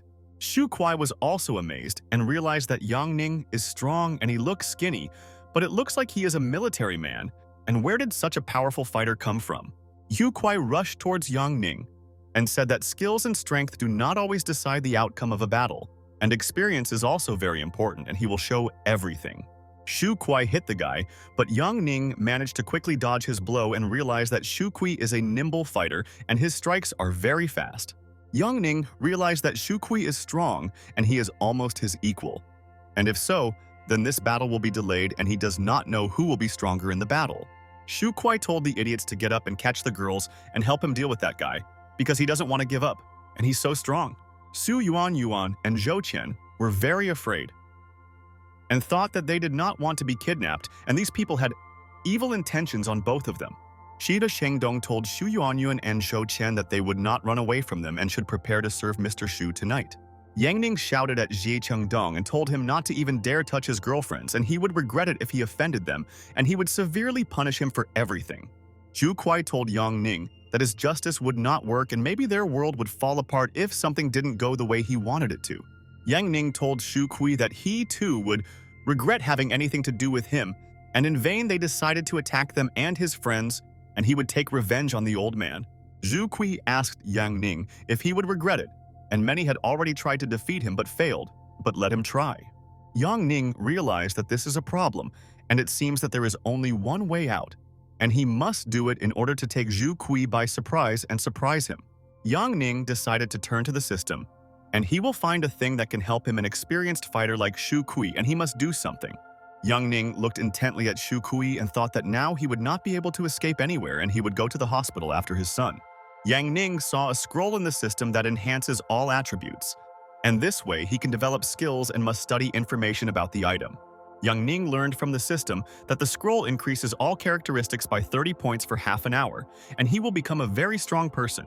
Yang Ning decided to immediately use the attribute enhancement scroll, and his system always saves him in such situations, and he will become even better. Xu Kuai was perplexed and asked what this guy was doing, and he froze in place, and it was strange, and he was fixated on something now. And at that moment, Yang Ning suddenly hit Shu Kui in the stomach and thought that the scoundrel would understand that girls should never be kidnapped. Shu Kui fell to the ground, and he did not expect a blow from Yang Ning and thought that he was thinking about something and managed to take him by surprise with an attack. Yang Ning turned around and realized that his friends were in danger and he had to protect them. Otherwise, he would not be able to forgive himself if they suffered like that. The man Shu Kui told the girls that they should go with them and they would not offend them, and they would be pleased because both of them would not be able to escape. The guy told his colleague that he liked the girl who had long legs and he would get her if they managed to steal them for themselves. But Yang Ning quickly walked up to the villains and pushed both of them with his head, and he thought that these idiots really believed that they could kidnap them. The guys were horrified and asked where their boss Shu Kui was, and did he really lose to this guy, and why did the guy come there, and what did he want? Yang Ning told Xie Chengdong and his people that they are trash, and do they really think that they are people, and they are very mistaken in their opinion. Yang Ning told the guys that they crossed his path, and because of idiots, he spent 1,000 points, and he will never forgive them for this, and he is angry. And at that moment, Yang Ning threw Shu Kui towards Jie Chengdong, and he froze in place, and he hoped that Master Kui could defeat Yang Ning in battle. Shu Kui was lying on the ground and lost consciousness because Yang Ning's blow was very strong and all his people did not want to attack Yang and were afraid. Si Chengdong told Yang Ning that he was not a human but a demon. And why was he so strong? And where did he get so many skills and he was a weakling back then? Yang Ning thought that Jie Chengdong would also receive punishment because he was tired of the guy and he never wanted to leave them alone. Shu Yuan Yuan. Yang Ning thought about what he should do, and because of the idiot Jie Chengdong, it became too bad and he cannot finish him off without breaking the law there. And then Yang Ning had an idea and began to use his new hallucination eye skill on Jie Cheng to punish the scoundrel for his sins. Xi Chengdong froze in place and seemed to be under hypnosis and could not move to the side and escape from Yang Ning's pressure on him there. Yang Ning began to manipulate Jie Chengdong and thought that this guy always remained on the sidelines because it was he who started the conflict with them. Si Chengdong could not take his eyes off Yang Ning's eyes, and he continued to look at him, and could not rationally make a decision and do something. And then Yang Ning saw Jie Chengdong beating someone, and Ning wondered if these were the memories of this guy, and why was he seeing this now? Young Ning wondered if his hallucination eyes had the ability to read other people's thoughts and memories, and he didn't know about everything. Yang Ning wondered if Jie Chengdong really wants to become a martial artist or is imitating the famous action actor Bruce Lee there. Yang Ning decided to help Jie Chengdong's wishes, and at the same time he will once again test the hallucination eyes there and find out what the guy's reaction will be. Si Chengdong continued to stand still and had bad and ridiculous fantasies, and Yang Ning is affecting him with hallucinations now. Shu Yuan Yuan and Zhou Tian were worried about Yang Ning and asked their friend how he was feeling, and they hoped that he was okay. Yang Ning told his friends that everything was fine with him and suggested that both of them leave from there, and there was no need for them to stay in this place where there was a lot of garbage. Yang Ning told Zhu Yuanyuan that this skirmish is serious, and she should no longer tell her father about it, and if it's bad, they will say so. Zhou Xian asked Yang Ning what happened to Jie Chengdong. And he looks so strange now, and it looks like he did something to him, and it's strange. Shi Chengtong continued to stand in place at this time, and he did not even move anywhere, and continued to stand in the same place for all the minutes. But Yang Ning asked Zhou Qian not to pay attention to them and just ignore them, and who knows what else they can do, and they are insidious. Si Chengdong was in his hallucinations at that time, and Yang Ning decided to punish the guy in this way so as not to hurt the psyche of the ladies. Shi Chengdong began to laugh and thought that he felt so good and was able to achieve results, and now he will do everything and take over their world. Shi Chengtong laughed and said that he had learned to cultivate and his sinister sword would rule this world and no one would stop him. All the people passing by looked at Jie Chengdong and did not understand what he was talking about, and his behavior looked like a drug addict. And this is a very strange guy. The woman asked people what kind of nonsense this guy was talking about, and it was all terrible nonsense, and it looked like the guy was crazy and he needed help from doctors. A guy passing by asked if the ominous sword is not a sect from one program that is shown on air, and does he really consider himself to be one? A man passing by was completely shocked and said that it looked like filming a movie, but for some reason he didn't see cameras anywhere, and this was absurd. And at that moment, suddenly Jie Chengtong took out a knife and wanted to do what he had in mind, and the sinister sword would be pleased with him. And he is an incredible guy. Shi Chengdong said that in order to develop his evil sword sect, he would sacrifice this body to become immortal, and he is devoted to them. Si Chengtong did what he had in mind and said that in order to now cultivate this skill, he must already master the highest realm. People were shocked and realized that this guy was completely crazy and he cut himself, and they couldn't imagine it, and he was clearly in trouble. People asked someone to call the police or an ambulance, and someone should help the guy, and it looks like this guy needs a priest there more. Shi Chengtong read the book and said that the second page says that although he is successful, the chance is not 100%, but on the third, everyone can. And at that very second, Jie Chengdong began to cough heavily and thought, what kind of nonsense is this? And are they really mocking him and he didn't understand it? People stood over Jie Chengdong and said that it looks like the guy really died, and they don't know why he did this and he had problems. Shi Chengdong was lying on the ground, and the woman there said that she came there for the first time and already saw some kind of heresy, and this is their crazy city. Yang Ning at this time decided to take his girlfriends home, and he must make sure that the girls get home without problems. Zhu Yuanyuan told her friends, "Thank you for taking her home, and they will see each other later." and she should rest a little after the events. The friends listened to Shu Yuan's words and sat in the taxi and told their friend that she should be careful, and there are many scoundrels in the city. Young Ning sat silently with Zhou Qian and thought that they had gone through so many events and it was good that he was next to them and would protect both of them. The taxi driver asked Yang Ning why he was so modest and maybe he offended his girlfriend so much and should apologize and take care of his Lolya. Yang Ning was very nervous and told the taxi driver that he had misunderstood him and they were in the same class as Zhou Qian and they were both not lovers. And after a while, the taxi driver arrived at the location that Yang Ning gave him, and it was the address of Zhou Qian's house, and he must leave the lady first. Yang Ning and Zhou Qian got out of the taxi, and the guy froze in place, and he didn't think that he would be able to see such a building in the city center today. Yang Ning saw a huge palace and asked Zhou Qian if this was her house, and he didn't think that she was a rich girl, and now he knows everything. Yang Ning asked Zhou Qian if her father accidentally needs a son-in-law, and he could become an excellent husband for her and would never work in life. Zhou Qian was so worried and asked Yang Ning not to joke like that. Otherwise, her father would hear his words and might punish her because he is very strict. Yang Ning asked Zhou Qian not to be dissuaded by her father, and if they become a couple, her father would probably be happy and she was embarrassed by her friend's words. But suddenly, someone asked Yang Ning if he really wanted to become a couple and decided to get his sister and let him tell all the information at once. Ran Haochu stood behind Yang Ning, and he told the bully Yang Ning not to make sudden movements and move away from his sister and not talk to her. Ran Haochu looked intently at Yang Ning, and he was serious about him there, and the guy would regret it if he thought about getting married to Zhou. Yang Ning was at a loss and asked Zhou Qian if she just called this guy brother and didn't know that she had a brother. Ran Haochu decided to attack Yang Ning and told Zhou Qian that her brother was already there and that she should not worry and he would deal with the bully there. Suddenly, Ran Haochu dealt a powerful blow to Yang Ning's face, and he barely managed to dodge and defend himself from his brother's attack, and he's fast. Ran Haochu asked Yang Ning to stop dodging and let him hit himself because it was his own fault that he pestered his sister. Yang Ning asked Ran Haochu if he really wanted to beat him and let him answer him why he was doing this, and he misunderstood everything now. But Ran Haochu told Yang Ning to shut up and stop avoiding the blows and let him start fighting like a real man face-to-face with him. Zhou Qian was angry at Ran Haochu's behavior and asked her brother to stop attacking Yang Ning and that he was not dangerous, but rather a good friend. Ran Haochu heard Zhou Qian's words and stopped hitting Yang Ning, and he honestly was also tired because he couldn't hit with a single blow now. Zhou Qian told Ran Haochu that this guy is Yang Ning, and he is definitely not a bully and will not harm them, and he can stop worrying there. Jian Haochu listened to his sister's words and held his hand, and thought that he had swung so many times that he was tired and he should rest. Ran Haochu remembered that he often heard the name Yang Ning, and he knows this guy. And, well, Zhou Qian said that he is not a hooligan and a bandit. Ran Haochu asked Yang Ning if he was the guy who broke the world running record that day and how small their world is, and it's funny.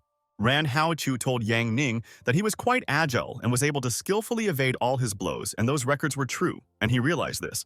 Yang Ning wondered if Ran Haochu was flattering him, but this same guy wanted to kill him a second ago, and it's so interesting and funny. Zhou Qian asked Yang Ning and Ran Haochu not to fight anymore, and both should speak civilly, and she is sure that they will become friends soon. Yang Ning told Zhou Qian that it was already late, so he would go there to his home and they would meet her tomorrow morning at school for lessons. Ran Haochu asked Yang Ning where he would go and said that he himself said that he wanted to see their father and he would go with them to their house. Yang Ning thought that Ran Haochu is a cool guy, and why is his heart so callous, and maybe he disappointed them, or it's something else? Zhou Qian asked Ran Haochu to stop, and he may not believe it, but this night there will be a couple of worms in his mouth if he doesn't stop. Yang Ning thought that perhaps his sister always talks like this to her brother, and they are definitely family, and Zhan Haochu is so lucky, and Zhou Qian is cool. Zhou Qian began to tell Ran Haochu everything that happened to her and about Xie Chengdong's actions, and it will take a lot of time today. Yang Ning realized that the brother and sister are so good at gossiping, and maybe their father is an even bigger gossip, and he wants to know everything about their family now. The brother listened to all the information from his sister and said that Xie Chengdong is a scoundrel, and as soon as he sees him, he will hit him in the face several times. Yang Ning thought that Ran Hao Chu is a funny guy, and he always looks after his sister so well, and soon he will become friends with their family. Yang Ning went to Zhou Qian's house and thought that he would not sit with them for long because he had a lot to do and had to rush home in an hour. And then Zhou Qian heard her father call his Qian Qian, and he missed her so much and wanted to see her. And it's good that she has already returned home.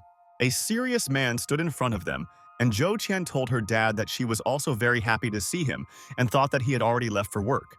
The father was glad that his daughter was alive and asked Qian Qian what happened, and let him tell who offended her, and he will punish the one who dared to touch. And at that moment, the father began to look closely at Yang Ning, and he wanted to ask the guy what happened to them and find out important information. Ran Hao Chu wanted to tell his father the whole story so that his father would not be angry with Yang Ning, because on the contrary, he helped Zhou Qian escape from her enemies. Yang Ning listened to his father's words and thought, why the old man stared at him so strangely, and he had nothing to do with it and wanted to help his daughter and save the ladies. After that, the entire Zhou Qian family sat down at the table, and Yang Ning also decided to sit with them and find out his father's opinion on this situation and reaction. Zhou Qian's father was very angry and hit the table with his palm and wondered if everything the children told him about was true and he didn't know about it all. The father asked if this bastard Shu Kui Guibin really wanted to kidnap his daughter and then give him to some people and make him a servant. The father was angry and asked if Shu Kui Guibin had become immortal, and he wants war, and there will be war, and he will remind Zhou Yanlu who is stronger. Yang Ning thought that Zhou Yanlu and Cosa Nostra and Lu Guoxin mentioned this name, and it seems that he is a gang boss and is respected in their society. Zhou Yanlu told Yang Ning that this is a good job and he is a kind guy, and thank him for protecting his beloved daughter, and she is their angel. Yang Ning told Uncle Zhou Yanlu that he was pleased to meet him, and he thought that it was his mistake and he corrected their situation. Zhou Yanlu told Yang Ning that he did not blame the good fellow, and he did good for his family once Lolya saved him and he killed Shu Kui's son. Yang Ning learned from Zhou Yanlu that Shu Kui had trained in martial arts for more than 20 years and did not think that he could defeat him, and he was tough. Zhou Yanlu told Yang Ning that he was harsh with him and asked the guy to forgive him for the inconvenience, and he would not ask where his talent came from. Zhou Yanlu asked his man to take people and clear Shu Kui's territory quickly and not leave witnesses and fix everything at once. The guy heard Zhou Yanlu's words and told the boss that he understood him and he would quickly correct the whole situation and clear the area of evidence now. Zhou Yanlu asked the scoundrel if he really thinks that he is so easy to deal with, and he will show them what the real mafia does to their enemies. At this time, all of Shu Kui's relatives and friends gathered at the hospital, and they were worried about his health and wanted to know how their health was there. The girl was crying in the hospital and realized that Zhicheng Dong was very badly hurt, and did he really have problems with his head and was going crazy?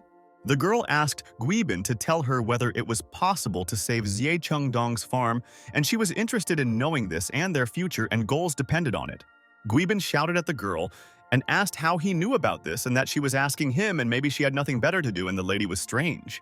The girl continued to sob and asked Guibin who was so angry with Zhicheng Dong and why they did this to him and who could he harm. Guibin told the girl that most likely Zhicheng Dong did it himself, and he too at the beginning could not believe it and thought that this was definitely nonsense. The girl listened to Guibin's words and asked Mr. if he was telling her that Zhicheng Dong himself was to blame. But this is impossible and this is absurd. Guibin told the girl that he also thought it was fantastic, but their video was uploaded to the network and she could watch it for herself and immediately see for herself. The girl watched the video and became hysterical and said that she didn't believe in all this because Zhicheng Dong couldn't do it then. Guibin was tired of screaming and asked the girl to stop crying, and she should not stay there, and it was better for her to go home and calm her nerves. Guibin told the girl that he would go to Shu Kui and she should not go far from him because now he needs her support, and this is a fact. Guibin went into Shu Kui's room and told him all the information about what happened to their boyfriend, and the boss said so, this is what happened. Guibin told Shu Kui that he doesn't know what scared Zhicheng Dong so much that he decided to do this, and there needs to be some reason for this. Shu Kui told Guibin that he did not know what happened and was too confident in himself then, so he told him this and now he regrets it so much. Guibin asked Shu Kui if he found out something about this guy, and they would take revenge on him for everything he did to their friends and throw all their strength. Shu Kui told Guibin that with Yang Ning's skills in his past may be unusual, and it looks like old man Meng Lao is in control now. Zhu Kui told Guibin that if this is the case, Old Man Meng Lao should be asked to arrest this guy, and the old man can do it without any problems. Guibin said that if a guy has an influential family, then he can already get out of prison earlier, and we need to figure out what to do with him now. Guibin asked Zhu Kui to deal with the guy in due time before he becomes invincible and they can come up with an insidious plan together. Zhu Kui agreed with Guibin's thought and said that this was already a good idea from his friend, and they would try to implement their plan and destroy. And at that moment, someone started calling Guibin. And he was surprised because he was not disturbed at such a time, and all his friends knew this very well. Guibin was surprised and wondered if the supervisor from the sauna was calling him now, and he didn't know who he was and what he needed from him today. The man told President Guibin that it was important, and someone came and attacked their house, and the boss did not understand what was happening and who dared to be there. Guibin asked the person who had the audacity to enter their territory today, and the person said that most likely it was the Mafia Z. Zhu Kui was angry and thought that Zhou Yanlu and how this scoundrel dared to attack them, and they would take harsh revenge on him for his bravery very soon. The man told the manager from the industry that the game is over and a lot of people have already gathered there, and they are dangerous. And can anyone there hear him? Zhu Kui shouted at the scoundrels and said that they are scoundrels, and this Zhou Yanlu mafioso dared to attack while he was in a hospital bed today. Guibin asked Zhu Kui not to be impulsive, and he should now gain strength and energy, and his first task is to recover, and this is important. Zhu Kui told Guibin that he remembered Zhou Yanlu, and when he recovered, he would immediately kill this scoundrel, and he would regret it. Yang Ning was walking on the street at this time and thought that he should find new jewelry in this place that could be sold to the system. Yang Ning asked the seller if he could have these jewelry and thank her for everything, and he is grateful that she kindly helped him there. The system informed the owner of Yang Ning that the daily mission was successfully completed and he earned prestige points for his action. Yang Ning was glad that the mission for today was completed and they would find out what would happen next, and he would understand that maybe the system would give him the treasure right away. Yang Ning looked at the phone and he was surprised because he didn't think that it would be online and people found out about this case and Xie Chengdong became popular. Yang Ning realized that the hallucination eye skill is very strong and he can use it in extreme cases when someone gets on his nerves. Yang Ning decided that he thought that the guy deserved it, and Xie Chengdong behaved extremely badly and he pestered Xu Yuan at their school. Yang Ning thought that this had all developed into such events, and he would look at what the consequences would be and be ready to defend himself from the attacks of his enemies. People read the news that a mysterious man beat up a group of people that day, who alone and one person is an army and he is cool. Yang Ning returned home at this time and wanted to take a break from all his plans, and he managed to complete many prestige tasks and had already earned points. Yang Ning learned that the information spread across the network too quickly, and he did not know that all people were so interested in discussing such events. Yang Ning suggested that perhaps the hallucination eyes are limited in their abilities due to the scroll, and he should correct this in the future. And then Yang Ning remembered that there was something interesting in his inventory, and he might think about it if she helped him, and he tried. Yang Ning saw that a box had appeared from the system, and he must use it, and what awaits him today. And it is a mystery, and he will find out soon. The system reported that the all-seeing eye had already evolved there into an eye that sees through, and because of two skills, one of them was removed. Yang Ning was very interested to know that this is a see-through eye, and maybe it is something like X-ray vision, and this intrigues him. The system reported that the eye that sees through can show through any surface and skill area of 50 square meters. Yang Ning was pleased with the information that the system gave and realized that this was not bad, and he was happy with everything and would soon try the skill on the subject. Yang Ning realized that this skill would be useful when evaluating an item and in other cases too, and the system continues to please the owner now. And then Yang Ning felt dizzy, and it seemed that activating the skill had already used up all his energy, and he needed a little rest there. Yang Ning realized that most likely these skills are related to his energy, and the more energy, the longer the time it takes to use this skill. Yang Ning decided that next time he should make sure that he has enough energy and will not allow this to happen again, and will think better about it. And then a system appeared in front of Yang Ning, and she wanted to give the owner Yang Ning the necessary information so that he would not guess what kind of item it was there. And this is a 1,000-year-old Chingan box, and the object can be restored using a scroll, and the cost is 26 million, and it is worth. Yang Ning was shocked and remembered that he had already bought this box for 10,000, and how could this piece of wood of his be worth so many millions?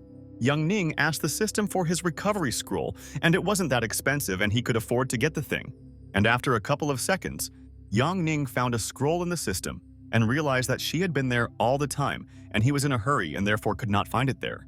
The system informed Yang Ning that a scroll of ordinary quality costs 50 points and a scroll of excellent quality costs 50 points. Yang Ning thought that after earning a couple more points, he could buy himself a scroll of ordinary quality, but he already needed an excellent quality one. But Yang Ning was offended because he had nothing to sell and one could say that now he is a poor man and he spent all his prestige points and was stupid. The man at that time said that President Jie Guibin and Shu Kui had recently begun to fight and they should start studying men. The man asked Mengju what he was saying and that he should not call if he needed money or something else and he would not help him with his question. Mengju said that he knows that old mafioso is so strong, and why did he go after this guy and all their real estate is under attack? Guibin was furious and asked Officer Mengju if it was the mafioso Zhou Yanlu, and how did they know all this information? Mengju asked Guibin not to create problems for their police one way or another. And this is an unusual case for their city and their department is affected. Guibin told Officer Mengju that there is one guy, and his name is Yang Ning, and he needs to be locked up for a couple of days, although it will be so difficult. Guibin asked Officer Mengju if he was saying that they have good police, not bad ones, and he could become their debtor. Guibin told Officer Mengju that Fan's mother would be there, and so he decided to warn him so that he knew about everything and could come up with Yi. Officer Mengju realized that Li Lifeng's family are very important people and they can help him, and asked for information about this guy Yang Ning. Guibin told Officer Mengju that he will not distract him from their work and he believes that he will do everything beautifully and will not disappoint him. At this time in Qingjin at Nanhu School, Wang Zhihuan came to school in the morning and thought that now he should understand the whole situation there. Wang Zhihuan thought that he was sorry that the plan failed and Shu Bo could not punish Yang Ning, and he suffered greatly and is now in the hospital. Wang Zhihuan noticed that he received a notification on his phone and he should watch a popular video that everyone is discussing these days. Wang Zhihuan remembered that this guy Xie Chengdong and the video managed to be uploaded to the internet, but there is not a word about Yang Ning, and this is not good. Wang Zhihuan realized that it was better not to provoke this demon. If he could go back in time, he would never touch Yang Ning in his life. Wang Zhihuan was afraid to enter the classroom and thought that Yang Ning would be waiting for him outside the door to take his life and would not forgive him for this matter. Wang Zhihuan risked opening the door and thought that he hoped that he would remain alive and not suffer after Yang Ning's attack, and this is faith.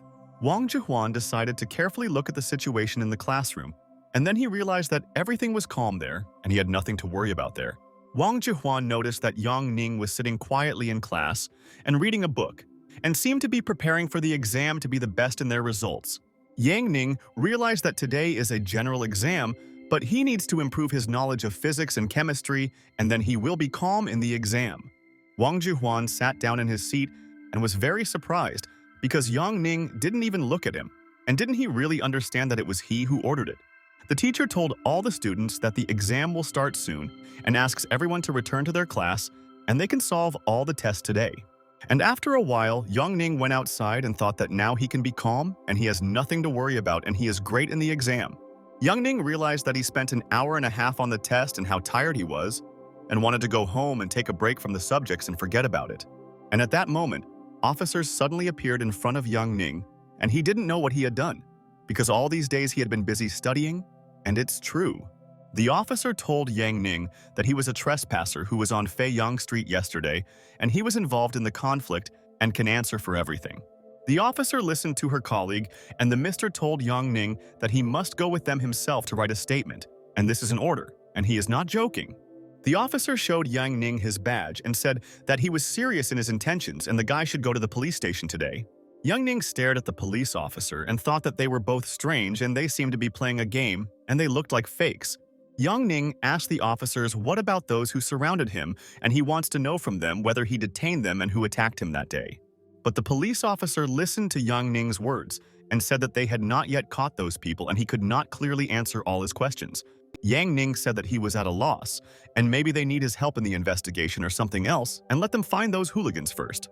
But the police officer did not want to listen to Yang Ning's words and said that he was tired of this guy and asked his colleague to put him in bracelets now. Yang Ning shouted at the officers and asked how they dared to do this to him, and they have no shame, and they are the most vile people on the entire planet. Young Ning continued to argue with the police officers and did not want to go with them to the police station because they had no evidence and were blatantly lying to him. And then suddenly, someone asked the police officers what they were doing and let them quickly explain what was happening. And he did not understand anything and was in shock. Teacher Zhou Li stood in front of them, and Yang Ning was glad to see him, and he could help him prove to the officers that he was definitely not involved. The officer told Teacher Zhou Li not to interfere in the affairs of the police, and he would be punished if he interfered with their duty and they would punish. Teacher Zhou Li listened to the words of the police officer and asked them if they were police officers, and then he wanted to ask them an important question. Teacher Zhou Li told the officer that he was not interested in who he was, and no one dared to arrest his students anymore and let them both leave quickly. The police officer told the old man to mind his own business, and they themselves are not to blame, and their superiors force them and they think that Ian is the culprit. Teacher Zhou Li asked Yang Ning if he had beaten someone and told the student that he could tell him the truth and he was ready to listen to him. But Yang Ning listened to the words of Teacher Zhou Li and said that he did not beat anyone and denied his involvement, and the police did not have evidence to arrest. The officer yelled at Yang Ning and told him to stop lying, and they already have a witness who confirmed this, and he will beat him up if he doesn't go. Teacher Zhou Li ordered the officers to shut up. This is their school, and there is no place for corrupt officers, and they need an arrest warrant. The officer froze in surprise and asked Teacher Zhou Li if he was asking them for a warrant, and it seemed he knew his rights well.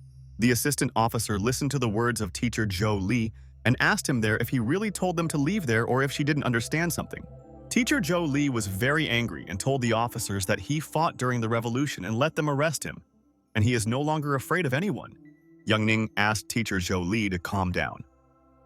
And he thought that the teacher was working for his own benefit, and he fought for the revolution, and this is a shock. Teacher Zhou Li was furious and told the officers that he had had enough and he was calling the director and let them clearly explain the whole situation to him. The officer told his colleague that everything was complicated and that she should quickly call the bureau for help and they needed help to take the guy to the station. Officer Mengju was angry and hung up the phone and thought that his employees should be punished and fired, and they failed in the mission. Officer Mengju said that these officers are useless twins, and he doesn't know how to describe them, and they couldn't even arrest the schoolboy there. Officer Mengju asked Xiao to go to the third school and look into this matter, and he knows that he can find out everything and carry it out. Xiao Wu agreed with boss Mengju and said that he went and soon he will receive good news and he will bring the impudent schoolboy to the station. The officer was standing at the school at that time and realized that he had problems and he didn't want this, and they themselves complicated everything, and now he is doomed to this. The officer saw the decision of the school director and thought that this was absurd and he should personally communicate with him and explain the whole situation to him. The police officer regretted that he was the one who wanted to carry out this task there, and another employee at the school should have taken his place. The police officer asked the school principal to listen to him and he wants to explain everything clearly to him, and this guy broke the law and he is impudent. Yang Ning noticed that Xiao Wu came to their school and did not understand whether he was really so dangerous that so many officers were called to their school after him. Yao was trembling with fear and realized it was the same guy, and why wasn't he told about it? And maybe no one knew about it, and this is an obvious mistake. Xiao Wu realized that Chief Mengju doesn't know this guy, and he saw him at Liu's restaurant last week. And Ning is clearly not an ordinary schoolboy. Officer Xiao Wu realized that this guy is a real disaster, and he knows that even Director Chen Qian Weiji was crushed by him. And it's true. Xiao Wu told boss Mengju that he did not tell him that the student's name is Yang Ning, and he is a disaster, and it is better not to mess with him, and he is dangerous. Xiao Wu told boss Mengju that this student recently crushed and left no chance for Principal Chen, and his support is Lubo Guoxian. Mengju started yelling and asked Xiao Wu if he really said about the Lin family, and let him quickly take all the officers from there, and this is an order. Mengju ordered Xiao to leave a good impression on the guy, and he asked the boss not to worry, and he would fix their problem quickly. Guibin was at the hospital with Shu Kui at that time, and wanted to quickly resolve all the issues with Officer Mengju and ask about it. Guibin asked Officer Mengju if he caught that guy, and he hopes that they punished him and put him in prison, and wants to know. Officer Mengju told Director Zie Guibin if he knew who was with Yang Ning and who these girls were, and let him look at the video. Shu Kui told Officer Mengju that one girl's name seems to be Zhou Qian and the other is Shu Yuan, and he will remember both well there. Officer Mengju was completely shocked and wondered if the girls' names were Zhou Qian and Shu Yuan, and he couldn't believe his ears. Officer Mengju did not believe that the surname is more precisely the name of the girl Shu, and he hopes that God will protect him and he will not suffer after his actions. Guibin asked Officer Mengju why he was silent and if they caught that brat, and he doesn't believe that the student outwitted the police. Officer Mengju was angry and told Guibin that he did not offend him or harm him in the past, and why did he deceive him, and it is so offensive. Officer Mengju told Guibin that if they can solve their entire problem themselves, then let them solve it and they don't need to involve other people. Guibin told Mengju that he should watch his words when he speaks to him, and he warned him, and does he really want to refuse? Guibin told Officer Mengju that he remembered this and he humiliated him, and he has one day to correct the situation and this is in order. Guibin told Officer Mengju that he was an idiot and how dare he hang up the call and let him wait and a response would follow soon. Officer Mengju exhaled and realized that he had serious problems and had contacted influential people who could punish him. Officer Mengju realized that by being rude to Guibin, he hit the Li family and this will definitely affect the next elections, and he infuriated him so much there. But Mengju realized that if he had not stopped, he would have been rude not only to Yang Ning, but also to Mr. Shu and the family. Only he would have lost his job. Officer Xiao at this time at school approached the school principal, and he said that this student simply became a victim of trouble, and this is absurd. Officer Xiao Wu told teacher Zhou Li and student Yang Ning that they don't need to go to the police station and they made a mistake and apologize. Officer Xiao asked his work colleagues if this is so, and they should all agree with him, and then they will leave there and get down to business. The officer was angry and asked Xiao what he was talking about, and they had a video that showed Yang Ning beating people and they would take the guy away. Xiao Wu asked Officer Mo Hong to be more restrained and all questions to Chief Mengju, and if he has a different vision of the situation, let him submit a report. Officer Mo Hong was furious and asked Officer Xiao Wu what was wrong with their attitude towards newcomers and why he changed his mind immediately. Officer Xiao Wu was also angry and asked Mr. Mo Hong what was wrong with his attitude towards old people and let him explain what he wanted from his colleagues. Xiao Wu told Officer Mo Hong that at first he thought that he misunderstood Chief Mengju, but it seems he has ulterior motives now. Officer Mo Hong looked at his colleague and realized that Xiao Wu could already report this to Chief Mengju, and he would punish him and expel him from duty. Xiao thought that he hoped that these arguments would be enough to take 2 officers away from there until schoolboy Yang noticed this. The female officer asked her colleague Xiao to make sure she has a latte, and she will return to the station, and she has a lot of other work there. Officer Mo Hong told Officer Xiao that he would remember this, and there would come a time when he needed help and no one would help him. The officers began to leave from there and realized that this student seemed to be connected with Boss Mengju, and therefore he asked not to touch him now. Officer Xiao Wu apologized to student Yang Ning and asked him to ignore these people and their bad character and disposition. The director told Officer Xiao that he is a good officer and better than those 2, and if only there were more people like tough cops in their country. Officer Xiao Wu was very nervous and told the school principal that he agreed with him there, and these officers had personal problems with Yang Ning. The school principal approached Xiao and said that maybe it was because Yang Ning had become very popular and the officers wanted to belittle the student.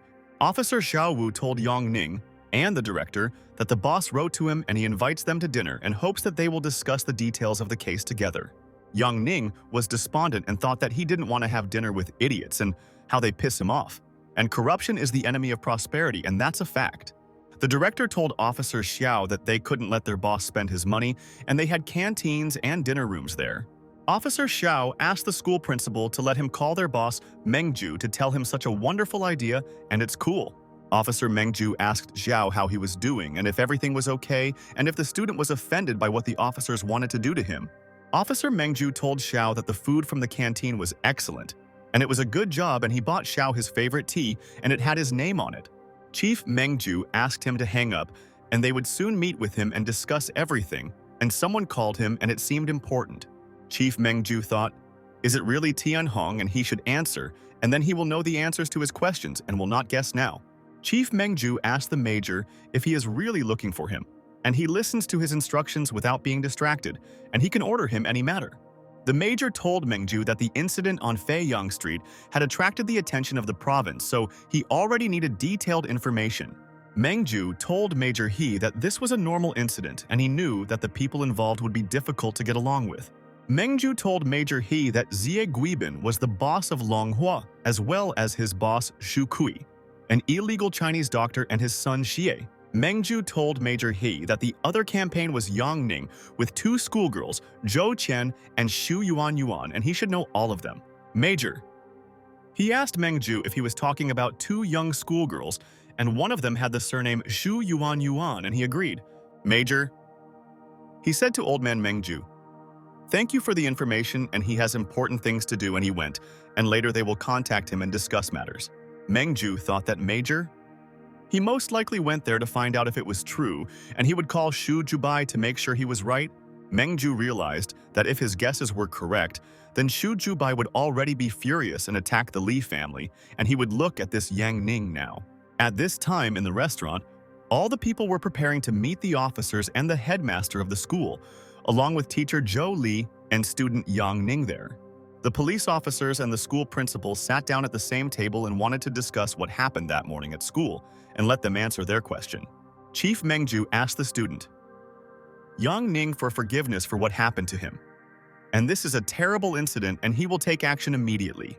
Yang Ning told Chief Mengju that there is no need to be so polite and let him drink to the dregs for meeting him, and he is glad to meet him in person. The teacher did not understand what Yang Ning was up to, and why he communicated with the police chief there like that and was not afraid that he might have problems later. Teacher Zhou Li wondered if Police Chief Mengju was personally apologizing to schoolboy Yang Ning today, and what kind of nonsense is this?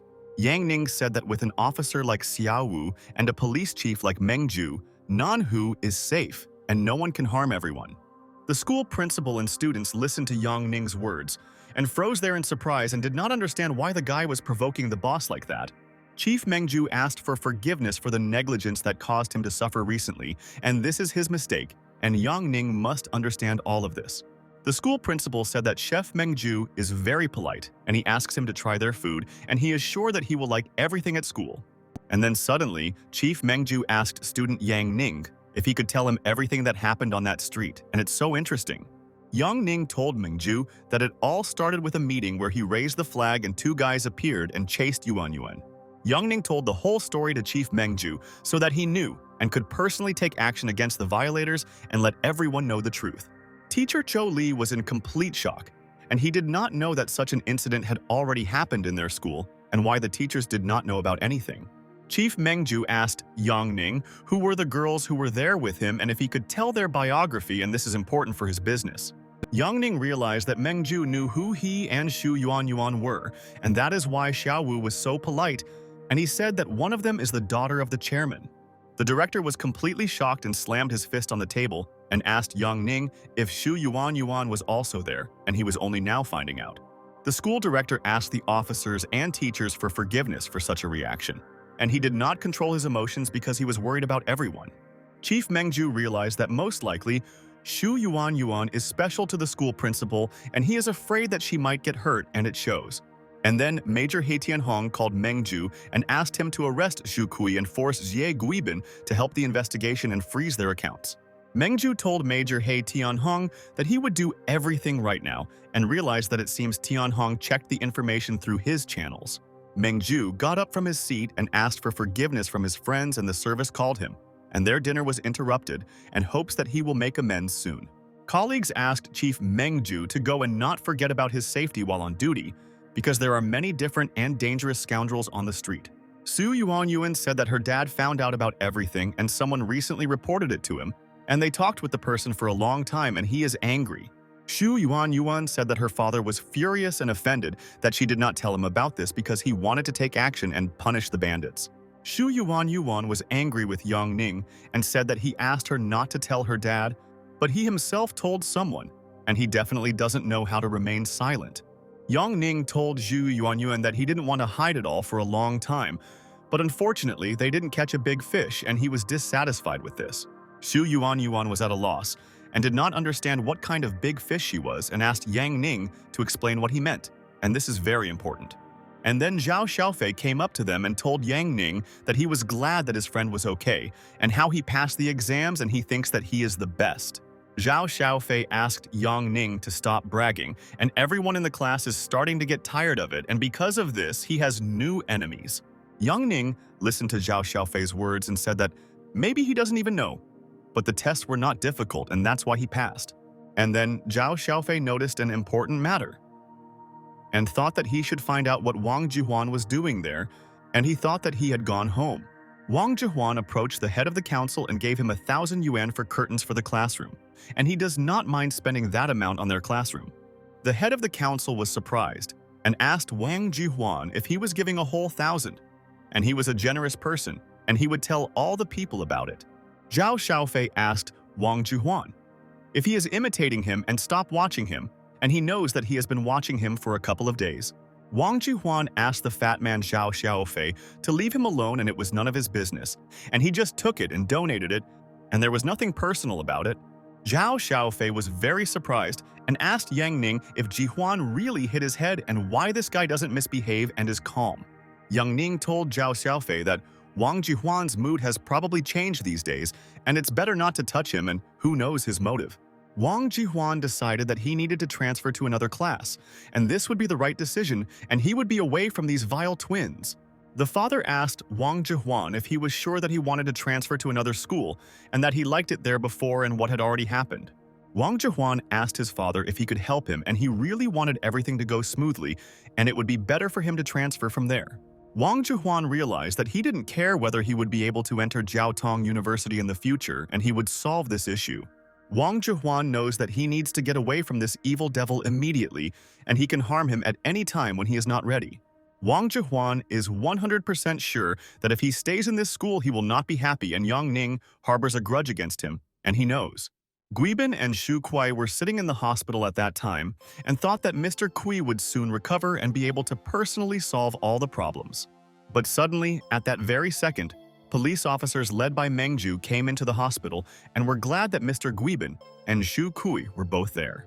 Guibin and Xu Kuai were surprised, and they did not expect to see officers in their ward, and why did they burst into the room so suddenly?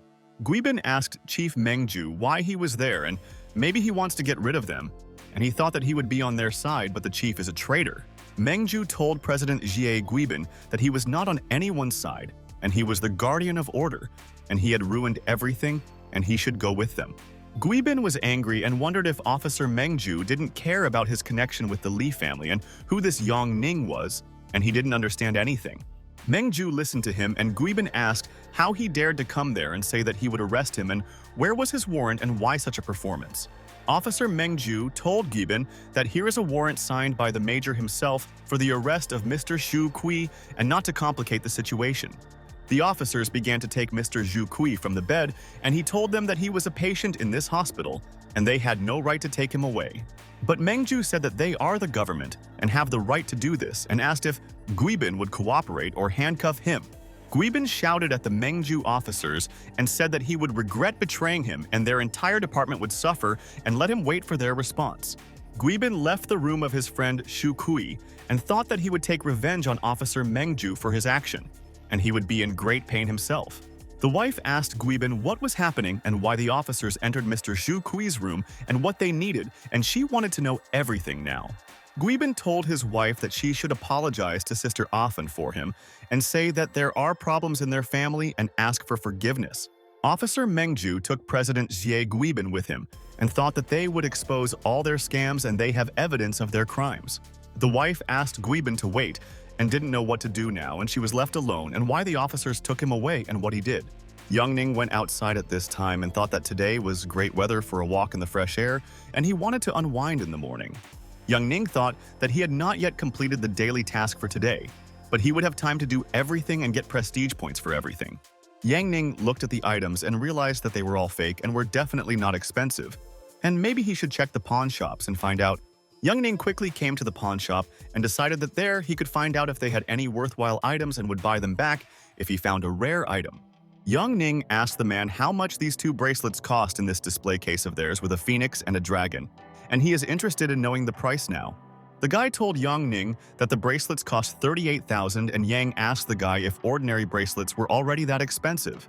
The guy asked Yang Ning not to waste his time, and how can a guy like him buy gold? And he has no money at all and is a poor man. Yang Ning thought that he wanted to buy gold, but because of people like this, he changed his mind and stopped working in the service industry for such freaks. Yang Ning was very angry and began to leave the pawn shop and thought that he would not buy things from those who do not know how to communicate with customers.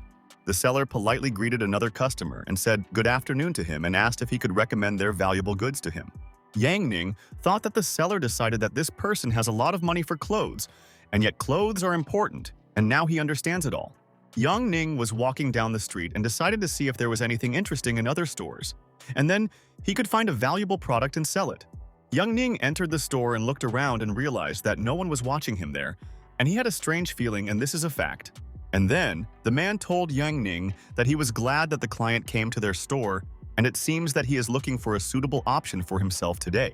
The man asked Yang Ning if he needed something, and could he help him choose some kind of jewelry because he had been in this industry for many years.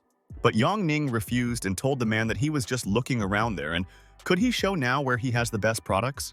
The man told Yang Ning that he could look at his goods, and if he liked something, he should call him and he would answer the questions. Yang Ning looked at all the decorations and thought that he should choose the one that could be sold more profitably to the system for his purposes. Yang Ning asked the man how much these earrings cost and whether he knew their history, and it would be great if he answered him about these jewelry. The man said that these are purple gold earrings with jade, and this is genuine jade, and he will give it to their client for 7,000 there. Yang Ning realized that his system valued these earrings at 6,500, and this is quite profitable, and he can think about it carefully.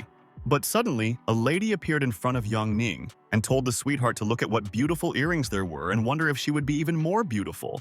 The guy approached his beloved and said that, of course, she would be much more beautiful with these earrings, and he would buy her jewelry because he loved her.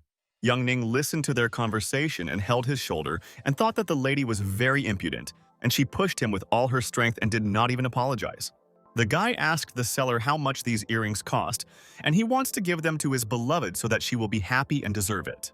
The seller said that the earrings cost 7,000 and he will not make a discount, and this is the final price, and they may not bargain with him there. But the guy told the man that the earrings were old and who knows who wore them before, and he couldn't say that these earrings were clean. The man told the guy that all the items that were sold there had been cleaned before sale, and he guarantees the client this. But the guy asked the old man to stop the blizzard and he would buy earrings for 4,000, or there would be no deal, and they would buy everything elsewhere. The man was serious and told the guy that then there would be no deal, and he wished them good luck in life and he should continue to work there. The guy asked the man if he would sell these earrings for 4,200, and he offered a good price and he understands it. And then the guy hit the table and said that he would offer 4,500 for the earrings, and either the deal would be closed or everything would fail. The guy started yelling at the man and said that he was an old man who didn't have normal stones and no one would buy them cheap antiques. The man told the client that their store serves those who are well-versed in antiques and should not worry about them, and this is a fact. The guy asked the man who their rich clients are, and maybe this guy is a student and he's a poor man, and the seller called him rich. Yang Ning listened to the idiot's words and was shocked and thought, is this guy really saying such things about him and he doesn't even know the idiot? Yang Ning couldn't understand if this idiot insulted him, and he's a very arrogant guy and wants to stand out in front of the girl and show his character. The man told the guy that in his store, customers are not divided into classes and asked him to be polite to other customers now. The guy asked the old man not to be greedy and sell him this junk for 4,500, and don't say that everything they have is prestigious. The girl told the old man that they were right and not every day there are such clients who are ready to buy and that schoolboy cannot afford. The man thought that 4,500 was a good price. But he didn't want to sell earrings to these idiots, and where do they get idiots from? Yang Ning told the man that 7,000 is really a lot and let him drop the price a little, and he will buy earrings and not waste his time there. The guy and the girl were very surprised and asked the schoolboy if he really wanted to buy earrings and if he had enough money for it today. The man told Yang Ning that especially for him, he was ready to give these earrings for 5,000 and could no longer lower the price. And this is true. The guy was furious and asked if the old man really wants to sell the goods for 5,000, and maybe this guy is crazy if he wants to buy earrings. The girl told the old man that he probably hired the guy for the scam and wanted to get more money from them, but they immediately realized his trick. Yang Ning said that the prices for jewelry are not high, but on the contrary, they are even fair, and they do not have to demand to reduce the amount by 3 times. Yang Ning chose several jewelry and told the man that he could pack it all for him, and he would take the jewelry and be happy with everything. The man was surprised and asked Yang Ning if he really wanted to buy all this and thought that this schoolboy really had money nearby. But Yang Ning told the man that he does not buy goods, and he misunderstood him now, and he continues to study all the goods there on the display window. The guy started laughing and asked his beloved what was wrong with this guy, and he was an idiot and maybe he was pretending and wanted to attract their attention there. The girl laughed and told the nice guy that this man was an idiot and he was very funny and she didn't know that such people existed in the world. But suddenly, at this moment, Yang Ning told the man that he would buy all the goods in the store, and this was not a joke, and he was serious about buying. The man was very surprised and asked Yang Ning if he really wanted to buy everything there, and thought that it would cost a lot of money. The guy asked Yang Ning to stop pretending, and if he really buys all the goods, then he is ready to do what he was thinking about there now. Yang Ning asked the guy what he wanted to do and let him finish his thought, and preferably louder, and showed the bank card to the scoundrel. The girl was in complete shock along with the guy and told the guy that this is a black card and it looks like this schoolboy can afford everything. The guy realized that this is a limited edition of the Black Dragon card, and this guy has expenses per year of more than 10 million, and he is crazy. Yang Ning asked the man if he could pay there, and the total cost would be about 50,000, and he would keep his word. The man said thank you very much to Yang Ning, and the total amount for everything was 55,000. And now he will calculate the guy's discount. The man asked Liang to come down to him and he needs help now with the goods, and they have a big client and let him stop playing games. The guy told his father that he understood him, and now he will come down to him and together they will cope with any task and he can be sure there. Yang Ning thought that he hoped that Uncle Lubo Guoxin would not mind that he would buy something else with his money, and that he needed it, and it was so important. Yang Ning told the man that they packed all the decorations in a beautiful bag for him and thanked them for treating the guest well. The seller's son asked Yang Ning if he wanted to check his goods, and he could open the package and show the client that they had already packed everything. But Yang Ning refused this and told the seller's son that he already trusts them and they do their job well, and he wishes him good luck. The man and his son said thank you to Yang Ning for buying it, and they will still be waiting for him because it's so nice to have such cultural clients. Afterwards, Yang Ning decided to go to another store because there he could also find a lot of valuable jewelry and replenish his collection now. Yang Ning walked into the store and saw the salesman playing a game, and he said good afternoon, and they are glad to see the customer in the store today.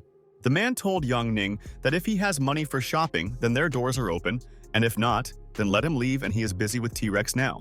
Yang Ning told the man that he was shopping and asked him to pack those 3 things on that side and those 2 things on the other side that he also needed. The man was surprised and asked Yang Ning if he was serious and didn't need a game monster, and maybe the guy was pranking him, and it looked like the seller thought maybe this guy is a young master, but his clothes are ordinary and maybe he is a fraudster and he could not make out his character. Yang Ning asked the seller not to worry and he is not pranking him, and he can ask the neighboring store and there he has already cleaned everything up. The seller decided to listen to Yang Ning and went to a nearby store to ask who this guy was and if he had money for shopping. The seller asked the younger Liang if a guy who looked like an ordinary guy came to them and bought everything and was interested in learning everything from his neighbors. Liang asked the seller what kind of person he was talking about, and he told him that we were talking about that guy over there and he seemed like a swindler to him. And then suddenly, Liang asked Mr. Yang Ning if there was anything else he wanted to buy there, and Uncle Zhang had good goods and guaranteed. The seller listened to Liang's words and thought, is this not a prank, and he still can't believe it, and he realized that this is not a deception and a shock. Liang told Uncle Zhang that he advises him to test his skills and abandon that game with monsters, and he is already losing his grip and sanity there. Zhang asked Liang to go and not be smart, and his father was probably looking for him, and he had business, and he would serve the client well, and he would be happy. Zhang realized that this was his chance to hit the jackpot, and he was lucky that this guy came into his store and he would buy a lot of goods from him. Zhang immediately began to respect Yang Ning and asked the dear client to wait a little, and now he will pack everything beautifully for him and his family will be proud.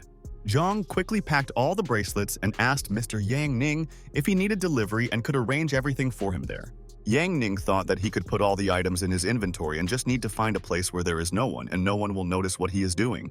Yang Ning asked Mr. Zhang not to worry, and he will find people and they will help him bring the items to Junji's, and this will not be a problem. Zhang heard about Junji's High and told Yang Ning that he knew that he was from that area and he was a true gentleman and he respected such people. Yang Ning asked Uncle Lu Bo Guoxin to send people to him to help carry his goods, and Uncle Lu asked him to buy something for him too. And a couple of minutes later, strong men appeared behind Yang Ning, and they told young master Yang Ning that his uncle Lu Bo Guoxin had sent them. Yang Ning was delighted and told the guys that they were fast, and he never expected that they would rush there in a couple of minutes, and he respects both. Yang Ning said goodbye to Mr. Zhang and said that he went to look for interesting items for his personal collection in other stores. Mr. Zhang was kind and asked Yang Ning if he could be his guide there, and he was very familiar with the place and could give them advice. Yang Ning agreed with Mr. Zhang and said thanks for the help and thought that no matter where he goes, people think that he is homeless and needs a guide.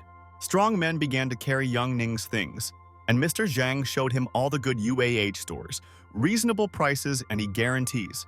Yang Ning walked into one of the stores and froze in place in surprise and realized that he seemed to have deja vu today and was seeing them for the second time. The same couple was standing in the store and the girl shouted to the seller, and she said that he was a stingy old man and why didn't he want to give them a discount. The guy and the girl turned around and were shocked because they realized that this was the same cool guy who bought all the jewelry for himself. The guy almost lost consciousness and wondered if the schoolboy had run out of money and he wanted to buy goods again, and who was he? Yang Ning began to choose jewelry and realized that his friend and guide Jing did not deceive him, and this is an excellent store where he can find anything he needs. Yang Ning told the seller that he wanted him to pack all these goods for him and thought that he would take note of this area for shopping. The man was shocked and asked Yang Ning what he told him and asked the guy to repeat what he wanted because he didn't hear his words now. And Zhang told the seller that the old man should receive the guest well, and he is a real major and buys all the goods, and he is so helpful today. The seller told Yang Ning that he asks for his forgiveness and old age is a thing, and if he wants, they can negotiate a discount for things. Yang Ning agreed with the seller and said that he would give him 50,000, and he asked the old man not to rush and do everything at a comfortable pace. The seller agreed with Yang Ning and said that he would do everything as he said, and noticed that Mr. Zhang was nodding his head without stopping there. The old man told Yang Ning that it would take a little time and asked Mr. Zhang there if he would like to help him, and his bones are not the same as then. People in the area were talking about Yang Ning and asked if they had heard about the guy who buys all the goods, and he bought 20 of their places. People listened to all the rumors and asked each other how much money he spent on purchases, and they think that it is definitely quite a few millions. The man asked Mr. Liu, this guy was in his store, and if he was cool and thought that in their world there were few such brave guys. Mr. Mu told his colleague that although this guy is strange, he is so cool and spent 5 minutes buying all the things from all the sellers. The man who drove Yang Ning out of the store could not understand who this guy was and whether he really bought everything, and all the stories are similar to the legend. Mr. Mu asked the seller if this man really didn't come into his store, and the building is located at the very beginning, and this is strange. A colleague agreed with Mr. Mo's words and said that the guy has one of the largest stores there, and why didn't he buy anything there? The seller told his colleagues that he had not seen a single guy and thought that he did not come to his store, and for some reason he bypassed him. Mr. Mu started laughing and told Mr. Sun that he didn't want to harm him, but it seemed his luck had run out on him and he was left with nothing there. But Mr. Sun said that this is impossible and he has the largest assortment, and how could that guy miss his store, and it's strange. Mr. Liang asked Mr. Sun if he really said that the guy didn't come to him, but their stores are nearby and it's a mystery. Mr. Sun was alarmed and asked Mr. Liang what the guy looked like, and maybe he did something wrong, and let him explain the features. Mr. Liang told Mr. Sun that the guy has red hair and wears a blue tracksuit. It looks fake, and he is a short guy. Mr. Sun was in complete shock and couldn't believe if it was really the idiot he drove out of the store and why he did it there. And then suddenly Mr. Sun started to become hysterical, and he continued to not believe it and hit the door, and he hates his character and he is bad. All the sellers froze in surprise and thought that Sun did not look like an adequate person, and he was behaving so strangely, and he was stupid. Yang Ning spent a productive day and realized that he could sell all these decorations to the system, and it would give him a generous bonus for all these efforts. Yang Ning told Mr. Zhang that it was already late, and if he needed more things, he would contact him and let him take care of all the goods. Mr. Zhang asked Boss Yang Ning not to worry, and he had already canceled all his games and he would wait for him, and it's good that he had a friend. Yang Ning told Lubo Guoxun's uncle's people that they could take all these things to his uncle and thank them for their help, and they helped him out today. The strong men told the young master that they understood him, and they would return to him as soon as they completed the assignment and would protect him. Yang Ning wished the men good luck and said that in truth they no longer need to come back and help him, and he will also go home. But Yang Ning thought that he didn't care, and this was most likely an order from Uncle Lu Bo Guoxun, and he was worried about him and wanted to protect him from all enemies. Young Ning walked along this street and thought that there are the best buildings there and you can find anything in them, and they have such a wide range. And then Yang Ning saw a building in the corner of the street, and it seemed somehow lonely to him, and it looked like people had not been following the store for a long time. And this is a fact.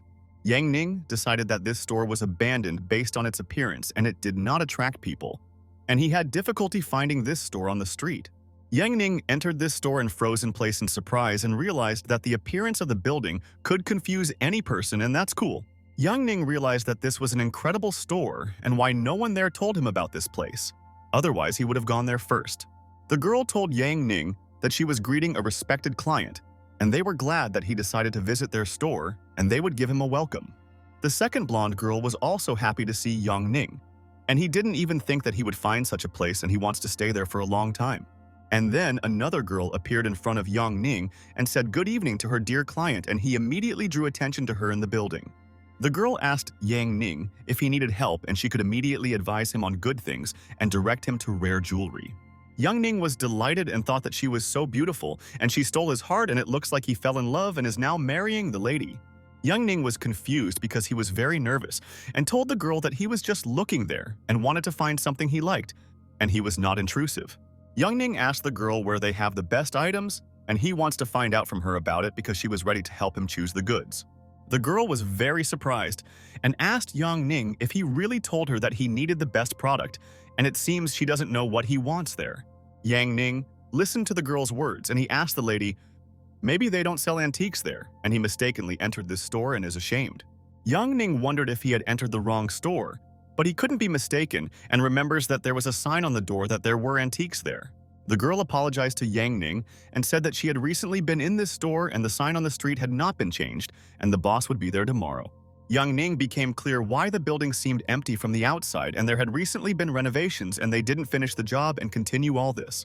The girl came up and told Sister Lan that she found something there yesterday and wanted to share this news with her so that she knew it. Sister Lan listened to the words of the younger girl and said that then they can look at the thing that she found, and she is so interested. Sister Lan asked Yang Ning to follow her, and together they would look at what the younger one found, and he too would be able to appreciate this thing since he came. Yang Ning could not believe his happiness and told Sister Lan that he was not against it and would follow her anywhere, and she was definitely an angel and a miracle. Yang Ning and Sister Lan came to another room, and she asked her younger friend what it was and let her tell her the information. The younger one asked Sister Lan if she could help her, and Mr. Chen said that he had a copy and wanted to discuss it with her. Yang Ning wanted to closely examine the room to find out if there were any valuable things in this room that he could sell to his system. Yang Ning realized that there was nothing like that on the display window, but this golden base attracted him very much and he could not take his eyes off this product. Yang Ning was delighted and decided that he could not miss this chance and he must carefully evaluate this item to understand the value. Yang Ning thinks that the minimum price for the product is about 70 or 80,000 and he can get it if the girls don't need it.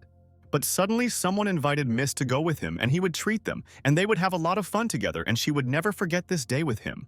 There were people standing in this room and they told Yang Ning that he should already leave from there and said that he was disturbing him and let him disappear quickly.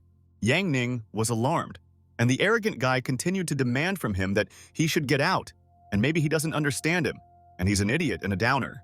Sister Lan asked the scoundrel not to threaten their clients and she called the police there and they will punish the gang if they do not leave the guy there.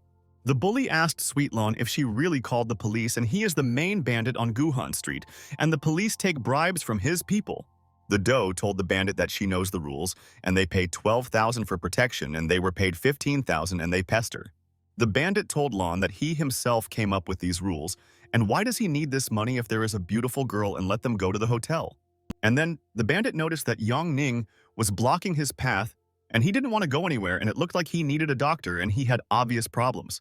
The bandit asked Yang Ning if he still hadn't left there and why did he get on his nerves and force him to use force there. The bandit asked Yang Ning to leave. Otherwise, he would break his face and send him to the hospital and he would be treated for many months and he would regret it. Yang Ning asked the man if he was a bandit and he didn't know where the exit was and maybe he would show him and do a good deed for the guy now. The bandit was furious and ordered his friend Chen to beat this freak there to death, and he would learn that he should never be rude to him and his people. The friend listened to the boss and said that he understood him, and they would punish the guy, and he would learn that it was better to agree with them and never anger the boss. But Sister Lan told the bandits that this guy had nothing to do with it and they shouldn't touch him because he just came to buy antiques. But the bandit said that he didn't care, and the guy himself intervened in their affairs and asked Lan to step aside while he dealt with this guy. The bandit asked Yang Ning if he was a fool and said that today he was so lucky and he was kind and let him kneel down and call him uncle. But suddenly, someone asked the bandit what would happen if Yang Ning did not do this, and he wanted to hear from him, and he was interested to know. Behind the bandit stood a pumped-up man, and he was serious about them, and he doesn't like the way the scoundrels are communicating with the guy now. The bandit was in fear when he saw Brother Zhao and what he was doing there, and he didn't know it, and maybe he needed help and he would do whatever he needed. The bandit told Brother Zhao that they had not seen each other for a long time, and how was his life, and he hoped that everything was fine with him, and he did not have any problems. But Zhao ordered the scoundrel not to talk to him as if they had known him for so many years and had been friends since childhood, and let him explain everything to them. The man noticed that Yang Ning was standing there, and he should talk to him there, and the young master could give him advice on what to do next there. The man told the young master Yang Ning that this man Xie Manzi, and he is local there, and whether this man offended him and he will punish the insolent. Xie Manzi was horrified and wondered if Yang Ning was a young master and he shouldn't have contacted him and why didn't he think about it? But Yang Ning told the guard that Xie Manzi did not offend him, and he no longer has to punish him, and he has not yet deserved punishment, and this is a fact. Xie Manzi agreed with Yang Ning and told his brother that he really did not offend the guy and they were on good terms with him and he respected the guy. But Yang Ning told the guard that Xie Manzi told him to get out of this place and said that he was disturbing him and he could punish him there. Xie Manzi froze in place with fear and realized that this was a disaster, and he was so afraid that the guard might beat him to death and he would not defend himself. The guard looked at Xie Manzi seriously and realized that the scoundrel was back to his old ways again, and he would clearly explain to him how not to behave. And at that very second, suddenly the guard kicked Xie Manzi with all his might and thought that this was not enough and he would continue to beat him if he didn't understand. People surrounded Xie Manzi and asked the boss if he was okay, and they could take him to the hospital if he suffered from this blow. The guy asked the guard how dare he beat up the boss of Manzi, and is he really happy with himself as a god, and he will teach him a lesson for their boss. But Xie Manzi asked his man to stop threatening this guard now and just leave him alone, and this is a personal order. The guy listened to the boss and said to Xie Manzi, but this bastard kicked him and they shouldn't put up with it and can beat him up with a crowd. But Xie Manzi knows that Lu Bo Guoxun himself is behind Brother Zhao, and he can take away his entire business if Lu Bo doesn't like something. Xie Manzi knows that these guys are the main bandits of Nanhu, and if he interferes with them, the next day he will swim with the fish in the river. Brother Zhao took out a huge knife and wanted to scare Xie Manzi so that he would know who he had contacted and what all the people of Lu Bo Guoxun were capable of. Sister Lan and all the girls were shocked and wondered if this man was so angry with Xie Manzi that he would kill him. And this is terrible. Yang Ning understood that Brother Zhao wanted to intimidate Xie Manzi so that he would no longer pester girls and behave more modestly, and this is useful. Xie Manzi was very afraid, and he fell to his knees and realized that he had to beg for mercy from Brother Zhao, and then he could be released. Xie Manzi continued to tell Brother Zhao that he was asking the good brother for forgiveness and that he was to blame, but he would soon correct the whole situation himself.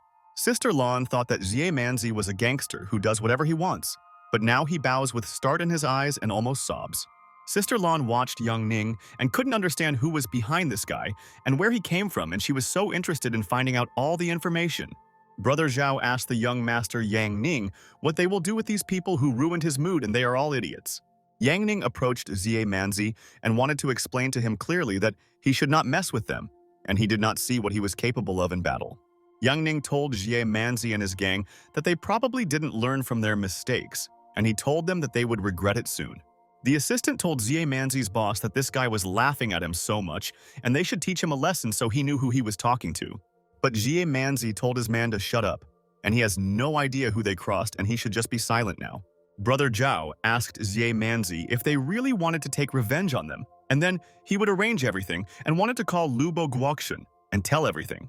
But Xie Manzi asked Brother Zhao to listen only to him, and he as the boss and friend should not do this and let Lu Bo Guoxun not know all this. Xie Manzi fell to the floor and began to sob, and he asked Brother Zhao if he could go home and don't let them throw him into the river with the fishes. Kiemanzi rolled away from there, and his people asked the boss to just wait for them, and they also want to leave with him, and are afraid of the guard. Yongning said that let this gang dare to return to Guhan Street, and they will know exactly what he is capable of in battle, and he will show his skills to them. Yongning told Sister Lan that if this scoundrel pesters her, then she should go to Junji's High and find Zhao there. Sister Lan was surprised and told Yongning that she agreed, and she realized that this guy is cool and he has so many friends and he is the boss. And then the system informed Yongning that this was a Ding Hui relic, and the ancient people meditated for a long time, and the price for the item was 47 million. Yangning was completely shocked by the information from the system and could not believe that this item was worth almost 48 million. Yangning thought that this was just an assessment of the system, but at auction this item could be sold for more than 100 million. And this is a shock. Yongning threw down his abacus and thought that he could not count, and it was still a huge amount, and he would become even richer if he received the thing. Yangning was serious about getting this relic and said that he wanted it and no one would stop him from getting his charm, and it beckons. Yongning asked the system to activate the skill and thought that he had not come across such a valuable item for a long time, and he was lucky that he came in. The system informed the owner Yangning that his request was accepted, and the skill was almost activated, and soon he could use all his skills. Yangning thought that if he received the Dinghui relic, he would be able to stop looking for valuables for a long time and just relax and walk for all the money. Yangning thought that the system helped recognize antiques, and he would not miss it and should wait for activation and then act.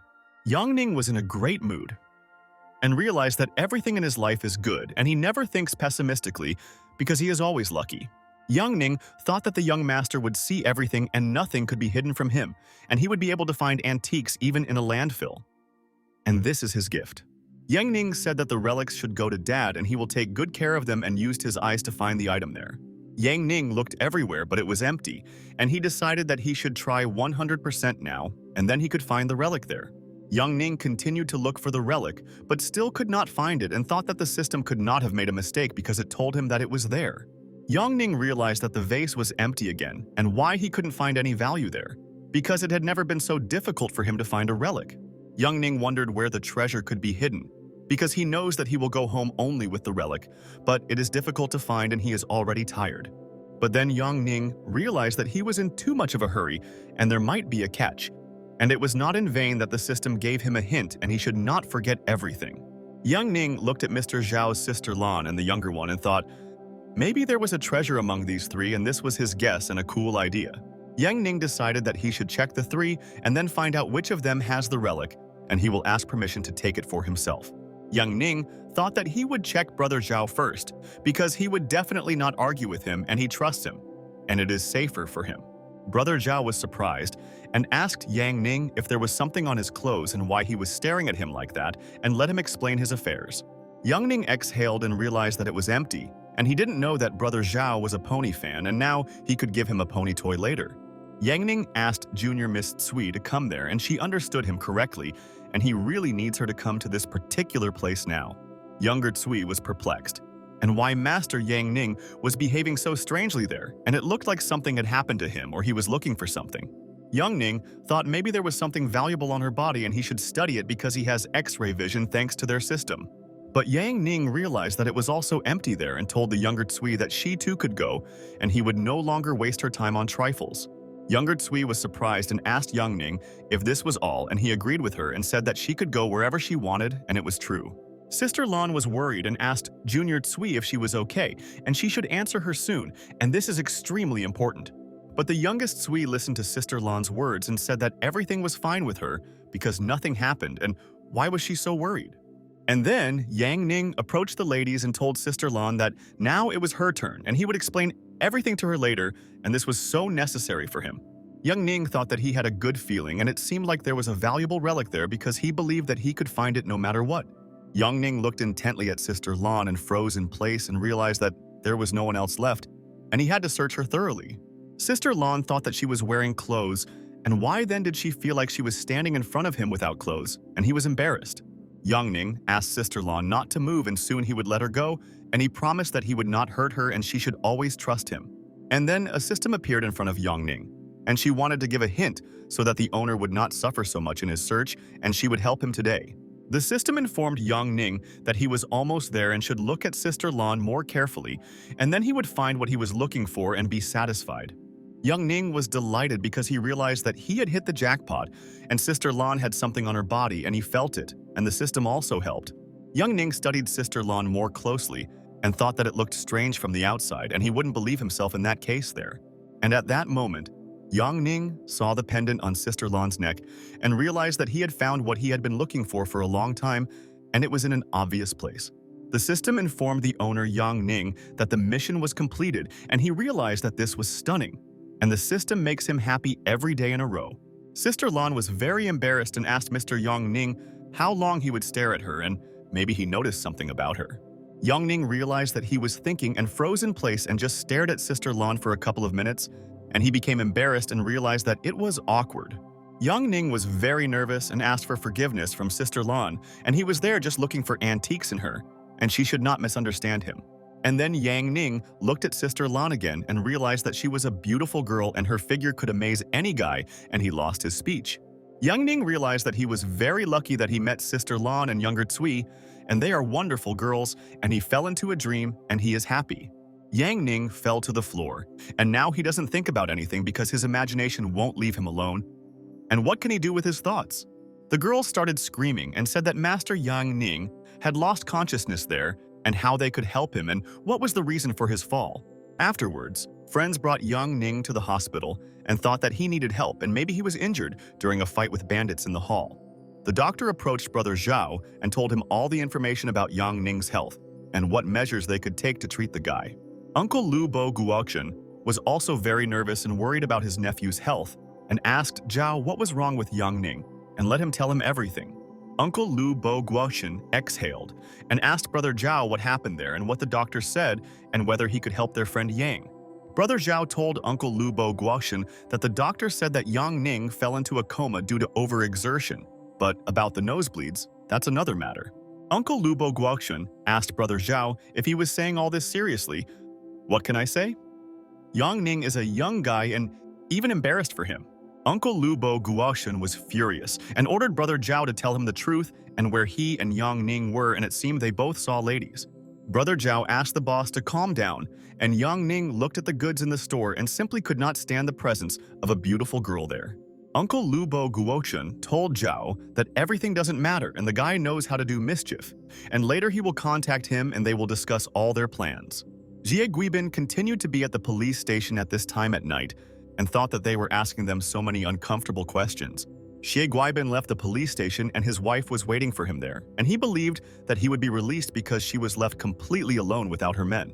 Xie Guibin was furious and told his wife that he clearly remembered Officer Mengju and would not forget what he did and would repay him very soon. The wife listened to her husband's words and told Guibin that he should not be nervous now and his nerve cells could not be restored and he should remember. Xie Guibin was surprised and asked his wife what she was doing there, and he told her that she should rest at home and not worry about him. The wife listened to Guibin's words and said that it was he who told her that he was taken there, and she came to visit him and missed her dear. Xie Guibin was shocked and asked his wife why she didn't tell him, and what will they say to Xie Chengdong when he wakes up and he doesn't know yet. Xie Guibin imagined in his fantasies that their son would be amazed to learn that he had deprived himself of his household and what he was thinking about at that moment.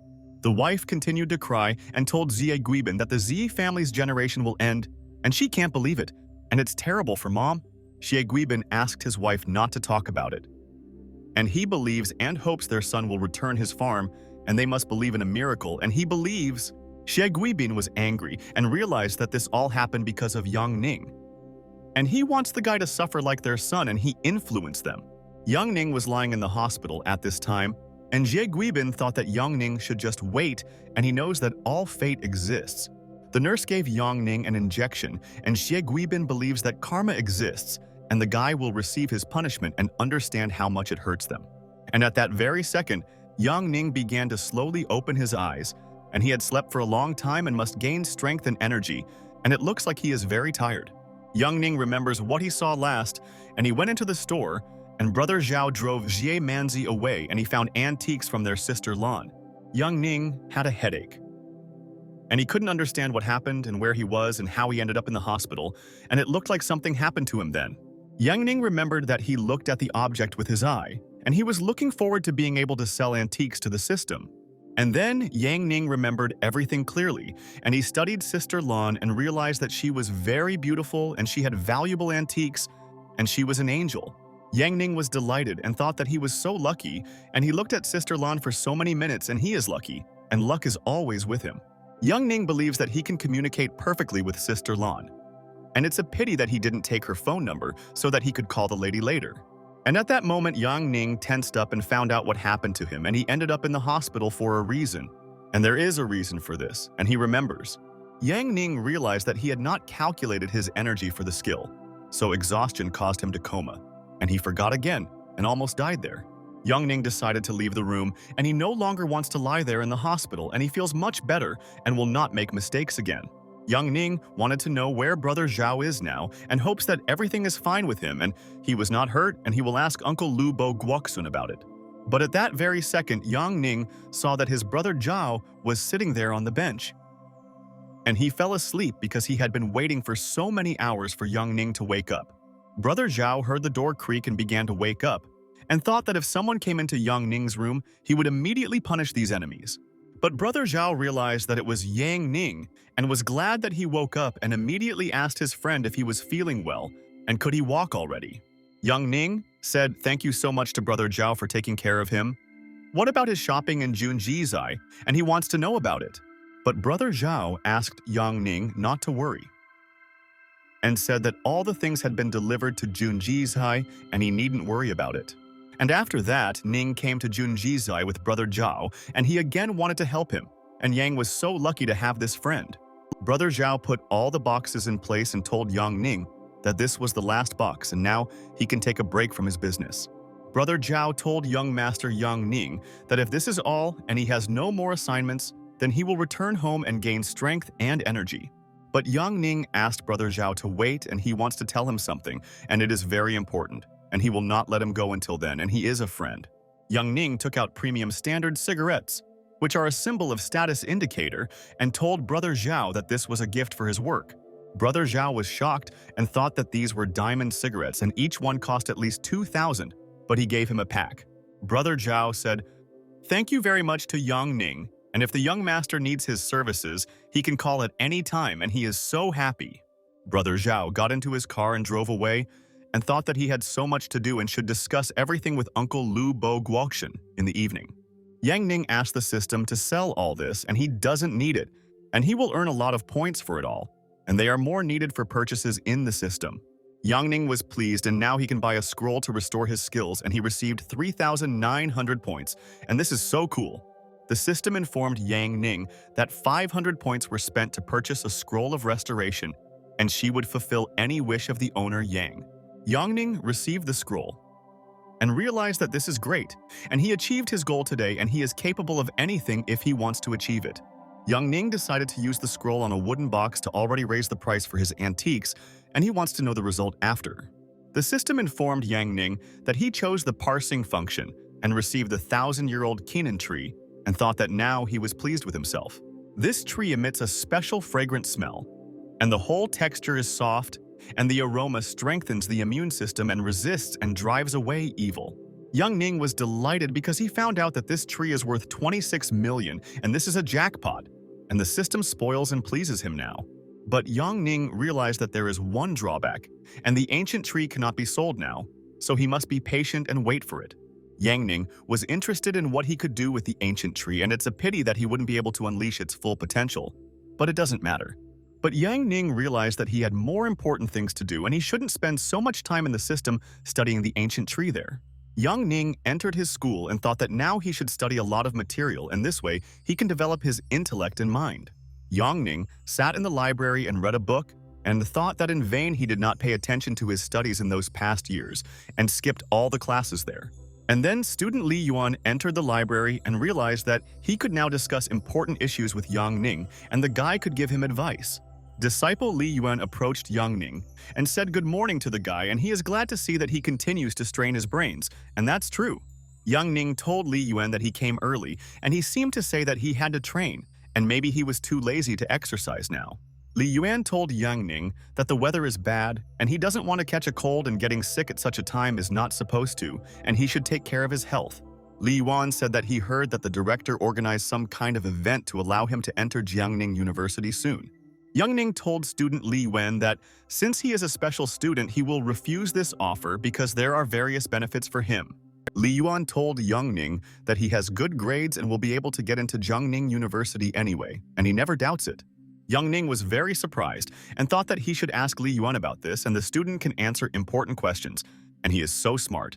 Yang Ning asked Li Yuan if he really thinks that skills do not affect admission, and this is just a trap invented by their university. Li Yuan listened to him, and Yang Ning said how many people want to be him, and he even took part in the Olympic Games and let him not be afraid. Li Yuan was alarmed because he did not expect that Yang Ning respected him so much, and thought that he had great potential, and the student made him happy there.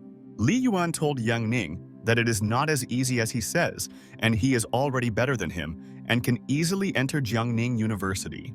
Yang Ning told Li Yuan that studying well is not the most important thing, and one must be able to apply skills and let both of them train together. Li Yuan told Yang Ning that of course he agrees with him and let him call him when he is free, and they will train together soon. Yang Ning thought that Li Yuan is a good person, and he always recognizes the strong, and he respects people who can recognize the skills of others. Teacher Zhou Li told the students that the exams are finally over, and he will tell them all the test scores, and they will all know their results. The students were surprised and wondered if the teachers really needed one day to check all the work, and they were all smart and fast. Teacher Zhou Li said that he would announce the best results of the students, and Li Yuan scored 210 points, and Liu Hong almost 500. Xu Yuan scored 630 points, and teacher Zhou Li said that Wang Juhuan was transferred to Hua High School as an exchange student. Zhao Xiaofei laughed and said that the idiot Wang Juhuan ran away, and he himself started the game and did not dare to continue it, and he is a real coward? But friend Wang Juhuan told Zhao Xiaofei to shut up and said that his friend scored 541 points, and how much did he score on the test? Zhao Xiaofei asked the guy why he was so worried, and he was sure his friends were no longer at school and he couldn't trust anyone there. Friend Wang Jihuan listened to the words of the fat man Zhao Xiaofei and said that he is a pest and likes to mock people, and he hates him. But at this moment, Zhao Xiaofei was completely shocked because teacher Li said that he scored 20 points on the test and he didn't understand it.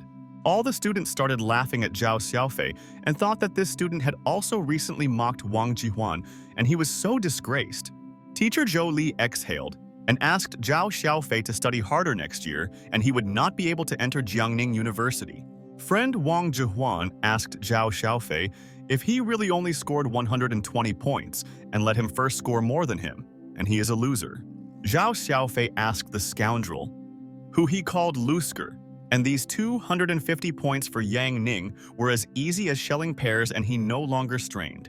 Yang Ning asked his friend Wang Juhuan if he really scored more than 500 points there, and he thinks that this is enough to win now.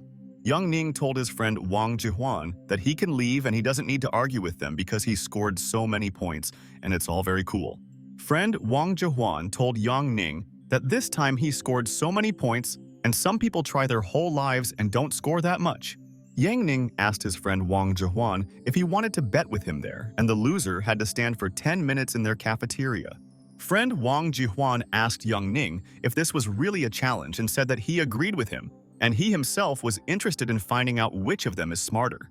But then teacher Zhou Li told everyone that there was a student who managed to achieve the highest result in the shortest time in class. And at that very second, all the students began to look at Yang Ning, and the teacher didn't just say his scores, and could he really score the most points? And then teacher Zhou Li told the students that Yang Ning scored 708 points for their test and was ahead of all the students in the test result. All the students could not believe the words of teacher Zhou Li, and did Yang Ning really score 708 points, and what nonsense, and this is absurd. Friend Wang Jihuan hit the table with his fist and told teacher Zhou Li that this is nonsense and this guy cheated on all the tests and he cheated there. Teacher Zhou Li told student Meng Kong that he assures him that Yang Ning did not cheat on the tests, and the teachers themselves supervised him that day. Meng Kong was at a loss, and teacher Zhou Li said that Yang Ning scored the highest score there and who he thinks he could copy them from. Meng Kong couldn't believe his ears, and maybe teacher Zhou Li just decided to protect Yang Ning because he adores this student and he praises. Meng Kong thought about 708 points and what kind of nonsense this is, and how an idiot could score more points than him and he should find out about it. Zhao Xiaofei asked Meng Kong if he remembered the bet with Yang Ning, and he should already be standing in the cafeteria and let him learn from Wang Jihuan. Su Yuanyuan was very interested and asked teacher Zhou Li if he could tell Yang Ning's grades in other subjects now. Teacher Zhou Li agreed with Su Yuanyuan's request and said that he had Yang Ning's essay and he could show it to them and evaluate it. Teacher Zhou Li told Su Yuanyuan that according to Mr. Li's assessment, this essay received the highest score and Yang Ning wrote it perfectly.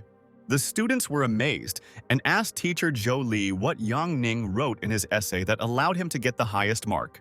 Teacher Zhou Li said that all the words are harmoniously connected in the text, and he said that such essays are very rare even in their academies. But teacher Zhou Li was angry and said that teacher Chen took away 3 points for the oral answer and did not want to give the student the highest score. Then, teacher Zhou Li was delighted and told the students that in mathematics, Yang Ning scored 50 points and this is an excellent result for them. Teacher Zhou Li said that this year's math exam was more difficult because of the mathematicians tournament, but Yang Ning scored the highest score. The student was counting Yang Ning's points and froze in place in surprise, and said that in just 2 papers, Yang Ning scored almost 300 points. Teacher Zhou Li looked at all of Yang Ning's tests and told the students that all of Yang Ning's other papers fell just short of the school's top score. Teacher Zhou Li told Yang Ning that he lacked a little knowledge in the sciences and it would be good if he got a perfect score in everything. The students were shocked and thought, if teacher Zhou Li scolds Yang Ning there for this, then who are they? And maybe they are all trash without knowledge. The students realized that before this guy was the worst in the class and they didn't even remember his name, but now he's the best and what kind of nonsense is this?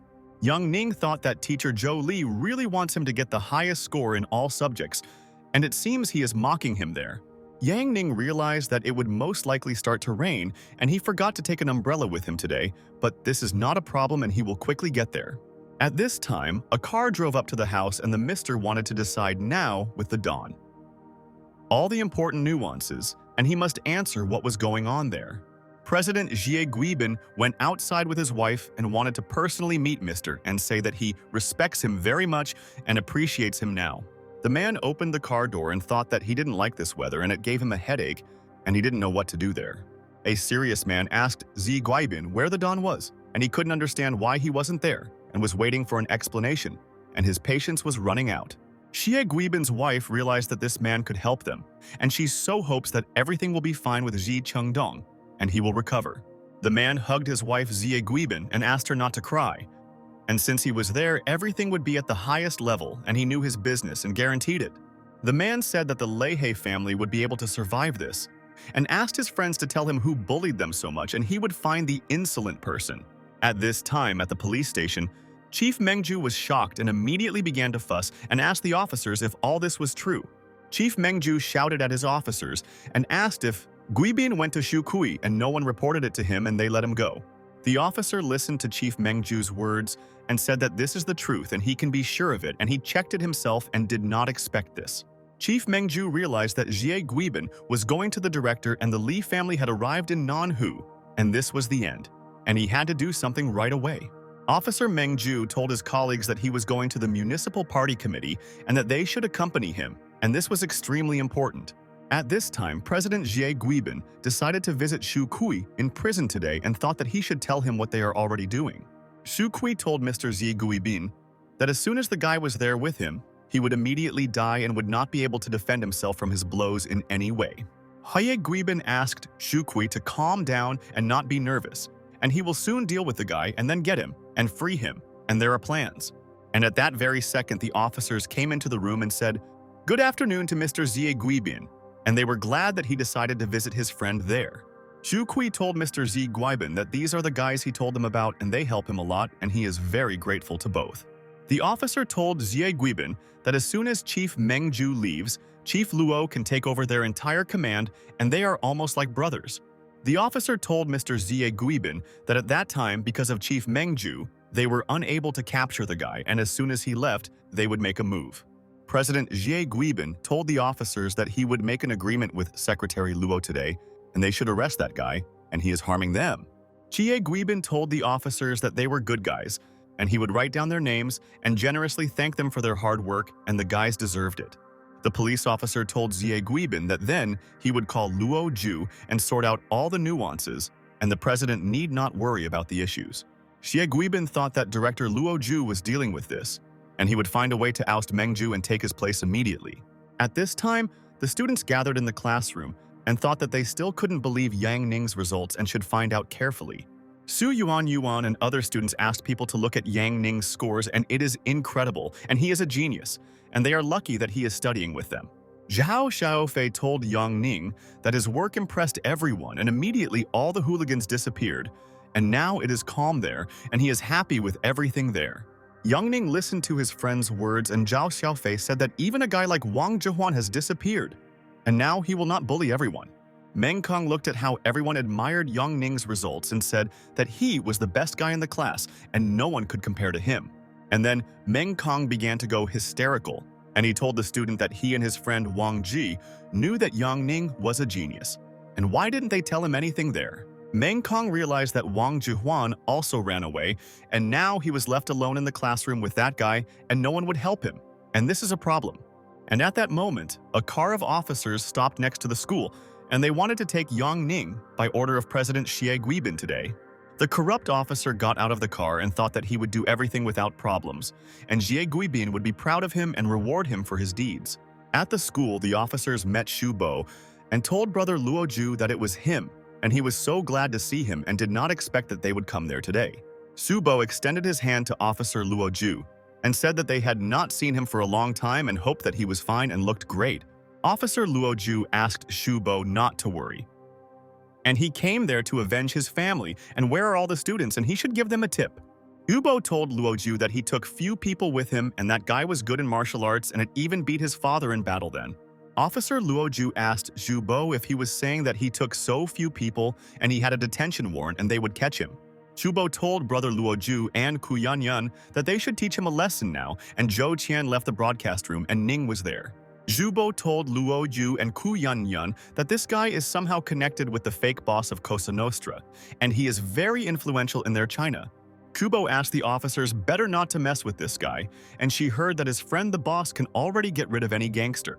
Su Yuan approached the officers and was alarmed, and asked the people if they really needed Yang Ning and what they wanted to do with him there. Officer Luo Ju and Ku Yanyan told Shu Yuan that they are all police officers and hope for cooperation from the students of this school. Officer Luo Ju told Shu Yuan that this was an arrest warrant for the fight on Feiyang Street, and they should interrogate Yang Ning, and this is important. Shu Yuan asked the police officers for forgiveness and said that she did not understand what they meant, and they explained everything well. Officer Ku Yanyan told Zhou Qian that they had received a video of Shu Yuan and Yang Ning, and therefore they should interrogate him. Zhou Xian thought that Yang Ning had problems, and why didn't he tell her anything, and she could ask her father and brother to help him settle everything. Zhou Xian told the officers that they don't know her sister. Shu Yuan personally and let them follow her, and she will show where she is. Zhou Qian asked officers, Luo Ju and Ku Yanyan, why they were standing there, and stopped staring at her, and let them follow her, and she will help them. Luo Ju was shocked and thought that he could scare Zhou Qian so that she would cry. But on the contrary, she outwitted all of them, and what should he do there? Shu Yuan was surprised and asked the police officers what kind of investigation they were talking about, and let them explain all the information. Su Yuan asked the police officers to tell her the truth, and they were definitely from the police department, and they were somehow suspicious and cunning. Officer Luo Ju was very nervous and thought that this Shu Yuan is so beautiful and doesn't understand why both girls are so calm. Su Yuan asked the officers if they would mind if she called the homeroom teacher to ask to take time off from class there. Officer Luo Ju and Ku Yanyan said that they don't mind, and she can call anyone, and they all respect Miss Shu Yuan. Shu Chubai was holding a meeting at that time and told people that he was asking for forgiveness, but the meeting would be rescheduled and let them understand. The man shook hands with Mr. Shu Jubai and thought that he deserved a reward for his services, and thought that if everyone were like Mr. And then Zhu Jubai noticed that Zhu Yuan was calling him, and he was obliged to answer his dear daughter. and this could be important, and she rarely calls. Chu Jubai asked his colleague to excuse him, and this is a very important call, and he needs to answer. And soon he will return to him, and they will discuss all this. Shu Jubai told his sweet daughter Zhu Yuan that he was glad to hear her voice and what happened, and why she decided to call him now. Su Yuan explained all the information to her father, and he was shocked and wondered if the police officers had lost their fear and he would punish them. Shu Jubai hit the table and thought that he couldn't believe that the arrogant officers were doing this to Zhu Yuan at school today. Shu Jubai was angry and asked Chief Mengju why his daughter should already go to the police department, and do they really want to die, and he is angry. Chief Mengju froze in place and was perplexed, and he himself did not give the order. And who could have done this, and did Li really set it up? Police Chief Mengju told Mr. Shu Jubai that they had nothing to do with this and he could trust him and he was not lying. The colleague listened to the boss's words, and Mengju said that he would check it right away, and it looks like there is a rat in his department, and he will find out all this. Shu Jubai told Mengju to find this man, and no one dare touch his angel, and he went to the police department to sort things out. Young Ning at this time met with the officers at school and thought that this was like deja vu, and why did these idiots want to arrest again? Young Ning asked Officer Luo Ju and Q Yanyan if they were both talking about his bad behavior and wanted to arrest him. But for what? Officer Luo Ju told student Yang Ning that they had a warrant for his arrest for causing serious injury, and he would be put in jail for that. Yang Ning asked Officer Luo Ju if there was evidence, and he thought that they were mistaken and should check the facts carefully. Officer Luo Ju told Yang Ning that they had more than 10 witnesses and his prints were found on the weapon. And is this enough for the guy? Officer Luo Ju told the student that he did not advise arguing with him, and the police would regard this as a crime and should not create problems. Officer Luo Ju asked his colleague Ku Yanyan to handcuff the student, and he is dangerous to society and they must protect people. Yang Ning said this is how the police work and they all fulfill the wishes of rich people there, and this time he will play along with them there. Officer Luo Ju asked Yang Ning if he would play along, and said that this was not a game and people could disappear in their prison, and it was all true. The police officers handcuffed Yang Ning and wanted to take him away, and he should not assist the police, and this is prohibited. Yang Ning was in a great mood and asked Officer Luo Ju how the handcuffs looked on him, and he hoped that Officer Luo would survive. Police officer Luo Ju asked his colleagues to remove this student, and he was tired of him and no longer wants to listen to his whining, and he will be punished like that. Uncle Lu Bo Guoxun was driving along the road with a colleague at this time and praised his nephew, Yang Ning, and said that he was able to find talent. Uncle Lu Bo Guoxun told his colleague that this guy is not simple and he is not even a professional in antiques and his level is much higher. The guy told the old man Lu Bo Guoxun that he said that the man had found antiques 8 times in a row and had great potential. Uncle Lu Bo Guoxun asked his colleague if he wanted to meet him and how about dinner tonight, and the guy wouldn't mind. The guy smiled and told Uncle Lu Bo Guoxun that he was the boss there and his word was law, and he was not against sharing dinner with this man.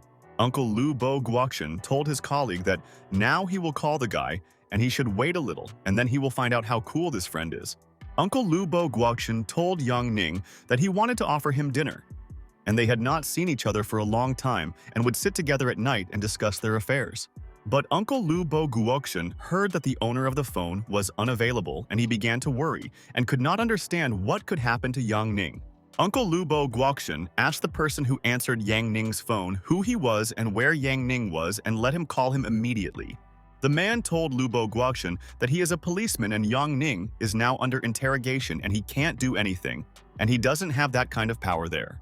Uncle Lu Bo Guoxun asked if Yang Ning really had problems and he went to prison, and the officer said that he was suspected of some kind of assassination attempt. Uncle Lu Bo Guoxun realized that he must take action, otherwise he doesn't even know what the officers can do to his nephew Yang Ning. Uncle Lu Bo Guoxun shouted at the officers and told him to quickly call the secretary to the phone, and he would wait until he did it immediately. But the officer asked Lu Bo Guoxun who he thinks he is, and Yang Ning has obvious problems, and he is an old idiot who will not help him in any way, and this is a fact.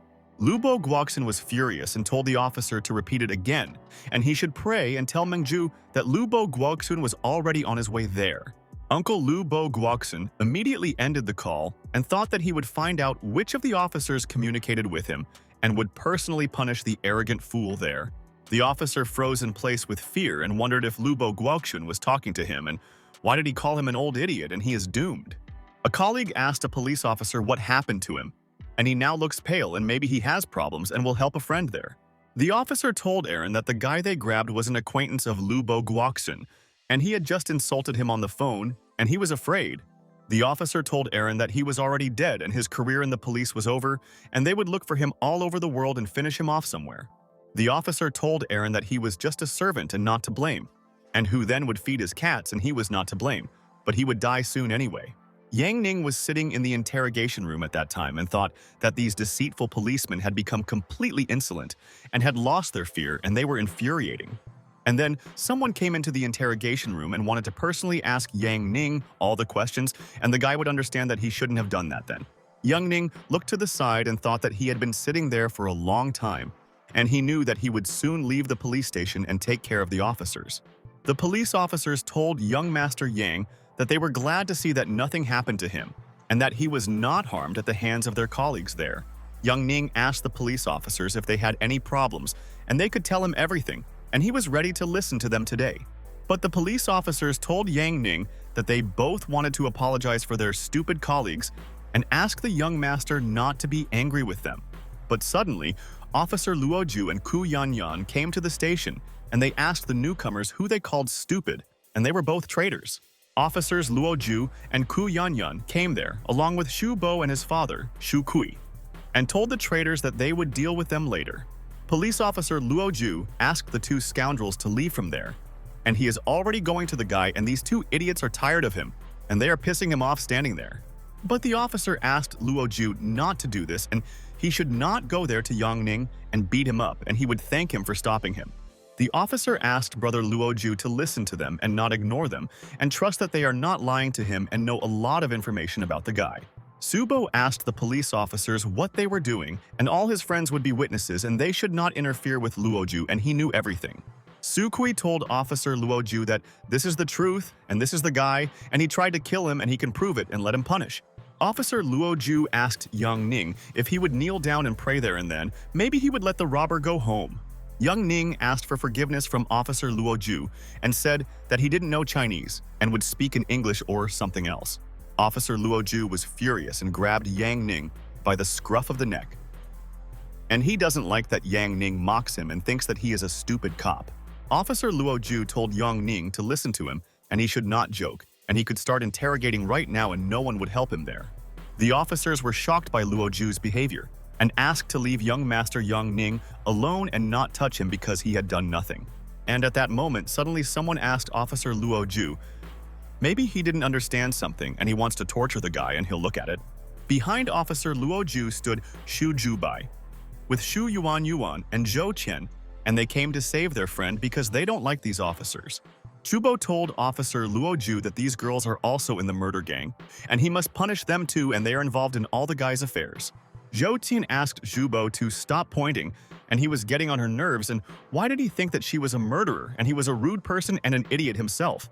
Officer Luo Ju told the girls to shut up, and this is the police department, and they may not believe it, but he can punish them for obstructing their cause. Shu Yuan listened to the words of Officer Luo Ju and asked what he said and could he really put them in prison? And this is absurd and nonsense. Mr. Zhu Jubai was also angry and asked Officer Luo Ju what he said and whether he had the courage to repeat it to his face. The officers froze in place and realized that Luo Ju would regret it. And he had not yet understood who he had contacted, and Mr. Shu Jubai would punish him.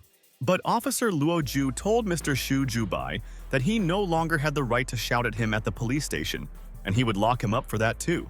Mr. Shu Jubai asked Major He Tianhong if he heard the officer's words, and he said that he would put him in prison, and what would he say himself? Major He Tianhong asked Secretary Shu Jubai not to worry, and he would immediately deal with this problem and the officer would answer for all this.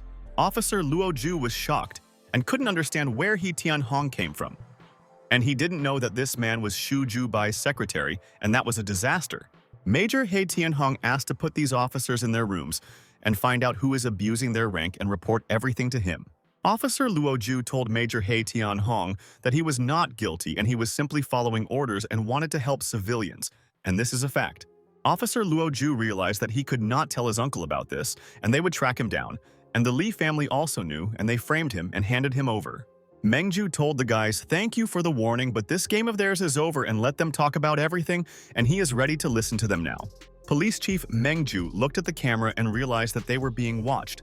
And these people would regret breaking the law, and he would find out who was involved. Chief Mengju was sure that soon these people would show up, and he would find out who was the initiator of these actions, and wanted to frame Yang Ning there. The guy was very nervous and asked Xie Guibin what they would do, and he had no ideas left and he should help him, and they found out everything. President Xie Guibin asked his colleague not to worry, and he had a backup plan, and he knew that this could happen and was ready for it. President Xie Guibin and his colleague decided to go into the people's room and clearly explain the situation to them so that they would understand and let them go. The guy said good afternoon to Secretary Xu Jubai and Major He. And he was so glad to see them today, and he just wanted to discuss business with them. Xie Guibin told Major He Tianhong and Chief Mengju that this matter obviously surprised them, and they also did not expect this to happen today. Chief Mengju asked the guys to tell me where this warrant came from and why Officer Luoju had it, and he wants to find out everything. And this is interesting. Guibin's friend said that he found evidence and reported it to the prosecutor's office, and they quickly gave him documents and he could clearly explain their warrant. Mengju asked the guy if he was mocking him and he was acting behind his back and why there was no meeting about this, and he was shocked there. Xu Jubai asked Guibin to tell him what department he was from, and maybe it was administration or financial and who he was, and he was interested. Xie Guibin listened to Mr. Xu Jubai's words and thought that he was definitely not ready to answer Mr. because he could squeeze him and take revenge. Major He Tianhong told Xu Jubai that this person is Xie Guibin, and he is the boss of Longhua, and he is not in the civil service, and now he knows. Xu Jubai asked Major He Tianhong where this Xie Guibin got police support and asked him to find out this and all. This is very important. Xie Guibin told Mr. Xu Jubai that his son Xie Chengdong is now in the hospital and he is the victim in this case, and he is not lying to them. Mr. Xu Jubai told Xie Guibin that he has no right to decide anything there because Police Chief Mengju is in charge there, or everything is wrong. President Xie Guibin listened to Mr. Xu Jubai's words and froze in place and couldn't find the right words, and he was caught off guard there. Police Chief Mengju approached Director Luo and asked where the evidence was, and he had to prove his complaint, otherwise they would take action today.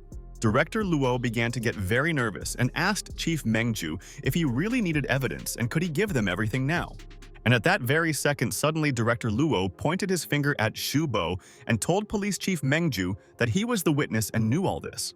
Shubo was happy, and his father Shu Kui told Chief Mengju that Director Luo was right and they had witnesses and could prove everything to them. Shu Kui listened to them and was happy, and Xu Jubai asked Mr. whether they could be considered witnesses and whether they had indirect evidence on the guy. Mr. Xu Jubai said that direct evidence is needed if people there do not want the case to be closed, and he knows his rights and how everything works. Xu Jubai told Director Luo that these are the laws of their country, and judging by his profession, he should know this better than him, and everything needs to be corrected. Director Luo listened to Mr. Xu Jubai's words and realized that they clearly could not deceive the secretary, and he knew his rights and what to do. Director Luo remembered and said that they have evidence and a baseball bat that has Yang Ning's prints on it and they can present the bat. Yang Ning said that of course there are his prints there, and when Shubo attacked him, he defended himself with his hand, and they should arrest Shubo there. Shubo was furious and told Yang Ning to shut up, and he used the top of the bat to attack them, and that's why his prints are there. Chief Mengju Xu Jubai and Major He Tianhong looked at Shubo despondently and thought that this guy is an idiot and he is clearly lying to them now. Yang Ning imagined and thought, is Shubo saying that he attacked him with the other side of the bat? And Shubo seems to be an idiot. Yang Ning asked Shubo what he just told them and whether he understood his words and he is not an idiot, and where did he come up with such nonsense with an attack. Shubo was angry and asked Yang Ning to shut up. And this is the truth, and he will prove everything to them and they will not laugh at him. And he is not an idiot but smart. Shubo said that 7 or 8 of his friends were injured there by that bat, and Yang Ning couldn't deny it because he knew what he was saying. Yang Ning said that if this is true, then the guys have a concussion, and they have an X-ray, and if he hit them, then all the results should be there. But Shubo was shocked and asked Yang Ning to wait, and maybe he remembered something wrong and one guy has a scar from being hit on the head with a bat. Xu Jubai asked Mengju if there are no medical records. Then he doesn't understand what kind of witness this is and what he wants to tell Director Luo. Mengju listened to him and Xu Jubai asked the chief to tell him whether the police can arrest someone without evidence just by believing their word alone. Xu Jubai said that there is such an article in the law and those who falsify documents will be imprisoned for 3 years. And Xu Bo was horrified. Xu Jubai told Mr. Xu Kui that if he remembers everything correctly, he said that he is also a suspect and that he will answer him. Xu Kui was very worried and told Secretary Xu Jubai that this was all a misunderstanding and a mistake, and he should not be angry about it there.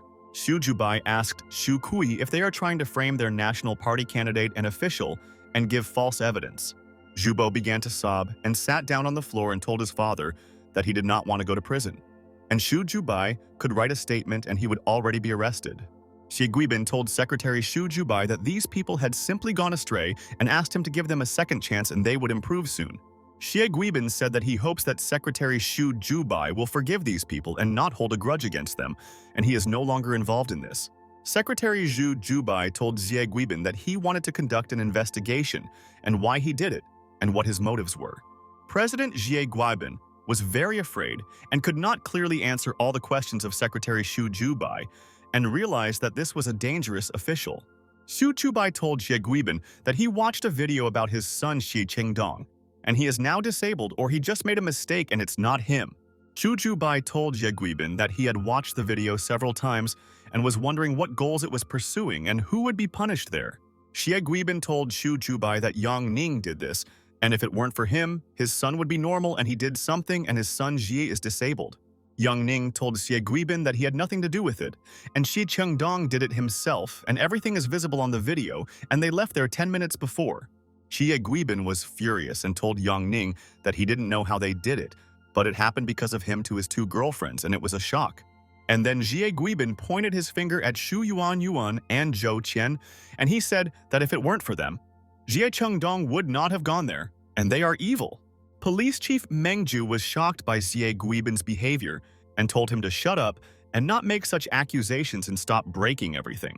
Major He Tianhong listened to them and Chief Mengju told Xie Guibin that this was illegal and he should stop blaming all of them now. And at that moment, Xie Guibin stopped shouting and could not understand why the major and the police chief reacted to this like that. Xu Jubai was very angry and told Xie Guibin that his words were vile and he wanted to kill him right there and that his daughter Zhu was to blame. Xie Guibin was in complete shock and wondered if this girl was the daughter of Secretary Xu Jubai. And he realized that it was not for nothing that her name was Xu Yuan. Xie Guibin began to bow and asked for forgiveness from Secretary Xu. And he did not mean to say this, and everything happened out of emotion, and he respects them. But Xu Jubai told Xie Guibin that he heard everything well, and what was his dear daughter's fault, and let him answer the question if he's so cool. Yang Ning, that a nasty old man pesters young ladies and reminds him of something.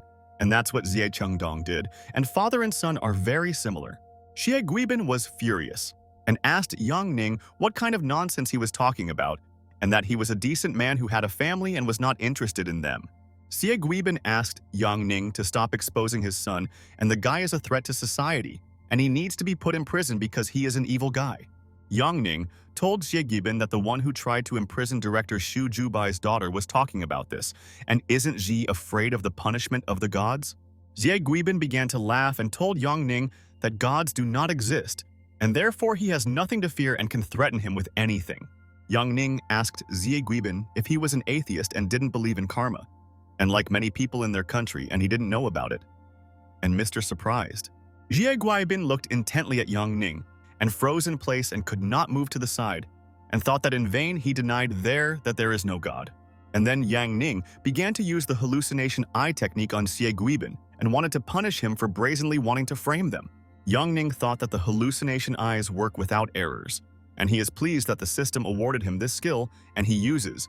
President Xie Guibin could not understand what kind of nonsense this was, and where he had already ended up, and where all the people were, and it looked like he was going crazy or had recently fallen asleep. But suddenly, at that moment, a devil appeared in front of Xie Guibin, and he shouted at the president, and the man was in complete fear when he saw the monster. Xie Guibin asked the monster not to come near him, and he didn't do anything wrong and only wanted to avenge his son. And this is a father's duty.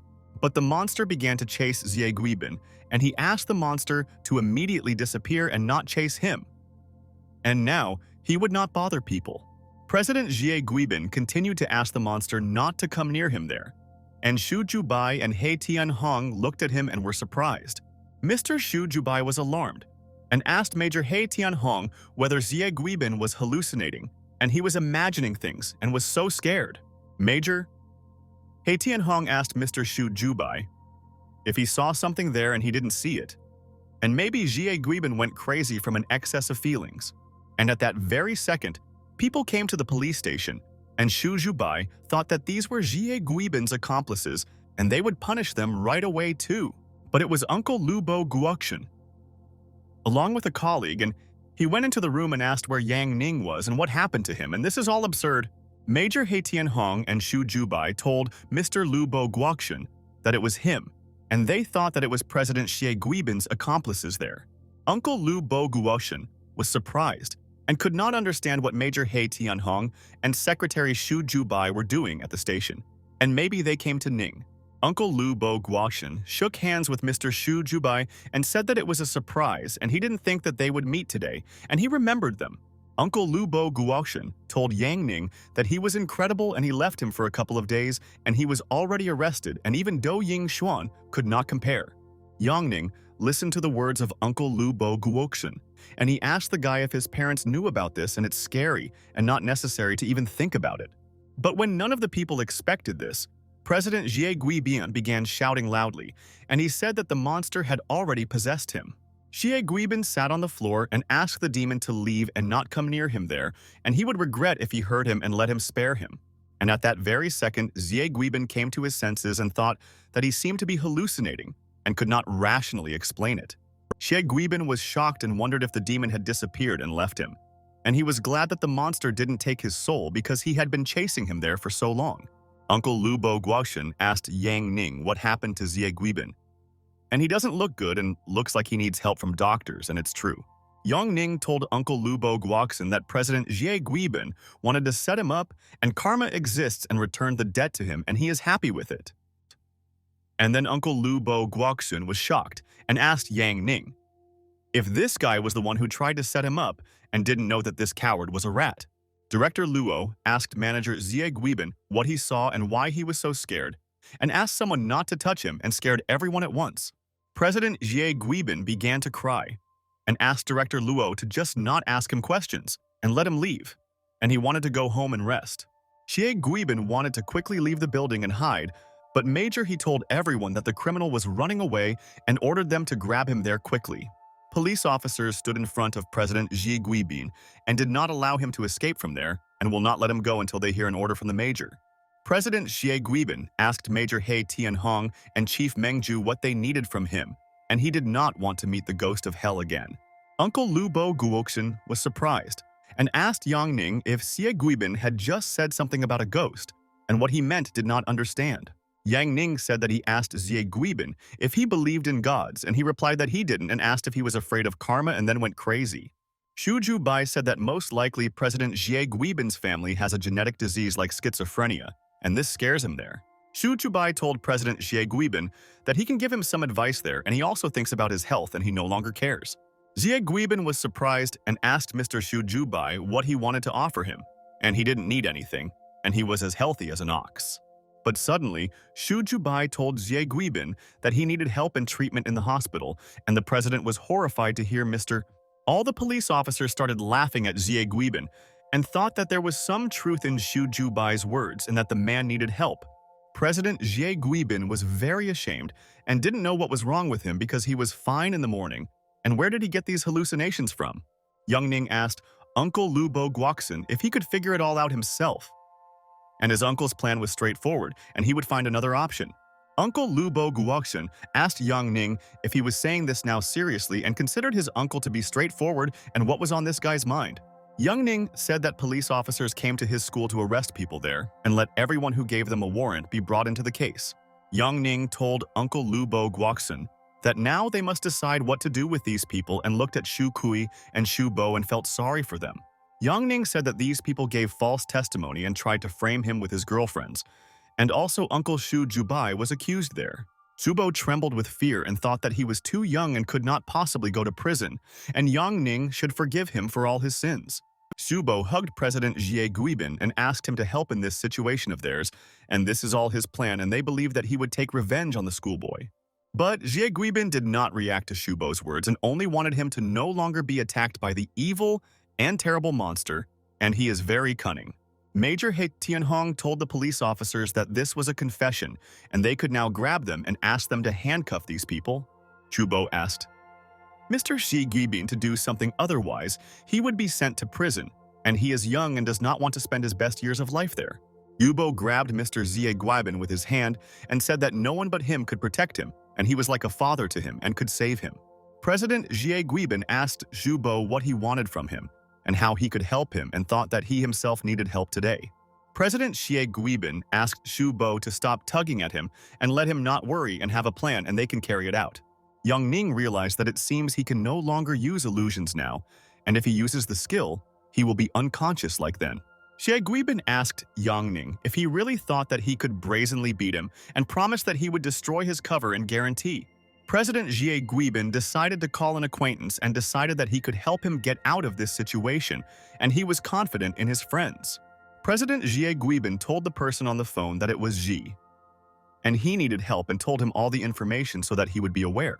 Jie Guibin thought that Mr. He Tianhing would not be able to arrest him, so he called Director Hu from the provincial department now, and then Secretary Shu Jubai.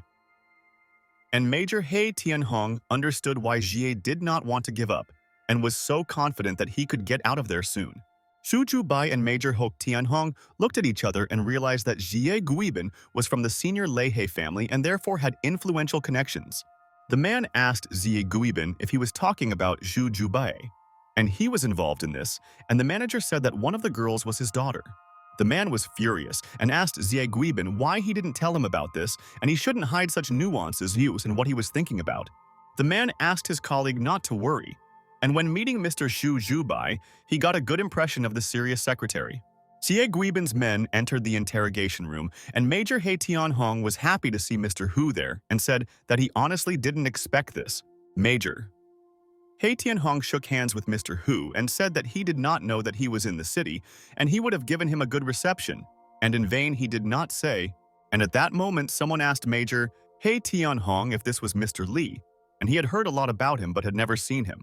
Mr. Hu was happy and looked at the guy and said that this was Director Luo, and where did he come from? And the guy managed to surprise the old man today. Mr. Hu told Director Luo that he did not say that he would be in the city of the Southern Lake and could have warned him, and they could have dinner together. Director Luo listened to Mr. Lei's words and said that he came to the Southern Lake City to fulfill his duty and he has an important job in the city. Shu Chubai found out that this is Director Luo Xinmin, and he is the Deputy Director of the Development and Reform Commission of Jiangning Province, and he is very rich. And then Mr. Hu looked to the side and realized that it looks like this is the person because of whom President Jie Guibin called them there, and he thinks so. Yang Ning froze in place and looked intently at Mr. Hu, and did not understand what was happening there and who all these people were and where he ended up. Mr. Hu Li asked Xiao Hu to take care of the matter because they promised their friend that they would help them understand this matter, and he is a master and knows what to do. Xiao Hu listened to the boss's words and told Mr. Hu Li that he understood him, and he himself would explain everything in detail to his friends so that they would understand their friends. Xiao Hu said that the provincial government was interested in this case on Feiyang Street, and that's why they came there to discuss it all. Yang Ning listened to him, and Xiao Hu said that several people who were there that day were detained, and whether he was right, and asked his friends to answer him there. The director pointed his finger at Yang Ning and told Xiao Hu that all the main participants in this matter were there and they arrived on time, and he was glad. Yang Ning did not understand what Xiao Hu wanted to know, and the director told Mr. that the main culprit was also there and quietly standing aside. Xiao Hu told the police officer that this was a good job and asked him to hand over the guilty guy to the provincial headquarters and they would take him away. The officer listened carefully to Xiao Hu's words and told the mister that he understood him and would do everything he ordered and bring the guy to justice.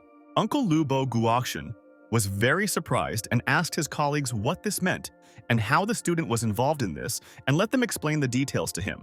Xiao Hu asked the director who this bandit is and how he communicates with him there, and he thinks that this man is an accomplice of the offender, and he looks like. The director told Xiao Hu that this is Mr. Lu Bo Guochun, and he has industry there, and the project of this province is also under his control. Xiao Hu did not pay attention to Lu Bo Guochun and asked the director not to rush and make sure that the intruder is taken away, and he interferes with him. Uncle Lu Bo Guochun was furious and told Xiao Hu that he had not answered him now and told the gentleman not to turn away when he spoke. Xiao Hu told Lu Bo Guochun that the government should not deal with him and report to him about their affairs, and he was disturbing him. But Xu Jubai told Xiao Hu that it seems the provincial government is doing reckless things and he should report this to his superiors. Xiao Hu told the mister that he is Xu Jubai, and why should he do this? And besides, his daughter Xu Yuan is also already involved in this matter. Xiao Hu asked Xu Jubai to be fair, and most likely the daughter will be able to avoid suspicion or turn to Yuan soon. The police officers told Yang Ning that he must admit that the atmosphere there is gloomy and he is not so confident in himself and seems to be afraid of people. Officer Luo Ju said that they don't mind asking sweet Xu Yuan for help soon, and they like her so much and they will punish her too. Xu Yuan walked up to her dad and hugged him and asked what the police wanted to do with her, and she thought that they were all on the side of good. Officer Luo Ju thought that the Li family is influential, and now they will all see who can help the schoolboy Yang Ning in this situation of theirs. Police officer Luo Ju wanted to take Yang Ning away on orders from the bosses and thought that the student deserved it, but someone asked everyone to stand. Director Luo stood in the way of the police officers and thought that he was there to clarify the situation, and then they could acquit Yang Ning. Director Luo said that it so happened that yesterday he had lunch there with his uncles, and he can tell the story of what happened to them then. But Yang Ning told Director Luo that his uncle was in Guangdong, and he didn't remember him returning to the province, and maybe he didn't notice it. Yang Ning realized that he shouldn't have talked about it, and it seems that their friend Director Luo has a plan and he almost ruined it, and it's better for him to remain silent. Director Luo looked at Yang Ning and made it clear that he would resolve the issue and he should not be nervous or worry about this, and he would save. Director Luo asked Director Hu Li to let him take care of it, and he would clearly explain to the student what he should not have done on that street. Mr. Hu Li listened to Director Luo's words and asked him to explain the reason to him, and then maybe he would agree to his request for the scoundrel Ning. And then suddenly, Director Luo told him Mr. Hu Li that the student's surname is Yang, and not everyone can offend him, and he should know this. All the people froze in surprise and thought about the surname Yang, but could not understand what this could be connected with and who he was. Mr. Hu Li told Director Luo that he doesn't care and should take him away and hopes that he won't interfere in their affairs now.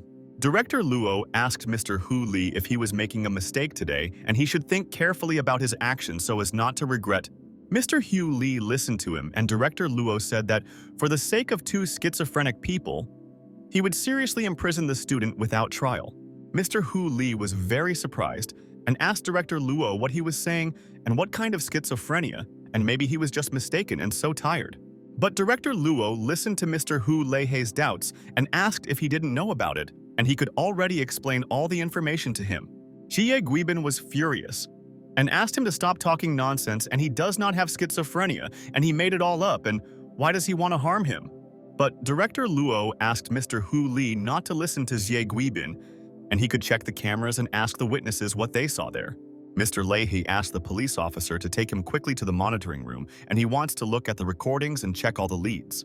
And then someone called Director Low, and he realized that everything was going according to plan and he would not allow the student to be sent to prison, and this was absurd. Director Luo decided to answer the man's call and realized that it seemed important, and now someone needed him, and he would spend some time. Mr. Hu Li and colleague Xiao Hu entered the CCTV room and decided to personally check whether their friend Jie Guibin was sick, as everyone said. Mr. Hu Li asked to tell Major He Tianhong to forget about this matter, and he no longer wants to punish the student for all this. Xiao Hu listened to the boss's words and told Mr. Hu Li that he would quickly go to the room and tell them friends that they could rest easy. Mr. Hu Li was stumped and thought that he should not have come and defend President Jie Guibin today, and he was wrong at first. Mr. Hu Li was nervous and he thought that his nephew had problems, but it turned out to be a genetic disease and he was upset for their friend. And then suddenly, Xiao Hu told Mr. Hu Li that the student refused, and he said that they should be brought to the criminal case as they wanted. Mr. Hu Li was angry and said that the student is a brat And how dare he bully him, and what kind of Yang family is he, and he will show him his strength. And then someone called Mr. Hu Leihe, and Mr. thought that they called at the wrong time and he wanted to punish the impudent Ning first. Mr. Hu Li asked his father what was wrong, and he asked Hu to stop and come home quickly, and this might go too far soon. Mr. Hu Li asked his father what happened, and maybe there are some problems at home and why he calls him home because he is busy and has plans. Xiao Hu listened to their conversation, and the father told Hu Li that if he doesn't stop this matter in Nanhu now, then tomorrow they will die and let him stop. Mr. Hu Li told his father that they are the elite among families and are no longer afraid of anyone, and he called his son a brat, and they all cannot insult them. Xiao Hu was interested, and Mr. Hu Leihe asked his father why he was so afraid. And they are the greatest family in this province, and it's true. The father told Hu Li that the schoolboy from the Yang family and his son are an idiot, and he does not follow the news and stop messing with that province, and this is nonsense. The father asked Hu Li if he really didn't know the Yang family, and his uncle's name was Ning Ju, and they recently had dinner with him, and Hu couldn't believe it all. Xiao Hu noticed the excitement on Mr. Hu Li's face and asked the boss what happened, and maybe someone died and let him explain the emotions to him. Mr. Hu Li told Xiao Hu that circumstances had changed and he would stay there to take care of that student and let him close the case. Mr. Hu Li entered the room where all his colleagues were waiting for him and thought that he would explain the whole situation and reassure his friends. And that's true. Mr. Hu Li told Jie Guibin that if he has brain problems, he should go to the hospital and the Li family should not interfere in such matters. Mr. Hu told Major He and Secretary Xu Jubai that Mr. Li Jinren apologizes for this incident and let them be loyal to Z. Li Jinren told his friends that he was embarrassed and had to do other things and wished everyone there a good day and good luck. Mr. Hu Li Jinren started to leave the room, and Xie Guibin thought that this was his chance to defeat the impudent guy Yang. Xie Guibin looked at Yang Ning and could not understand who this student was and where he came from and why all people were afraid to put him in prison. Xu Chubai told Lubo Guoxun that he knows Yang Ning and what is his background. And is he really a student from the Yang family, and this is important. Lubo Guoxun told Xu Jubai that he had known Yang Ning no longer than him, and at first he thought that the guy was a genius of antiques, and he was normal. Major He Tianhong told his colleagues that they could find out about Yang Ning and Li Jinren's position, showed that he cannot be touched and is cool. Xu Jubai told Major He Tianhong that there was no time for that now, and it was better for him to deal with the father and son who wanted to set them up. Lubo Guoxun listened to the words of his comrades, and Xu Jubai told Major He Tianhong that let the Ji family deal with the rest themselves. Xu Jubai thought that he had not heard about the Yang family, and the action of the Li family made him even more interested in finding out all the information there. The police officer began to take Jie Guibin with him and Xu Jubai. There thought that this Yang family was above the elite Leihe family and the government. At this time, Li Jinren left the city in less than 24 hours, and his father did not give rest until Hu Li left Nanhu. Major He Tianhong came into Xu Jubai's office and said that the incident on Feiyang Street was gradually being forgotten, and it seemed like the state started everything. Xu Jubai told Major He Tianhong that this is for the best and a reasonable state understands what it is doing, and they made the right decision there. Xu Jubai thought that several Jinling and Nanhu families immediately stopped doing anything after hearing the surname Yang, and who is Yang Ning's friend. And after a while, Yang Ning came to school in the morning and waited until they finished all their lessons, and he talked to Xu Yuan after everything. Zhao Xiaofei left school and said that he had a great vacation and said goodbye to his brother Yang Ning, and he would miss him. Yang Ning kicked Zhao Xiaofei and said that let him go, and he will also miss him so much, and he will write messages on the messenger. Xu Yuan listened to the words of her best friend and asked Yang Ning to wait for her there, and she wants to discuss something with him. And this is important. Yang Ning asked Xu Yuan what happened, and he is ready to discuss all matters with her, and she can trust him, and he is always there for them. Xu Yuan told Yang Ning that she and Zhou Qian would go to the hospital tomorrow, and would he like to go to Yuan with them tomorrow? Yang Ning told Xu Yuan that of course he agrees, and will meet in the morning at the Acacia Bridge in the city center, and they will go together to visit. Xu Yuan was very happy that Yang Ning would go with them and with her best friend. It is much more interesting, and he can also protect her. Yang Ning didn't think that they would solve the matter when they were taken to the police to help the case, and it seems that everything is over and he is happy with their situation. Yang Ning then returned home and talked on the phone with Uncle Lu Bo Guoxian and asked what he was saying and whether Lin Hu had died and how it was I. Uncle Lu Bo Guoxian told Yang Ning that they sent a detective and it was already confirmed that he was dead and he had not moved at all for a couple of days. Uncle Lu Bo Guoxian said that the people he sent were found dead and their detective was also killed, and it seems they have a good specialist and he is angry. Yang Ning told Uncle Lu Bo Guoxian that his intuition said that this enemy of theirs was using the rat method, and it was strange, and it was a woman.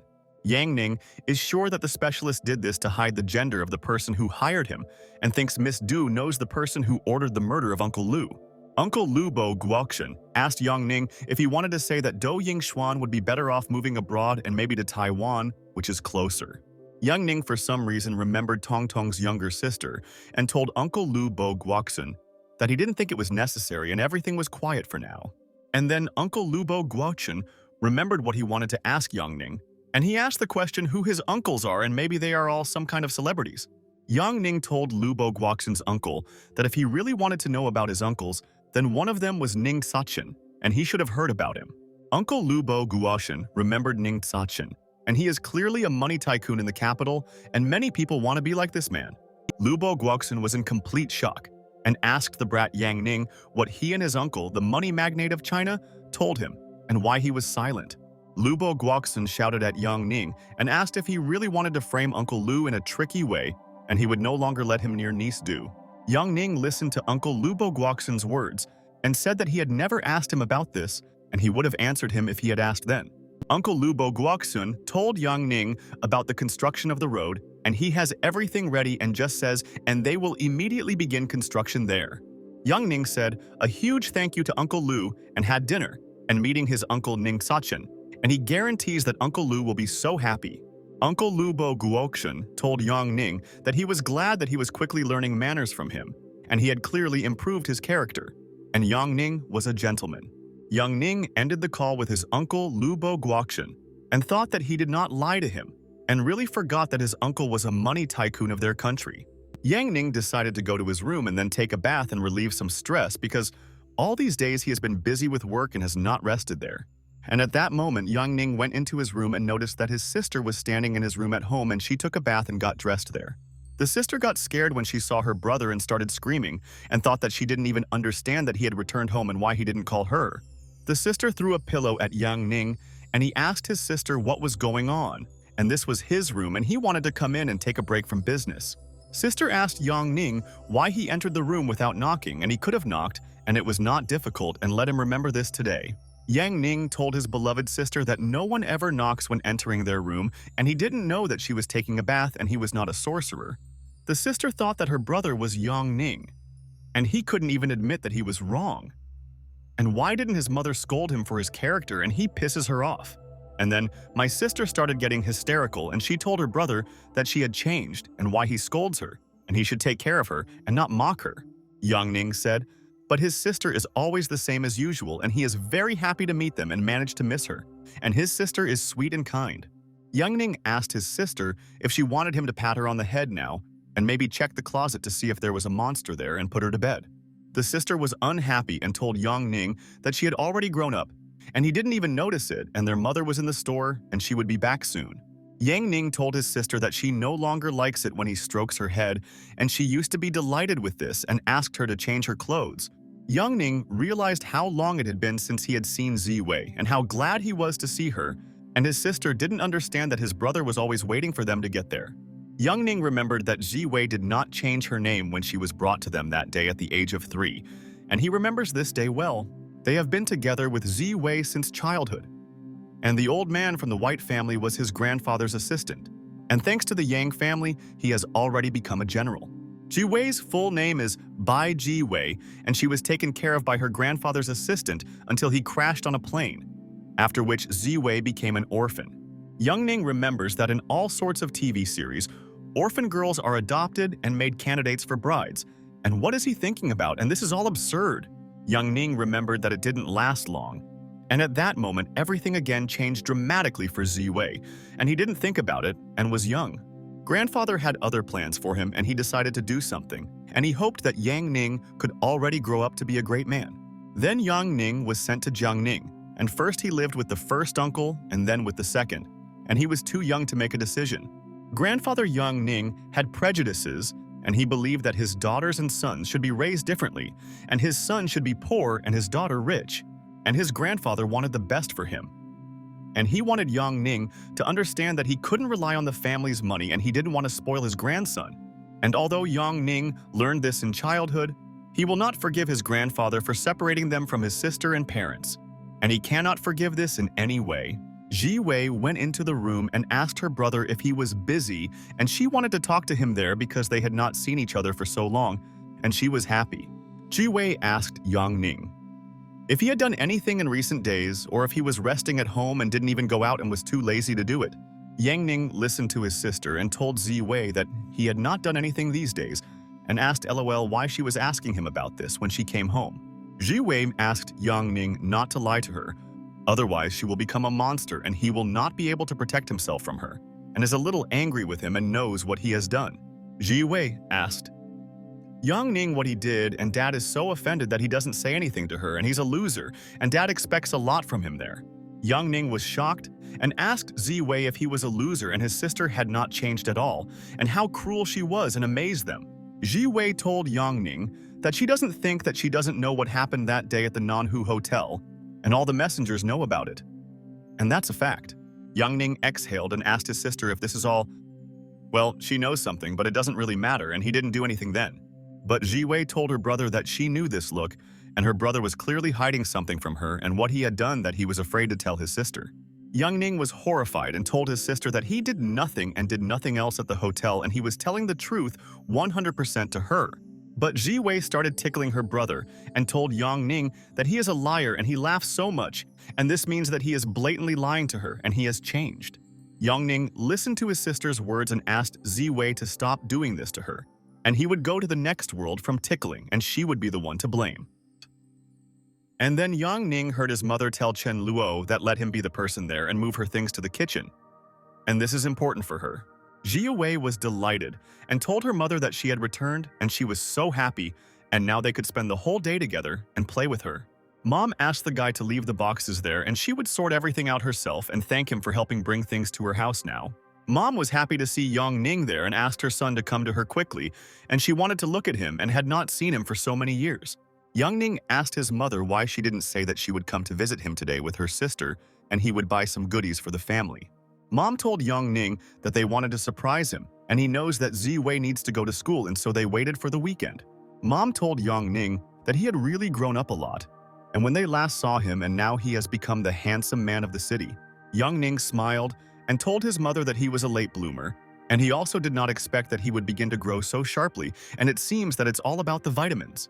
Yang Ning remembered that he did not tell his mother about the accident and hopes that his uncle will understand this, and it is better not to tell his mother about it, and she is worried. Mom was surprised and asked Yang Ning if he shouldn't have stopped growing a long time ago, and it seems like there is such an anomaly with his growth. Yang Ning told his mother that he has become handsome and he is all like him, and his mother's genes are simply incredible, and that's why he is grateful to her for all this. Mom told Yang Ning that flattery is a bad thing, but what if it is some kind of illness, and asked her beloved son to just take care of his health? Mom asked Yang Ning not to bother too much no matter what, and he is her only son and should understand this and take care of himself and protect. Yang Ning told his mother that he knows this, and she can stay in the house as long as she wants, and he feels calmer when his mother is next to her son. The mother listened to her son's words, and Yang Ning thought that the mother was so kind to her son, even though she had already become gray-haired, and it was okay because he had a system. Yang Ning decided that he should look in the system to see if there are any things that can improve his mother's health, and this matter is very important. Mom was pleased, and Yang Ning thought that it would be good if his mother became 10 years younger, and he didn't want her to grow old. And after a while, the mother told the children that the food was ready and they should both quickly come there and sit down at the table. And how many years had they not dined like this? Mom told Yang Ning that his antics made her father very angry, and he didn't sleep well for a couple of days, and she was also worried about him and was so nervous. Yang Ning listened to her, and her mother said that the girl was proud of him and said that he preserved the honor of the Yang family and should not pay attention to him. Mom asked Yang Ning if he was still angry with his grandfather, and Yang told her that maybe he was still angry and he didn't know it and he would find out soon. Mom told Yang Ning that grandfather misses him, but old age no longer allows him to visit him and the doctor does not let him go, but he misses him.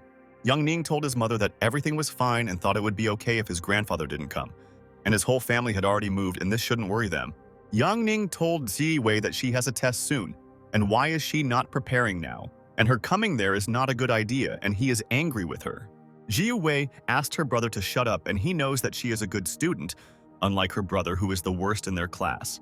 Mom asked Yang Ning what he was doing after school and whether he would join the army in his father's footsteps or what he plans to do in life soon.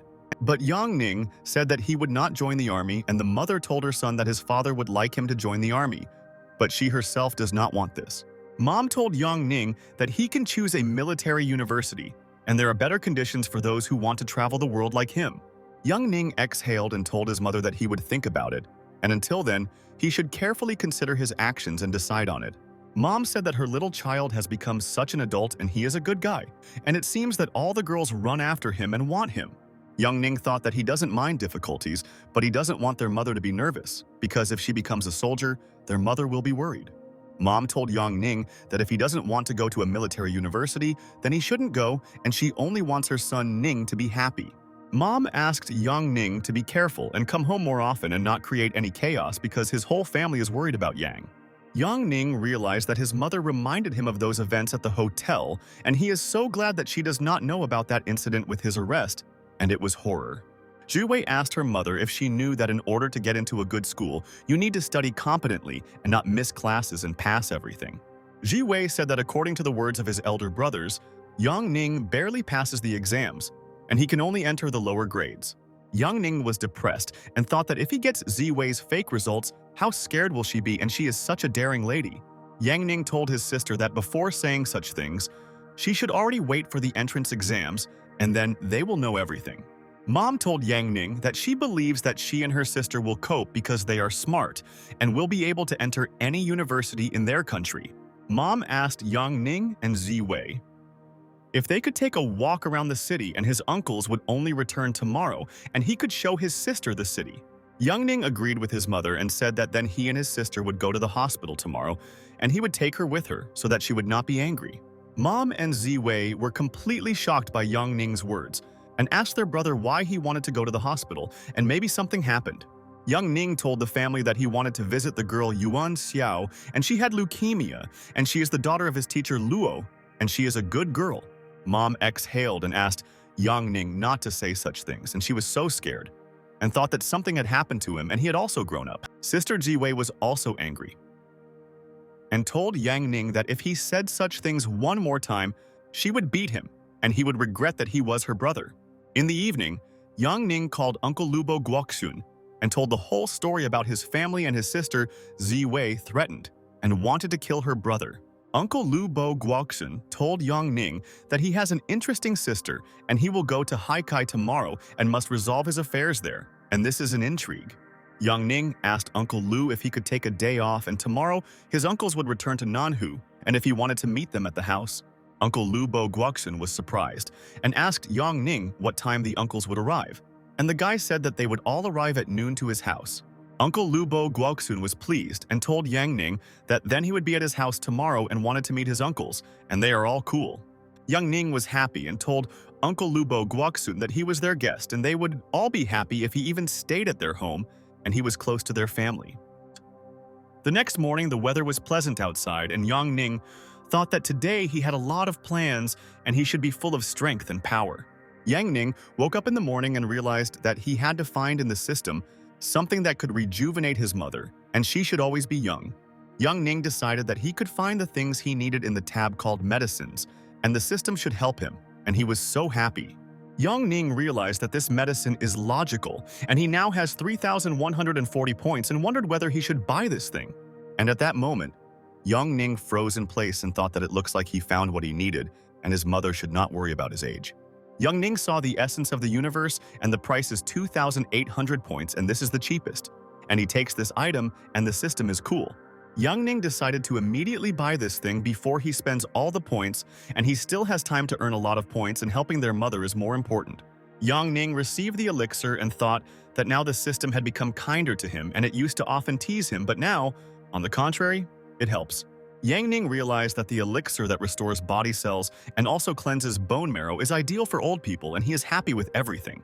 After that, Yang Ning approached his mother and said that she should now give him some time and he wants to help her and this will help her. Yang Ning gave his mother the elixir and asked her to take his gift and not to worry. This product will help her and it will guarantee her action. Mom was surprised and asked Yang Ning what it was, and he said that it was an elixir and it restored health and she should drink it. Yang Ning told his mother that he used this medicine to grow up faster and now she knows his secret and only she can take it. Mom asked Yang Ning if this was true and what a useful thing, and she had never heard of such a medicine before and it was intriguing. But the mother did not accept the gift from her son and asked Yang Ning to use it longer and he would grow up and be taller than his father, and that's so cool. Yang Ning was furious and told his mother that he did not agree with her and wanted her to take the elixir and she would know the result soon. Yang Ning put the elixir in his mother's hands and told her that this was a gift for her and she should accept it and then her son would be pleased and happy.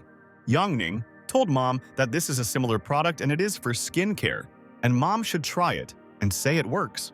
Mom was surprised and asked Yang Ning if this was true, and she was so interested in finding out what this drug is capable of and what it will do. Mom told Yang Ning that she went to her room to try his elixir. Now and soon, she would tell the result of his drug. Yang Ning was happy and told his mother that she was doing well, that she didn't ignore him there, and that he never wishes harm to his beloved and sweet mother. Yang Ning thought. Finally, his mother went to use the elixir and hoped everything would be fine. And the system could not deceive him there.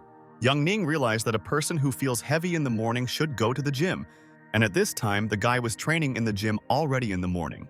The guy noticed Yang Ning and told the young master that he got up early, and did he really also come to train to pump up his muscles with him? Yang Ning told the guy that he was used to working every day, but if he didn't work out, he would feel bad, and that's true. The guy told the young master Yang Ning that he was right, and he wanted to see his skills and whether their achievements were comparable, and he was so interested in finding out. Yang Ning told Brother Chen that he has an idea, and he is a guard, and he carries that gun thing with him, and he must answer the question. Brother Chen was in complete shock and asked Yang Ning what he wanted to do now with the firearm, and it was dangerous and what his mother would say to all this.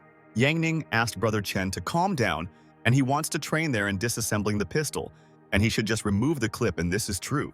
Brother Chen exhaled and told Yang Ning that he was calm now and thought that he wanted to shoot and he could not give a gun for such purposes. Brother Chen took out the bullets from the weapon and thought that now Yang Ning there could use it for training and he could take it apart. Brother Chen said that this is a standard weapon of a military company, and last year its assembly record was only 13 seconds. Yang Ning picked up the weapon and thought that he had long wanted to test it, and it's good that Brother Chen agreed to give him his weapon now. Yang Ning understood. This is the feeling and leadership of a soldier. And he has the feeling that he has trained more than 100 times and cannot describe it all to them. Yang Ning decided that he can start disassembling the weapons, and he wants to break Brother Chen's record and knows that he has the skills to do this. And at that very second, Yang Ning began to disassemble the gun. And it was very fast, and Brother Chen could not see it with his eyes, and Yang is very fast. And in a moment, Yang Ning disassembled the pistol and put everything neatly on the table, and realized that he too could safely join the army and become a soldier. Brother Chen was completely shocked and asked Yang Ning if Yang Ning really needed 2 seconds to completely disassemble the pistol. And that's fantastic. Brother Chen didn't understand what Yang Ning wanted to do now, and it looks like he wants to put the weapon back together, and in that case, he will set a record. And after a couple of seconds, Yang Ning looked at the gun and realized that he had managed to assemble the gun there like at the beginning, and he did not believe that it would work out. Yang Ning told Brother Chen that 8 seconds was the best result for him, and he was able to assemble and disassemble the weapon without any problems today. Brother Chen was delighted and told Yang Ning that this is incredible, and he admits that he lost. And he managed to assemble the weapon faster than his brother. Afterwards, Yang Ning walked with Ziwei, and he is waiting for friends with whom he will go to the hospital and then meet with Yuan Yuan. And these are his plans for today. Ziwei asked Yang Ning if he really met with students and he became popular and she didn't notice how her brother could improve so much. Yang Ning listened to the words of Sister Ji and thought that he simply believed in himself and was able to achieve what he dreamed of, and he did it. Sister Ji told her brother that tomorrow she will go to school with him and let him not cry, and he has her who can protect him like that. Yang Ning asked his sister if he really is useless and he doesn't need his cute sister to attract attention and he knows her thoughts. And at that moment, the friends began to wave Yang Ning's hand, and Zhou Qian told them that she was there with Xu Yuan and let them come to them. Zhou Qian told Yang Ning that he was great for coming on time, and she thought that he would be late, and so underestimated her best friend Yang Ning. Ji Wei was very surprised and thought that these two students are very beautiful, and are they really waiting for her brother? And she can't believe it. Zhao Xin told Yang Ning that she looked at the time and realized that he came late, and maybe he got lost and she thought he was an adult. Yang Ning asked for forgiveness from his friends and said that it was his personal mistake and he would soon correct himself, and asked them just not to be angry with him. Zhou Xian asked Yang Ning who the girl next to him was, and maybe it was his friend and he didn't tell them about her, and she's a very nice girl. Ji Wei hugged Yang Ning and told the girls that she was watching them there and they would not pass by, and she noticed everything that was needed, and that was a fact. Xu Yuan and Zhou Tian were perplexed and could not understand who this girl was and why she was so angry, because they wish Yang well. Yang Ning told his friends that he forgot to introduce the girl to them, and it was his sister and mother and sister who came to visit him, and were very bored. Yang Ning told his friends that his sister is polite, but today, something came over her and told Ziwei that she was embarrassing him. And why was she angry? Ziwei was furious and asked Yang Ning if it was she who was embarrassing him now, and said that he himself was a rude person and was to blame for everything there. The student was happy and extended her hand to Ziwei and said that she was Xu Yuan, and she had recently been transferred to her brother's class and she was friends with him. Zhu Wei realized that Xu Yuan is a kind girl, and she can get to know her normally and learn all the nuances about her brother Ning. The sister shook Xu Yuan's hand and said that her name is Yang Ji Wei, and she is glad to meet you, and they seem to be very kind students. The student said that her name is Zhou Qian, and can Ji Wei tell them why she is angry, and maybe they offended her and let her forgive. But Yang Ji Wei listened to Zhou Qian's words and said that both of them did not offend her, and she just has that kind of character and they should not be angry. Xu Yuan told Yang Ning that Yuan wanted to see him after they told her about him, and she is really looking forward to him now. Yang Ji Wei was still angry, and Yang Ning was surprised and couldn't believe that a 3-year-old girl knew him. And how did she remember him? Yang Ji Wei was alarmed and thought that Xu Yuan and brother Yang Ning were walking too close, and it seemed like they were having an affair, and she was disturbing. Yang Ji Wei felt like her toy was taken away from her, and these girls should be careful and she won't give her toy to them. Yang Ji Wei clenched her fist and realized that she had to act and show her students that no one could be better than his own sister. And then Yang Ji Wei approached Xu Yuan and Yang Ning and asked what they were doing, and she wanted to chat with her new friend and understand the opinion. Xu Yuan told Yang Ji Wei that she can talk about anything while they are walking, and she is ready to answer all her sister's questions. Yang Ning wondered if Yang Ji Wei was doing this on purpose and why she needed it, and maybe she didn't want him to communicate with Xu Yuan. Yang Ji Wei continued to chat about something with Xu Yuan, and Yang Ning approached Zhou Qian and realized that they should not disturb both of them there.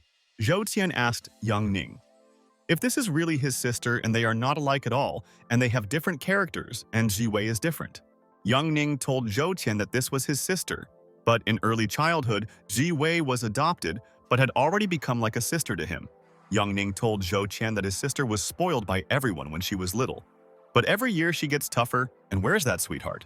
Yang Ji Wei listened to her brother's words and thought that he himself was harmful and did not want to admit his guilt, but she did nothing wrong for her brother. And after a while, friends came to the hospital, and Yang Ning thought that he was so happy that Yuan got rid of the disease and she was just a miracle. Teacher Luo told Yuan that this was brother Yang Ning, and he came to her and wanted to visit her, and her brother really missed her and was glad to meet her. Teacher Luo asked Yuan if she had forgotten what her mother told her then, and she herself asked Yang Ning to come to her. Yuan was delighted and said good afternoon to brother Yang Ning and asked the schoolboy how he was doing, and she believed that brother was happy. Yang Ning told Yuan that everything was fine and asked if she felt better there, and it must be difficult for her to wake up so early, and it is so difficult. Her friends were delighted that Yuan was much better, and she told Yang Ning that her mother got up early and that's why she got up too. And then Yuan tensed up and wanted to tell her brother something and he should find out about it there because she trusts her brother besides her family. And at that very second, Yuan Yuan suddenly writhed in pain and told brother Yang Ning that he should hear her and not go anywhere. Yang Ning was excited and asked Yuan Yuan what happened to her, and maybe her back hurts and he will give her a massage and she will feel better there. Yuan Yuan listened to the words of brother Yang Ning and told him thank you, and she was not in so much pain, and his massage helped her, and it seems that brother can heal. Teacher Luo was terrified and called the doctor and said that her daughter had problems and asked her to come quickly and help with the trouble there now. The girl asked Teacher Luo what happened to this little and sweet girl, and she couldn't believe that she got sick like them. The old people said that Yuan Yuan is a poor thing, and they hope that everything will be okay with her, and why did the doctor take so long, and this is a problem? The doctor entered the room with the nurses and thought that he had so much to do and people shouldn't complain, and he understood it all. The doctor told the patients that he was there now and asked the girl what happened to her and they should tell them this, and he would help them there. The doctor said that he was checking the girl's vital signs, and he asked the nurse not to be nervous and to take Yuan Yuan's temperature. Teacher Luo was very afraid and asked Dr. Lu what happened to her daughter and if she was okay, and he should calm her down, and this is so important. Dr. Lu said that the girl has a heartbeat failure and the hematology department will take care of her, and her body is fighting well with everything. Dr. Lu asked little Yuan Yuan not to be afraid, and she is in good hands and she must fight, and together they will overcome the terrible illness. Teacher Luo stopped being afraid and told Shu Yuan Yuan that her daughter is fine and she scared her, and she believes that she will soon be discharged from there. Yang Ning asked Teacher Luo if she could transfer Yuan Yuan to a separate ward where she could get help in her treatment faster. Yang Jiwei told Teacher Luo that Yuan Yuan needed rest where she would not be disturbed, and wouldn't it be better that way? And what did she think there? But Teacher Luo said that a private room costs 500 yuan a day, and even taking into account all the donations, this is not enough for my daughter. But Yang Ning asked Teacher Luo not to worry about payment, and he knows who can help, and he will do everything to make Yuan Yuan get better. Teacher Luo was happy, and Yang Ning said that they could probably already get a free place, and he knows one working way for this. Brother and sister went out into the corridor, and Ziwei asked her brother if he really had friends in the hospital and hoped it wasn't another girl. Yang Ning asked Ziwei where his dear sister was and where she disappeared, and a sister appeared who is always angry with him and wants to beat him. Zhudu Wei was very surprised and asked Yang Ning if this was another girl, and she could no longer believe it and what kind of monster he was. Yang Ning realized that if Teacher Luo found out that he wanted to pay money, she would definitely refuse help because he is an ordinary schoolboy. Yang Ning knows that Teacher Luo's pride will not allow her to accept help from a student now, and she would be ashamed and no longer look into his eyes. Yang Jiwei asked Yang Ning where he is so smart and where he learned this, and she wants to hear an explanation from him, and this is interesting. But Yang Ning asked his sister to stop looking down on him, and she doesn't know what he is capable of, and it's better for her to just remain silent and not be smart. Yang Ning realized that a private room is much more convenient than the old public room, where doctors do not have time to monitor people's health. Yang Ning realized that in a separate room, there are many places for guests and there is a place for a guard, and Yuan Yuan will be much more comfortable lying there. Yang Ning asked Yuan Yuan how she was feeling, and he hoped that she felt better after the drugs and should not strain herself now. But Yuan Yuan told Yang Ning that everything is the same and she cannot tolerate it, and always thinks about it and wants to get rid of the disease as soon as possible. Yang Ning was surprised and asked Yuan Yuan why she tolerates it, and he can't understand it, and his sister can tell him everything that worries him. Yuan Yuan told her brother Yang Ning that when she cries, her mother also starts crying and is very afraid that something could happen to her there. Yuan Yuan said that she doesn't want her mother to cry and it's better for her to be patient, and then her mother will be happy and they will both return home. Yang Ning found out that Yuan Yuan had been worrying all this time and thought that he could understand Teacher Luo. After all, she is a mother and is afraid of losing her daughter. Teacher. Luo continued to cry and turned away from Yuan Yuan so that her daughter would not see her tears, because it would hurt her and she didn't want it there. Teacher Luo went out into the corridor and Shu Yuan Yuan began to console her, and she knows that the hardest time for a family is at such moments and it's so offensive. Yuan Yuan told Yang Ning that she felt bad, and her whole body hurt and she didn't know what to do to make her feel better, and whether he could help her. Yang Ning asked Yuan Yuan to try to sleep, and she would feel better, and the pain would go away because the medicine should act on her body. Yang Ning thought maybe he could somehow help Yuan Yuan and he should use the power of the system there and find a way out of her situation. Yang Ning started looking for the right thing in the system and thought that there should definitely be something there that would help Yuan Yuan, and he has so much faith in the system. And at that moment, Yang Ning froze in place and thought that this seemed to be the solution, and he would make sure that Yuan Yuan would no longer be hurt. Yang Ning realized that this was what he needed and found a medicine in the system and thought that there was a medicine called Ocelot, and it was used for children for a month. But Yang Ning realized that if you use Ocelot, resistance to other drugs may appear, and this is a mutual problem for them. Yang Ning noticed that the medicine costs 500 points, and he shouldn't hesitate there, and blood cancer is such a thing and he will deal with the rest later. But Yang Ning wondered how to force Yuan Yuan to take the drug, and Teacher Luo would not believe his words. He would say that it was a gift, and although Teacher Luo is in his debt, she will not allow her daughter to take unknown medicines there and will not believe the schoolboy Yang Ning. Yang Ning realized that he could deceive Teacher Luo once. But how could he force Yuan Yuan to take these medicines for a whole month? Yang Ning went outside with his sister to see if he can come up with something, and he must find a way to convince Teacher Luo of his words. Yang Zhiwei's sister noticed that her brother was worried and asked him if he was okay, and he had been just silent with her for several minutes. Yang Ning asked his sister to help solve one problem, and he needs to force someone to take medicine for a whole month without being noticed and have any ideas. Zhu Wei was at a loss and asked her brother if he really wanted to poison someone himself, and he should explain all the information to his sister. Yang Ning asked his sister to stop thinking about such things, and he doesn't know what teenagers' heads are now filled with, and everyone has the wrong ideas. Yang Zhiwei asked Yang Ning if he could say more clearly that he wanted to give the person medicine or supplements, and then she understood her brother. Yang Ning was surprised and asked his sister what she meant and what kind of medicines and supplements these were, and it looked like she needed a short rest for her brain. And then Yang Ning told his sister that he had come up with something and why he was so stupid, and now he strained his brains and came up with a cool plan. Yang Ning told his sister that he understood everything. And now she doesn't need advice, and he himself is a genius and was able to figure out this situation and get to the truth. Yang Ning realized that of the many ways, the best is to replace these medicines of his with others, and then Yuan Yuan will become much better from them.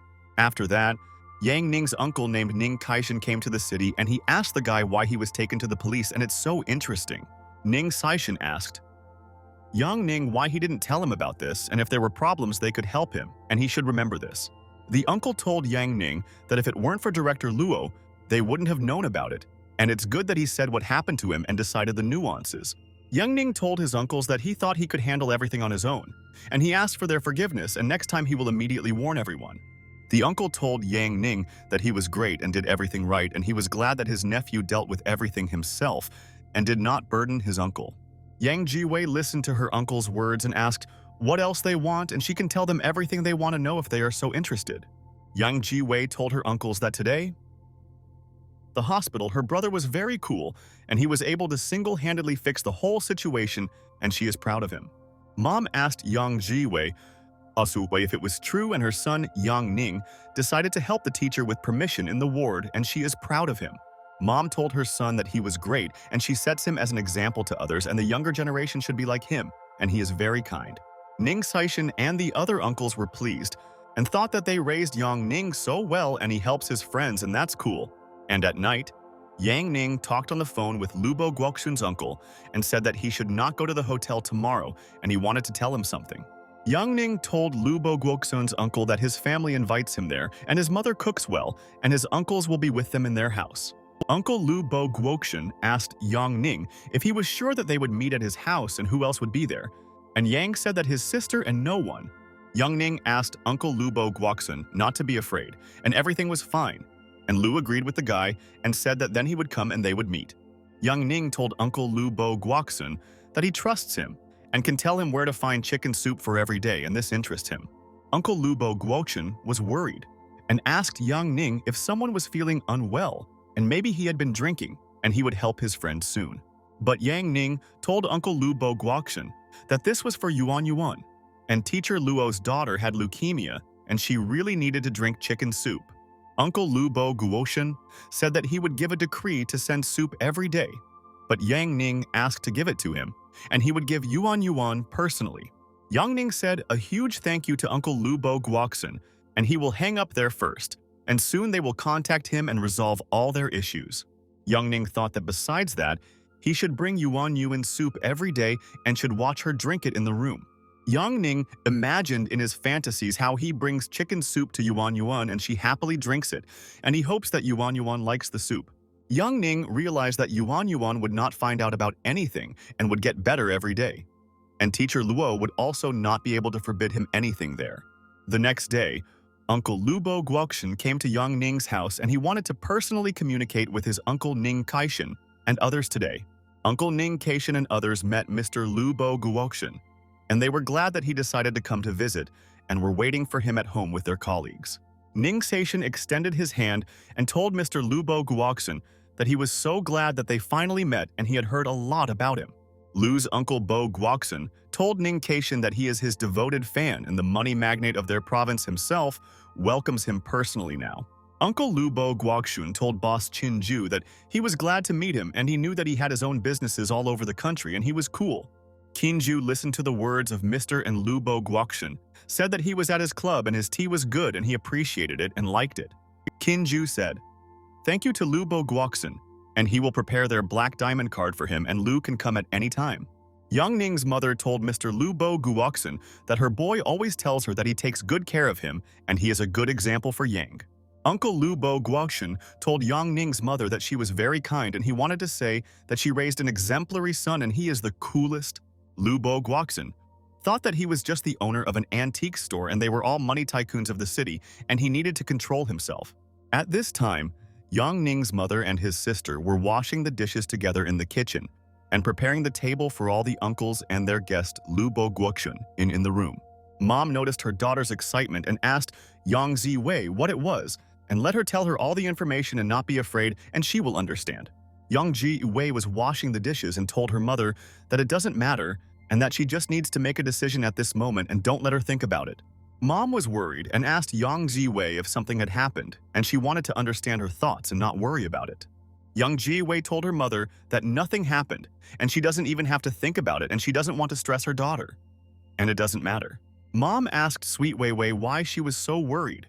And maybe her brother Yang Ning intimidated her so much and she would punish him if he influenced her like that. But Yang Ziwei told her mother that there were no problems with her brother and she should not punish him and asked her to listen to her and she would explain to her. Yang Ziwei told her mother that today there were two friends with her brother and they are very good and they are more beautiful than her and both are much more modest than her. Mom was surprised and asked Yang Ziwei if the two beauties were friends with her son and asked if they were good looking and Mom was wondering. Yang Ziwei was angry and her mother thought that her boy was already big and she didn't understand why her daughter was angry because of this, because these were his ladies. Yang Ziwei told her mom that both girls are cool and one of them is Yang Ning's classmate and the second is younger and they look like models. Mom couldn't believe that Yang Ning really had such girls and why doesn't he bring them home and she wants to meet them there. Mom realized that her boy had grown up so quickly and it was better not to interfere in his relationship and she hopes that he will make the right choice soon. Mom suggested that Yang Ziwei wash the dishes now and she shouldn't worry about her brother and Yang Ning knows what he's doing and he's smart. Yang Ziwei agreed with her mother and said that then she would not be angry with him and let him do what he wanted. And it was too early for her to have two girls. Yang Ning's mother brought hot milk to her uncles and today they should sit in a cozy atmosphere and she will not disturb them and that's true. Qin Ju asked Mr. Lu Bo Guoxian what he usually plays and whether he has been to the Ash Club and he wants to know Mr. Lu's hobbies. Uncle Qin Ju asked Yang Ning to look at this thing and he recently received it, but he still doesn't know if it's valuable and should evaluate this thing of his. Yang Ning picked up this item and thought that it was very good and his intuition said that it was a very valuable thing and he would check it. Yang Ning realized that this is Guanyin jade and the quality is excellent and this item is a collectible and was made in Jasper 200 years ago. The jade was made by a sculptor and there is an interesting carving and it is an ancient object related to history. And Yang Ning realized that it was cool. Uncle Qin Ju and everyone else were shocked and told Yang Ning that this was not a bad thing and he should thank the one who gave it to him. Uncle Qin Ju was very interested and he asked Yang Ning what the value of this item would be and to whom he could sell this item. Yang Ning told Uncle Qin Ju that the thing was worth more than 200,000, and if sold at auction, it would probably be even 10 times more expensive. Uncle Qin Ju was delighted and asked Yang Ning if he could already sell it for that price, and it was just one of his items. Uncle Chinju told young Ning that he needs to buy more of the same things and he should take his nephew with him, and he will help his uncle there. Ning Seishin told Chinju that young Ning is busy studying and he should not distract him now and let him learn all the subjects at school. Lubo Guoksun told Chinju's uncle that if he is interested in this, he knows good places and can give a tour of the places. Young Ning's mother told her uncles that they were so joyful and what just happened to them, and they seemed to get along very well in their house. Uncle Chinju told Mam that her son is not a failure, and he is so fun to spend time with, and he knows a lot of information and can help everyone. Young Ning's mother listened to him, and Uncle Chinju said that her son knows how to recognize antiques, and now he is richer than him and he is happy for him. Mom told Uncle Chinju that she knows that the most valuable of her treasures is young Ning himself, and she is lucky that she already has such a son. Young Ning listened to his mother's words and was very embarrassed and thought that his mother was a miracle, and she always praises him in front of his family and is never rude to him. Ning Seishin asked. Chinju remembers how, as a child, his father always talked about one bright copper coin as the most valuable thing in their family. Kanju told Ning Seishin that he remembered, and he then hid the coin there and he remembered where it was, and now he will take it out and show it to them. Uncle Chinju went to the warehouse and thought that he seemed to have put a coin there that day and he should carefully search for it in the room. Uncle Chinju told his friends that he seemed to have put a copper coin somewhere there and he forgot about it until Keishin remembered it. Ning Seishin asked Brother Chinju if he found the coin, and if not, then don't worry, and next time they will find it in their house. But Chinju said that he found a copper coin, and it is a little dusty and he should clean it and then show them the family heirloom. All the people were very interested, and they gathered next to their Uncle Chinju and began to watch him open the box, and this is important. Young Ning was completely shocked and wondered if this was the imperial coin of Song Huizong, and he did not expect to see it, and his uncle surprised him today. Uncle Lubo Guochen asked if their coin of Emperor Song Huizong and their 9 marks is a rare coin worth 10 million. Uncle Ning Keishin told Lubo Guochen that their father was right, and this was indeed a treasure, and it was good that they kept this relic in the house. Chinju asked Ning Keishin to take the coin, or his father would take it, and he might need it because his father then gave him this coin. But Yang Ning's mother said that this is not true and her father does not know about the coin, and why don't they keep it and they can sell it at auction? Ning Seishin laughed and said that the coin used to be something very valuable to him, but now it's nothing more than a trinket, and that's a fact. Uncle Chinju smiled and said that, to be honest, he had already forgotten that he had a coin from Emperor Song Huizong, and now he remembered. Young Ning's mother told Ning Keishin that what a beautiful coin it was, and it was not in vain that their father kept it carefully for so many years, and he knew about its value. Young Jiwei was shocked and asked if they really said that the coin was worth 10 million and how much is it, and it looks like a lot of money. Lubo Guochen asked Yang Jiwei to ask her brother to give him 10 million in cash and he should have it, and he will explain everything to her. Yang Jiwei asked Young Ning if he heard the words of Uncle Lubo Guochen and let him give her cash, and she wants to look at it, and this is important. Young Ning was despondent and thought that Uncle Lubo Guochen was deliberately making fun of Yang Jiwei and asked his sister to leave him alone, and he was busy there. After that, Young Ning came to school and thought that the meeting with his uncles was a success, and they were also interested in antiques, and he would help. Young Ning thought that there would be exams soon, and he didn't care about anything else and how quickly time passed, and he didn't have time for anything at home. Zhao Xiaofei told Young Ning that his sister said that she would introduce him to girls, and she was cool, and he was lucky that Zhi Wei was his sister. Young Ning asked Zhao Xiaofei not to fall for this, and he is smarter, and Zhi Wei is insidious, and she can easily deceive him, and he will regret it. Young Ning thought that changes had begun in Nanhu City, and Guibin left, and his entire business withered, and Zhou Yanlu and Shu Kui rejoiced at this. Young Ning realized that school had returned to normal, and he goes to school, and then straight home and continues to study all subjects as before. At this time, in the hospital, Yuan was sleeping and thought that she was no longer in so much pain, and she was glad that Brother Yang Ning always brought her chicken soup. It was quiet in the hospital ward, and all the people were resting and being treated there for illnesses and wanted to quickly get out of there and return home to their family. Yuan got up from her seat and was delighted and told her brother Yang Ning that he had come to her and she was waiting for him, and it was good that he visited her there. Yang Ning asked the good girl Yuan if she liked his soup and he could bring her chicken soup every day for her health. Young Ning realized that the medicine seems to be helping Yuan and she clearly looks much better than yesterday and does not complain about pain in her body. Teacher Luo told Yang Ning that Yuan Yuan didn't like soups before, but she liked his chicken soup and thanked her very much for helping. Yuan Yuan was happy and said that her elder brother's soup is delicious and sweet, and she likes it and is ready to eat it every day. Yang Ning patted Yuan Yuan on the head and clearly understood that children are more intuitive to the fact that Yuan Yuan is smart, and he is so happy. Teacher Luo told schoolboy Yang Ning that meeting him was the best thing that happened to Yuan Yuan, and he is a good person and she appreciates his concern. After that, Yang Ning returned to school and all the students were sitting in the classroom and they had an exam and they were ready and wanted to get the test right away. Yang Ning wrote his test and thought that before he was the worst, and he sat like an idiot and waited for someone to copy the test from, and was so lazy. Yang Ning thought that thanks to the system, he spent only an hour on the English exam and was able to do everything at once without straining. Yang Ning thought that he didn't want to leave school, and now the atmosphere there was very pleasant, and he even wanted to take a little nap. The guy wanted to tell the teacher that Yang Ning was sleeping in class and they should rather warn him not to sleep in class because they have tests. But the teacher told his colleague to go back to his place and Yang Ning did not break the rules there, and they had no right to touch him and he passed everything. Yang Ning thought that the teacher was saying everything correctly, and he didn't want to misbehave in class now, so he'd better look into the system to see what's new there. Yang Ning realized that this time he spent a lot of points, and there are only 110 points left, and he is wondering what he can buy now.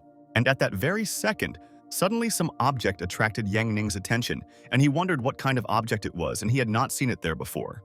Yang Ning realized that in the system, this item is a limited edition, and it is the transmission of sound through brainwaves, and he wants to understand everything immediately.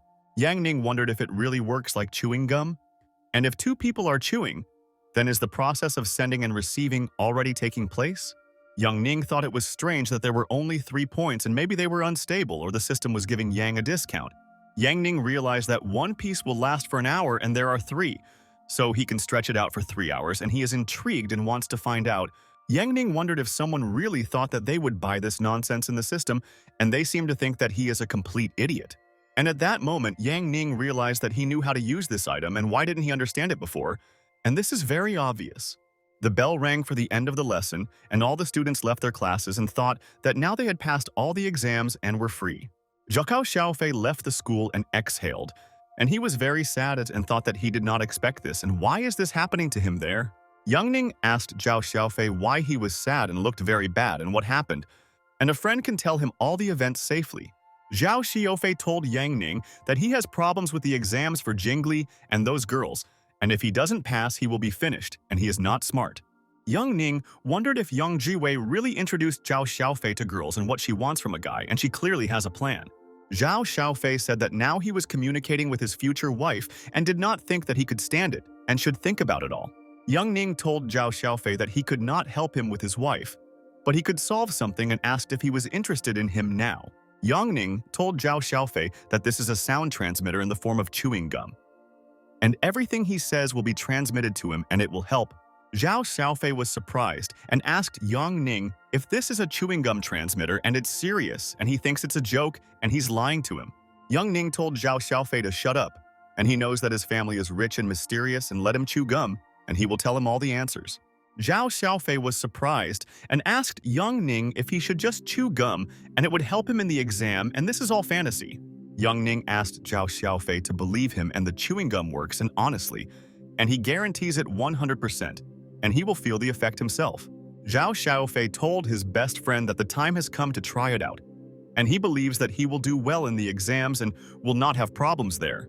Zhao Xiaofei started solving tests and thought that the chewing gum works as he did not expect and gives results, and he is grateful to Yang Ning for his help. Zhao Xiaofei continued to solve tests in class, and thought that he was so lucky that he had a faithful friend who was ready to help everywhere. And after a while, Zhao Xiaofei told the teacher that he had now finished solving tests, and could he submit his work to them for checking. The teacher froze in surprise, and all the students also couldn't believe it, because Zhao Xiaofei had always been the worst. And what was the reason? Zhao Xiaofei was happy, and he left the class and thought that he liked looking at the teacher's face and it was funny for him. Zhao Xiaofei was delighted, and in vain he did not believe the words of Yang Ning, and his chewing gum worked, and he heard all the information through the chewing gum there. But the teacher left the class and told Zhao Xiaofei to shut up, and he is disturbing others and let him go wherever he wants. and no one needs him now. Yang Ning was chewing gum at this time and thought that he was glad that fat man Zhao Xiaofei was able to successfully pass the exam first. And well done, friend. After school, Ning came with Yuan Yuan to the playground and wanted to spend time with her because the girl had already begun to recover. Yuan Yuan told young Ning that she wanted to jump on the trampoline and realized that she missed walking in the fresh air, and she missed it. Young Ning asked Yuan Yuan to be careful, and she was happy and went towards the trampoline, and she definitely has the best friends in the world. Xu Yuanyuan asked the girl not to jump so high. Otherwise, she might fly into the sky, and then how would she and Yang Ning catch her? Yuan Yuan started jumping on the trampoline with other children, and she was having fun and was tired of the oppressive atmosphere of the hospital. Young Ning and Xu Yuanyuan watched their sister and realized that she was not weak and could be considered a warrior, and every day was war for her. The woman told Xu Yuanyuan and Yang Ning that their girl is cute, and they are also a beautiful couple and gave birth to a beautiful daughter, and she looks like them.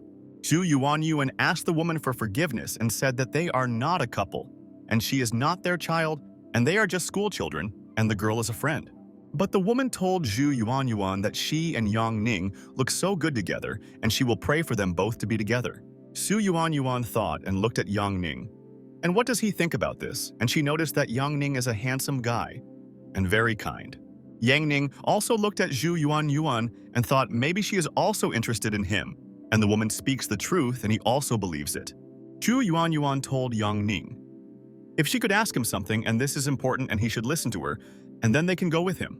Yang Ning told Xu Yuanyuan that she can tell him whatever she wants, and he is ready to listen to her at any time because she is important to them.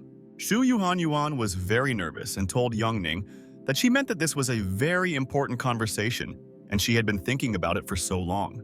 But suddenly, at that very moment, someone told the guys that they were all there and they were looking for them, and it's good that they could find them, and they played together.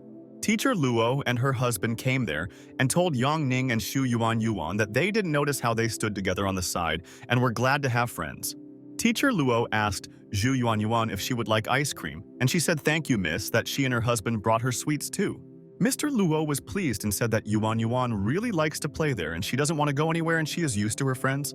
Teacher Luo told her husband that their Yuanyuan is much better and thinks that she will soon be discharged from the hospital because she is also tired of lying there. Mr. Luo told his wife that then Yuanyuan would be able to return to the days of old and kindergarten, and she misses the teacher and friends. Teacher Luo said that Yuanyuan is a smart and cheerful girl and thinks that they can enroll her in kindergarten, and she will really like it there. Teacher Luo asked Yang Ning what he thought about this, and it was important for them to find out his opinion, and it seemed he froze in place again and thought there. Yang Ning told Teacher Luo that he believed that Yuanyuan should enjoy her childhood in all its glory because it is one and she should be appreciated. Yang Ning thought that childhood is priceless and Yuanyuan should play and have fun and enjoy the moment because she will grow up very soon. Xu Yuanyuan told Yang Ning that she wanted to ask him something there, and Teacher Luo distracted her attention and she did not have time to tell him. Xu Yuanyuan asked Yang Ning which university he would be enrolling in, and she had long wanted to ask about this to get her opinion. Yang Ning told Xu Yuanyuan that he would probably enroll there at the nearest Huada University, and he had not yet fully decided this matter. Xu Yuanyuan told Yang Ning that this is great, and she believes that her best friend will succeed, and he just has to believe in his knowledge.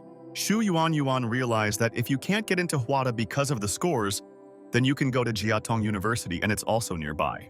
And at that moment, Xu Yuanyuan froze in place and couldn't understand why she was worried about this, and it seemed like she couldn't lie to herself. Xu Yuanyuan thought, what difference does it make to her? What university Yang Ning will go to in the future and where he will go, and she doesn't care about her friend. And a day later, Teacher Luo left the hospital with Yuanyuan, and her daughter was discharged from the hospital, and now she is calmed down and is happy. Yang Ning looked at the Yuanyuan family and said that he was so happy, and finally his little sister was discharged from the hospital and they had nothing to fear anymore. Yang Ning told Teacher Luo that she should go there and he has a car and he will take her family wherever they want, and they are already tired there.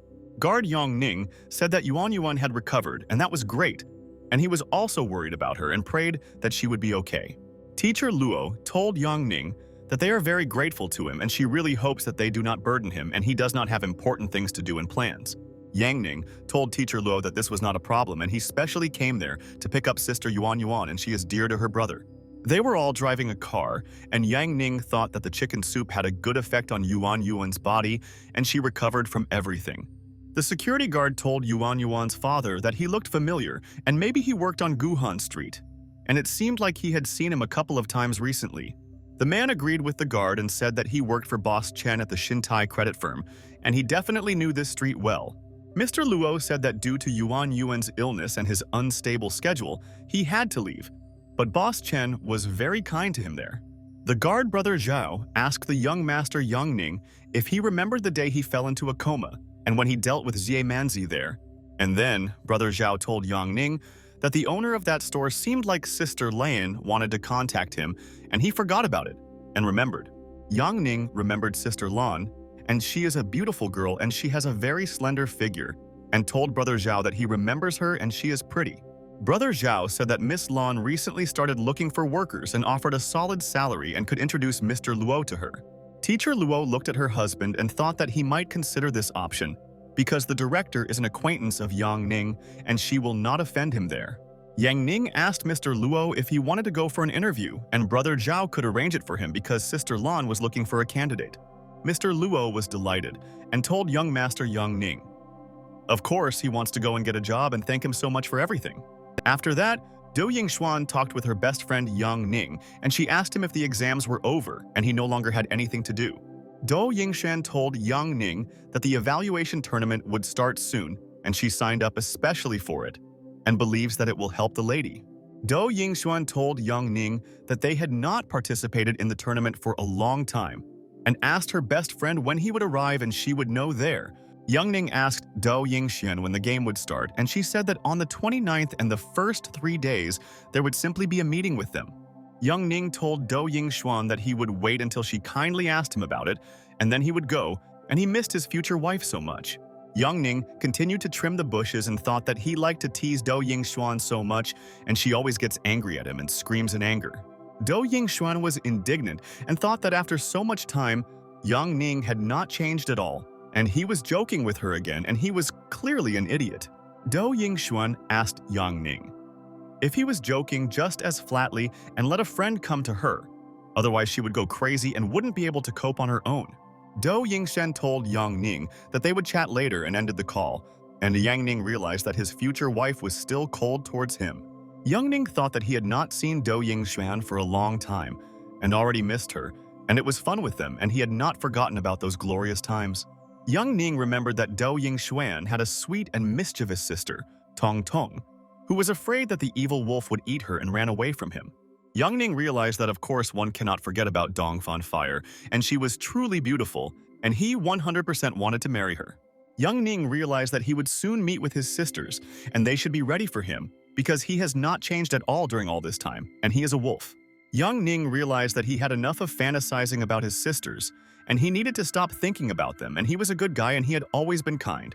Yang Ning found out that he can't stop thinking about girls, and he is already sure that the reason is hormones, and he is so old, and this is all a fact. Yang Ning is afraid for little Yuan Yuan and hopes that she is feeling better and there is a problem with Uncle Lu Bo Guoxun, and he should solve it soon. Yang Ning remembered, and whether they built a road to Uncle Joe's village and Uncle Lu Bo Guoxun said that they had already started construction and what was going on there. At this time, Yang Jiwei was sitting at the computer, and she was interested in knowing all the results and always updated the page of the school website. And then Yang Jiwei said that the results had already been published, and she could find out how many points she was able to score on the tests there. Yang Jiwei realized that her English is good, and studying in Hong Kong has helped her so much, and she has no difficulties with English yet. Mom told Yang Jiwei that she was happy, and she had 689 points and was enough for her to enter Beijing University. Yang Jiwei said thank you to her mother, and it's all thanks to her advice, and she will now go to her brother's account and look at how he wrote the exams. Mom told Yang Jiwei that she was afraid for her brother, but she believed that he was able to score well and will get into any university. But Yang Jiwei froze in surprise and asked what these points are and let Mom look at it. And is it really true? And she doesn't believe her eyes. Mom was surprised and asked Yang Jiwei what it was and what bothered her so much. And did Yang Ning really write the exams even worse than he expected? Mom looked at the computer and told Yang Jiwei that she couldn't believe it, and how her brother managed to score so many points on the test. Mom was alarmed and asked Yang Jiwei to call her father, and she would call her grandfather, and they must be the first to know about it today. Yang Ji-wei told her father that something happened, and he should return home quickly, and this is important and she is not lying, and he will be shocked by this. Xu Yuan was also sitting at home at that time and wanted to check her results and whether she managed to get a passing grade for the university. Xu Yuan thought that she wanted to get into the same university as Yang Ning because he motivates her to study, and she is glad that they are both friends. Xu Yuan realized that her scores are good, but she will not be able to enter any university, and for some, the score was not enough, and this is darkness. Xu Yuan was wondering what Yang Ning was doing now and whether he knew his results, and it seems he hasn't found out yet, otherwise he would have written to her. Yang Ning was sitting in a cafe at that time and asked Zhao Xiaofei how many points he scored, and that's great, and he congratulates him and his friend deserved it. Yang Ning said that he hasn't looked at his results yet and can they check for him, and he will tell them his number and he remembers. Ning told Mr. Zhou that the boss made a promise to build roads and they will be done soon, and where is the village committee, and he and Zhao are in it. Mr. Zhou told Yang Ning that he was right and let him not be afraid, and he swears to him that everything will be fine and he himself will control everything. Yang Ning asked Mr. Zhou not to worry and he will not give up his ideas and his products will help a lot, and he has grown everything cool. Mr. Zhou was delighted and thanked Mr. Yang Ning for funding the construction of the road and helping so many people. Yang Ning told Mr. Zhou that there was nothing wrong and he was happy to help him because he also never refused to help him and he remembers. At this time, Yang Ning's father, named Yang Tianqi, quickly came home and asked the family what happened and if they could explain everything to him. Grandfather also came to find out the reason, and Yang Ji-wei told Dad that she was glad to see him and it's good that he got there on time. Grandfather told Yang Tianqi that he should look at it himself, otherwise he won't believe it and will think that Yang Ji-wei was just playing a joke on him. Yang Tianqi realized that someone scored 50 points in languages and 150 points in mathematics for a total of 300 points, and this is a shock. Yang Tianqi asked Yang Ji-wei if she really scored 300 points and if she was interested in mathematics, and he only found out about it now. But Yang Ji-wei told her dad that these were not her grades and he should personally look at the name, and at first she also did not believe in this fantasy there. And then Yang Tianqi froze in surprise and thought, was it really Yang Ning who scored so many points, and he thought that he was not good at studying and was lazy? Yang Tianqi asked his wife if it was his son who had already scored 300 points and could enter any university in the country whenever he wanted. Mom listened to her husband's words and asked Yang Tianqi who else if not his son, and it was Yang Ning who scored so many points and was able to surprise all of them. Yang Tianqi wanted to ask his grandfather if this was a hoax, because Yang Ning is not so simple and he is smart and could do something with these tests then. But grandfather was 100% sure and told Yang Tianqi that he knew that the test could not be faked, and it was true, and he also did not believe them. Yang Tianqi told his wife that his son is just like his father, and Yang Ning scored 750 points in total. And isn't this fantastic, and he is proud. And then Yang Ning's mother remembered the elixir that Yang Ning gave her, and he told her that he could rejuvenate her, and then she didn't believe him. Mom couldn't understand whether the elixir could really give such an effect and thought that she was now interested in finding out the result because her son doesn't lie. The teachers of Manhwa school gathered together and said that Yang Ning had already scored 750 points in the university exam there.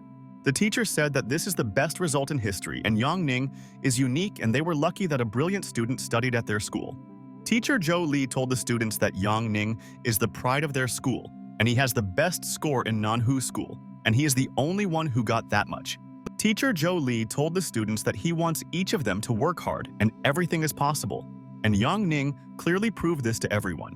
Xu Yuan thought that Yang Ning was incredible and in fact he was an excellent student, and why was he lazy and not studying before?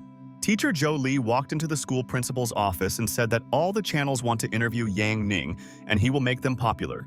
The school principal asked Teacher Zhou Li to quickly call Yang Ning there, and he also wants to discuss something with him, and their student is an internet sensation. Teacher Zhou Li told the principal that they called Yang Ning a lot of times, but his phone was probably turned off and they couldn't find the student. The director was very nervous and told Teacher Zhou Li that they had Yang Ning's address in the magazine and let him find out his address and go there. Teacher Zhou Li agreed with the director and said that they will now start searching for the student's address and Yang Ning should already come to school.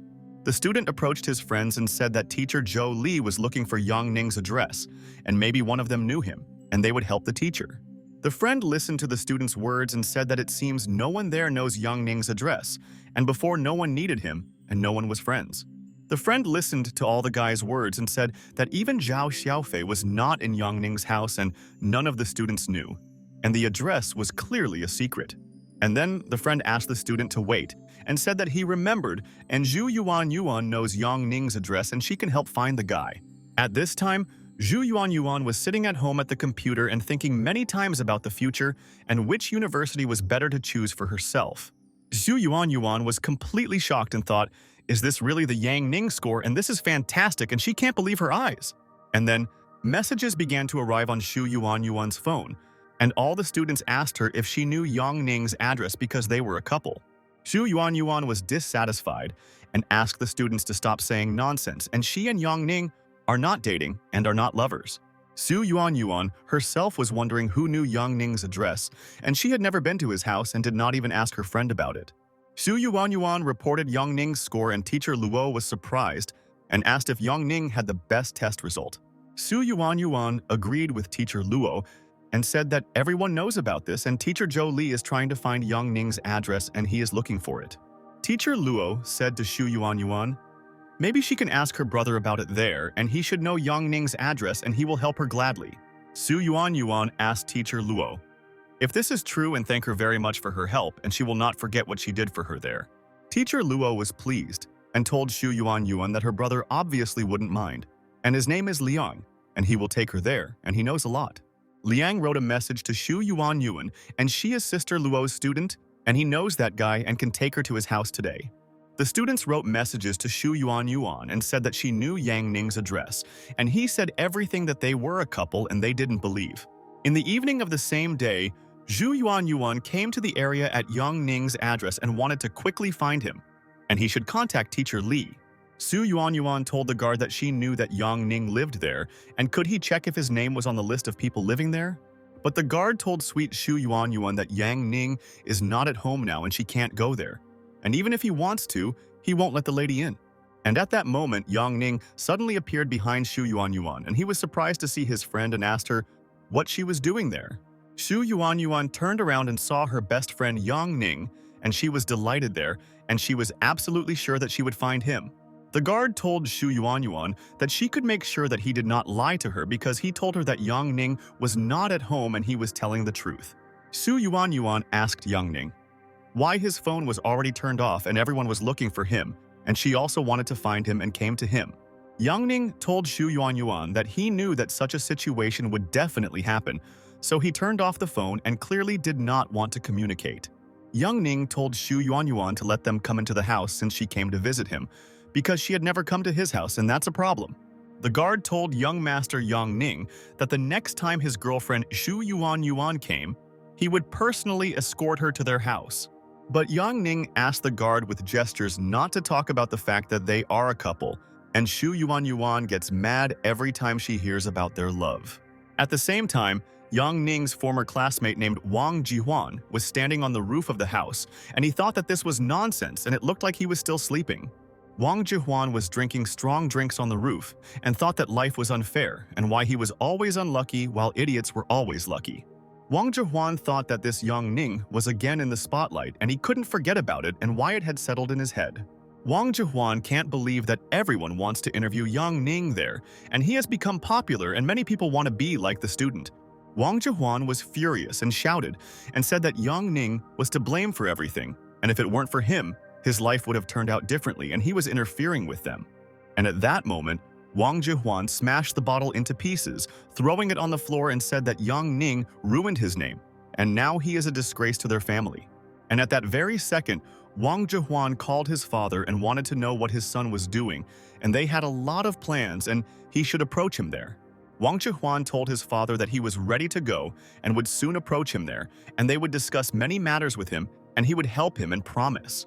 Wang Jihuan thought that he couldn't even go back to school and was afraid that the students would laugh at him and that the idiot Yang would ruin everything.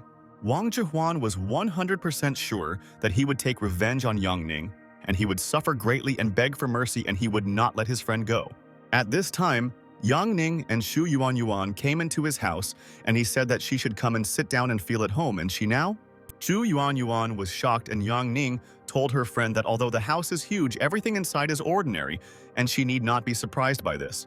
Xu Yuan thought that if this is all a common thing for Yang Ning, then her house is a chicken coop, and she didn't expect that Yang Ning lives there in the palace. Yang Ning handed Xu Yuan a glass and asked her friend to drink water there, and she searched so many places to find him, and he appreciates it. Xu Yuan asked Yang Ning if he would answer calls, and teacher Zhou Li was waiting for him, and he was looking for him everywhere and already wants to contact. Yang Ning was surprised and asked Xu Yuan why teacher Zhou Li was looking for him, because he didn't take a debt from Mr. and he doesn't understand it at all. Xu Yuan told Yang Ning that someone said that they wanted to interview him, and he broke the record for exam results. Yang Ning said to Xu Yuan, then let the teachers go there themselves, and he is not interested in giving interviews and wants to relax at home now. Xu Yuan asked Yang Ning why he wouldn't give an interview, because he could become famous and this would allow him to get into an elite school. Yang Ning handed the phone to Xu Yuan and asked if she had seen the website and let her check it. And he also recently saw this news. Xu Yuan saw an article saying that Yang Ning is the first student in Gukai to get the highest score, and Ning is a sensation. Yang Ning asked Xu Yuan if she was convinced of his words, and he is already famous and he does not need to give interviews and is satisfied with himself. Yang Ning asked Xu Yuan. She didn't tell anyone his address, and all the people would not give him peace and would stand in the courtyard in a crowd. But Xu Yuan told Yang Ning that she did not talk about this, and she said in the messenger that he knows where he lives and there is a discussion. Yang Ning told Xu Yuan that if these people want to congratulate him now, then let them do it later, and he does not want to communicate there. But Xu Yuan asked Yang Ning not to be nervous, and she didn't say anything to everyone, and they won't come to him and bother him, and that's a fact.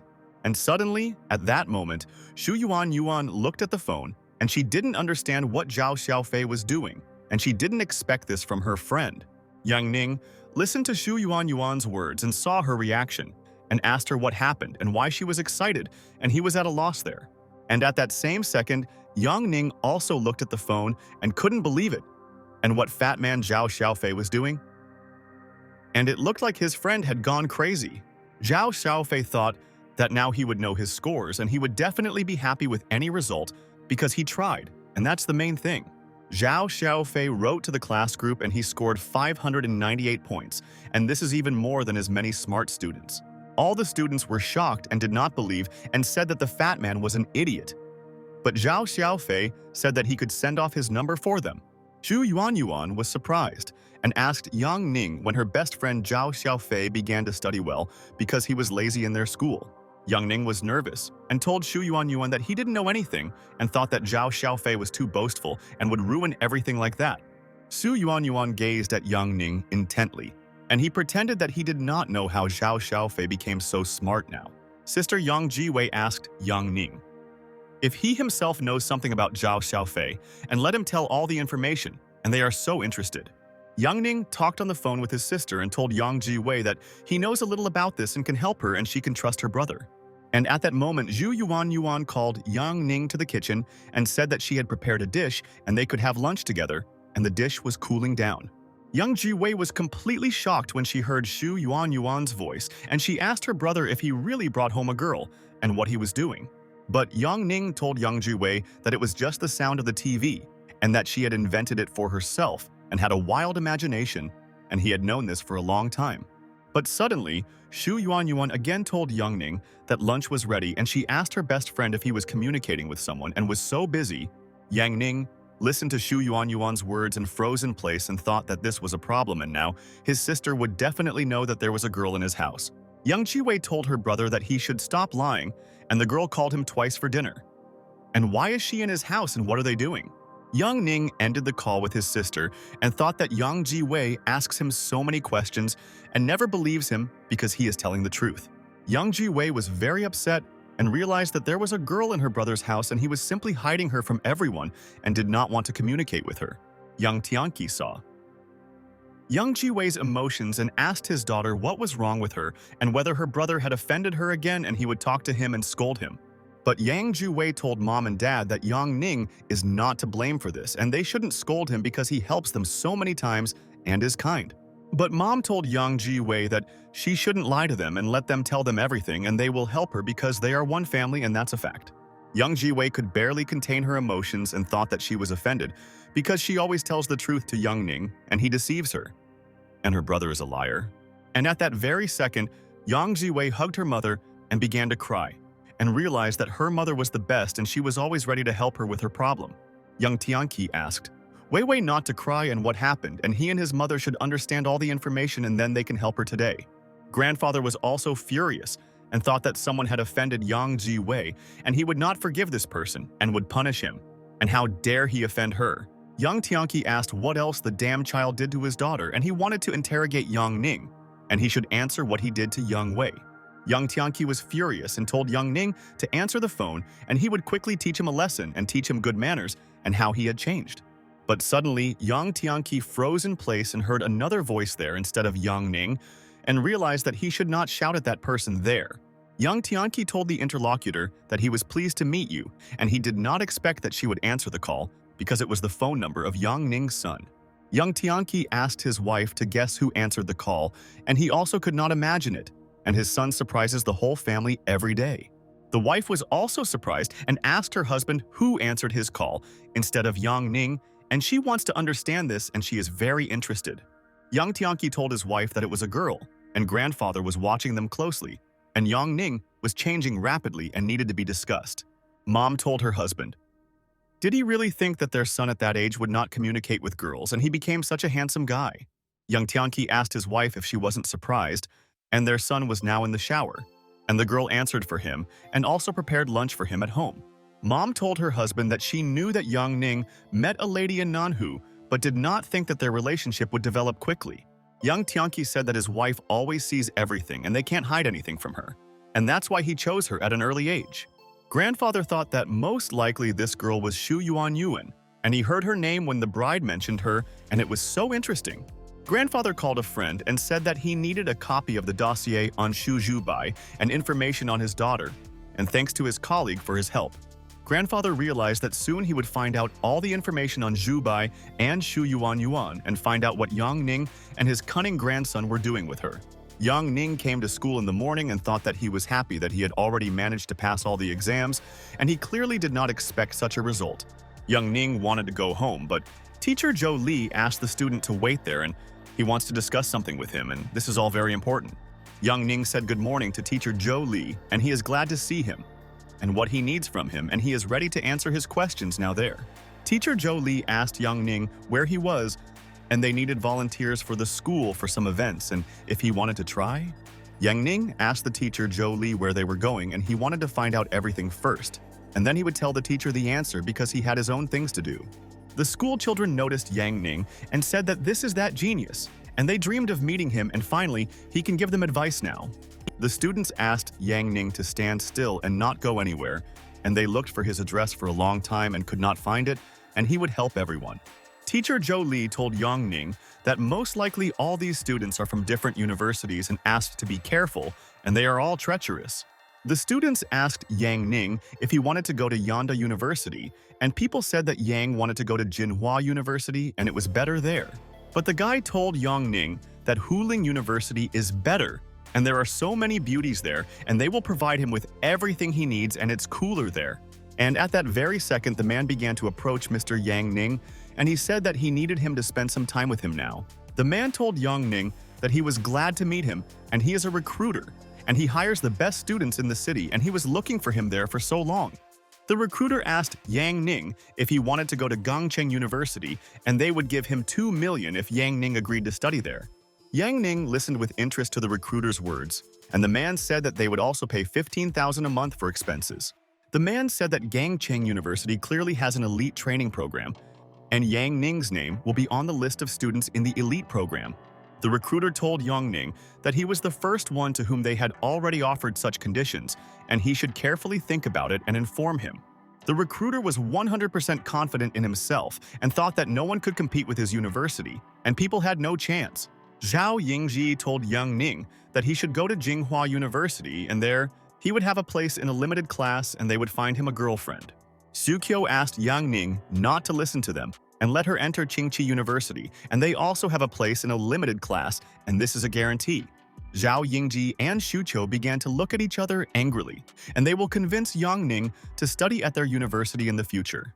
Yang Ning froze in surprise and asked the guys what kind of nonsense this is and who they are, and maybe you should ask him there first. Zhao Yingji and Shuqiu looked closely at Yang Ning and thought that the guy should go to their university and nowhere else.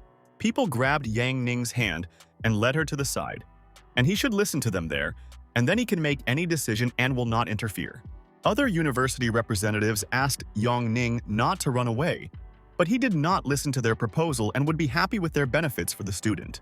But teacher Zhou Li and Shu Yuan asked people not to be nervous, and Yang Ning would return to them and make a decision, and Ning should think. The man told Yang Ning that he was Zhao Yingjie from Jinghua University, and he wanted to tell him important conditions, and this would suit their student. The guy stood behind Zhao Yingjie and told Yang Ning that Shu Qiu from Qingxi University was also there, and he should understand what he wants. Sukyo said that the Huameng organization was already founded several decades ago, and they are fighting against rich and bad families. Huamen was rebuilt into the Yanhuan Conference, and members of this organization are included in various fields of financial energy. Sukyo told Yang Ning that only Qingxi University can give him what he wants, and it will give him so many new things, and he will be so happy. But Zhao Yingjie asked Shuqiu not to lie to Yang Ning, and his university cannot allow this to happen, and he just wants to deceive the guy. But Shuqiu said that only 2 universities have access to this Yanhuang conference, and he is confident in this and so does not deceive Yang Ning. But Shuqiu said that he could not guarantee that he could now allow him to join the conference, and Zhao Yingjie must understand. Zhao Yingji was furious and asked Shuqiu if he really wants to anger him, and they also have people who have joined this conference of his. But then a recruiter approached them and said that if they both want to fight there, then let them go to another place, and there is etiquette, and this is a fact. The recruiter told Yang Ning that Gangcheng University wants him to not have problems with finances and study with them, and what does the young man think? Yang Ning thought that Gangcheng University is good and Yanhua University is also good, and he should think carefully about everything and make a decision immediately. Yang Ning told the guys that he needed to discuss this with his father and that he himself wanted to study somewhere closer to the city and thanked them for all the options. Yang Ning told the men that, "Thank you for taking your time." But he already knows where he wants to go and has made a decision and is confident in his opinion. All the university representatives were in complete shock and asked Yang Ning where he decided to enroll and whether he would be lucky to some university. People from universities asked Yang Ning what choice he made and he should tell them. And this is very interesting and who is worthy of it. And at this moment, Yang Ning suddenly told the men that he had chosen Huada University and now they may not offer him options. All the guys were shocked and asked if Yang Ning really chose Huada University, but this place has nothing to offer. People looked at the sky and said that this schoolboy was really very unpredictable and they offered him millions, but he refused.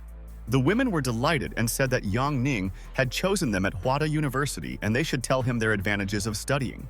The woman approached Yang Ning and said good morning and they are glad that he made an important decision and she guarantees he will not regret it. The girl told Yang Ning that her name is Lu Yi, and she is the president of the council of Huada University, and it's good that he chose their university. The girls were happy and said that such a handsome guy had now come to their university and whether he had a girlfriend and they wanted to find out all this. Yang Ning listened to them, and the girls asked the schoolboy how he studied like that, and could he advise them on something, and noticed that the guy began to blush. Yang Ning realized that there are so many beauties there, and how cool it is that he has now chosen this particular university and no one will bother him in Huada. But Zhao Yingji approached the girl and told his colleague that he had to ask her something and it was very important, and he would find out about it from his friend. Zhao Yingji asked the girl how they lured Yang Ning and maybe they were able to seduce him and that's why he chose their university there. Lu Yi asked Zhao Yingji if he really thinks that she is so bad and would do such a thing, and she herself doesn't know why Ning chose them. Sukyo told his colleague that he was sure that teacher Lu Yi would not act so vilely, and such tricks were not in their spirit, and he guaranteed it to him. Zhao Yingji listened to the words of his colleague, and Shu Qiu said that Yang Ning chose this university there at his own request, and he is really smart. The girl asked her colleagues if they were jealous that they missed out on such a genius. and he entered their university, and that's so cool. Zhao Yingji and Xu Qiu realized that this was a problem and they lost and missed a unique opportunity.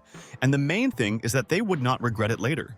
Lu Yi asked brother Yang Ning to quickly register and go on a tour of Nanhu, and then she would be calm and let him go there. Girls from Huad University suggested that Yang Ning should bask in the sun and swim, and he would smear cream on his back, and they wanted. Yang Ning was delighted and realized that his life was a success and there were so many beauties around him, and he would go to this university every day.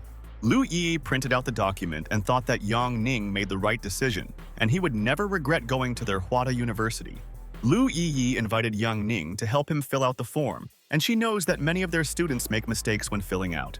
Lu Yi told Yang Ning that he can accept her congratulations, and he is their official student of Huada University, and she is happy for her friend. Yang Ning listened to the words of his friend Lu Yi and said thank you that she helped him in everything, and he will not disappoint them and will try his best to study there. The girl asked Yang Ning if he could tell why he chose their university, and she was very interested in this question, and that's cool. Yang Ning was very nervous and told the ladies that their Huada University is located next to his house. That's the whole reason, and he's not lying to them there. The girls thought that they expected any answer, but not this one. And Yang Ning was just lazy and therefore already chose the nearest university. Lu Yi agreed with Yang Ning and thought that the student didn't want to tell them the real reason, and that was his right and it wouldn't hurt. The girl told Yang Ning that she welcomes him to their university and let him enjoy the moment and study well, and he was very happy. After that, Yang Ning left there and thought that now he had solved the whole issue with the university and could go to his friends and solve their affairs. Yang Ning arrived at Lubo Guoxun's uncle's house and got out of the car, and he always told his uncle that people underestimated him, and he proved it. Yang Ning bought himself new clothes and thought that now he would definitely start a new life and he should be ready for changes in life.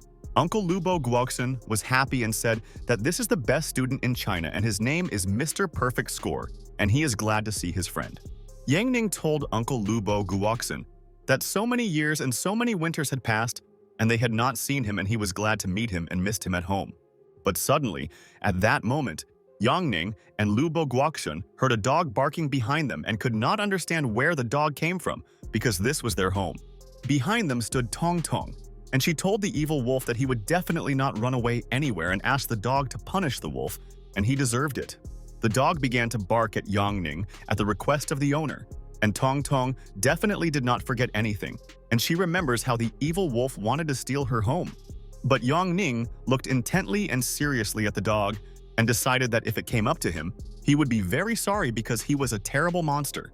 Tong Tong saw that her dog was not attacking Yang Ning and asked him what happened to him because he always followed her orders. And this is a fact. Uncle Lu Bo Guoxun told Tong Tong that this dog is very strong and dangerous and it is not a toy. What if he attacked Yang Ning now? But Tong Tong told Uncle Lu Bo Guoxun that her dog would not do this and she is trained and does not attack ordinary people and is kind. Yang Ning smiled and told Tong Tong that he hoped it was just a joke and she didn't want that dog to attack him now. Uncle Lubo Guoxun asked Yang Ning to come into the house and they would discuss various nuances together, and they had not communicated or seen each other for so many days. Uncle Lubo Guoxun asked Tong Tong to play with the dog in their backyard, and she agreed with her uncle and thought about what they were gossiping about. Yang Ning entered the house and froze in place in surprise and realized that he had just seen an angel, and he was lucky and good that he himself had come to visit. Dong Fan Feier was sitting on the sofa, and she also did not expect to see her old friend in Uncle Lubo Guoxun's house, and this was a surprise for her. Dong Fan Feier told Yang Ning that they had not seen each other for a long time, and she missed him so much because he promised to come and disappeared somewhere for a month. Dong Fan Feier told Yang Ning that he has become taller and maybe he is now taking some kind of growth drugs and she can't understand it. Yang Ning asked Dong Fan Feier's sister if she was joking, and it was all his genes and he was lucky to have such a mom and dad, and they were both cool. Dong Fan Feier was at a loss and asked Yang Ning what genes allowed him to grow by a decimeter in a month, and it seems he is lying to her. Uncle Lu Bo Guoxun told Dong Fan Feier that her idea was good, and if she needed money, he would invest. And the main thing was that there was a recipe. Dong Fan Feier asked Lu Bo Guoxun's uncle if he was telling her about the recipe, and Yang Ning had it and could explain all the information. Yang Ning listened to Sister Dongfan Feier's words and was excited, and what kind of recipe is this? And he has no idea what they mean with Uncle Lu. But Dongfan Feier asked Yang Ning to stop making a fool of herself, and she was talking about the supplement that he gave her, and he had his recipe. Yang Ning told Dongfan Feier that this was his mother's recipe, and she said that only the female generation could have it, and he did not get angry. Dongfan Feier asked Yang Ning if this was true, and he was very nervous there, and told his sister that this was true, and he did not deceive his friends. Yang Ning realized that Dongfan Feier simply loves to test people, and he will not be stupid like last time, and will be ready to act on time. Yang Ning told Dongfan Feier that he was not joking, and asked to talk about something else, and he did not want to discuss it, and then he wanted to help his sister. Dongfan Feier asked Yang Ning if this is true, and he wants to give up this idea, and he himself is not interested, and she is amazed. Dongfan Feier asked Yang Ning again if he was sure about this, and she wanted to hear his opinion, and then she would not ask about it. Yang Ning listened to his friend and told Dongfan Feier that he was 100% sure now and would not change his mind, and she might not even ask. And at that moment, Dongfan Feier asked Do Ying Xuan to come there to them. And brother Yang Ning promised to give them the formula, and she was so happy about her friend. Yang Ning was very surprised and wondered if Do Ying Xuan was also there, and she was participating in this, and she didn't tell him anything, and they were lying. Dao Yingxuan asked Dongfan Feier what she wanted to do, and he gave her the formula, and now she has nothing to ask Yang Ning for now. But Dongfan Feier asked her sister for forgiveness and said that she was just joking, and let her try to persuade Yang Ning to give it to them. Tong Tong said that the bad wolf is not so bad and more stupid, and she will now call him the big stupid wolf, and it's true. Dao Yingshen told Dongfan Feier that she was smart and did not know that she could come up with such a plan, and seemed to underestimate her sister so much. Yang Ning stood in bewilderment and told the sisters that it seemed he didn't understand something, and could someone explain to him what was going on there today? Yang Ning asked Tong Tong to stop bullying him, and this is already annoying him, and the first time it was better, but it cannot continue. Yang Ning told Do Ying Xuan that he would call her as soon as he prepared this recipe, and if she didn't mind, he would go upstairs and he would complete it faster. Dao Yingshen listened to Yang Ning's words and asked him to wait, and she wants to discuss something with him and will be glad if he lingers with her. Do Yingshen told Yang Ning that he knows the true value of the recipe, and if they sell it, they will be leaders in pharmacology. Yang Ning was offended because he knew that he could also earn a lot of money from this, but now it's not so important and it's darkness. Yang Ning told Do Yingxuan that as soon as the recipe is ready, he will give it to them, and he went upstairs to the room if there are no questions to his friend. Do Yingxuan and Dongfan Feier silently looked at Yang Ning and realized that they could have offended him because they persistently demanded the recipe from Yang. Dongfang Feier asked her sister if they had gone far, and she herself did not think that it would be so difficult to get the recipe, and it is more difficult. Dongfan Feier told Du Yingxuan that she understood that all people's feelings should not be experienced, especially feelings of love, and should not be crushed. Dongfan Feier asked Dao Yingxuan to stop, and they don't like smart girls, and she needs to be simpler and not hurt Yang Ning's feelings. Dao Yingguan asked Dongfan Feier what she was talking about, and she didn't understand a single word, and what she wanted from her, and it's strange. But Dongfan Feier told Du Yingxuan that they need to go towards their goal step by step, and there is no need to rush, and they will achieve results in everything. After that, Yang Ning came with Uncle Lu Bo Guoshun early in the morning to the antique market, and wanted to find a rare artifact with Uncle Lu there. Yang Ning said that this is not bad, and is this really the venue for their evaluation tournament, and this is cool, and he did not expect this, and his uncle surprised the guy. Uncle Lubo Guochen asked Yang Ning what he thought about this and whether it was worth his time, and it was important for him to know Master Yang's opinion. Yang Ning asked Lu Bo Guochen if all the other uncles were there, and they told them that they would be waiting at the antique market. So he asked. Uncle Lu Bo Guochen told Yang Ning that his uncles went to pick up his sister, and Minister Ahu and bodyguard An Niu went with them at the same time. Uncle Lubo Guochen told Yang Ning that the competition will be held today in that building, and the participants must go from the 1st to the 7th floor. Yang Ning was shocked and told Uncle Lubo Guochen that he heard that more than 700 people were participating in the tournament, and he didn't know that everyone knew. Uncle Lubo Guochen told Yang Ning that it is not so easy to participate, and he must pass the entrance task and prove that he is talented. Uncle Lubo Guochen said that in order to get to the tournament, Someone must recommend him, and then they will already have access to participate.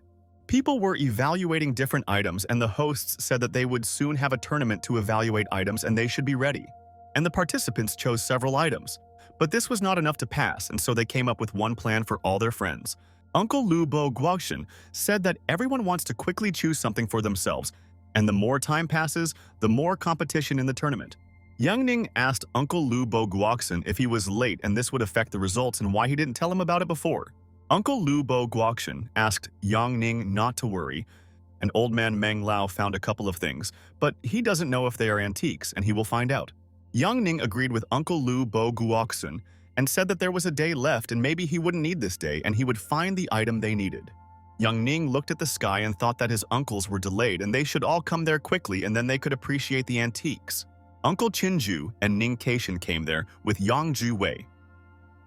And Mr. Xu Jubi also decided to come to the tournament and find out the results. Yang Juwei saw the teapot and asked her uncle to look at it, and she thinks that it must be an antique and they should check it. But suddenly, all the people started laughing at Yang Juwei and said that when they see something so beautiful, everyone immediately thinks that it is an antique. Xu Chubai noticed a familiar person there and asked him what he was doing there and let him answer him, and he wants to know it and he is interested. The man told Mr. Xu Jubai that he heard that he invited this company to participate in the competition, and whether he was sure about it there. Yang Jiwei was angry and asked the man what he was saying, and that her brother was actually good at this, and he was the best, and they would soon find out for themselves. The man started laughing and told Yang Jiwei that her brother was also worthless like her and couldn't tell the difference between antiques and trash. Uncle Ning Kaishan asked Yang Jiwei not to listen to this idiot, and they should go. And soon they will understand that she was right and Yang Ning is cool. But at that very second, people blocked the way for Ning Kaishan's uncle, and they told their uncles that they would not go anywhere and must answer the question. The guys told Uncle Ning Kaishan that they came there today to buy antiques, and why didn't they buy anything then and already want to leave? The guard was furious and asked the guys what they wanted to do, and he ordered them to move out of the way, otherwise they would regret coming there right away. But Uncle Ning Kaishan asked the guard to stand and not do anything to these people, and he wants to talk to them first and find out all this. Ning Kaishan asked, Mr. Who ordered them to do this, and he wants to know about it, and then they can peacefully resolve this issue of theirs. The man told Ning Kaishan that he doesn't know what he's talking about, and they should buy an item from that shop, and then they can go and they will let them go. The man smiled and told Ning Kaishan that this thing was not that expensive and only $1 million, so he turned to them, and his friends would buy it. Secretary Xu Jubai said that this is blackmail and dishonest, and these people are forcing them to buy some kind of junk and they will regret it all. Ning Kaishan told the man that he did not want to conflict with them and offered 100,000 and asked him not to waste their time, and this infuriated him. Xu Jubai asked Ning Kaishan not to do this, and these people are idiots and want to take his money for nothing, and they will be punished for all this. The man thought that he was trying to anger Ning Kaishan, but everything didn't go exactly the way he wanted, and didn't think that he would pay the money. But the man told Ning Kaishan that he had to give him 900,000 for the item and no less, and then they agreed to let everyone go. Ning Kaishan told the man that he was in a good mood and he would give them 200,000, but they must disappear from there, and this is his request. But the man told Ning Kaishan that he should give him 800,000, and then they can agree on the price and they will discuss all the conditions. Suddenly, the man told Ning Kaishan that he would leave and Yang Jiwei would stay with them, and she would compensate 200,000 for the item. Ning Kaishan was furious and told the man that he understood that he had chosen death there, and he would fulfill his request and send him to the next world. The man was surprised and asked Ning Kaishan what he told him, and he should repeat it again, and he seems to have hearing problems. Ning Kaishan told the man that he would convey his last words to his family, and they don't have to worry, and they will bury him with his family. The man asked Ning Kaishan if he really thought he was so cool, and he asked his people to punish this impudent person, and he is too impudent. People from the gang began to walk towards Ning Kaishan and wanted to beat him because he did not want to fulfill the condition of their boss, and this was punishment. The guard wanted to protect Ning Kaishan, but suddenly a guy in a cap immediately appeared in front of him and stood in front of the hooligans, and he did not leave.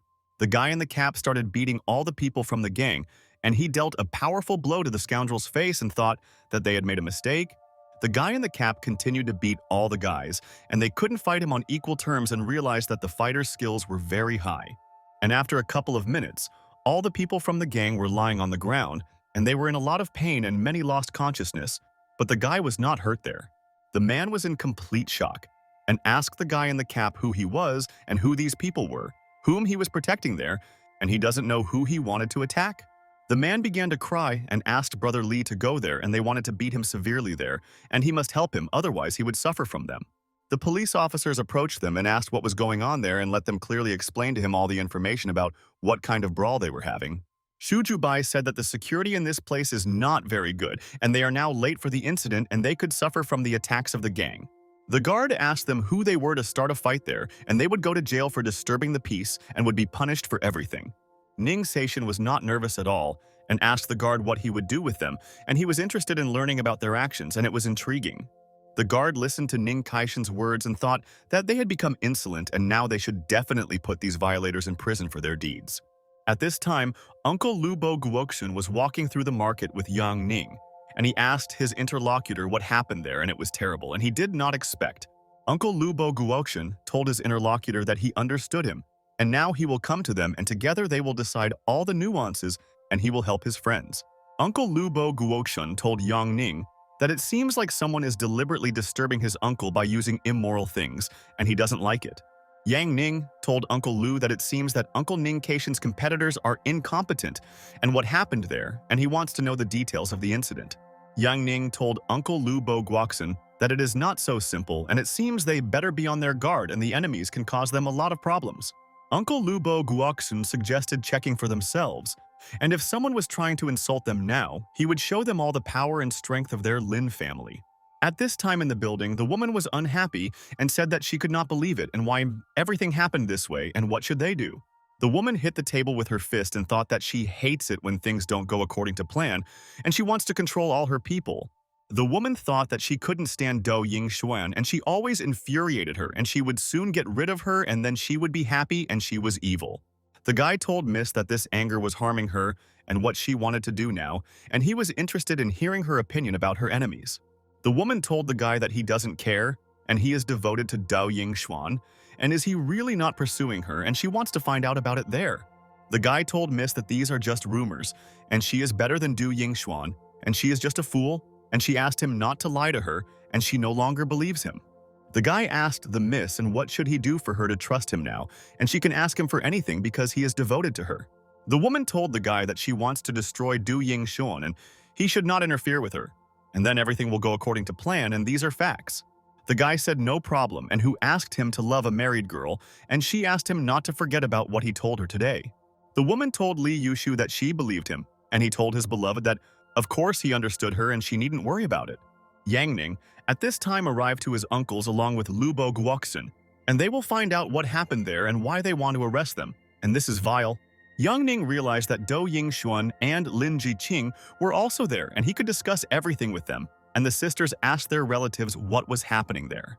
Yang Ning told Uncle Ning Kaishin that this is Miss Lin Jiqing and Dao Ying Xuan, and now he has met them and they are also happy to meet. The girl said good afternoon to Mr. Ning Kaishin, and she is glad to meet them, and her name is Do Ying Xuan, and she has often heard about Uncle Yang. Ning Seishin was surprised and asked Do Ying Xuan if she really knew him, and he thought that they didn't know each other, and she surprised him so much. Dao Ying Xuan told Mr. Ning Kaishin that on her grandfather's birthday, she saw him at the banquet and remembered him at their celebration. Ning Seishin realized that old man Lin Yuanshu taught Do Ying Xuan manners well, and she communicates with respect, and this makes him happy now. Uncle Lu Bo Guoksun began to threaten the guy and asked if he knew who he was, and he was Lu Bo, and how dare he interfere with him, and he would regret it. The guard was alarmed and told Mr. Lu Bo Guoksun that he should deal with them himself and he was not in Nanhu and should not harm them. Uncle Lu Bo Guoksun asked the guard if he should leave the impudent man to them, and what if he has his friend the butcher Ying and he chops the bones. Uncle Lu Bo Guoksun told the guards that they had insulted Mr. Ning Kaishin and Miss Yang Jiwei and thought the competition was over for them. The officer was shocked and realized that Mr. Lubo Guoksun was so polite to these two and who they were, and they clearly shouldn't touch them, and they were cool. The guard told Brother Lee that he thought that it was better for them not to tempt fate and interfere in their affairs, and that they should quickly get off the street. Security guard Lee realized that his colleague was right and told his friend that they were leaving, and now they did not have any problems and they closed their questions. The man was surprised and asked Brother Lee where they were going and asked him to wait, and they had not yet resolved all the matters and punished the scoundrels there. Ning Seishin's guard stood next to the man and asked him who ordered him to do this, and he should quickly answer the question. The man said that Director Chen was to blame for everything and asked only to spare him, and Director Chen was the organizer of the tournament and he was the culprit. Security guard Ning Keishin decided to immediately go to Director Chen and quickly understand this matter and why Director Chen ordered him to do this. Security guard Ning Keishin pointed his weapon next to Director Chen's face and thought that it would scare him so that he would know his plans. The guard showed Director Chen the badge and asked if he saw the symbol there and should not move. Otherwise, he would be sent to the next world. Director Chen agreed with the guard and said that he would not move anywhere there and he might not make sudden movements, and he would say, "Uncle Lu Bo Guoxian asked the guard to contact Director Chen and he wants to find out something, and they should go and he will explain everything to the guy." The security guard agreed with Mr. Lu Bo Guoxian, and now he will take this Director Chen outside and he will answer all the questions of their friends. And after a while, the police began to take Director Chen to the station, and they would interrogate him and find out why he attempted to kill their friends. Zhou Shuibin saw that Director Chen was captured by the police, and he doesn't understand what's going on there, and it seems he missed the most interesting thing. Zhou Shuibin called his father and said that something happened at the antiques market, and he might be intrigued by this incident today. A couple of minutes later, Ning Keishin asked Yang Ning if he was ready for that day, and he should evaluate the antiques and show them a masterclass. Yang Ning told Ning Keishin's uncle that he recently learned that Director Chen Shanyu had been expelled, and he would no longer be able to interfere with their business. Ning Seishin asked Young Ning not to worry, and those who threaten their family they will quickly deal with, and it's a pity the director didn't know this. Young Ning asked Uncle Ning Keishin not to misbehave there, and he is not in the capital now, and let him leave these people alone, and he will sort it out there himself. Young Ning realized that he needed to hurry and was far behind all the other participants and had to find valuable antiques there in the market. And then suddenly, behind Yang Ning, someone said that the world is small, and she is so happy to see Mr. Yang Ning today. And finally, they met there. Young Ning turned around and couldn't believe his eyes because Sister Lan was standing there talking to him, and he also didn't expect to see her today. Sister Lan told Young Ning that she didn't thank him enough and how about lunch, and she will be glad if he agrees and he is dear to her. Young Ning told Sister Lan that there was no need to invite him to dinner, and he thought that it was his fault and could not take his eyes off her figure. Sister Lan asked Young Ning not to be shy, and he could invite his friends to dinner, and it would even be more fun, and she missed Mr. Young Ning told Sister Lan that they could arrange it if she insisted on it. Then he would invite his friends to have lunch with Miss Lan. And after a while, Sister Lan came to the restaurant with her family and all of Young Ning's friends, and they wanted to have fun there. All the friends sat down at the table, and Sister Lan is glad that Yang Ning has so many relatives who are ready to help him in difficult times, and that's cool. Yang Zhiwei couldn't understand why her brother is so popular among all the beauties, and he infuriates her, and next to him all the ladies behave differently. Young Ning told his friends and family that he should now show them what he bought today, and he thinks antique connoisseurs will appreciate it. Everyone was surprised and asked Yang Ning if this was the antique that he found, and everything was beautiful and unusual, and he surprised his friends there. Uncle Lu Bo Guoxian looked at the items carefully and thought that he remembered that Yang Ning could find more rare and valuable goods. Do Yingshen told Young Ning that the items are ancient, but she herself does not think that they can be considered antiques because they are not ancient. Young Ning told his friends that everything will be known tomorrow, but in the meantime, they should have lunch there and gain strength, and then they will take a walk in the market. Friends said that everything looked very appetizing and they chose an excellent restaurant for their lunch, and they would sit and relax there together. Sister Lian was laughing and having a great time with her friends, and she is glad that she managed to meet Young Ning. After all, she did not take his contact. Yang Zhiwei looked at Do Yingshen with anger and thought that she didn't like this girl and why her brother Young Ning always helps everyone.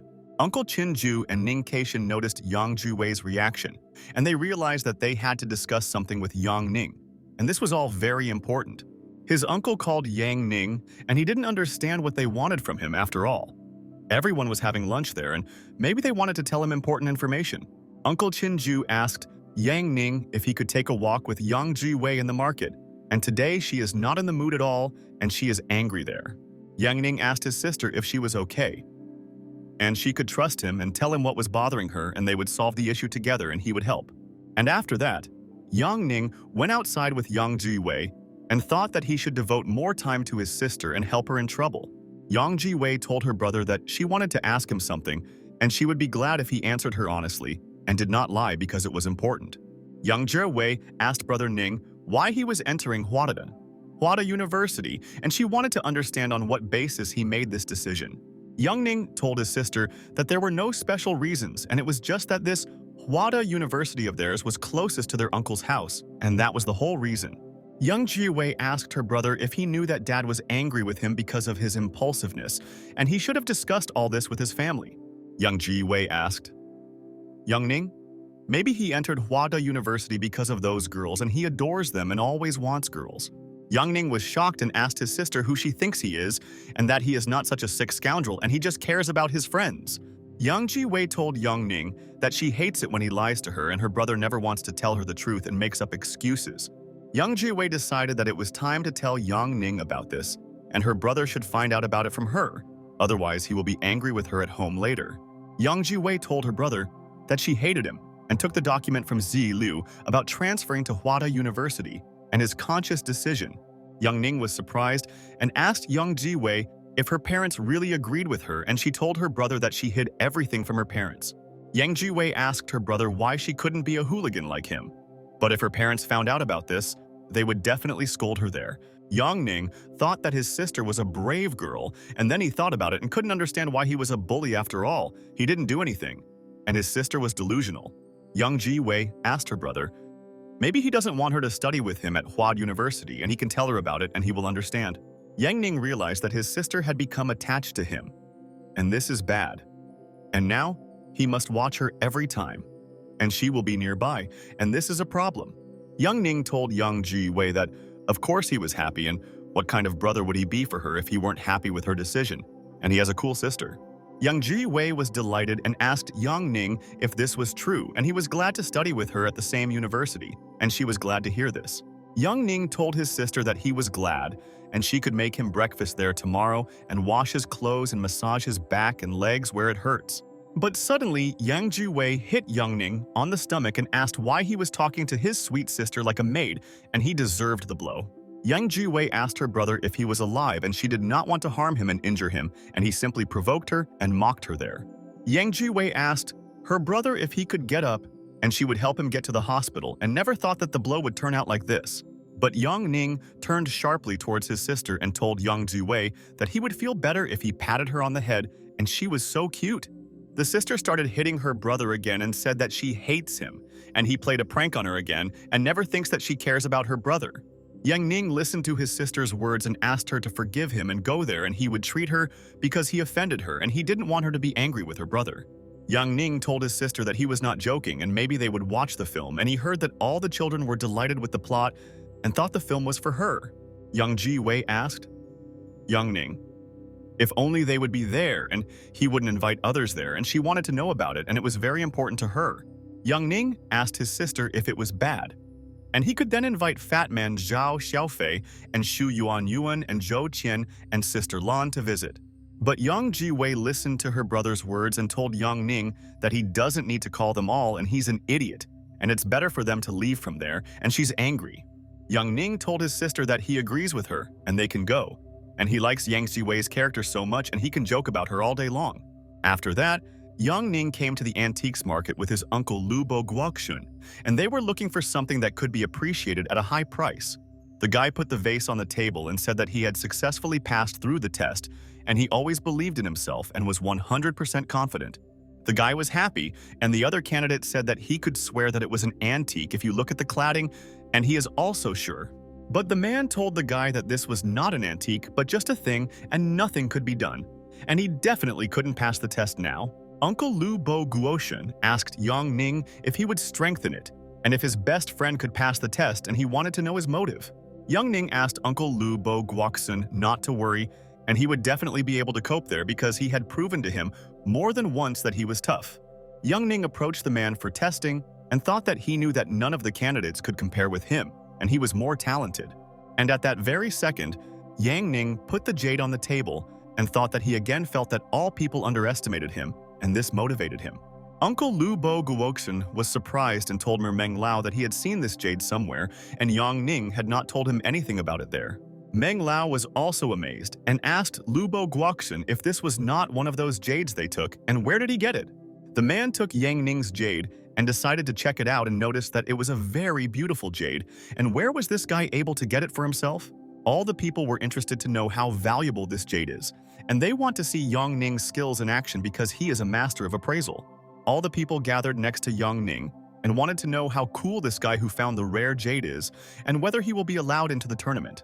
The man continued to check Yang Ning's jade and thought that this guy of theirs was different from the other members and clearly had potential. The man looked at Yang Ning and thought that it was very interesting, and he did not know that someone would already be able to bring such antiques for their assessment. Yang Ning was absolutely confident in himself and thought that the person was obliged to allow him to participate in the tournament because he was a candidate to win there. And at that moment, the person told everyone that the representative of the Lin auction was allowed to participate in the tournament, and he passed their test today. People were surprised and wondered if this schoolboy had passed their test, and they thought that he was good for nothing. But he surprised everyone. People said that the Lin family had indeed invited some talent to participate in their tournament, and this guy might surprise them all soon. Uncle Lu Bo Guoxian and sister Yang Ji Wei were happy, and he thought that this was incredible and this guy was really cool, and he was lucky to have their boyfriend. The man handed Yang Ning his pass and said that this is his pass and he should not lose it. And Yang said thanks to his comrade for his help. Yang Ning asked Uncle Chen Ju if Brother Chen had returned and he wanted to find out from him, because then they could act on this basis. Uncle Chen Ju asked Yang Ning if he is talking about Chen Luo, and he has not seen him, and they can find out about it from their friends, and this is important. Yang Ning asked Mr. Meng Lao to hold his pass and he would return to them soon, and he should check one detail and this interests them. Mr. Meng Lao asked Yang Ning not to go anywhere and asked the guy where he was going, because the tournament would start soon and he should prepare. Ning Seishan said that the years pass and Yang Ning remains the same, and he has not changed at all, but he is proud and the guy is very cool. People asked their friends if he had heard that only this guy could pass the test, and a friend asked him if he could pass without a pass. But a friend said that without a pass, you can't auction the items, and they say they can have a rematch and there are 10 people. Ning Seishan listened to the guy's words, and a friend asked if none of the people say anything, and the organizer doesn't care about all the events. At this time, the uncles came with Mr. Meng Lao to the tea house, and they wanted to wait until Yang Ning returned so he could explain everything. Meng Lao asked his colleagues how Ning was able to find so many antiques and how he identifies them. And it is very important for him to know his method of evaluation. Ning Seishan told Mr. Meng Lao that Yang Ning has a talent for appreciating antiques, and he is 100% confident in himself, and this helps him. Uncle Chin Ju told Mr. Meng Lao that he couldn't believe that their Yang Ning was such a cunning little fox, and he could identify antiques. And at that moment, Yang Ning appeared behind the men and asked his colleagues if they were talking about him. And it seemed that he appeared at the tea shop on time. Uncle Ning Keishan asked Yang Ning if he had already sold what he wanted, and it was important for them to know about his actions because he was not a stranger. Yang Ning told his uncles that they are very curious and want to know everything, and why do they care about what he does when the guy is bored? In the evening, Yang Ning came to the place where they agreed with Yang Ji Wei to meet and go to the movie, and he would not be late for her. Yang Ji Wei came a little early and was already waiting for her brother on the street, and she believes that he will not let her down and will come to her because he promised her then. Yang Ning noticed that Yang Ji Wei was waiting for him there, and he kept his promise, and she can always trust him because he will never deceive Sister Yang. The guard approached Yang Ning and said that as he asked, he bought a couple of boxes and gave them to Cillian, and did it as the young master asked. Yang Ning gave the guard the card and said that there were 6,800,000, and the guard asked if there was really that much money there. The guard gave Yang Ning what he asked from him, and the young master was so happy and said thank you to his colleague, and he will not forget about it, and he is cool. Yang Ning approached Yang Ji Wei and said that he had come and hoped that she did not start to worry that he might not come to the meeting. Yang Ning apologized to Yang Ji Wei and said that he was late and he wanted to arrive on time, but on the way he saw friends and was delayed. Yang Ji Wei listened to her brother's excuses and told Yang Ning that she was already used to it and he was always late, and she thought that he would not come there. Yang Ning asked his sister where they would go, and she could choose any place there because he has a lot of free time, just like Wei Wei. Yang Jiwei listened to her brother's words and asked if he really had no options for where they could go, and then she would come up with something. Yang Ning asked Yang Jiwei if they could take a bus ride around Huahai, and she wanted to see the beautiful places of the city, and this is an idea. Yang Jiwei asked Yang Ning if he really just came up with a way to ride the bus with her and it's not original, and do we have any ideas? Yang Ning told his sister that this was quite cheap entertainment and why she refused, and Yang Jiwei told her brother that he was an idiot and was joking there. And after a couple of minutes, Yang Jiwei got on the bus and thought that she didn't care and just wanted to have a great time with her brother there. Yang Jiwei was surprised and told her brother that there was no one there and she didn't understand, because at such a time many people go home on the bus. But Yang Ning asked his sister to go up to the second floor, and there is a beautiful view, and she will see this personally and understand that her brother did not let her down there. At this time, the street was quiet and all the people had long returned home from work and were resting, while Yang Ning and Yang Jiwei were walking around the city at night. Yang Ning thought that he devotes little time to his sister, and therefore she thinks that he devotes little time to her, and he admits his mistake. Yang Jiwei told her brother that the city at night was beautiful, and she had not walked around the city for a long time, and Yang Ning had a great idea, and she underestimated him. Yang Ning listened to his sister's words and said that she was right, and he also liked the night city so much, and he didn't go out with anyone, and his sister was great. Yang Jiwei told Yang Ning that her parents did not allow her to have so much fun before, and she had to behave civilly like all ladies. Yang Ning told his sister that he was glad that she liked Huahai, and he wanted to please her because they had not seen each other for so many years and he missed her so much. Yang Jiwei was surprised and asked Yang Ning why there were no cars on the street, because she remembered that this road was crowded at night. Yang Jiwei was shocked and told her brother that this bus is constantly driving and doesn't even stop at stops, and it's a little scary. The sister asked Yang Ning if he thought it was strange, and maybe there was something going on there and he should explain because he was the elder brother. But Yang Ning told Yang Jiwei that she was thinking too much about it, and there was no need to be nervous about it and should continue to ride together. But Yang Jiwei stood up and told Yang Ning that this route is really strange, and why is there a bus going there, and it's definitely not good. Yang Ning asked his sister what she was doing because he told her that everything was under control and she had nothing to worry about. But she jumped up from her seat there. Yang Jiwei told her brother that she would call the police and thought that bandits wanted to kidnap them, and they stole a bus specifically for this. But Yang Ning listened to his sister's words and asked her to stand, and she doesn't need to call the police, and they will definitely get into an awkward situation with her. Yang Ning told his insightful sister that he would tell her everything, and she would find out the information she needed, and she did not need to be afraid of anything. Yang Ning told his sister that he had agreed with Chen Luo before the trip, and he ordered it and built a special route for them there. The sister was very surprised and asked Yang Ning why he did this and laid out such a route just to walk with her around their city. Yang Ning told his sister that he wanted to make a surprise by renting the entire bus for their trip so that she could explore the city at night now. Yang Jiwei asked Yang Ning if he really did it just like that, and she couldn't understand why her brother tried so hard for their walk. But Yang Ning told his sister that today is a special day and he can't believe that Yang Jiwei forgot about it, and is everything okay? Yang Ning handed the box to his sister and asked if she really didn't remember, and today was her birthday, and he wanted to congratulate her first. Yang Jiwei was perplexed and asked her brother if today was her birthday because they always celebrated the holiday on a different day. Yang Ning told his sister that today was her birthday according to the Gregorian calendar, so he prepared in advance and wanted to please. Yang Jiwei asked her brother to stop thinking like a foreigner, and she knows that this calendar is used by old people, and he said that he studied. Yang Ning told Yang Jiwei that this was her gift, and he wanted to congratulate her on her birthday and wish her all the best, and her brother will be there. Yang Jiwei was surprised and wondered if Yang Ning had recently found her birth certificate, and she and her brother had not seen each other for a long time. Yang Ning laughed in his sister's face and thought that she was not growing up and she was the same child as she was on the first day they met in the house. Yang Jiwei wondered if Yang Ning really remembered everything that happened, and she didn't expect that he loved her so much, and she could be proud of her brother. Yang Ning asked his sister to look at what was in the box, and he hoped that she would like his gift so much, and he wanted to surprise and please her. Yang Jiwei listened to Yang Ning's words and said that she agreed, and she also wanted to see what her brother had prepared for her in a beautiful box. The sister found out that there was a pendant in the box and said that this is what she was thinking about, and this is a jade Buddha, and this is beauty, and she is happy.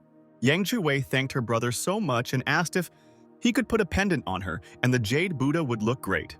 Young Ning asked his sister not to move and thought that she was a miracle and he was ready for her sake to find even the rarest jade and give it to her right away for free. Yang Ning put the pendant on his sister's neck and thought that now she is a beauty and can show off to her friends because she has such a cool decoration. The sister was happy and thought that her brother had prepared such a surprise for her in advance and had been waiting all this time, and she was angry with him there. Yang Ju-wei began to smell her brother and thought that it was a pleasant smell, and Yang Ning froze in place and thought that it was strange and he would move away. Yang Ji-wei said thank you to her brother, and she was absolutely sure that he had not prepared a surprise, and he managed to hide it all in secret there. Yang Ning listened to her, and her sister said that she would go and look at interesting places in the city at night because they were just passing this place. The sister stood up and looked at the ancient buildings. And this is the history of their country that is still preserved, and this is the heritage of their ancestors. Yang Ji-wei was embarrassed, and she realized that she had come so close to Yang Ning in vain, and now he was also thinking about it, and she did it instinctively. Yang Ning was amazed and thought it was an accident, and he doesn't want to ask her about it and let his sister enjoy the moment now. The next morning at the antiques market, the guys told everyone that the annual judging tournament was starting and they had to be ready. The guy told his colleague that he didn't think that 84 people would participate in the tournament today, and everyone was interested. A friend told the guy that it was because some people were selling their rights to participate, and therefore the number of finalists in the tournament doubled. Yang Ning entered the building and thought that he was ready for the tournament, and Uncle Lubo Guoksun could also trust him, and he would not let him down and win there. Yang Ning thought that this is the first floor of the building, and there is an unusual layout, and it seems that this was done on purpose, and he will soon find out. And then, a man approached Yang Ning and said that he was the participant who belonged to the Lin auction house, and he was quite young. The man said to Yang Ning if he could ask his friend something and who is his teacher, and he wants to know it and who taught him for their tournament. Yang Ning was very nervous and told the man that he did not have many masters, and 2 years ago he studied with one teacher at home. The man asked Yang Ning not to worry, but he asked him a very simple question, and he can take his time with the answer, and he is ready to wait for them. The man asked Yang Ning to look there, and this is the place where the test takes place, and they evaluate the objects and describe them with history and more details. The man told Yang Ning that many people want to pass this test with the highest score, and they train for this and think that they are the best. The man said to Yang Ning, the more detailed the score, the higher the chance of these contestants getting the highest score, and he should know about it there. Yang Ning said thank you to the man for the instruction, and he will try to describe any item in detail and tell people the whole story. People asked, "Is this not Master Zhou, and does this guy know who he is communicating with there? And he must respect the master, and everyone values him so much." Master Zhou Beiyan told the guys that flattery will not help them, and it is better to focus on the task to get the highest score, and this is advice. People said that Master Zhou Beiyan is very humble and heard that this time the prize is much better, and how about a cup of tea for Zhou? Yang Ning listened to the guys, and they did not want to lag behind Master Zhou, and they asked him to tell them something sensible, and they would do anything. And at that very second, suddenly someone asked Mr. Zhou Beiyan if he really liked such things, and he didn't know about it, and he was surprised. People said that this man was also from Beiyan, and his name was Mr. Yan Nanchun, and he wanted to personally communicate with Master Zhou on business. The guys said that they heard that Master Zhou Beiyan and Mr. Yan Nanchun were rivals, and competed for the prize many times. The friend listened, and the guy said that then Master Zhou Beiyan began to refuse Yan Nanchun's calls, and now he is angry with him there. The guy told his friend that it seems like about 10 years have passed, but Mr. Yan Nanchun still wants to compete with Zhou Beiyan in assessment. Yang Ning listened to the guy's words and thought that these people had been arguing among themselves for 10 whole years, and this was a lot, and he didn't know. Master Zhou Beiyan asked Yang Ning if he needed to take him there and he could help him, and let the guy contact him with questions. Yan Nanchun looked at Master Zhou Beiyan leaving with the young schoolboy and thought that they had clearly aged over time. Yan Nanchun thought that his feud with Master Zhou Beiyan had definitely dragged on and needed to be ended, and this time he would beat him there.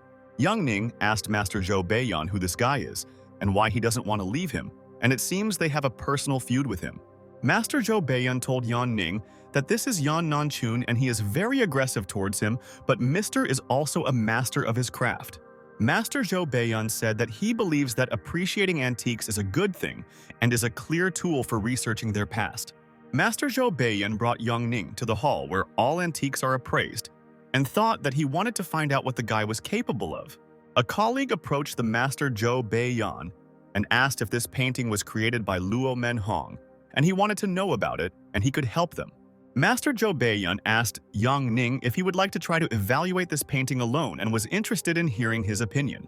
But the guy asked Master Zhou Beiyan not to joke like that. And this guy doesn't understand anything, and he doesn't know why he came to evaluate the goods. Yang Ning asked the guy what he was saying and said that this painting called The Night Full Moon is a masterpiece from the cool author Luo Menhong. Luo Menhong was invited to the autumn festival of the ruler of Lanjiang, and in honor of this, he presented this painting, and later his son wrote a poem. Yang Ning said that Kui Mingyu has great ambitions, and the handwriting in this painting shows a piece of oppression, and it is an imitation of Luo's painting.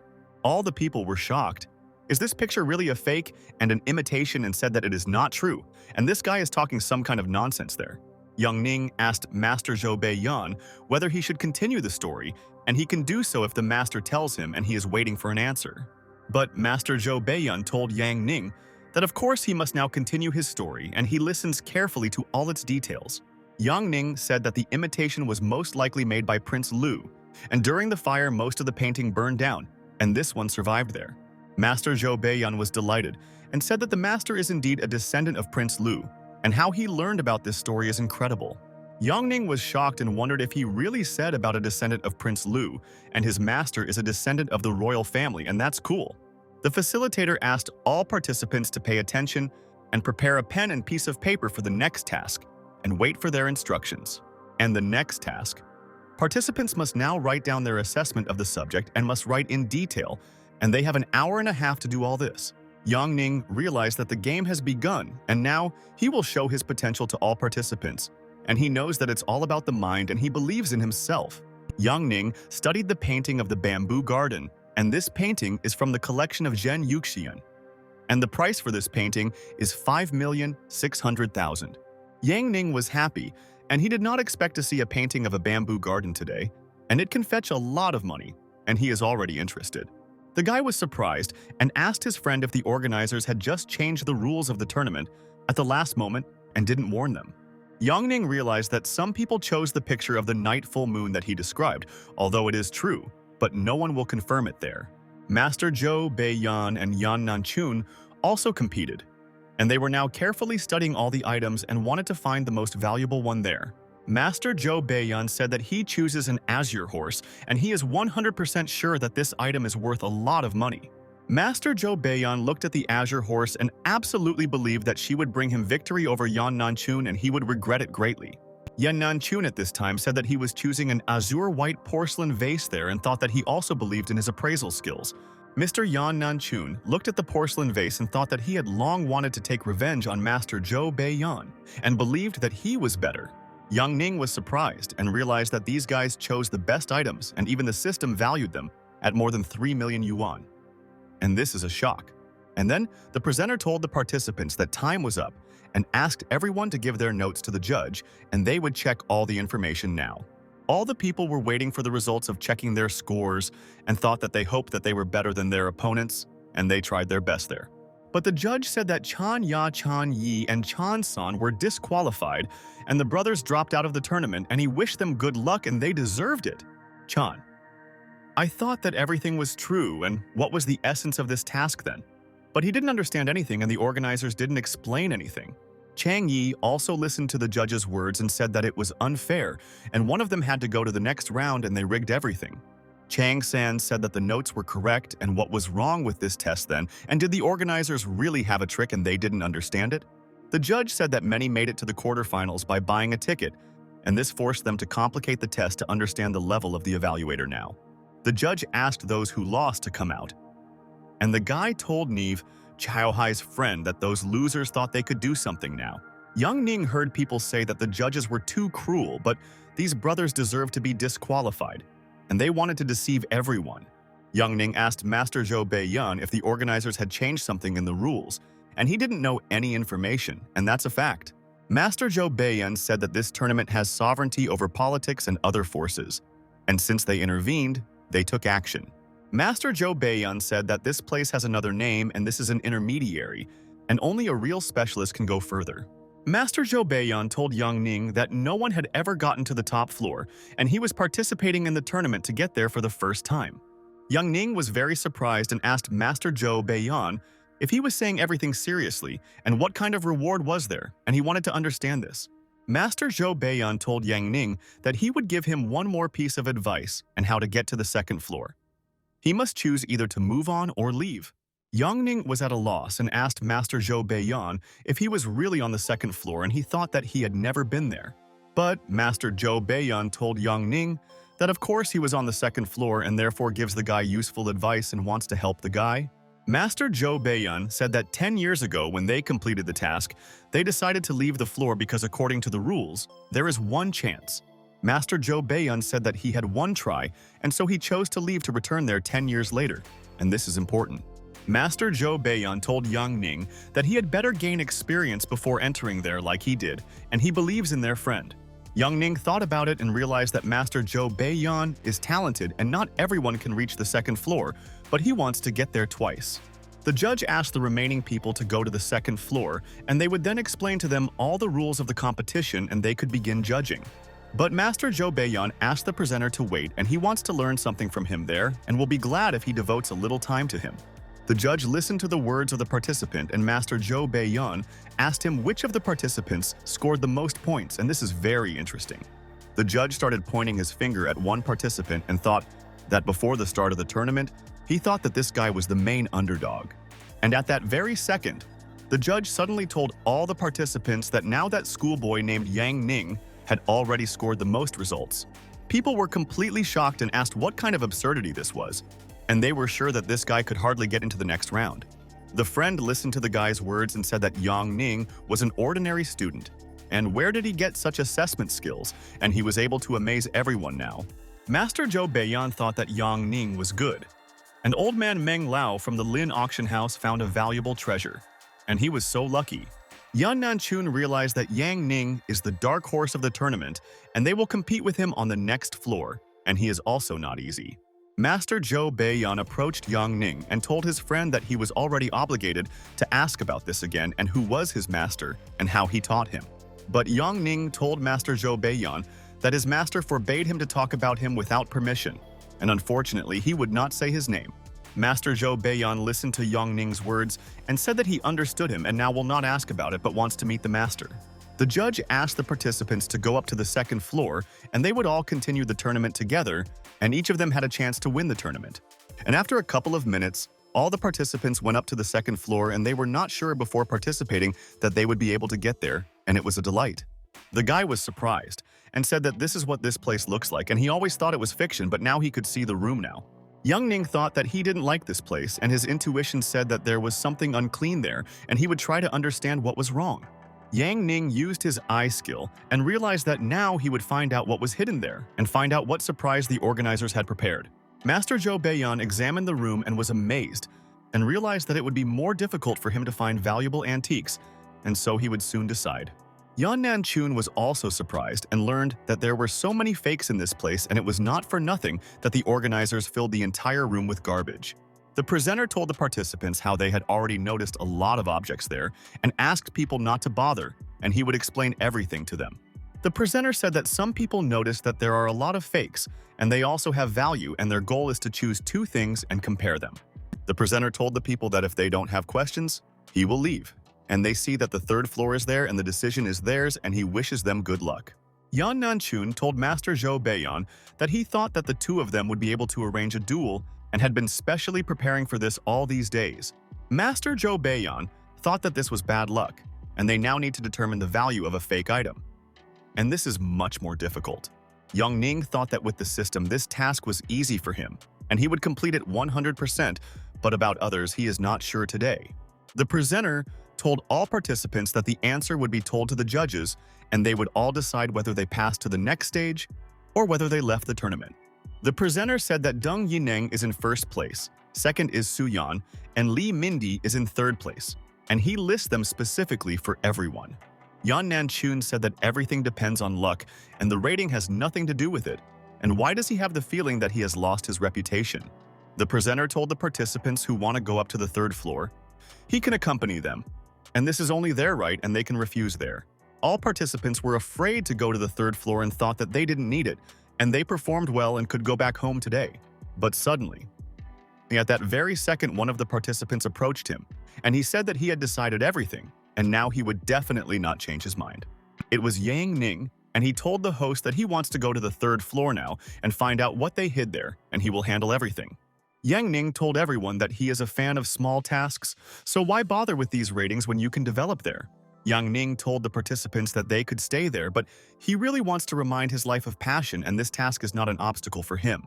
Master Zhou Beiyan froze in surprise and thought that he had warned the guy, but Yang Ning still decided to go there himself. But Yan Nanchun told the guy that it was well said, and for him the third floor is nothing and his career is at stake, and he is so confident in himself. The participants said that they had come far, and they shouldn't be slowed down in this place, and there was no need for 10 years of fear, and they wouldn't lose now.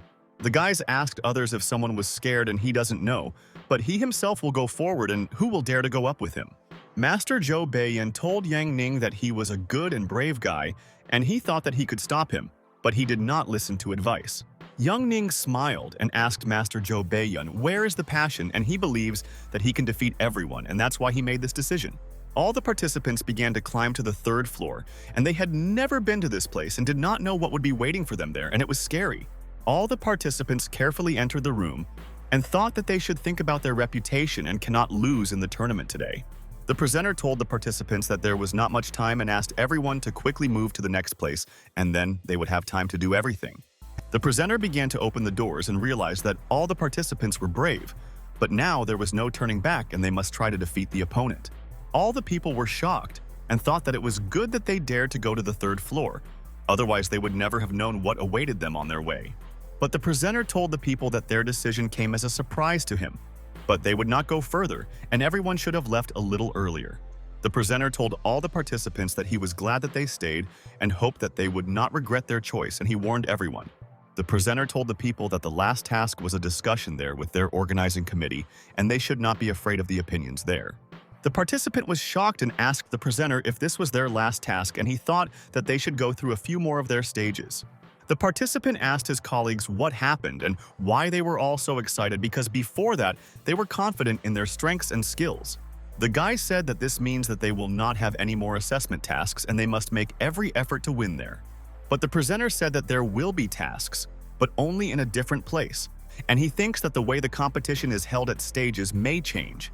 Yang Ning decided that probably not much, but the verification method will definitely change soon, and he should be prepared for various surprises from them. Master Zhou Beiyan realized that it was good that he decided to go up there and it wouldn't change anything, and he could do whatever he wanted there. The host told the assessment masters that they would test their skills over the next 3 days and find out which of them is stronger and more worthy of the prize. The presenter told the participants that according to the rules, they cannot contact the outside world for 3 days, and this is the rule of the competition. The presenter told the masters that this also applies to smartphones and asked everyone to hand over their phones, and later they would give them all the gadgets back. The presenter told the masters that they must also sign a non-disclosure document, and then they can begin the task, and this is the rule. Yang Ning understood why they gave the masters this document, and they have a lot of items from the underground industry, and they are afraid for themselves there. The presenter told the masters that if they signed the document, they could already follow him and he would explain what they should do next in the task. The presenter led Yang Ning along, and the guy could not imagine what awaited him in the future, and he must be ready for any of their tests. The host brought Yang Ning into the room and said that now he can choose antiques there, and he wishes him good luck in this competition now. Yang Ning stood in the center of the room and didn't understand what the bosses wanted from him, and they didn't say anything, and maybe he should find a rare antique. Yang Ning looked and saw that there were different vases and many other objects in the room, but it was not clear which one he should find. Yang Ning realized that they only brought him alone into the room, and maybe all the masters were given a separate room to search and he doesn't understand. Yang Ning thought that the organizers didn't tell him anything and just locked him in some room, and he didn't understand what kind of test this was yet. And at this moment, suddenly Yang Ning's eye skill began to work on its own, and he wanted to inform the owner that they had found some kind of antique. The system informed Yang Ning that this was the Silk Road of Master Gongsun Changji, and the price for this item was almost 8 million yuan. Yang Ning looked around and wondered if his eye was showing him the Silk Road, and everything was arranged strangely, and he would soon understand the trick. And at that very second, Yang Ning found the painting The Silk Road and realized that the organizers had hidden it well so that he could not find it now. Yang Ning started to walk towards the painting and thought that he should check it carefully and make sure that it is in good condition. And this is intriguing. Yang Ning took out the painting and thought that now he needs a skill and he will determine the value of the item. And it seems there is nothing more valuable than this. Yang Ning thought that he didn't really understand what was painted there and it looked like merchants and horses. But this picture is valued by historians. And at that moment, the door to the room opened, and the host wanted to say something to Yang Ning. And this is important, and the organizers are happy with Master Yang. The host started clapping and told Yang Ning that he congratulates him, and he passed the test, and not everyone could pass it, but he is special. Yang Ning listened to the words of the host and thought that this was a strange task and they didn't tell him anything, and why he won and nothing was clear. Yang Ning was surprised and asked the host if he really passed the test, and he couldn't believe it, and what the test was, and they confused him. The judge listened to Yang Ning's question and said that he was the first to pass the test and can be proud and has phenomenal subject assessment skills. But Yang Ning told the presenter that he didn't do anything, and how then he was able to pass the test and let him explain to him all the nuances there. The host told Yang Ning that the judges were watching him through the camera and they saw how he found the genuine item and made a decision. The presenter told Yang Ning that this test tested his intuition and insight, and he coped with their task there 100%. The host told Yang Ning that he could leave the room and go into the hall and he would explain to him what to do next and he could be proud. And after a while, the presenter approached Yan Nanchun and congratulated him on passing the test, and he did an excellent job. Yan Nanchun asked the host if Mr. Zhou had passed this very treacherous test, and he wanted to know about his friend the master. The host listened to Mr. Yan Nanchun's words and said that so far Master Zhou Bei Yan had not passed the test and he had done better. Yan Nanchun was proud of himself and told the presenter that he was the top and first in this competition, and he did not even doubt his reputation. But Yan Nanchun froze in place and realized that he seemed to be in a hurry and did not notice that a man was already sitting in the waiting room, and it was so strange. Yan Nanchun saw Yang Ning in the corridor and wondered if he was not the first there, but the second, and he thought that no one could compare there. Yan Nanchun couldn't believe that he really lost to the dark horse of the tournament, and he knew in advance that the guy had already prepared surprises. Yan Nanchun was very dissatisfied and he sat down next to Yang Ning and realized that he should not underestimate this member, and he is a treacherous type. Yan Nanchun said that in their time, children are real monsters and let them wait for others, and then they will know the results of their opponents immediately. And after a while, Master Zhou Bei Yan also came to the waiting room and realized that Yang Ning was a real assessment master, and he had already passed the tests. The judge asked the disqualified people to leave the premises, and then they would continue from the competition and would not waste time in public. And the presenter asked the people who had passed the competition to quickly go with him to the next floor, and he would explain to them the rules of the competition, and this is important. But suddenly, at that very second, Master Zhou Beiyan grabbed Yang Ning's hand and asked his friend not to rush and wait a little, and he would explain. Yang Ning was surprised and asked Master Zhou Beiyan what happened, and he was ready to help him if he needed help and let him explain everything. Master Zhou Beiyan told Yang Ning that he probably doesn't know, but already on the 4th floor, everyone is divided into groups and he must find out all this. There will be only one winner in each group, and then the remaining ones fight for a place to go further, and in the end, there will be only one left. Master Zhou Beiyan told Yang Ning that he would not like to be in the same group with him because he was waiting for them to meet at the end of this tournament. Yang Ning agreed with Master Zhou Beiyan and said that he was not against it at all, and wished the master good luck and may he make it to the finals himself. Yang Ning began to go upstairs and thought that he should already be vigilant, and in this place he has no friends and everyone around him is definitely an enemy. The presenter said that they would be divided into groups, and in each group there would be a competition that would leave only one at the end. The host told the people that they needed to choose an item, and if this item of theirs turned out to be fake, then they would be excluded from their tournament. And if the participant insists that the fake item is real, he will also be immediately excluded. And they are warned now. The presenter told the participants that now they will find out which group they will be in and should not argue with them, and this is an accident. The host said that one group includes Li Xiu Chen Liang, Yanan Chun, and Shu Rui. And they will fight among themselves, and good luck to all of them. And the second group includes Ken Wo Master Zhou Beiyan Lin Wei Run and Sai Daoma, and they will also fight, and in the end, there will be only one left there.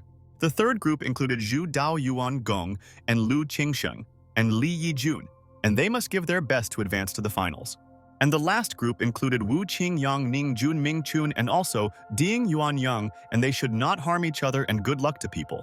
Yang Ning recognized his group and thought that he doesn't care about others from his group. And the main thing is that he must believe in himself and he will defeat everyone. Yang Ning entered the room and thought that now he must choose one of the items and it must be a valuable antique, and this is a shock. Yang Ning noticed that there are many objects in the room, and he must now choose one of them, and hopes that the judges will appreciate it. Yang Ning saw that there were many paintings in the room, and he should carefully examine all the objects slowly, and the system should also help him there. The judges told all the artisans that they can start judging things and they wish them luck, and they will soon check their rare antiques. Yang Ning realized that there were many different objects in the room and which of them was real, and he should study the antiques and find a rarity. Yang Ning realized that even the fakes there are incredible, and is this item really a copy of the real thing, and this item is more valuable than other things? Yang Ning thought that he felt like a villain using the system, and none of the participants had such an assistant, and thanks to his system. And at this moment, Yang Ning paid attention to one more thing and realized that he should not rush to choose an item, and there were a lot of valuables there. Yang Ning saw a dagger on the table, and he didn't think that there he could already find such an object, and he should study it. And it's interesting.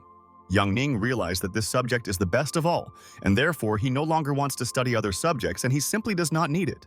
Yang Ning told the judges that he chooses this knife and will definitely not change his decision again, and will stand by his opinion, and he is confident. All the judges saw Yang Ning's choice and froze in place, and realized the guy is talented, and they thought that he would be the first to fly out of the tournament, and this is a shock. The judge asked to take this item there, and he didn't know that they had just put this knife there, and why didn't they all say anything about it? The judges asked their colleagues who put this knife there, and maybe the staff recently made a mistake and they should not have put a rare knife there. The judge said that Master Z said that only a true master there would be able to identify a fake, and why did this boy take the knife in his hands? Yang Ning looked at the other participants and thought that he doesn't know how these people went through so many stages, and they made the wrong choice. Yang Ning realized that a white porcelain vase with a 1,000-year history costs about 15,000 and is not a very valuable antique. And jade seals with a 400-year history are also not so expensive, but they are more expensive than that vase. And the guy has the right logic now. Yang Ning watched as the master chose a painting, and it was also valuable, and all participants knew their business 100%, and there would be a fight with everyone. Yang Ning realized that the most interesting thing is just beginning. And he knows that everyone can try, but he will still be stronger than all the masters. And after a while, the judges told the master that they would start with him and evaluate their results and who could find a very valuable antique. The man said that this is a light song seal, and it is almost transparent with a hint of yellow, and it is an interesting choice, and they look carefully. Transparent paint is applied so softly that a person will not notice it. And how they did it? And the answer is simple, and this is the process of firing the object. Therefore, the man said that he believed that this was a genuine songlight kiln, and the judges should test his skills, and he wanted to surprise. The guy told the man that he had good intuition, and he managed to find an authentic stove there among so many objects, and he admired him. The master said that the young people of this generation are really very talented, and they should develop all their skills, and they are cool. The man asked the craftsman to try to name the price of this item, and he wants to find out this information and understand how right he was. The craftsman said that the old man had encountered a similar thing, and this stove costs about 8 million, and all their prices rise every year. The master asked Mr. W what he thought about this, and he wanted to know his opinion because he had seen many valuable objects in his life. Mr. Wu listened to his colleague's words and said that he agreed with his young colleague and the stove cost 10 million, and he correctly assessed the item. But suddenly Yang Ning told all the masters that he thinks that this price of theirs is incorrect, and they are very mistaken, and he will explain the reason to everyone. The man turned around and asked the child what he said, and did he really think that he was smarter than how many masters of his craft, and he was very arrogant. Yang Ning told the craftsman that he would give 4 or even 5 million for this antique, and this is an adequate price for this valuable item. The man immediately started clapping for Yang Ning and thought that this guy has talent and should already try to develop his skills. The man told Yang Ning that his opinion coincided with his, and it was worth about 5 billion if they did not count other expenses during the sale. The man told Yang Ning that the profit goes to pay the workers and all the advertising and so on, and he did not expect that the guy would appreciate his product the same way. The craftsmen were outraged, and the man said that these amounts were definitely not included in the estimate, and that the real price of a valuable item was important to them. The judges told the master that this makes sense, and they are glad that they all understood it, and they no longer have to explain to them the nuances of their competition. The master began to hit the table with his hand and said that they fell for this deception and why they were so naive, and they outwitted them all. Master Wu Qing said that this time they failed, and he couldn't believe it because he was 100% sure of success. The man said that this was the essence of his question and immediately asked Mr. G to show them what he wanted, and they would appreciate this thing now. The master asked people if they could give him ink and paper, and he wants to write something, and he will try to surprise everyone because he is a master. Master G said thank you to his colleagues, and he will try to explain everything to them briefly, and now they should appreciate his product. Master G asked everyone to look there, and it was definitely a Keelan bronze seal, and he was sure that he managed to find a valuable antique there. Master G said that at first glance this is an ordinary thing, but let them pay attention to the detail and the seal of the famous artist. The masters were in complete shock and thought, is this really one of the works of Xiaoxiangzi? And they can't believe it and let the master explain. But suddenly, at that moment, Yang Ning told Master Ji that he did not agree with him. And this was clearly not the work of the famous artist Xiaoxiangzi. Master Zi was at a loss and asked Yang Ning what he wanted to tell everyone and why he thought that this was not an original painting by Xiaoxiang. Master Zi told Yang Ning that if this item turned out to be the work of Xiaoxiangzi, he would be expelled and should understand the risk of his words. The judge said that since doubts arose, according to the rules of the competition, they need to conduct an investigation, and they will find out which of them is right in everything. Master Tsu asked the judges to compare their thoughts, and if this guy thinks that he knows everything, let him not blame them for his failure, and this is a fact. Young Ning asked the master to calm down, and this is just a game, and asked Uncle Ji whether there was a signature with 3 Yingshu on the left or right side. Master Ji asked Yang Ning what he was saying, and the seal is not shared, and he should think before telling them about the fake. But suddenly Master Ji became so wary. What if this is an unusual seal, and maybe this seal is always used in the city council? Master Ji once again decided to look at his antiques, and thought that Yang Ning had questioned his choice, and he should check. Master Ji carefully studied his antiques and realized that he was right. And this is the work of the famous artist Xiaoxiangzi, and he is so sure. Master Ji exhaled and realized that it was a false alarm, and he shouldn't worry so much, and he would definitely win this competition. Master Ji told Yang Ning that this is Zuoyin, isn't it? And the inscription is from right to left, and he is well versed in antiques as his friend. Yang Ning told Uncle Ji that what he said was true, but he wanted to ask him one question, and he had to answer him, and then he would calm down. And then, suddenly, Yang Ning asked Master Ji if in Xiaoxiangzi the hieroglyphs went from right to left, and he wanted to know his opinion today.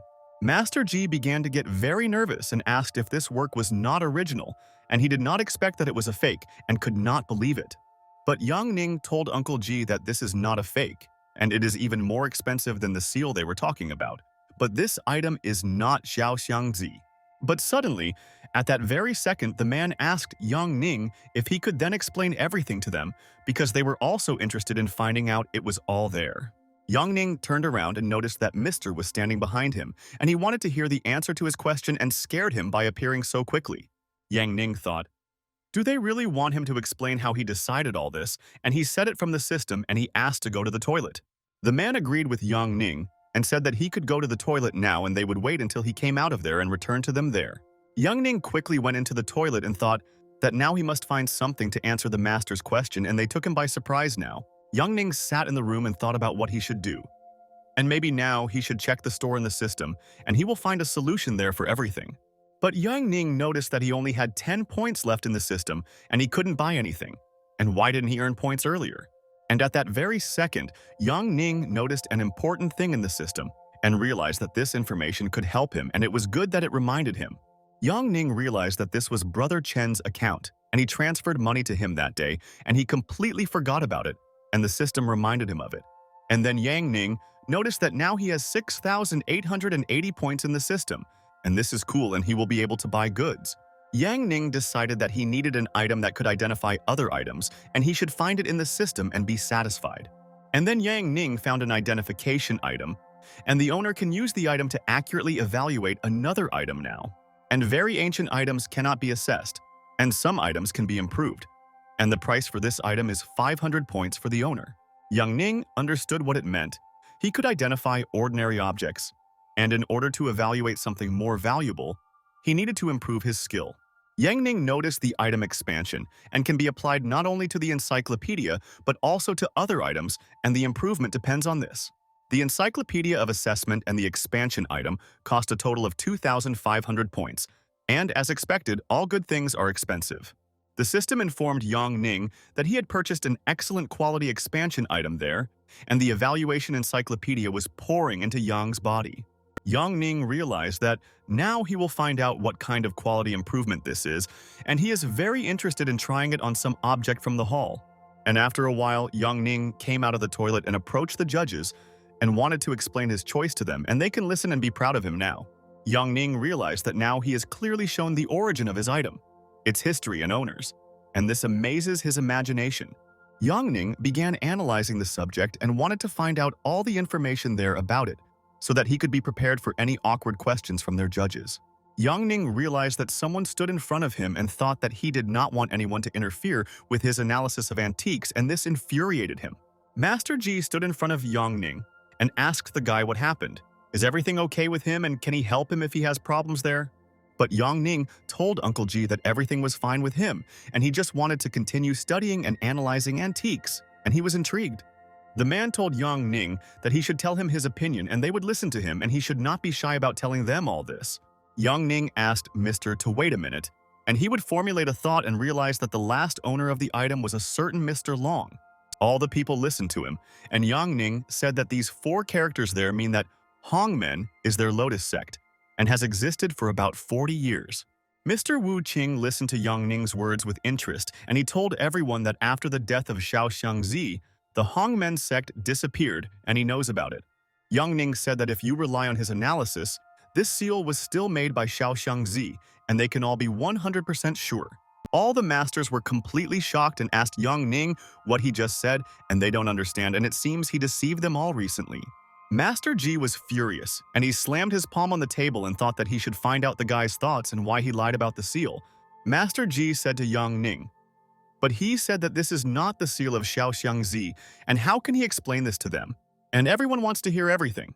Yang Ning asked Mr. Ji not to be angry, and he also noticed it, and he didn't want to deceive them and can clearly explain his thought to everyone. Master Ji asked Yang Ning what he meant, and he wanted to understand it, and he was tired of the guy speaking in riddles and pissing everyone off there. But at that very second, Master Ji froze in place and realized that he had not noticed this detail then, and no one had even told him about this nuance. Yang Ning asked Master Ji to move his object to the side, and then he would understand exactly what was going on and would not argue with him, and he also knows them. Yang Ning told Mr. Ji if he had heard about Zhu Zi and Zhu Shu, and he wants to know if he knows about it or will explain all the information to him. The man said to Yang Ning, maybe he'd better show them what he wants to prove there, and then all the masters will understand his thought and won't argue. Yang Ning forcefully put his antiques on the table and was sure that he could prove to everyone that he was right, and they would understand that he was not lying to them. Mr. Ji's antiques moved from the shockwave, and Yang Ning realized that everything was going according to his plan, and he would prove to the masters that they were wrong. The man was holding Master Ji's item in his hand and couldn't believe it all, and it looks like Yang Ning was really right and he didn't believe the guy. Master Wu Qing asked Mr. what was happening, and maybe they could clearly explain to them too because they were standing and waiting for someone to explain everything. Mr. listened to the words of Master Wu Qing and asked Yang Ning if this seal of theirs was fake or not. And that was the whole question, and they wanted to find out.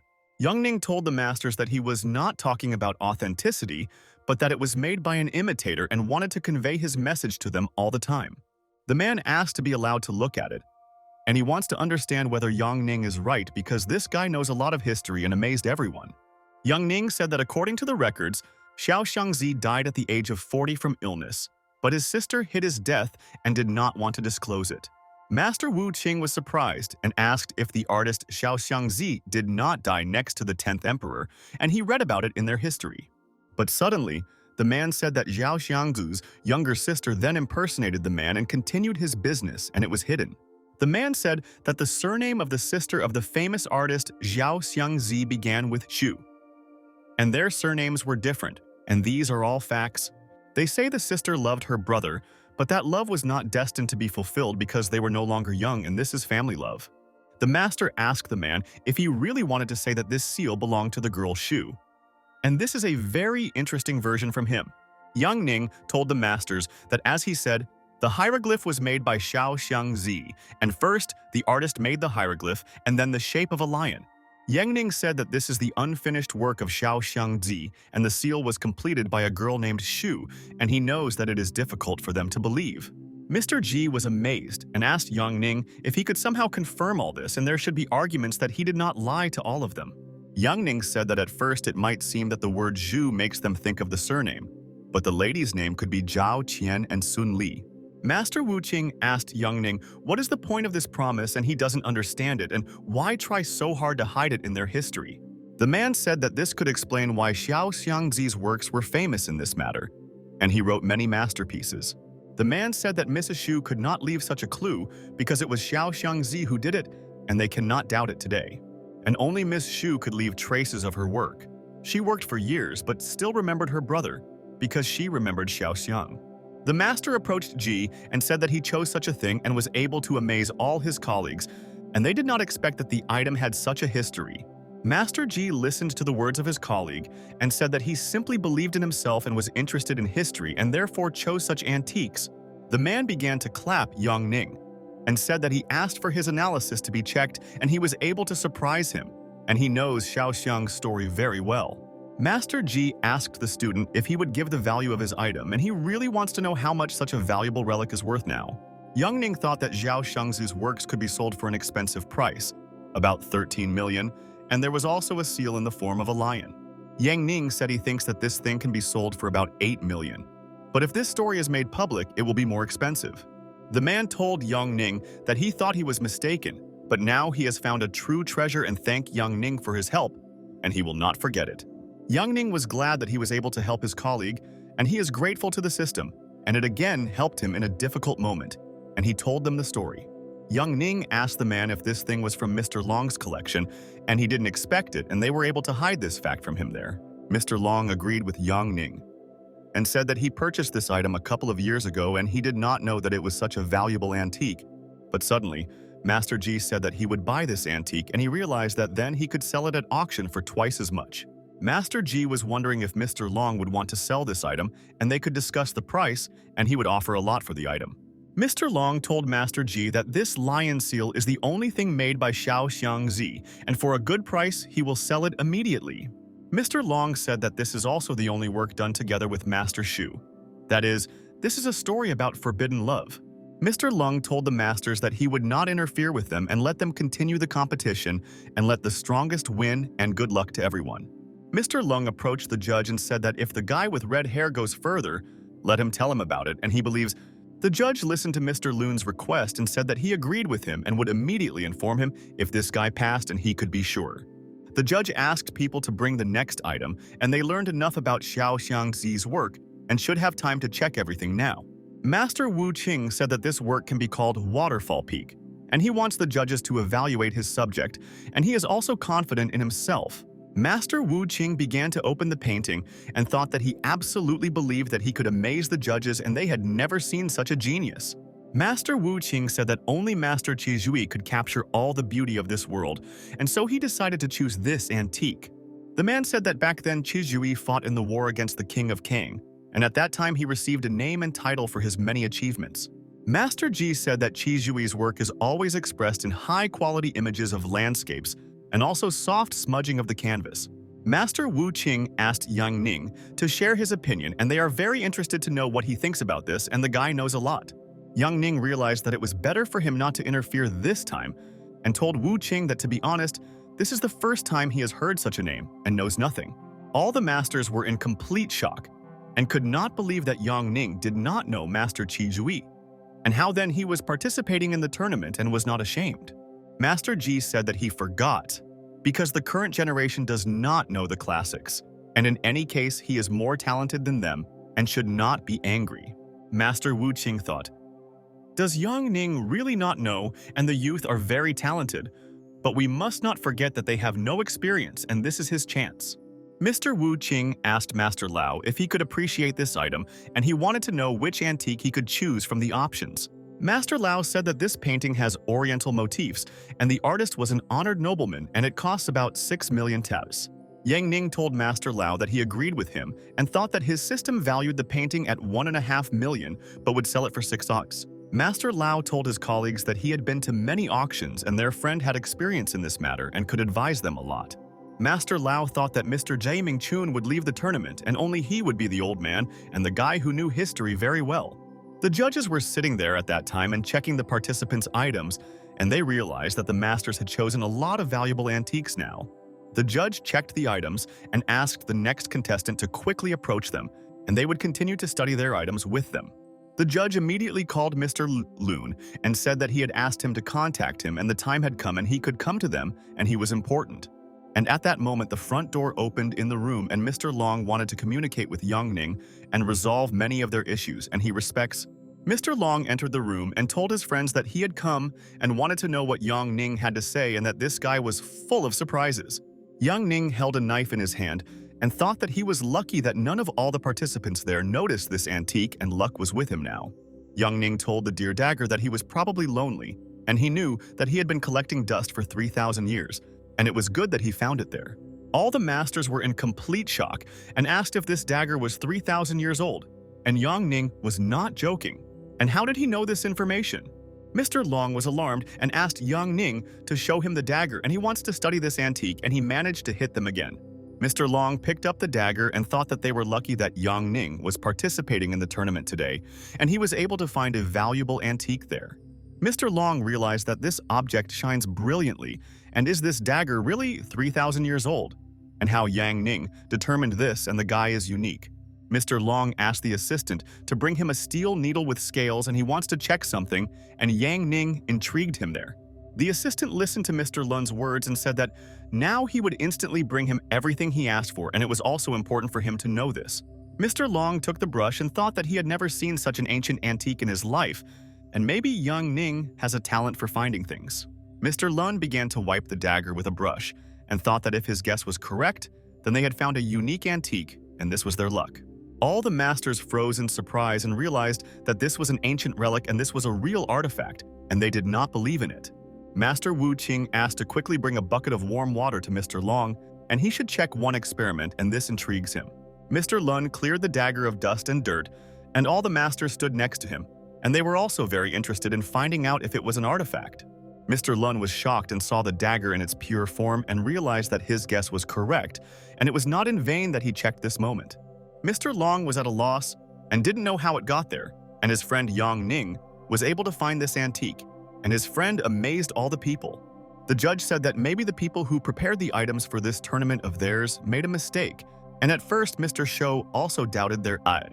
But Mr. Loon said that he thinks there is no need to appraise this item today, and he is so sure that it is a rare antique. Yang Ning thought that he could not tell his friends that this ancient antique of theirs was found by the system, and he himself was not involved in this. Mr. Long asked Yang Ning if he knew what kind of dagger this was and he should find out all the information about this ancient artifact from him. Yang Ning told Mr. Long that he knew a little information about his dagger, and it just seemed beautiful to him and he chose it now. Mr. Loon asked his colleagues to stop the tournament and bring all their judges there, and they should evaluate this artifact and this important assignment. The guy listened to Mr. Lun's instructions and agreed with him, and he asked to quickly establish a video conference with headquarters, and this was an urgent matter. The other guy also listened to Mr. Moon's words and thought that he himself had never seen Mr. so alarmed, and what did he see there? A colleague told Mr. Long that Mr. Z was also watching their broadcast there, and they were ready and he could join them there. Mr. Loon told his colleague that this is a good job and thank him for all his help, and they will figure it out and they can't just leave it like that. And after a while, all the people gathered in one room, and Yang Ning himself did not understand whether it was because of his discovery that so many people had gathered and this was important. Mr. Long proposed to start a discussion, and he hopes that Yang Ning will tell them all the information about this dagger, and this intrigues everyone. Yang Ning wondered if this was all done because of his explanation, and isn't this too serious, and all this because of some kind of blade, and this is a shock. Yang Ning told all the people that this blade was made by the Shang dynasty, and the design amazes everyone with its beauty, and the knife was designed by masters. Master Lao asked if this dagger was made by the Shang dynasty, and this is the very first dynasty of China, and this dagger is from the same era. Yang Ning told Master Lao that this is not really a dagger, and it is a dagger with an inverted blade, and it is for cutting and not at all for stabbing wounds. Master Lao asked Yang Ning if he really wanted to say that this blade of his was from Quan Yuan, and he did not have any supporting records of this. Master Ji Mingchun asked Yang Ning he was very interested in how he knew about this, and he knows so much information, and it blows their mind. Yang Ning asked his colleagues to come up to him and look at the table, and now he will try to clearly explain to them the whole situation and his guess now. Master Lao told Yang Ning that there was no inscription there, and for him, it was just an ordinary weapon, and how could he find out the whole history of this dagger of his? But Yang Ning told the masters that he had a simple way to confirm this in front of them, and they would understand that he was not deceiving everyone there. Mr. Long was surprised and asked Yang Ning what he wants to do, and he doesn't understand him, and that's why he wants to hear it, and everything is so important. Yang Ning confidently grabbed the dagger and thought that he knew the thoughts of all his colleagues, and they did not trust him and thought that he had come up with everything now. Yang Ning waved his dagger and showed what antiques are capable of, and he doesn't want to spend a long time explaining to them about this find of his. All the masters were surprised by this sound and said that the sound of the dagger is exactly the same as in the films, and Yang Ning managed to find the treasure. Master Ji Mingchun told his colleagues that there was some kind of inscription on the dagger, and they could read what was written there and find out even more. Master Ji Mingchun asked Yang Ning to let him look at the dagger even closer, and he wants to appreciate the antiques of his friend, and it's so funny. But Yang Ning was in complete shock and asked Master Ji Mingchun just not to go to him and not do this, and this could all be extremely dangerous. But Master Ji Mingchun did not listen to Yang Ning's advice and wanted to take the dagger there in his hands, and he only wants to touch the ancient antiques. Yang Ning heard the sound of a cut and thought that he had told his colleague, Master Ji Mingchun, that he shouldn't approach him, but he didn't believe it. The knife got stuck on the table and immediately pierced through the table, although Master Ji Mingchun simply dropped it from his hand and no one expected such an outcome. Yang Ning and Master Ji Mingchun froze in surprise and both realized that they needed to be extremely careful, and their knife was not a toy. Master Lao said how sharp this knife is, and it pierced a table made of strong wood, and the knife simply fell out of his hands, and the knife is very dangerous. Master Ji Mingchun was excited and realized that he had just almost lost his arm because of the 3,000-year-old relic, and he was scared there. The judge told Yang Ning that Mr. Zia conveys his thanks to him, and he hopes that Mr. will tell what kind of knife it is, and they are all interested. Yang Ning asked the judge if it was possible for him not to tell this story, and this is connected with the secret of his teacher, and he does not want to tell everyone about it. Yang Ning said that his master gave him 3 orders and 5 confessions about his identity, and he asks his colleagues not to ask about him now. Mr. Long agreed with his friend and said that then they would move on to another topic and asked Yang Ning to tell him what he was allowed to do to everyone. Yang Ning asked to look. And the Qianyuan inscription means blade on blade, and this is all from the Qianlong legend about the Brotherhood of Legendary Swords. Yang Ning told his friends that those who owned this blade became strong swordsmen, and he would tell them the whole long story. Yang Ning said that the legendary blacksmith Shuang created the blade back during the Shang dynasty when the emperor was bad and people were angry. Yang Ning said that in order to polish Qianyuan, the blacksmith Shuang spent 3 years on Taihang Mountain, and he thought that the blade would help the people. Master Wu Qing said that he had heard about Lianji, and it was the imperial guard of Emperor Shang Huang, and he had read about this legend a long time ago. Yang Ning said that when the 9 clans were exterminated, the emperor did not know that he had hurt the Lianji family, and this served to create the Brotherhood of Swords. The Brotherhood was created by the secret police and imperial assassins, and the head was Lianji, and was first an orphan and then became a general. Lianji promised revenge and dealt with officials who were harming the people, and Lianji swung at the emperor, and no one could interfere. But by sneezing, the emperor managed to avoid the blow. And after that, the guardsman Hailo snatched the blade from Lianji and finished off him, and he protected them. Yang Ning told them that in truth, the real Emperor Shang Wang was killed by his brother Zhou Wang, and he pretended to be his brother afterwards. And after the Zhou dynasty became stronger, Zhou Wang built a mausoleum for his brother, where he placed the Qianyuan blade and already calmed down. Yang Ning told his colleagues that Zhou Wang placed the Qianyuan blade directly inside the grave, and he wanted to bury his brother along with the blade. Mr. Long realized that this could be a clue to their more important discovery, and Yang Ning gave them a hint and they could begin their search. Master Wu Qing was also amazed and realized that this story was very useful, and now he is even more interested in finding what they were thinking about. And then people decided that if they found the place where the Qian Yuan blade was, they would be able to unravel the mystery of the Brotherhood of Legendary Swords so soon. And at that moment, someone called Mr. Lung, and he realized that he had to answer the interlocutor. And this could be important, and he would listen to his friend. Mr. Loon was extremely surprised and asked if this was really so, and he understood well and would call him back soon, and they would agree on everything after.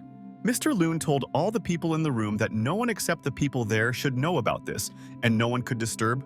Mr. Lun told his colleagues that if any of them tell anyone about this, they will become eternal visitors to that mausoleum so soon. Master Lao told Mr. Long that this concerns their history, and he swears to him that he will never tell this information to anyone for sure. Master Ji Mingchun told Merlong that their history and culture are valuable to him, and therefore he will forever remain silent and not mention it. Mr. Long told Qian Yuan Blade that there are many things connected to it and people's lives are in danger because of the secrets of their ancient blade. Mr. Long said that the higher-ups were worried about this, and Yang Ning did not, even though this revealed the secrets of history, and all the people definitely did not expect this. Mr. Long said that this is an imperial-level antique, and they will send it to Jinlin headquarters for research, and this is very important. Mr. Lun said that he leaves the rest to the judges, and they themselves will figure out the situation, and he was glad to talk with all the masters.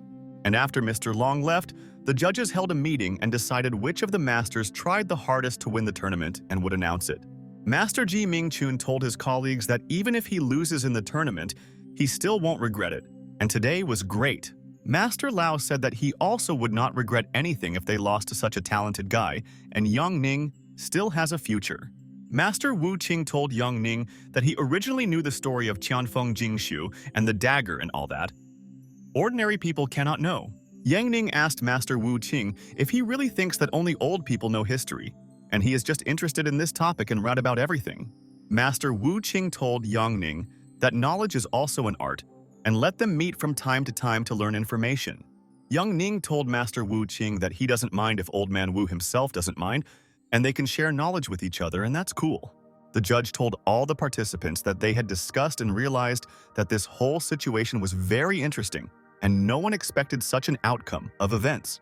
And at that very second, the judge told all the people that they all decided that Yang Ning was passing on, and he deserved it with his talent and knowledge. The judge told Masters Wu Qinglao and Ji Mingchun that the three of them would have a retest there, and then they would decide whether they passed or not. Master Lao asked the judge what test he was talking about and whether they had a chance to pass further, and he wanted to know about it from his friends. The judge told Master Lao that the rules had not changed. Only instead of 4 participants, there would be 3, and they decided it with the whole team there. Master Wu Qing told the judge, "Thank you very much for giving them another chance, and they will try to reach the next stage with Yang Ning." Master Ji Mingchun also listened to the words of the judge and said that he was happy and this was incredible and another battle awaited them. And he was determined to win. The judge told Yang Ning that he should go with him to the 5th floor, and he would explain to him the rules of the competition, and he would learn about this task in detail. The judge, along with Yang Ning, began to leave there, and the guy thought that he did not think that he would be able to perform so successfully in this tournament. Yang Ning realized that thanks to the system, the tasks of the tournament organizers are simple for him, and he will become the winner, and he has no doubt about it.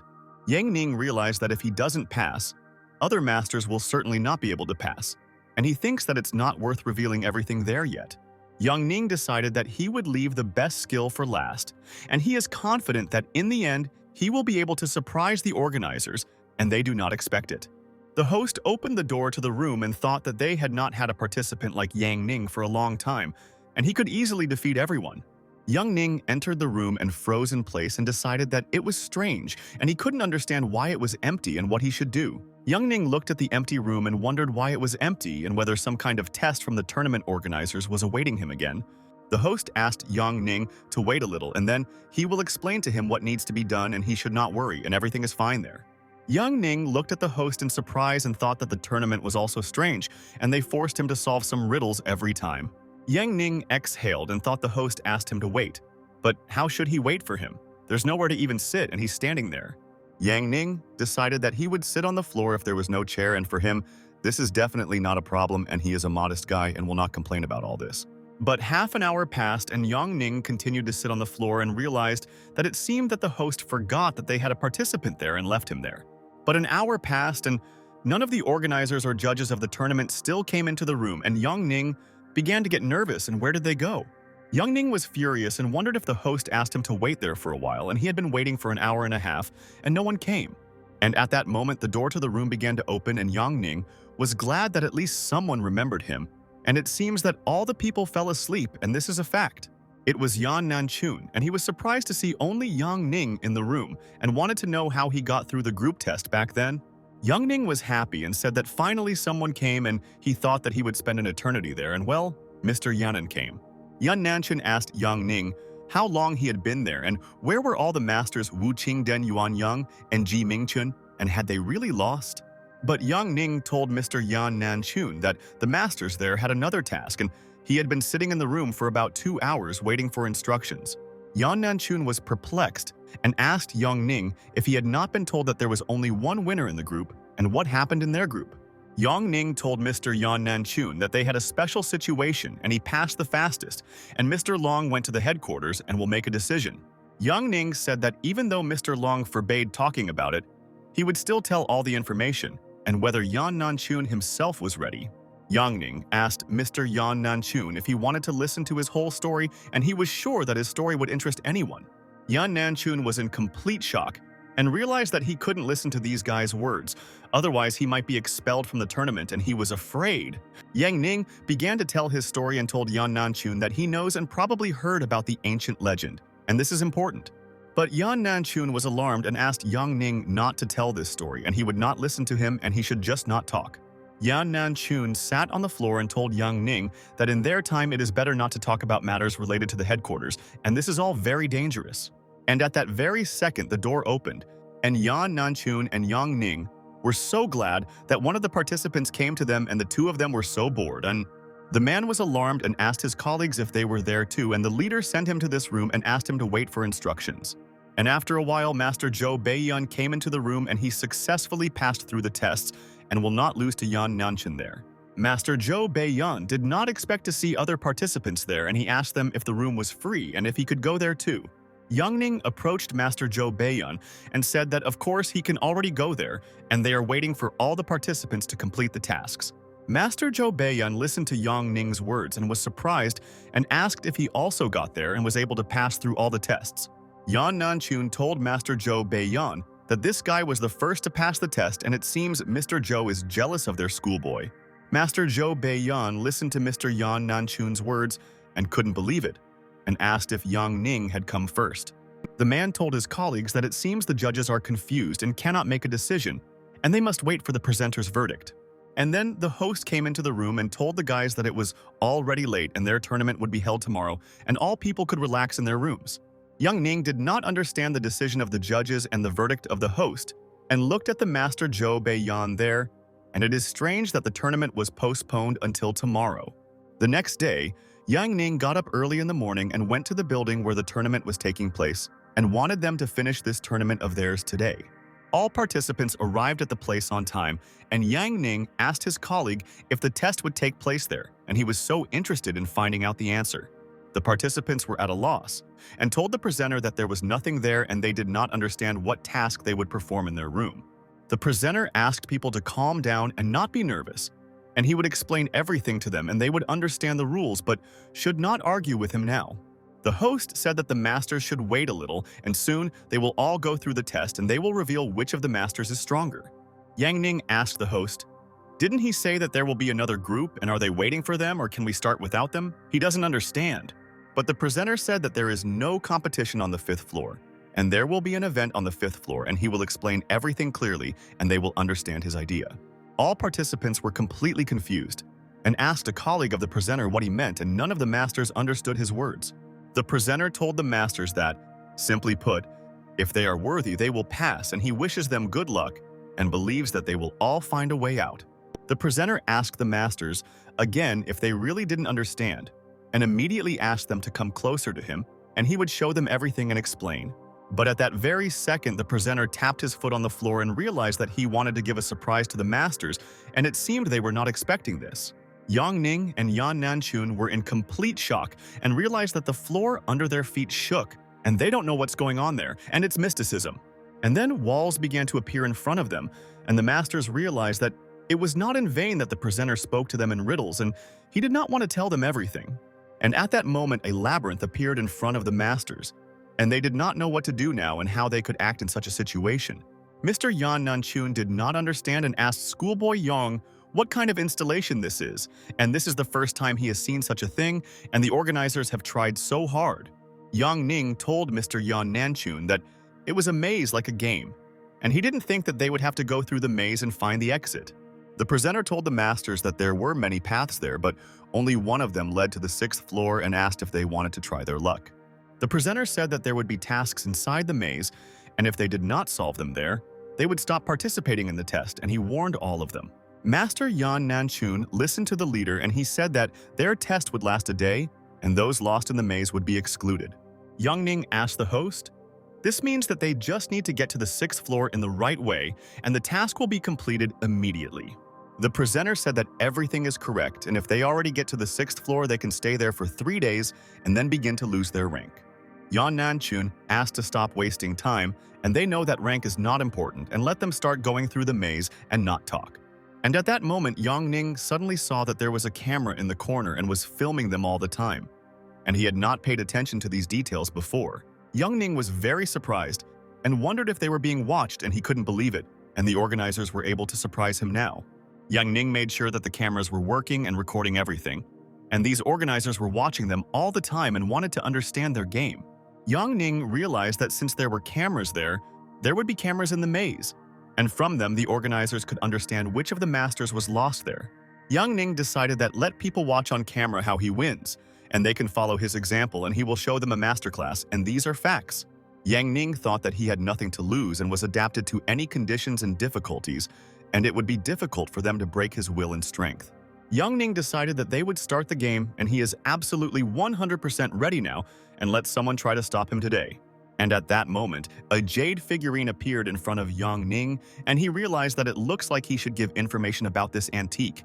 Yang Ning already understood from the system that this is a Ningjie Guanyin jade figurine, and the antique is of excellent quality, and he will understand everything at once. Yang Ning thought, "Is it really a jade figurine of Ningjie Guanyin?" And the system has a couple of pages about this item, and he will study everything there. People watched Yang Ning on cameras and asked if this guy understood what he was doing, and he was clearly different from other assessment masters. People said that for several decades they could not unravel the mystery of the origin. But this guy is able to unravel all these secrets. People knew that until now, no one had determined where this item of theirs came from, and there were only a couple of records and discussions and nothing else. But suddenly, Yang Ning was asked to determine the origin of the thing and press the red button to turn on the interface and speak verbally. The man thought that the young man is not simple and he can surprise them all because no one believes in him from the very beginning, and he is the best so far. The man pressed the button and thought that he was very interested in what Yang Ning would answer and tell them about the Ningjie Guanyin figurine today. The man asked Yang Ning to start answering, and the guy said, "For the first time, this jade was found a long time ago under Emperor Zheng." And it's true. Yang Ning said that the Ningjie Guanyin figurine is made of durable and white jade, which is quite expensive and is highly valued. This handmade work of Shi Yusheng, and after Emperor Zheng had already passed away, the jade was given to Emperor Shuang, and the price is 5 million. The man was shocked and told his colleague that the guy was right, and his grandfather told him that this was a relic inherited from Gongzhong, and Yang Ning guessed right. But a colleague told her that this guy says that it is related to Emperor Shuan, and they should listen to his whole story there. Yang Ning said that this is only the first test, and he hopes that he will see more valuable items, and the organizers will surprise him. The man was surprised and asked his friend if Yang Ning had not finished there yet, and it seemed he wanted to tell them in detail about this figurine. The Meister told his colleague that it seemed that Yang Ning had discovered something, and he managed to immediately intrigue all the tournament organizers who were there now. Yang Ning said that this symbol on the jade was not carved there by Xian Yusheng, but most likely by Emperor Xuan, and he noticed it there. Yang Ning said that if he had a chance, he would use paper with a special mixture there to display the symbol on the paper like a map. All the organizers of the competition were completely shocked by Yang Ning's words, and both realized that this could be a treasure map, and this is a chance for success. The man asked all the people to quickly bring Guanyin Jade there, and this is very important, and they must be convinced of one hypothesis as soon as possible. Yang Ning was waiting for what people would tell him and whether he answered the questions correctly, and the Ningji Guanyin figurine was really funny, and there was intrigue. Yang Ning saw on the screen that his answer was accepted, and he could continue to go through the labyrinth and correctly told all the information about Jade. Yang Ning realized that it was good that he had chosen this road, and he wondered what he would encounter next, and he was determined and going towards his fate. The man and his colleague realized that they could test the guy with a more difficult task, and he was ready for any challenge, and they understood him. The man asked his colleagues to detain the guy for a couple of minutes and quickly replace the third item for him, and he wants to find out all the information soon. People listened to the Mister's instructions and were perplexed and asked him why he wanted to replace the items because the guy does it that way. But the man asked to quickly replace the item with the one that should be sent to the 6th floor, and he wants to understand the whole truth now. The man asked his people to also give the rest of the items on the 6th floor to this guy, and he could immediately solve all the riddles. At this time, Master Meng Lao and Grandfather Feng began to leave the building, and they were dissatisfied with their result in the tournament and both knocked out. Dao Ying Xuan was waiting for them outside the building and asked Grandfather Meng Lao and Grandfather Feng what their ranks were and what result they got in the tournament. Meng Lao asked Dao Ying Xuan if she was interested in knowing about their rank, and it would be better if she did not ask about it, and this is absurd. Master Feng told Dao Ying Xuan that he was already too old for such tournaments and would no longer participate and would rather rest at home, and that would calm him down. Dao Ying Shen was offended and wondered if the Lin family there had lost again in the tournament, and the other families would laugh at them. But suddenly, Dao Ying Xuan remembered that her best friend Yang Ning was still at the tournament, and not everything was lost, and she believed that he would win. Ning Seishan was walking on the street at that time and thought that he hoped that his nephew Yang Ning could defeat everyone in the tournament, and he was cool. And then someone asked President Ning Seishan to stand still and give him just a little time, and he wants to discuss all this with him. The man asked Ning Seishan for forgiveness for disturbing him, and his name is Kong Da Chun, and does he remember him, and they both met before. Ning Seishan asked if he was Kong Da Chun from that Huahai police department, and he saw him at the financial meeting back then. Kong Da Chun told Ning Seishan that he heard from his men that they had encountered some hooligans and let them discuss it there. Kong Da Chun thought that Mr. Ning Seishan should not be nervous, and he would guarantee that nothing would happen to him and that he would protect their friend. Kong Da Chun shook hands with Mr. Ning Seishan and said that these people are now in custody and they will all be punished for their insolence. Ning Seishan said thank you to the director of Kong Da Chun, and he is glad that these hooligans will no longer rob and harass people there. Ning Seishan thought that Kong Da Chun was an influential person, and he was able to put all the bandits in prison without any problems, and they deserved it. After that, Kun Da Chun got into the car and realized that he was pleased that he was able to convey all the news to Ning Seishan, and he would protect their family. Kong Da Chun told his man that if Ning Seishan comes, they must fulfill any wish, and the King of Finance is not against it. The driver wanted to ask the director of Kun Da Chun what if they have questions and what should he do then, and wants to understand everything.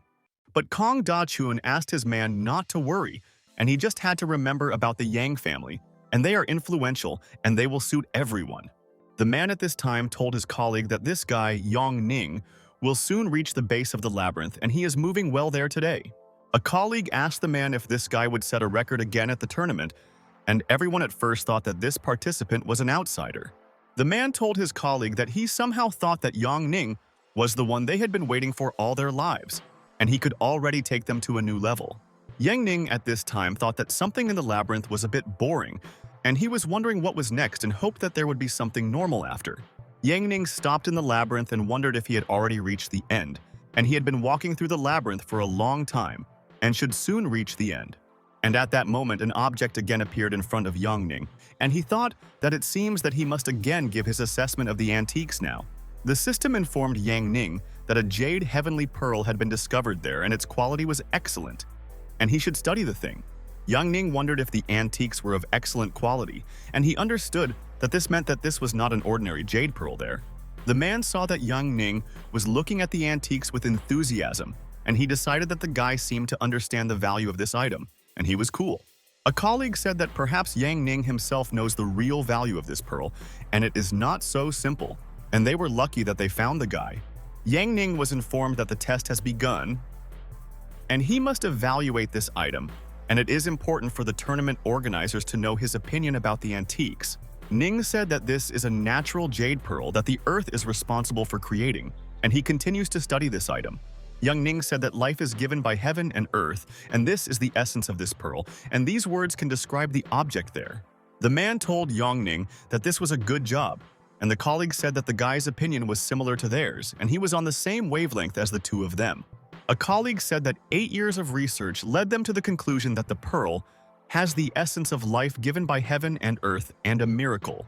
Yang Ning stood still, and people told him that they accepted his answer, and he suits everyone, and he has excellent knowledge and is a master of assessment.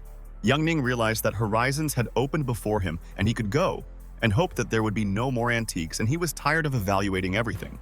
Yang Ning saw the stairs to the top floor and suggested that it looks like he passed the test and the leader should explain all the rules to him. The man watched Yang Ning under the cameras in the monitor and asked his colleague if he wanted to invite him and ask about valuable things.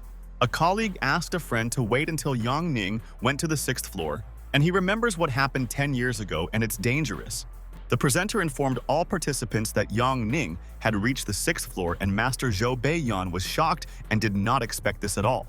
Yun Nanchun also kept an eye on the time and realized that he should already tense up and hurry up, and then he could catch up with Yang Ning in their race. The people on the 4th floor also realized that Yang Ning was there at the finish line, and it looked like he would win the tournament, and everyone was behind Yang Ning. At this time, the participants on the 4th floor were arguing among themselves, and they asked the judges if they really had to leave, and they didn't believe everyone. The man listened to the words of the presenter and was irritated and realized that he had no chance of success and he could leave the tournament, and he was bad there. Yang Ning did not suspect that the administration decided to complicate the next floor now, and they want to test Yang Ning's skills, and this is an intrigue. Yang Ning has no idea how many people he has insulted and shocked, and he doesn't think about people today, and it is important for him to defeat everyone in the tournament.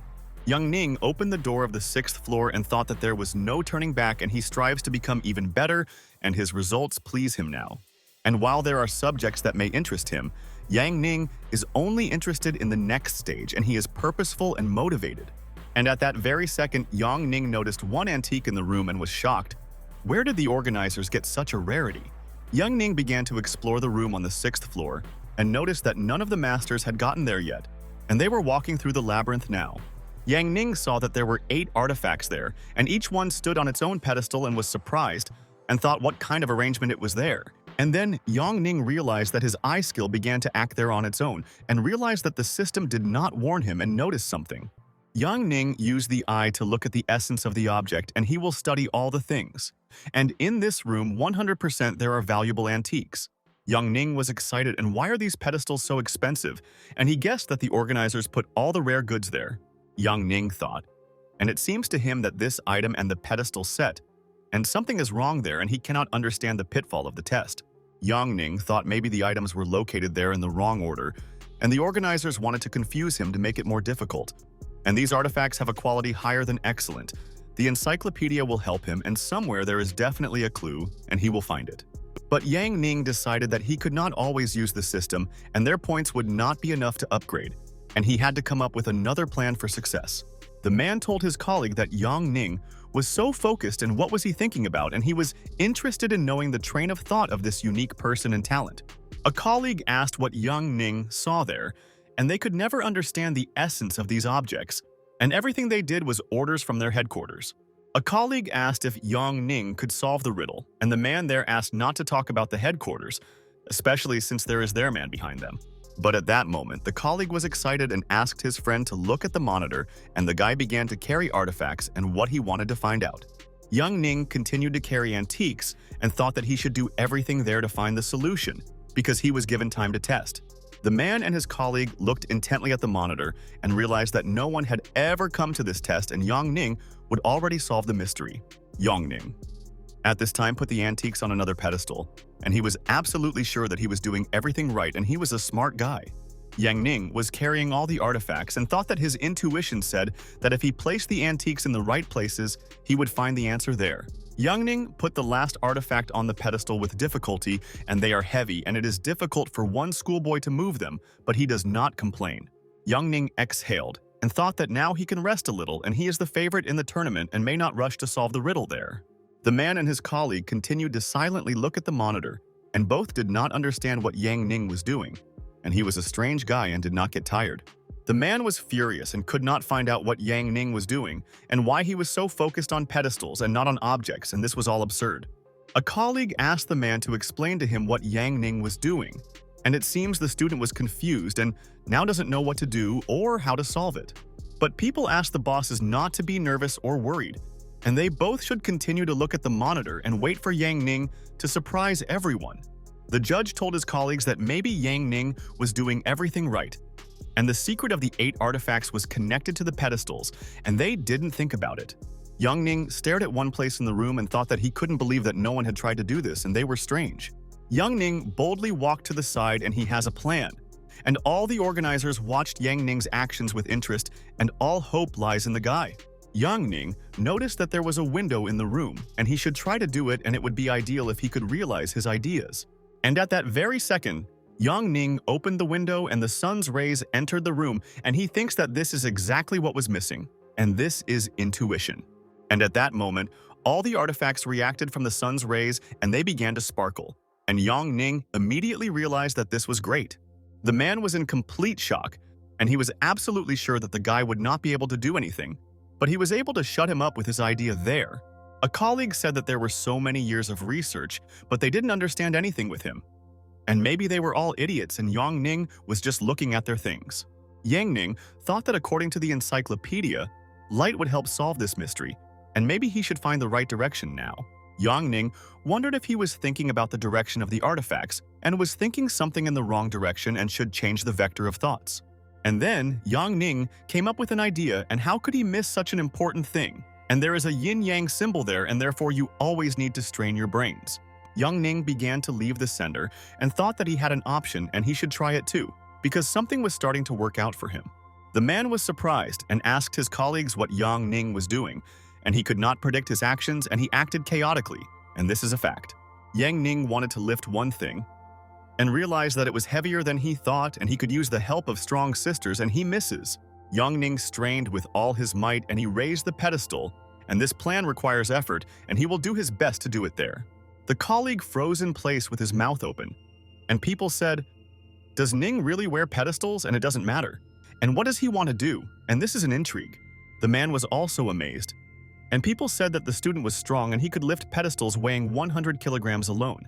Yang Ning continued to move the pedestals, and people could not understand why the student was carrying pedestals, and something was clearly wrong there. But Yang Ning never listens to others and let everyone doubt him. But he will achieve his goal and absolutely believes that he will succeed. And after a while, Yang Ning exhaled and realized that he needed a break, and these pedestals are heavy and one person should not carry them there. But Yang Ning realized that this was not the same again. And he did not despair and would try everything, and he would be able to find a way to find the secret of the artifacts. Yang Ning realized that this test is not so difficult, but without strength it definitely cannot be passed. And the one who created this test is clearly a sadist and wants to make him suffer. The tournament organizers wondered if this guy was talking about them, and they didn't know what was connected with the location of the pedestals. The man told his colleague that he thinks that they need to urgently call that person, and that he thinks and wants to know his friend's opinion on this. A colleague listened to his friend's words and said that what he said was true, and they should call him and he could help them, and this is an option for them. Yang Ning at this time slowly rearranged the pedestals, and he realized that the organizers think whatever they want, but he doesn't care about anything. Yang Ning thinks that now he has done everything right, and he can solve this nuance, and this is a puzzle, and he must strain his brains. Yang Ning thought that if he strained his brains, he could already come up with a brilliant plan, because a person is capable of much, and this has been proven. Yang Ning sat on the floor and thought that now he is at a dead end, but he does not lose heart and knows that he must remain optimistic and will find a solution immediately. Yang Ning closed his eyes and calmed down, and stopped being nervous and not thinking about completing the task, and his head is clear, and all thoughts are behind him. The friends looked at each other and were at a loss as to what Yang Ning was doing, and it seemed like he had no options left and didn't know what to do. And at that very second, Yang Ning opened his eyes and said that he understood and now he would not make obvious mistakes and it was good that he decided to take a break. Yang Ning pointed his finger at the wall and said that he thinks it is there and he needs to do something and then he will achieve results and he believes. Yang Ning continued to point his finger at the wall and thought that he had no more options and he should try to do it and he knows it.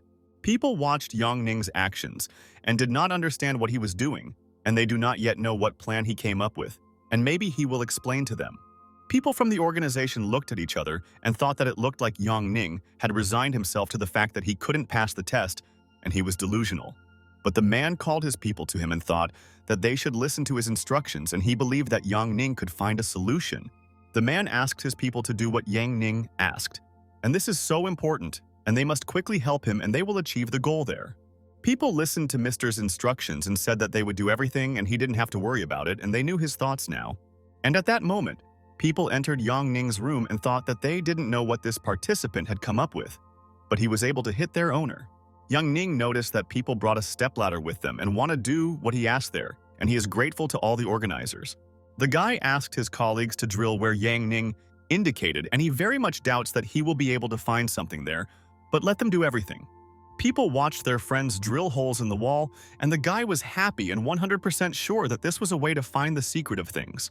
The man was surprised and told his colleague that he remembered that this sixth room was built as the headquarters ordered and they did not follow him. The colleague listened carefully to his friend's words, and he suggested that maybe this room was made specifically for these items, and this is likely. A colleague told a friend that he doesn't know the details, but it's quite possible that the guy knows the layout of the room, and he's a genius and let him do everything. The man said that this is the constellation Ursa Major. They're from the stars: Taishu, Tianxuan, Tianxian, Tianquan, Yuheng, Kaichen, and also Yao. People did their job and thought that they hope that the guy is not a failure and he will pass the test and the bosses will be shocked by him. Yang Ning said a huge thank you to the people and said goodbye to them, and so soon they will see each other and he will be able to find the secret of the artifacts soon. Yang Ning thought that now they would test his hypothesis and he always had no doubts in his decisions. And today he is also absolutely confident. Yang Ning began to peel the fabric from the hole and realized that if the sun's rays entered the room, they would be able to see the reaction, and this was interesting. Now, Yang Ning was waiting for what would happen there and the sun's rays would definitely do their job, and he would amaze all the organizers and let them watch. The sun's rays reached the artifact and it began to glow and Yang Ning was proud of himself and this result is amazing and it's cool. The masters stood up and could not understand how this was possible and what Yang Ning did, and no one could solve the mystery of these artifacts.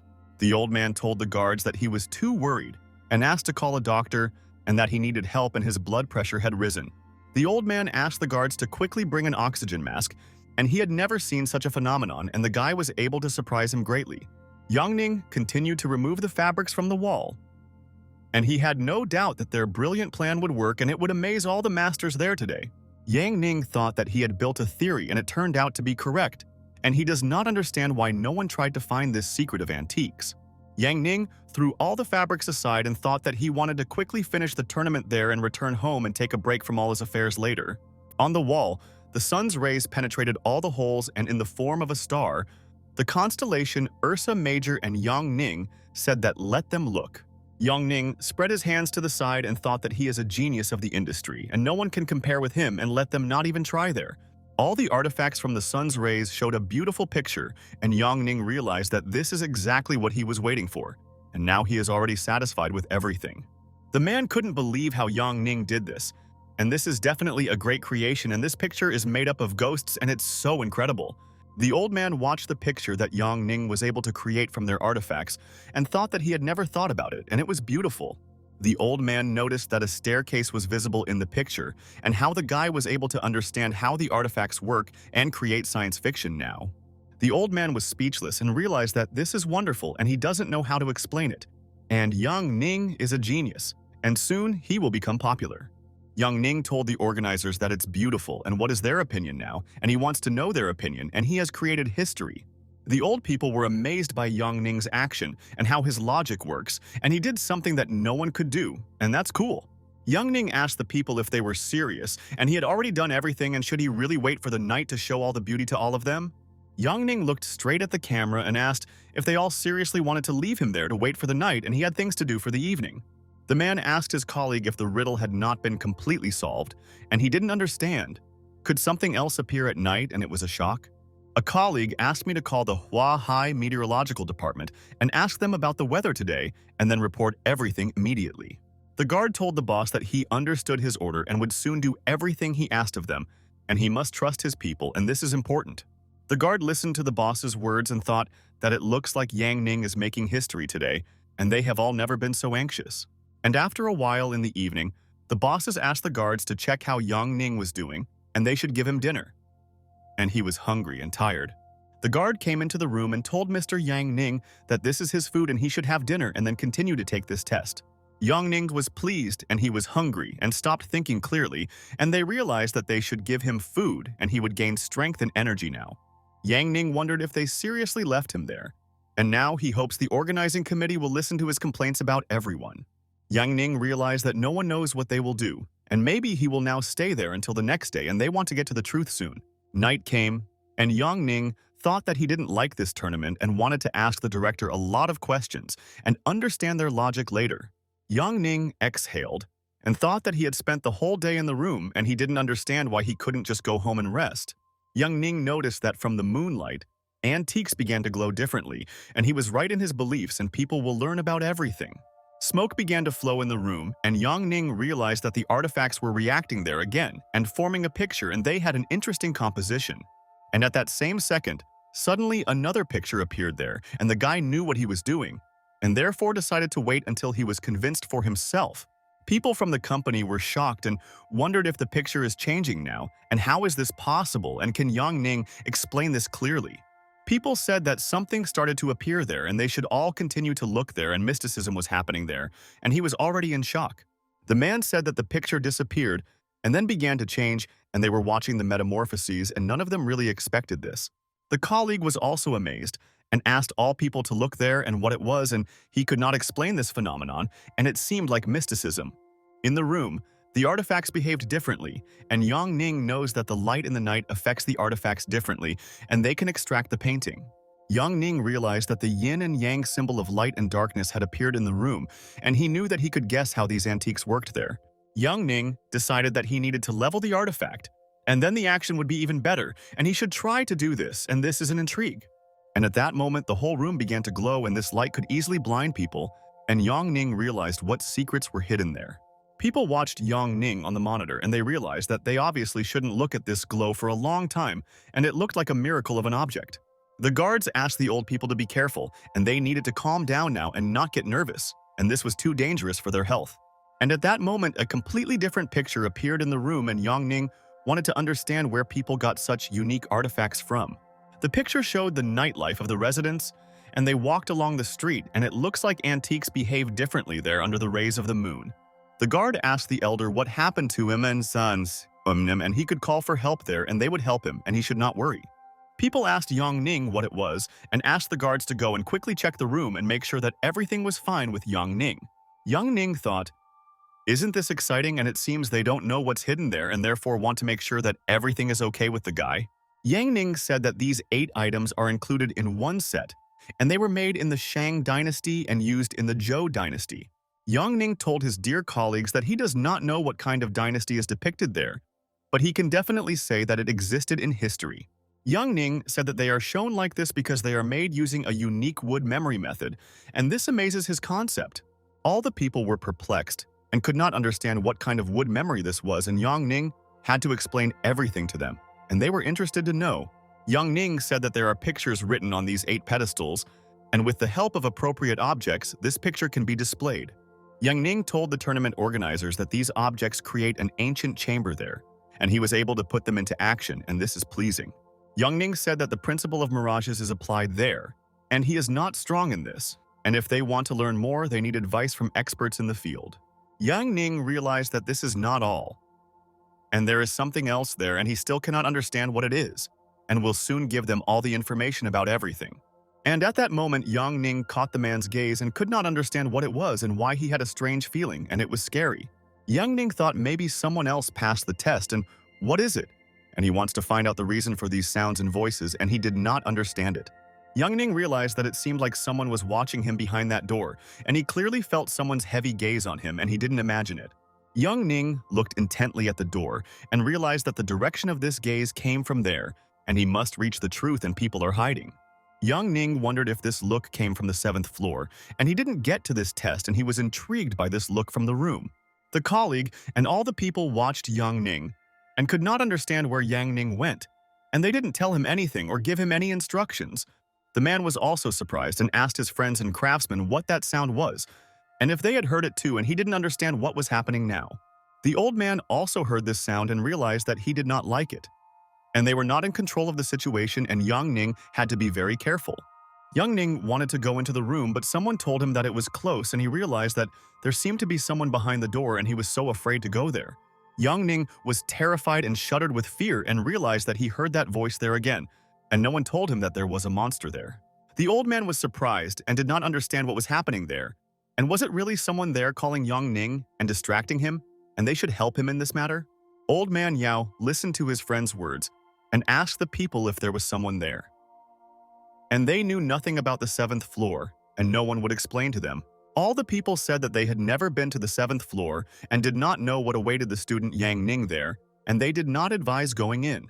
Old man Yao realized that he had to find out for himself, and then he could answer the question of his colleagues and he would not let them down and would help the guy there. The guard started pushing old man Yao's stroller and thought that people just had to take him there and he would find out what was hiding on the 7th floor. The man asked old man Yao if he really wanted to go to that room and asked him to be careful and they would help him if he was in trouble. The manager asked people to leave the premises, and before everyone went to turn off the video surveillance equipment, and this is so important. The man ordered no one to enter this room, and it is dangerous for themselves, and all information must be reported to him immediately, and this is important. Yang Ning was wondering what was on the 7th floor, and maybe there were so many artifacts or a mythical artifact like from various ancient legends. Yang Ning was intrigued and wants to quickly find out what is hidden behind this door, and it seems that none of the masters have ever reached the tournament. Young Ning pushed the door to the 7th floor and thought maybe he should quickly take a look at what they are hiding there, and he has overcome so many stages now. The door was not locked, and Young Ning realized that he could go there and he did not know what awaited him.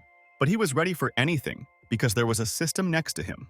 Yang Ning looked at the room on the 7th floor and froze in place and realized that he expected anything but not this, and he must find out the secret. Young Ning saw a man in the room and looked at him intently and was wary because he doesn't know what to expect from him, and it's strange. The man continued to stand in front of Young Ning and looked the guy straight in the eyes and did not move from his place. And it looked like he wanted to meet the guy. Yang Ning thought that the man was about 40 years old, but in appearance it seems that he has lived for several centuries, and this man looks like an antique. Yang Ning was nervous and thought that he knew this look from one very important person, and he was always afraid of this look when he was a child at home. Young Ning realized that this look was like his father's, and said good evening to the man, and he was glad to meet them and wanted to ask him a couple of questions about everything. But the man continued to silently look at Young Ning, and he still did not answer Young Ning's question, and did not even move from his place and seemed to be waiting. Young Ning was at a loss and realized that it seems that this man does not really like communicating with people and he will not ask him questions there. But the man was serious and did not take his eyes off, and he wanted to understand Young Ning's thoughts and find out why this man came to visit. And at that moment, the man smiled and wanted to say something to Young Ning, and the schoolboy regretted that he had entered the room and had some kind of anxiety there. The man said hello to Yang Ning, and the schoolboy could not understand what was wrong with this man, and his look was so dangerous as if he understood all his secrets. The man told Young Ning that he thought that no one would ever get to this floor, but he gave him a gift since he got there today. Young Ning thought that the man was speaking as if he was older than his grandfather, and he couldn't understand how old he was, and maybe he was exaggerating now. But the man again continued to look straight into Young Ning's eyes, and he was acting very strange there and could not understand this man's thoughts. Young Ning realized that he again felt this gaze, and now he clearly had the feeling that this person had read his thoughts, and who was it? The man asked the kid his name, and he wants to know his name, and they can continue to discuss, and he wants to understand a lot of things. The schoolboy told the mister that his name is Yang Ning, and he is glad to meet him and wants to discuss many interesting things with him, and this is so important. Young Ning asked the man if he is the examiner on this floor, and he will tell him all the information about the test, and he will complete everything. But suddenly, the man told Young Ning that there would be no test and thought that it looks like the guy still didn't understand anything, and this can be seen from the guy. Yang Ning was very surprised and asked the man if there would be any competition and if he was sure of this, and the tournament judges didn't tell him anything. The man asked Yang Ning what was wrong with this, and no one had ever come there before, and therefore he did not know what test awaited him later. Yang Ning listened to the man's words and thought that he was strange, and it seems that the host forgot to explain to him about the 7th floor and he doesn't know it. Yang Ning remembered that everyone said that no one got to the 7th floor, and no one knows what could be there, and there will be no test today. Yang Ning told the man that then let everything be as he says, and if there is no test, he will be better off, and he can win this tournament more easily. The man listened to the words of the schoolboy and told Yang Ning that he was young but strong, and his strength impressed him, and he could achieve success in anything. The man told Yang Ning that the last person who entered the 6th floor was much older than him, and young people in their days are capable of feats. Yang Ning asked the man who he was, and maybe he was an examiner or an observer of the entire tournament, and maybe he could explain the situation. The man asked Yang Ning if he really thought that he was an examiner, and he would just look around and see if there was anything in the room to conduct the test on. Yang Ning was delighted and thought that it turns out he won, and his uncle can tell him that he defeated everyone and he is proud of himself and he is cool.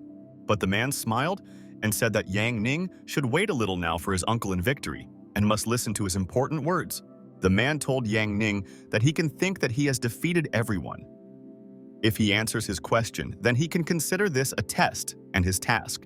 Yang Ning was furious and thought that this scoundrel was trolling him and wanted to give false hope that he had defeated everyone and was mocking him. The man asked Yang Ning to tell him how old he was and name his family, and first he should find out more about his biography there. Yang Ning told the man that he was 18 years old and had a mother and father, as well as a sister and servants. But did he still want to know about his fiancée? The man asked Yang Ning if he had a master or teacher, and he really wanted to know about it and let the student answer all his questions. Yang Ning was very nervous and told the man that his master told him not to talk about it. And even if he wanted to, he couldn't tell him this. But the man told Yang Ning that he was not interested in his origin and let him just tell him if he had a master and it wouldn't be difficult. Yang Ning was interested to know, and he asked the man why he so wants to know if he has a master and he doesn't care there. But the man told Yang Ning that despite the fact that he has a master, he wants to ask the student if he now wants to become his student. But Yang Ning, without thinking for a long time, told the man that he did not want to become his student, and he was quite happy with his teacher and would not betray his uncle. The man was angry and surprised and asked Yang Ning why he refused him because he could teach him many techniques and he was losing a lot there. But Yang Ning told the man that he refused him because he simply didn't want to become his student anymore and couldn't. He really refused. The man silently looked at Yang Ning and thought that this guy is confident in himself, and any other person would immediately agree with him. And this is a fact. The man told Yang Ning that he could go, and he allowed him to leave the room, and they had nothing else to talk about, and he understood him there. Yang Ning asked the man if he could just walk like that, and he understood him, and then he wouldn't waste time and just leave their room. The man thought that he really wanted this guy to become his student in the future, and in vain he refused, and would soon regret his decision. Yang Ning began to leave the room and thought that he had no desire to be on the 7th floor anymore and listen to this man's nonsense. Yang Ning pushed the door and thought that he hoped that there were no more tasks left in the tournament, and he was tired of appraising the antiques there. Yang Ning slammed the door and decided that he would never return there, and he had no desire to perform strange tasks, and he decided it right away. Yang Ning exhaled and thought that this was too much, and he could no longer tolerate talking to this man, and there was an oppressive atmosphere there. Yang Ning realized that he was no longer the same person as before, and after receiving the system, his life changed dramatically, and he is not afraid. Yang Ning thought that when he looked into the man's eyes, he felt some strange tension, as if elders were scolding their children. Yang Ning was interested to know who this person is, and he will soon find out all the information and biography about him, because he is sure that he is different. The man thought that he had been there for too long, and it was time to return to the outside world, and a lot had changed since his departure from the world. The man hopes that in this century there will still be people as unique and amazing as this guy, and he was able to amaze him recently. And then the presenter said that they congratulate Yang Ning on completing the 7th floor, and he was the first among all the masters to complete all floors. The masters listened to the words of the presenter, and he said that this time they already have a winner and asked everyone to go to the 4th floor as soon as possible. The host told the masters that they would evaluate all their actions and understand what they managed to do during their tournament, and everyone would know the result. Master Yan Nanchun was shocked and did not think that Yang Ning had already managed to go through all the floors so quickly, and he had talent and was better than all of them. Master Zhou Beiyun was amazed, and the presenter said that everyone except Yang Ning will receive a rating corresponding to their deeds, and this is all fair. Yang Ning walked down the stairs and thought that now he can stop stressing, and it's good that he managed to complete all the tasks now. Mr. Yan Nanchun asked Yang Ning what he did there, and he was able to surprise all the masters, and did he really make it through this tournament? Master Li told his colleagues that this was impossible and Yang Ning was just a schoolboy and too young, and how could he go through all the tests? Master Zhou Beiyun asked Yang Ning to clearly explain to him the way to pass all the tests of the tournament, and it is much cooler than all the others. Master Yan Nanchun asked Yang Ning to tell him what was there on the 6th and 7th floors, and maybe there was hell there and he wants to know everything. Yang Ning told Master Yan Nanchun that he was wondering if he really wanted to know what was on the 6th and 7th floors, and if he was sure there. Master Yan Nanchun was alarmed, and realized that it was better for him not to even ask Yang Ning what was on these floors and this secret, and he understood. Master Yan Nanchun told Yang Ning that he understood him, and it seems that he does not have to ask him and will not do it if it is so dangerous. Master Zhou Beiyun felt sorry that he could not pass the tournament, and that he was not destined to defeat such a talented and unique person as Yang Ning there. At this time, the masters congratulated Yang Ning and said that he was cool and should teach them a couple of techniques, and the guy thanked them for everything. The presenter said that it was already late, so the participants would stay there overnight, and the exits would be open, and tomorrow the participants would leave early in the morning. The next day, Yang Ning went outside and realized that he had slept well and was now full of strength and energy and could already do his business. His sister Yang Zhuwei and Master Meng Lao were waiting at the Yang Ning building, and he asked his best friend what happened and how the tournament went yesterday. Yang Zhuwei said that they saw how everything happened in the morning, but he was not there, and Meng Lao's grandfather wanted to complain to the committee about the kidnapping. Uncle Meng Lao thought, could someone kidnap Yang Ning and no one would dare to do it because he would punish any scoundrel without their help? Uncle Chinju told Yang Ning that this time the conditions of the tournament were very strange, and he didn't understand why he only came out in the evening. Yang Ning said that he was left in a room alone with a TV and there was anime on all day, and they forced him to watch everything. Then, at this time, Mr. Long arrived at the headquarters and thought that they should discuss this important event with them, and Yang Ning surprised everyone at the tournament. Mr. Long asked his colleagues if they would do this and just let Yang Ning go, and he is special and should never be let go. The man said that they told Yang Ning a little about the results and locked him in a room and said that they could not let him out of there. Everyone listened to their colleagues, and the man asked them what they thought they should have done, and maybe they should have tied the guy up to them. Mr. Long said that they had no choice, and so they decided to let Yang Ning go, but they could easily find him if they needed him. The guy from the headquarters asked Mr. Lun if they really had no choice there, and they couldn't help but let him go and let him explain clearly. Mr. Long was surprised and asked his colleague if he really thought it was legal and how they were supposed to keep Yang Ning in this tournament. The man listened to Mr. Lun's words and thought that he seemed to have insulted Mr. Lun with his words, and he was angry with him now. The man felt ashamed and thought that now he would be careful in communicating with Mr. Lun, and they would be able to settle this issue with everyone. The guy said that they wanted to show a softer attitude towards their talents, and Yang Ning may turn out to be a genius and talents once in a century. The guy told his colleagues that no one expected that Yang Ning was the grandson of Old Man Yang, and his grandson showed his talent at the tournament then. The guy asked, can he discuss this with Old Man Yang? And he can give them a lot of information about his grandson, and they want to understand everything about this guy. The guy from the headquarters asked people, probably they all know about the legend of the 9 families, and Old Man Yang wants his actions not to interfere with his grandson. People from headquarters realized that this was true, and Old Man Yang didn't want his actions to harm his grandchildren, so they don't want to strain the guy. A member of the staff said that no one is allowed to talk about this, and they all shouldn't mention it either, because it's a secret, and he's not joking there. At this time, Mr. Meng Lao brought Yang Ning to the hotel and thought that they were all waiting for how he would perform in the tournament and did not doubt his friend. Mr. Meng Lao told Yang Ning that he could go into the room, and everyone was waiting for him there and wanted to ask a lot of questions, and everyone was interested in asking. Yang Ning opened the door and thought that he has great friends, and they are all always ready to help in difficult times, and he appreciates this most of all. The girl asked Lin Jiqing how she got it into her head that day to choose the first guy she met as a representative of her store. Young Ning was indignant and thought who this girl is and why is she talking about him like that. And he will soon find out all this and will not allow him to insult them. Lin Jiqing told Xu Jing to shut up, and she can't talk about him like that because she doesn't even know what kind of person he is and she doesn't like it. Master Meng Lao asked Lin Jiqing and Xu Jing what they did not share again, and they always conflict and cannot live peacefully together. Young Ning asked the old man, Meng Lao, what was going on there, and he didn't understand anything and wanted to hear an explanation from a friend, and this is so important. Xu Jing looked at Yang Ning and thought that it looked like this was the same guy who participated in the tournament and she was talking about him. Young Ning noticed the look of that girl and she looks at him with anger, and he didn't do anything, and she seems to already hate him, and it's a shock. And at that same second, Xu Jing suddenly turned away from Yang Ning, and he was at a loss and did not understand why such hostility, and he was kind. Yang Ning was completely furious and thought that the girl would definitely have problems now, and he didn't understand what she wanted from him, and she was infuriating. Lin Jiqing was also angry and told Xu Jing that if she makes scandals there, she will not be welcome there, and she will not lie to the lady. Xu Jing asked President Lin Jiqing what kind of power she was showing them there. But this is not her district, and this is the complete truth. Xu Chubai told Xu Jing that they booked this room and therefore she should leave from there and she is not welcome and she makes people nervous.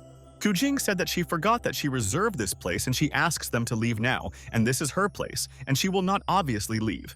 The man asked Mr. Xu Jubai for forgiveness, and they did not expect this and did not think that they would have such a dilemma, and this is a problem. Xu Jing told Lin Jiqing that she chose the wrong person and needed to take Cho, and the elite and the bosses and leaders want to be friends with Cho. The guy listened to Miss Xu Jing's words and asked her not to be nervous, and he thinks that she should take care of her nerves and not worry today. Lin Jiqing told everyone that they can do whatever they want, and she doesn't want to participate in this performance, and she is tired of this lady. The guy listened carefully to his friend and asked Miss Lin Jiqing not to go anywhere, and they could resolve the conflict, and no one was to blame. The guy told Lin Jiqing that this is just a place for a snack and there is no need to leave, and if he wants, he can invite her, and this is important. Lin Jiqing said that they can't stand it anymore, and they are all leaving and they can continue to insult others, and it is not interesting. Xu Jing asked Cho to forget about that ungrateful girl, and she doesn't understand why he is so obsessed with her, and he should let her go from there. Yang Ning couldn't understand what this situation was, and it seemed like Xu Jing was now looking at Lin Jiqing with jealousy and couldn't come to terms with everything. And at that moment, Yang Ning was in complete shock and thought, is this really what it was thinking about? And this is a love triangle and this is all nonsense. Cho told Miss Lin Jiqing that Mr. Pei from the Guoyu group wanted to hold a celebration for him tomorrow, and he wanted to say so. Lin Jiqing continued to leave there, and Cho said that then he would be announced as an official member of the Guoyu group, and this would be a joy. Chu said that there would be many evaluation masters and all the elite from Huahai at that meeting, and asked if Lin Jiqing would come to the meeting soon. Lin Jiqing asked Cho why he wanted to call her there and let him answer her, and then she could tell the answer and she would know everything at once. Cho told Lin Jiqing that he was confident that she would come to the meeting and he would feel much better if she stood next to him in the hall. Xu Jing looked at Cho and realized that he does not respect himself and why he humiliates himself so much in front of Lin Jiqing, and what if she doesn't come there? But Lin Jiqing continued to leave there and told both of them that if they had too high an opinion of themselves, no one needed them for nothing. Xu Jing told Yang Ning that she should thank him and he is her lucky star, and she is so glad that he has already become friends with the Lin family. Xu Jing told Yang Ning that he should stay with Lin Jiqing in order to cause as much harm and shame as possible to the Lin family. Yang Ning listened to Xu Jing's words and thought that she was a devil and he would not pay attention to them there, and they were not worthy of it today. Yang Ji Wei was furious and said, "Uncle, that she would finish off this lady and how she communicates with her brother." And Uncle Qin Ju stopped her immediately. And after a while, they all sat down at the table, and Uncle Ning Keishan told Yang Ning that they heard from Meng Lao that he had already received a rank in the tournament. Yang Ning told Ning Keishan's uncle that this is true, and he hopes that this will reflect well on the Lin family, and he thinks that this is all true. Uncle Meng Lao told all the uncles that Yang Ning tried to take first place there, and Yang Ning tried very hard for the sake of the Lin family, and that's cool. The master asked his colleagues if they were not afraid to brag about it, and this tournament of theirs was difficult, and the guy took third place, and that's good too. Dao Yingxuan asked Yang Ning to come with her, and she wants to ask him something, and he should give her some time in his life. Yang Ning listened to the words of his best friend Dao Yingxuan and agreed with her and thought that it looked like she would ask him about what happened at the tournament. Yang Jiwei was angry and thought that this Dao Yingxuan always takes her brother aside everywhere and she doesn't know what she's up to in its darkness. Dao Yingxuan told Yang Ning that she heard from old man Meng Lao that they cannot talk about what happened in this tournament. Yang Ning told Du Yingxuan's wife that if she really wants to know all this already, she must keep it all a secret, and this is his condition. Dao Yingxian listened with interest to Yang Ning's words and could not even imagine what happened to him during the tournament, and this is intriguing. But Dao Yingxuan told Yang Ning that she was against it and would not keep his secret, and she was also not his wife and should stop telling everyone that. But Yang Ning came even closer to Dao Yingxuan and asked his wife if she wasn't interested in what happened to him at the tournament and what everyone was hiding. Dao Yingxian asked Yang Ning what his rank was, and first she should find out his results in the tournament. And this is all very important too. Yang Ning asked Dao Yingxuan if she would believe it if he said that he took first place in the tournament and he was ahead of all the great masters.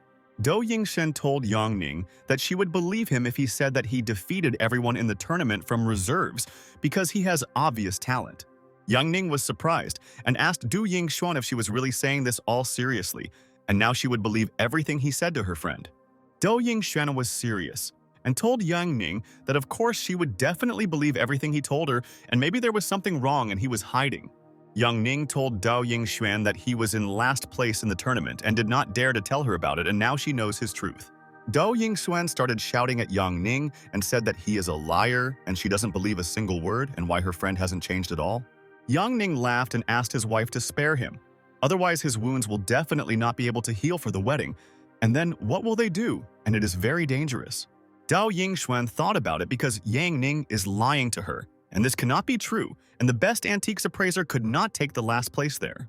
Dao Yingxuan asked Yang Ning to forget about it, and she doesn't want to look into it today, and he may not tell her details about the tournament. Yang Ning waited until Dao Yingxuan calmed down and asked his friend if he could ask her one question, and it was very important, and he was interested. Dao Yingxuan listened to her friend's words and asked Yang Ning what he wanted to ask her about, and she was ready to answer his correct question. Yang Ning asked Dao Yingxuan who this girl and guy are and why they both cause so much trouble to the Lin family, and this intrigues him. Dao Yingxuan said that this lady's name is Xu Jing, Lin Jiqing's classmate, and they are childhood friends, but over time people change. Dao Yingxuan said that the guy is also Lin Jiqing's classmate, and they were close when she studied abroad and his family is not rich. Dao Yingxuan said that she once heard that this guy made a good impression on Lin Jiqing back then, but that was nonsense. Yang Ning thought, are they really a friend and a guy he knows, and why then does it seem to him that they are enemies and hate each other? And these are facts. Yang Ning asked Dao Yingxuan if she knew anything else, and he was so interested in finding out all the information about all of Lin Jiqing's relationships. Dao Yingxuan said that when she was studying abroad with a guy and Lin Daiqing, something happened. But this is their private matter and she doesn't know. Dao Yingxuan said that it seems to her that she heard his real name somewhere, but she doesn't care who this guy is or what the relationship is like.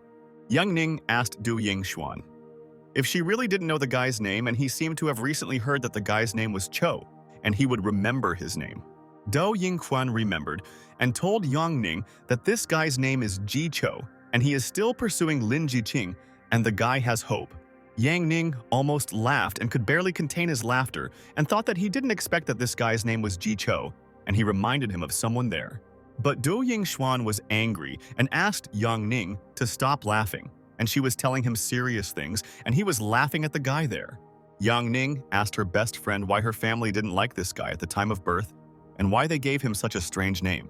Dao Yingxian asked Yang Ning, and why don't people choose their names, and whether he will help sister Lin Jiqing tomorrow, and this is important. Yang Ning asked Dao Yingxian. He couldn't believe that she wanted him to take part in the meeting, and he was already protecting the family. But Dao Yingxuan agreed with Yang Ning and said that he was right and she wants him to speak at the meeting tomorrow, and Lin Jiqing believes. Yang Ning told Dao Yingxuan that he agreed because his wife just asked so kindly, and it would be stupid not to go where there would be free food.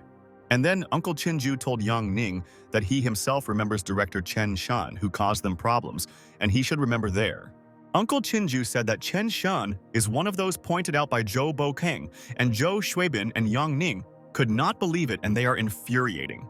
Uncle Chin Ju told Yang Ning that these people ran into his uncle there and one was arrested and the other was fired, and this is all fair.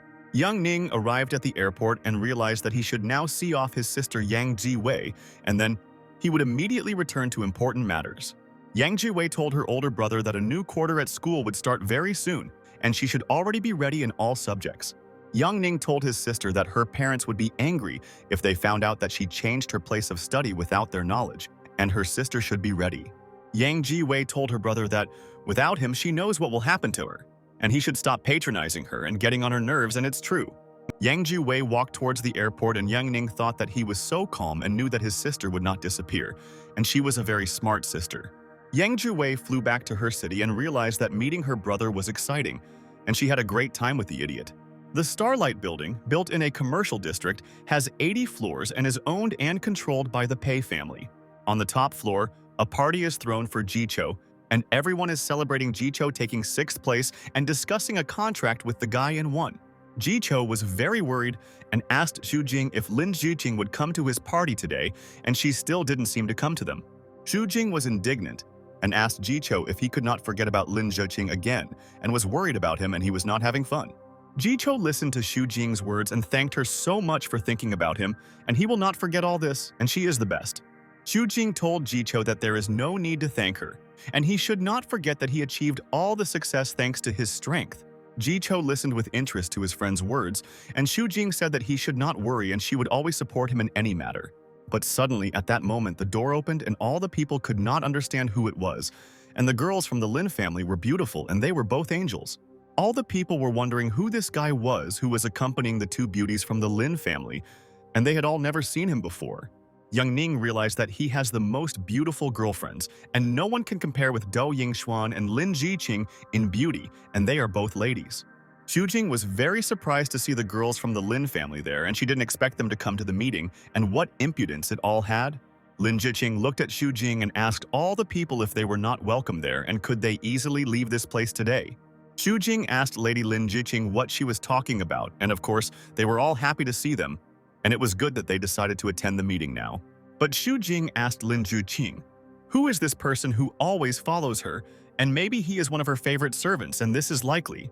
Dou Yingxuan was shocked to hear Xu Jing's words and asked what kind of nonsense she was talking about, and that, as always, she was ruining the atmosphere of the holiday. Xu Jing told Lin Zhiqing that she should not think that this guy will hide his dirty blood behind expensive perfume, and she is sure. Yang Ning was very surprised by Xu Jing's words and asked if she was talking about him, and he was a dirty and poor guy, and that was very funny.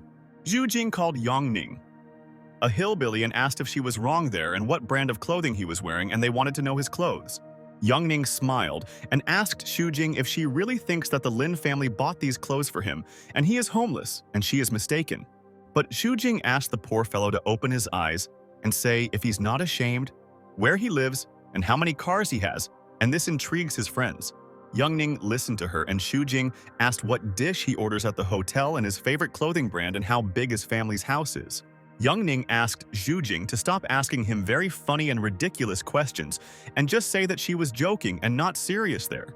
Yang Ning told Xu Jing that she probably doesn't know that all her questions disgrace her, and if she's interested, he already has a couple of 100 cars. Yang Ning said that he doesn't know about the house, he was never interested, but his family says that their 2 dogs could get lost there in the yard. Yang Ning said that it's rude to talk about dishes, but they have a personal chef, and when they go somewhere, they pre-order their food.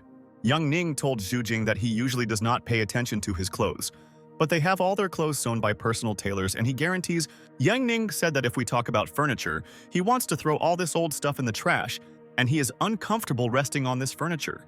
Dou Yingshen listened to Yang Ning's story and asked her best friend why he wants to throw away the furniture, because it is luxurious in his house.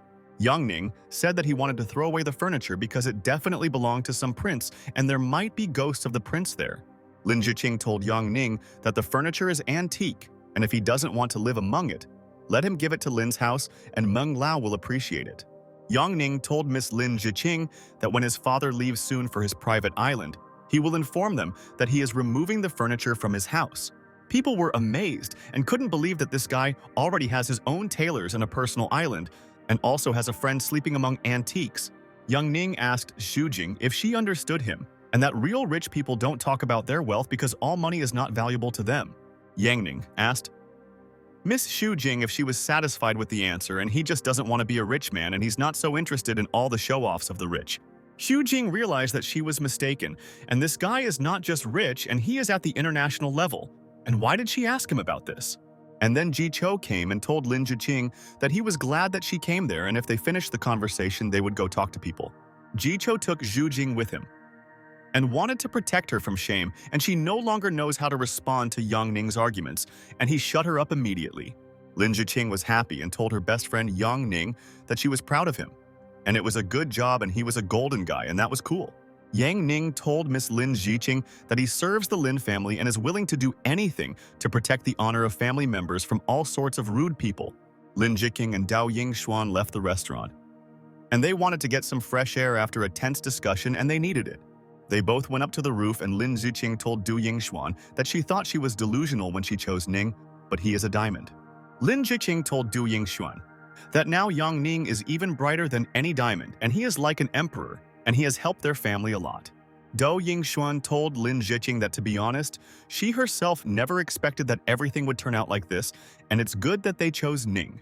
Yang Ning, at this time, continued to eat all the food from the table and realized that the organizers were cool, and they arranged a cool dinner for the guest at the meeting.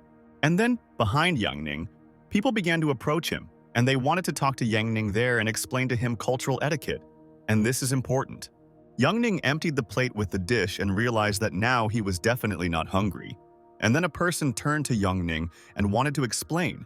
The guy told all the people that they have a glutton who has never seen food in his life, and he heard that he was invited by the Lin family, and he is that guy. Yang Ning wondered who he offended this time, and maybe the young master is from the second generation, or maybe from the third, and he doesn't want to disturb his friend. The guy was convinced that Yang Ning was the same guy, and said that he was Lin Jiqing's servant, and he was just dust in his eyes and a small mosquito. And at that very second, the guy threw a plate with a dish on the floor, and it instantly broke into pieces, and Yang Ning was a little dirty. Yang Ning asked the arrogant guy if he had finished dialogue with him, and then they could start taking action, and he was really pissing him off now. The guy asked Yang Ning if he really wanted to bite him or if he liked to swing his fists like ordinary homeless people, which is what he is there. But Yang Ning asked the guy when he heard a man bite a dog, and he can continue to bark as much as he wants, and he likes it. The guy was furious and asked the scoundrel Yang Ning who he called a dog, and he would answer for his words and regret that he insulted him in front of everyone. The man approached Yang Ning and asked the schoolboy if he knew who he was talking to, and this was young Master Zhao, and he should not argue with him. Yang Ning listened to people's instructions, and they told others that this guy is not from the elite and he does not know anything, and let him already learn manners. Lin Jiqing heard voices from the restaurant on the roof and told Dou Yingxuan that she thought something had happened there and they needed to go. Dou Yingxuan 100% agreed with the words of Sister Lin Zhaoqing, and they should quickly look at what happened there, and it's a shock. Dou Yingxuan and Lin Jiqing returned to the restaurant, and she asked young Master Zhao what he wanted from her friend Yang Ning and let him tell. But young Master Zhao asked Miss Lin Jiqing not to worry, and he just wants to meet her friend and find out his biography. Yang Ning smiled and asked Zhao if he didn't treat everyone like that, and asked Dou Yingxuan if she would mind if he taught him. But young Master Zhao told Yang Ning that because he was definitely not from the elite, he was not destined to understand his thoughts, and everyone was laughing at him. Yang Ning asked Master Zhao if he was talking about others, and maybe they have a community of non-anonymous idiots like Zhao. Young Master Zhao was alarmed and asked Yang Ning what he told him, and he doesn't understand what he's saying, and the guy himself looks like an idiot. Yang Ning asked Zhao if he would talk like that to the third son of Hua Hai there and would make fun of him while he was just eating the dish. But young Master Zhao told his partner that Yang Ning and his friends were not from their circle, and they clearly did not understand what they were saying, and everyone needed a doctor. But at that very second, Yang Ning pointed his finger at one person and immediately asked if he and Zhao were the same and told him to quickly answer now. It was Zheng Yukong, and he was shocked by Yang Ning's statement and realized that this guy was not an idiot, and he was able to guess about many things there. Dou Yingshan was furious and asked Cheng Yukong if he was there with this young Master Zhao, and she couldn't believe him. All the people looked intently at Zheng Yukong and waited for an explanation from the master, because he did not refute Yang Ning's guess and began to get so nervous. But Jung Yukong asked all the people what does he have to do with him, and he himself doesn't know this guy and he didn't do anything, and was just relaxing in the restaurant. Dao Yingshen realized that she knew that Jung Yukong was involved in this matter, and he had always annoyed Yang Ning in the past and did not leave him behind there. Jung Yukong could not understand what kind of look Yang Ning had, and of course he was so happy to admire his torment, but this time he had nothing to do with their business. And then young Master Zhao approached Jung Yukong and asked his friend if he had also come to the meeting and did not expect to see him now. Jung Yukong thought that he was warned that it was better not to mess with Yang Ning, and he was a shady guy, and it was better to immediately sort out the issue there. And at that moment, suddenly, Jung Yukong hit Master Zhao in the face and asked if he was crazy and if he realized what he was saying to their guests. Jung Yukong grabbed Zhao by the scruff of the neck and asked what kind of circles he was mentioning to them there. And such a circle of friends was not worthy of such a great one. Jung Yukong forcefully pushed young Master Zhao and said that he has no idea who he contacted and is making a fool of himself in the hall. Young Master Zhao fell to the floor and wanted to quickly explain all the information to him. And he knows that Mr. Jung Yukong himself did not understand him. Jung Yukong approached Dao Yingshuan and said good evening, and he is there on assignment and must meet halfway, and then they will discuss everything with her. All the people asked why young Master Jung Yukong did this, and it seems he doesn't want to interfere in this showdown, and that's all his right. Master Zhao's friends said that Miss Do Yingshuan was standing behind them, and she seemed to be friends with this guy, and he was definitely not an idiot. The colleague listened to the words of young Master Zhao's friend and asked him to just shut up, and he doesn't know anything and doesn't understand his words now. Yang Ning laughed and continued to eat the dishes, and realized that it looked like Mr. Jung Yukong had been watching this guy all this time, and it was funny. After that, the guy sat in the room with a colleague and said a huge thank you to Mr. Pei for inviting him to this great holiday of theirs. Mr. Pei told the guy that he hopes that in the future they will cooperate with the Guoyu Corporation, and he wants to drink to it now. And then the guy called Mr. Pei and said that this is important and he should come to him, and he wants to tell him one important news now. Mr. Pei got up from his seat and began to leave and asked for forgiveness from their interlocutor, saying that he should listen to his man there. The interlocutor listened to Mr. Pei's words and said that nothing would definitely happen and he would wait until Mr. Pei returned and they would discuss everything. The guy told Mr. Pei that something happened and he should be more aware of it so that he can take action later, and this is all important. Mr. Pei listened to the words of his comrade and was alarmed and thought that this was not enough for him to be completely happy, and what else was going on there. Mr. Pei told the guy that he could go and thank him for personally informing him about this, and now he knows about everything and will do it soon. Mr. Pei couldn't understand what was happening. And is Jung Yukong really jealous of this guy, and this is serious, and he never thought about it? Mr. Pei wondered who this guy Yang Ning was and where he came from, and he had to find out to understand why all people were so afraid of this guy. And at that moment, Ji Mingchun entered the restaurant and wanted to have a great time there and take a break from all his affairs, and he would sit on the side. Ji Mingchun noticed that someone was constantly eating dinner and eating everything on the table and wanted to approach him because he seemed like a friend.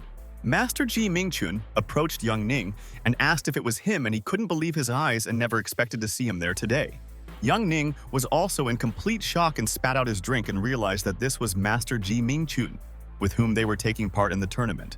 Yang Ning choked and thought that Ji Mingchun had taken him by surprise and he should not have approached him while he was having dinner, and this was wrong.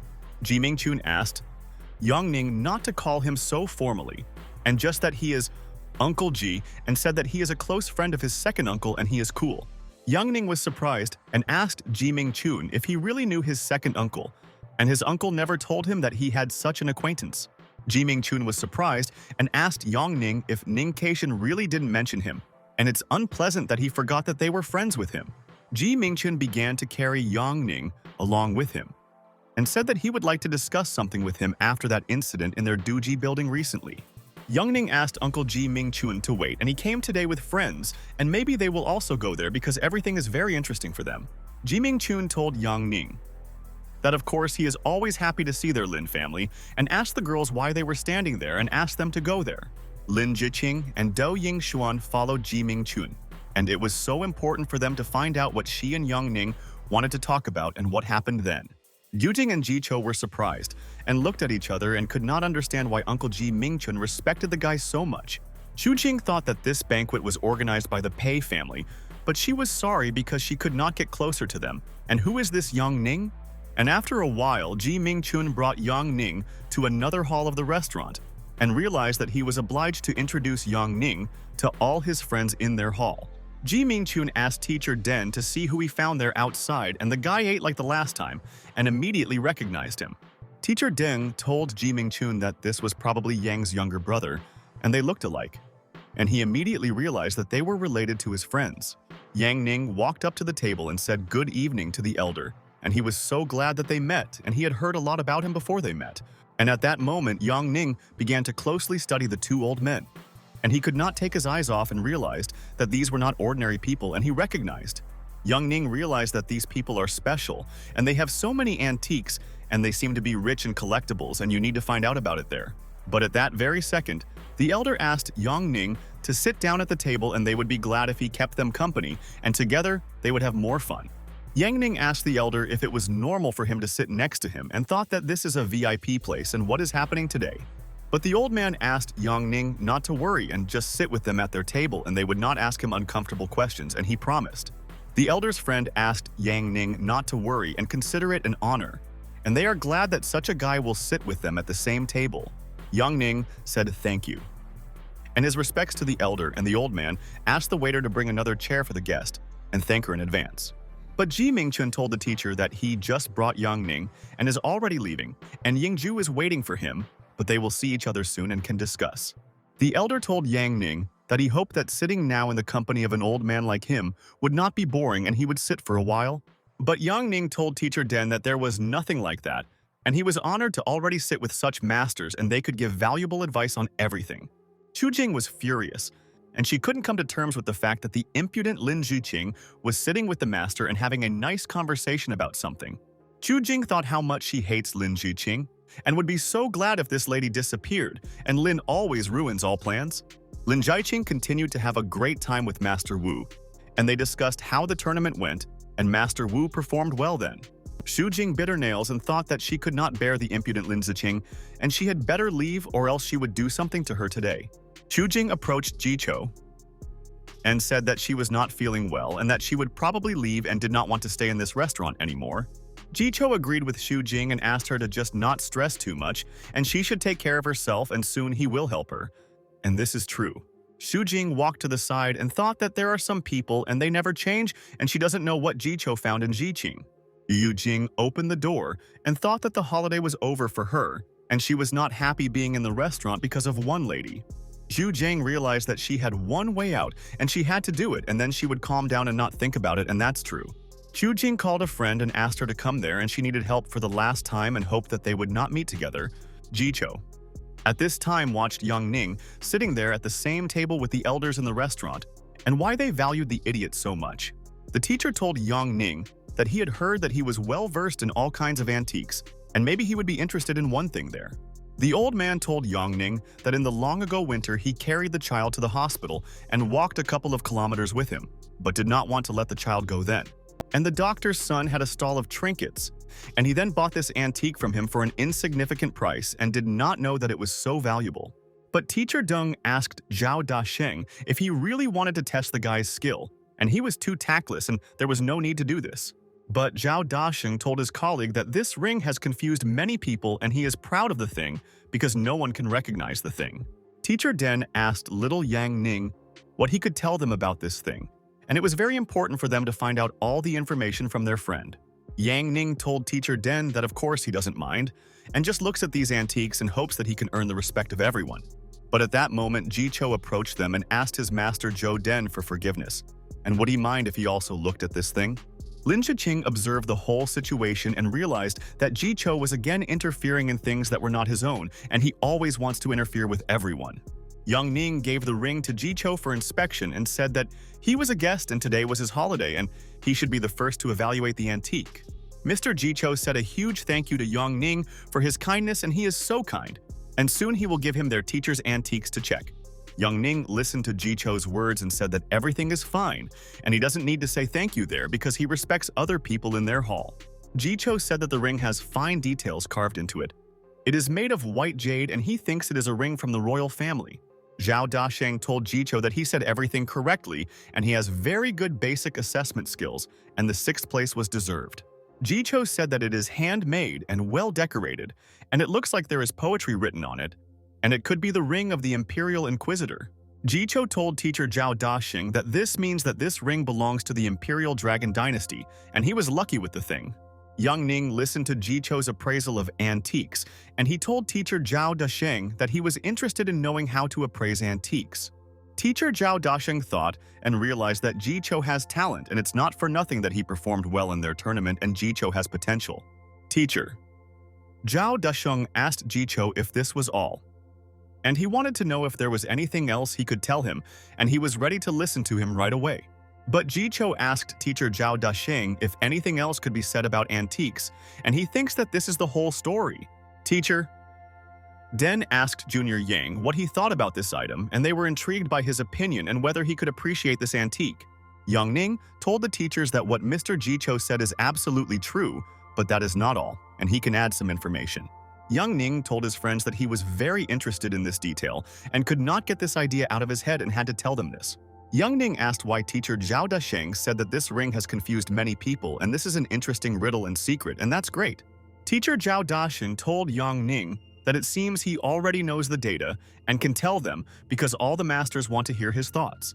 Young Ning told the teachers that he agreed with them, and later they would find out if he said the data about the ring correctly, and he himself would find out his level. Jicho thought that he invited all the elders so that they would already have a good impression of him, but Young Ning ruined everything now. Jicho looked at the guy and thought that this Young Ning was a problem, and he didn't understand why Ji Mingchun brought the guy to the elders. Young Ning said that Mr. Jicho is a talented and knowledgeable person, but does he know what is written there, and can he read it if they need it? Jicho tensed and read what was written there, that one unknown person would perform a divine service to overcome the eternal road, and it was beautiful. Jicho said that this is probably one poetry from the life of the Dragon Emperor Long Chuanchen, and he had already read about it in the history of their country. But at that very second, Jicho froze in place and asked Young Ning to wait a little, and he understood the meaning of poetry and had not expected this before. Young Ning said that it seems that Mr. Jicho knows the origin of this poetry, if they can distinguish it from poetry, and he had no doubt. Young Ning said that if you think about it, Emperor Long Chuanchen is already praising the unknown heroine, and the ring is probably a gift for her. Jicho was very surprised and asked Young Ning if this was a gift and he couldn't find out, and how did Young Ning find out about it there? Jicho wondered if this ring was personally ordered by the ancient Emperor Long Chuanchen as a gift, and was it a special antique? Yang Ning said that this ring with an unusual little story is only about the royal fire and the power of poetry, and he likes such stories. Young Ning told them that when Emperor Long Chuanchen reigned, the status of women was low, and the daughter and concubine could receive the gift. The teachers realized that the concubine was able to obtain this thing when this Emperor Long Chuanchen went south of the Yangtze River long ago. But there was a war all around, and Emperor Long Chuanchen then hurried to return to the palace as soon as possible, and that day the king came. And the king promised Emperor Long Chuanchen to figure it out together, but Long did not agree for a long time because of the turmoil, and he was confident in himself. Emperor Long Chuanchen was afraid that the king would finish him off when their problem was resolved and suggested that the king leave his son as a hostage. The king told Emperor Long Chuanchen that if he does not do the same, he will take away the army and stop protecting them, and this is a fact. And while the emperor was considering this condition, his daughter, my daughter herself wanted to become a hostage and she wanted to go to the border with their king. The emperor was very pleased with his daughter's determination, and after that he married her to the king and gave her a generous gift and wanted to please the king. Teacher Daxing said that a legend about the princess appeared long ago and she took her father's place and joined the army and is known as Fa Mulan. Teacher Zhao Daxing said that this story is about a girl who saved the entire Yuan dynasty, and the people so often forget outstanding girls. Jicho was angry and thought that Yang Ning's story was much cooler than his, and the elder definitely didn't pay attention to him now. Mr. Pei looked at the situation in the restaurant and realized that he could go out to the guests and he wanted to tell them everything because they were waiting for him there. Mr. Pei said everyone is welcome to the party, and it was partly to congratulate Jicho on the tournament. Mr. Pei said that he also wanted to announce that Mr. Jicho will become the chief appraiser of Guoyu Group, and they are happy to have such a friend of theirs. All the guests began to clap Jicho and thought that Mr. Pei trusted him so much and the guy should not let him down, otherwise he would regret everything. At this time, Xujing was screaming and thought that she shouldn't have called this man there and he was incorrigible and would not be able to help her in this matter. Yu Jing ran out of the emergency exit and realized that she no longer needed to contact this man, and he did it to her there again. Yu Jing called the guy a scoundrel, and she hopes that this is definitely his last time, and if he even lays a finger on him again, she will destroy him. Yu Jing left there, and she doesn't want to spend time with the guy, and he is disgusting to her, and his actions cannot be explained rationally to her there. The guy called Xu Jing a stupid girl, and she hates Do Yingxuan so much, and he will not be surprised if they are enemies with her. And this is very likely. At this time, the teachers continued to communicate with Yang Ning and thought that he was unique, and it was good that Master Ji Mingchun introduced them to the guy. And then the system showed Yang Ning that he had a mission of prestige and he had to take part in a social party, and he completed the task. Yang Ning thought that he has a good system, and later he will get her whatever she wants. And he has 138 prestigious brands. Yang Ning realized that he had 6 uncertain points, and he would put them into energy there and hope that the system would not object. The system fulfilled Yang Ning's request, and he was filled with energy, and now he feels much better, and he is ready to perform feats. Teacher Zhao Dasheng was looking intently at Yang Ning at this time, and he could not understand what just happened, and he was hallucinating there. Teacher Zhao Dasheng thought maybe this was an illusion, and Yang Ning suddenly changed so much and his aura also changed, and what is it? Teacher. Zhao Dasheng wondered if Yang Ning had achieved enlightenment when he was studying antiques, and he had encountered many auras but had never seen anything like this. And at that moment, a guy who was kindly called by Xu Jing came into the restaurant, and he wanted to make sure who Xu Jing had already told him about.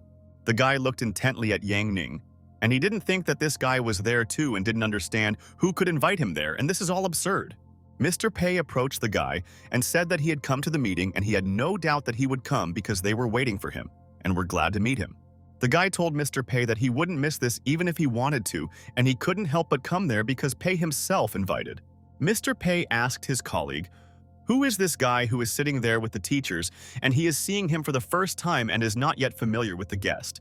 The guy told Mr. Pei that he himself also doesn't know who this guy is, and this is also the first time he's seen him and why he came to the restaurant today.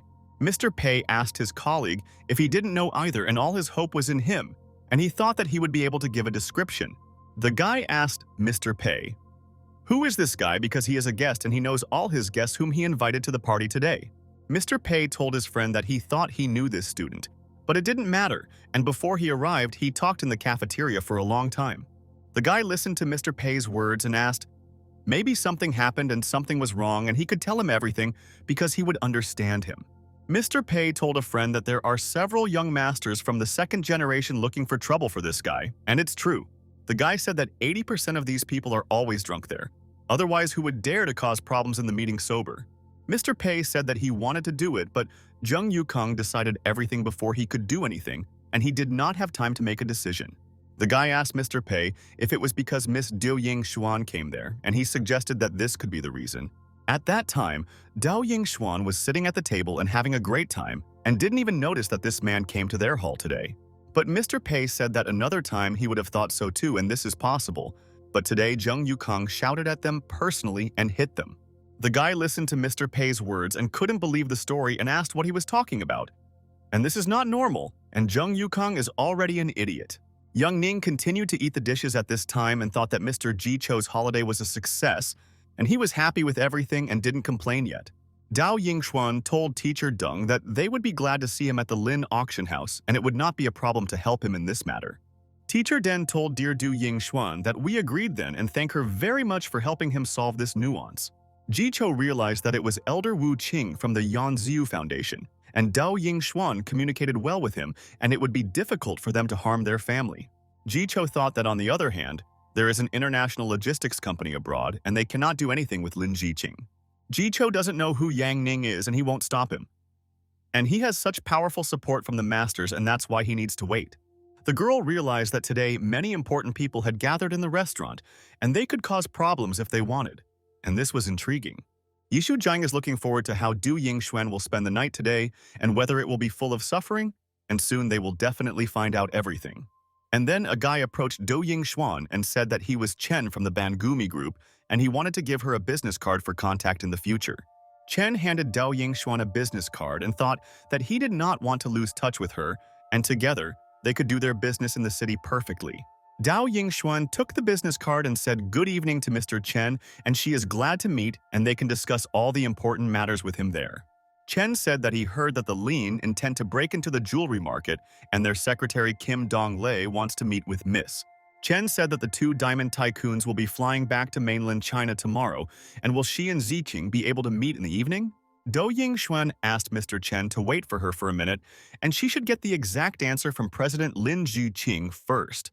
Do Yingxuan approached Lin Ziqing and realized that they should discuss everything with her there, and she would find out the proposal from Mr. Chen now. Do Yingxuan and Lin Ziqing nodded at each other and thought that they understood everything, and they would come to one common opinion on this matter of theirs. Lin Ziqing and Dao Yingxuan continued to whisper and discuss all their affairs, and they decided that this could help them enter the market. Yang Ning listened to the words of his friends and stood aside and thought that his friends seemed to have an important matter and they looked so serious there. Lin Ziqing said that if they miss the chance to work with the Korean distributor soon, they won't know if they can do everything. Lin Ziqing asked Yang Ning if he wanted to go with them, and he could obviously help them because he was smart and could give them advice on their business. Yang Ning told Lin Ziqing that of course he agrees with her and he wants to play with her, but he will only finish his cereal and cannot leave the food. Lin Ziqing said that the villa is the property of Jay Cho, and when he took the land for 500 million, they thought that they would have losses. Dao Yingxuan listened to her and Lin said, who knew that 2 years later this place would turn into the second river junction around Huahai? Yang Ning said that in other words, the Bangumi group made a very good bet, but Dao Yingxuan said it was a calculated decision. Dao Yingxuan told Yang Ning that this policy brought the Bangumi group 3 billion, and they wisely invested the money in the business back then. Yang Ning froze in surprise and asked his friends if this Bangumi group really earned 3 billion, and they are the geniuses of their industry. Yang Ning got out of the car and asked Lin Ziqing to let him drive, and he just recently received his license and let them change it soon. Lin Ziqing asked Yang Ning what was going on with him, because they were on their way to a meeting normally, and she drives a car better than a beginner. But Yang Ning told Lin Ziqing that he didn't have time to explain everything to her and asked her to quickly move to the back seat, and this was very important. Dao Yingxuan asked Lin Ziqing to listen to Yang Ning, and he clearly has his own reasons and will be able to surprise them in the end. And she guarantees. Yang Ning thought that he could not help himself, and he still thinks too much, and this prevents him from thinking rationally. Yang Ning noticed that 2 cars were keeping up with them and were chasing them all the time. And what should he do when they should break away from these people there? Yang Ning realized that he should not suddenly speed up because these bandits would understand that he suspected the whole intent and would definitely not lag behind. Lin Ziqing and Dao Yingxuan were surprised and asked Yang Ning if someone was following them, and they saw that 2 cars were chasing them. And then someone started blinding Yang Ning with headlights, and he realized that he was late and should have moved to the driver's seat earlier, and this was a mistake. Yang Ning told his friends that they were surrounded and would not be able to get away from these people, and he did not understand how to get out of this situation.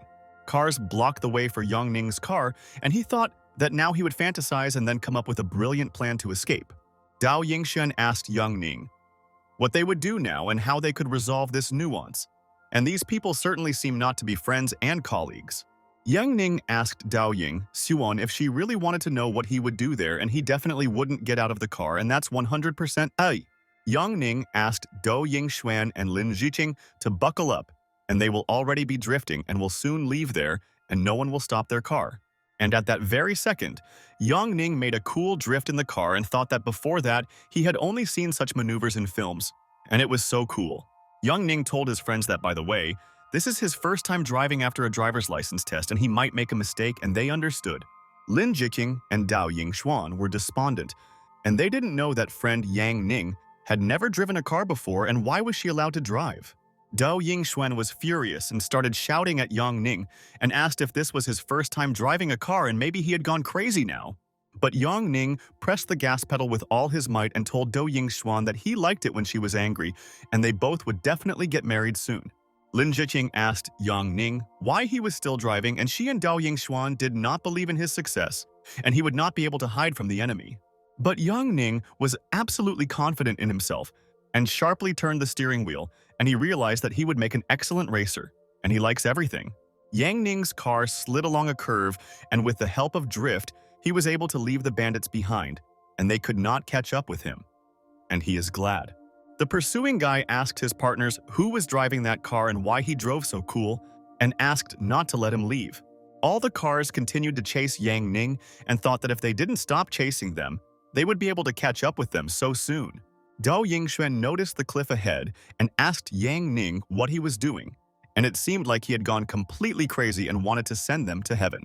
But Yang Ning told his friends that everything was under control and he knew what he was doing, and asked them to take care of themselves and everything would be fine and he would save everyone. Dao Yingxuan prayed and thought that they would not survive, and Yang Ning was definitely an idiot, and he would not be able to pass the turn at such a speed, and this is a fact.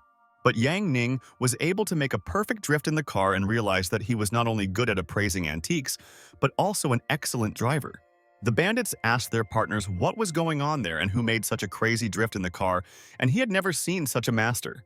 A friend listened to the bandits' words and said that he had given up everything, and he definitely wouldn't go after this car because the driver was a master and they no longer had a chance. The bandit said that the speed of that car was 100 kilometers per hour and he doesn't know how to drive like that, and there's clearly a crazy person driving that car. But the partner told the bandit that everything was in order and he should wait a little and he would contact the boss and he could settle all their affairs. The bandit said that Plan A failed, and now they can move on to Plan B. And then they will definitely be able to capture Lin Jiqing and Du Ying. And after a while, Lin Jiqing and Dao Yingxuan got out of the car and they should calm down and did not expect that there would be a chase. Lin Jiqing told Yang Ning that they had long gotten rid of the bandits and why is he still accelerating and it is dangerous and he should think.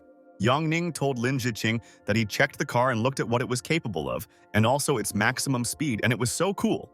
But Lin Jiqing told Yang Ning that the adrenaline was enough and he would definitely not drive her car again and he would easily ruin her car. Lin Jiqing got behind the wheel herself and realized that when she drives a car she is calmer and she is in control of the situation and extreme sports are clearly not needed. Yang Ning realized that he had mastered the Battle Ace training manual from the system, but the real-time experience was different from the simulations in his dreams always. And after some time, the friends arrived at the Lin family's house and they don't need to rush. And first, they need to find out who wanted to harm them there. Yang Ning got out of the car and thought that he was worried that his girlfriends were still in danger, and he had an obligation to protect them and he would try very hard. All the friends wanted to go into the house as soon as possible and there would be no threat to them, and they would soon punish these bandits for their entire chase. But at that very second, Yang Ning's intuition told him that something was wrong there, and he felt danger and the street was too quiet, and that was a problem. And then Yang Ning asked Dao Yingxuan to wait and not go there. And he is not joking, and she should believe him and their friend is in danger now. And at that moment, Yang Ning pushed Dao Yingxuan, and they both fell to the ground immediately and someone shot at them and the bullet pierced the window of their car. The sniper continued to aim at Lin Jiqing and Dao Yingxuan and was ordered to remove the main members of the Lin family and they are interfering with someone. Yang Ning covered Dao Yingxuan and Lin Jiqing and asked them not to go there, and then the sniper would not be able to take aim and hit the target there. Yang Ning wondered if these people really had firearms, and who these people were and how they were the first to know about their location was unclear to him. Yang Ning realized that the shooter was shooting from a decent distance, and this sniper was a professional, and he needed to think about how to hide from the enemy. And at that very second, Dao Yingxuan pushed Yang Ning and told him not to touch her, and quickly remove his hands, and that he was allowing himself and was uncultured. The sniper noticed Dao Yingxuan and realized that now he could remove her, and then he would complete the task 100%, and the lady moved. But at the last moment, Yang Ning managed to move Dao Yingxuan's head down, and he asked his girlfriend to lie down because the sniper did not stop watching there. The sniper realized that this schoolboy has fast reflexes, and he himself does not understand how he managed to save Dao Yingxuan because he had already shot. But Yang Ning stood right in front of the sniper, and he had a plan, and he really hopes that he can realize his idea, and then he will save his friends. The sniper was surprised and did not understand why the schoolboy stood right in front of him. And maybe he wants to go to the next world as soon as possible, and was so scared. But suddenly, at that very second, ghosts appeared in front of the sniper, and they told the man that they wanted to live, but he finished them all off. The sniper thought maybe they were ghosts, but he wasn't afraid of them, but he couldn't understand why he was seeing them, and maybe he was hallucinating. Yang Ning thought, are the hallucination eyes not working and we need to increase the effect and then the sniper will start hallucinating now? And then the sniper was surrounded by ghosts and they said that he took their daughter away from them without regrets. And he pushed them down the stairs and he was so guilty. But the sniper asked the ghost if he was serious, and he was not afraid of him when he was alive. And why should he be afraid when this man is dead?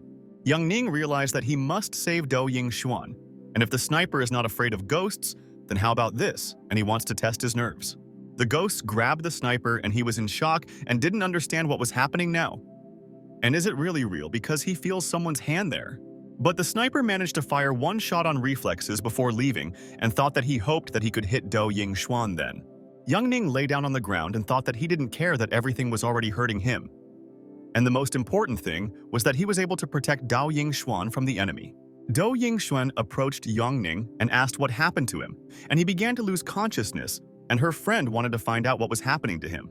And at that moment, Do Ying-xuan noticed that Young Ning was injured, and he suffered and was hit by a bullet. But he saved her and Lin Jiqing there.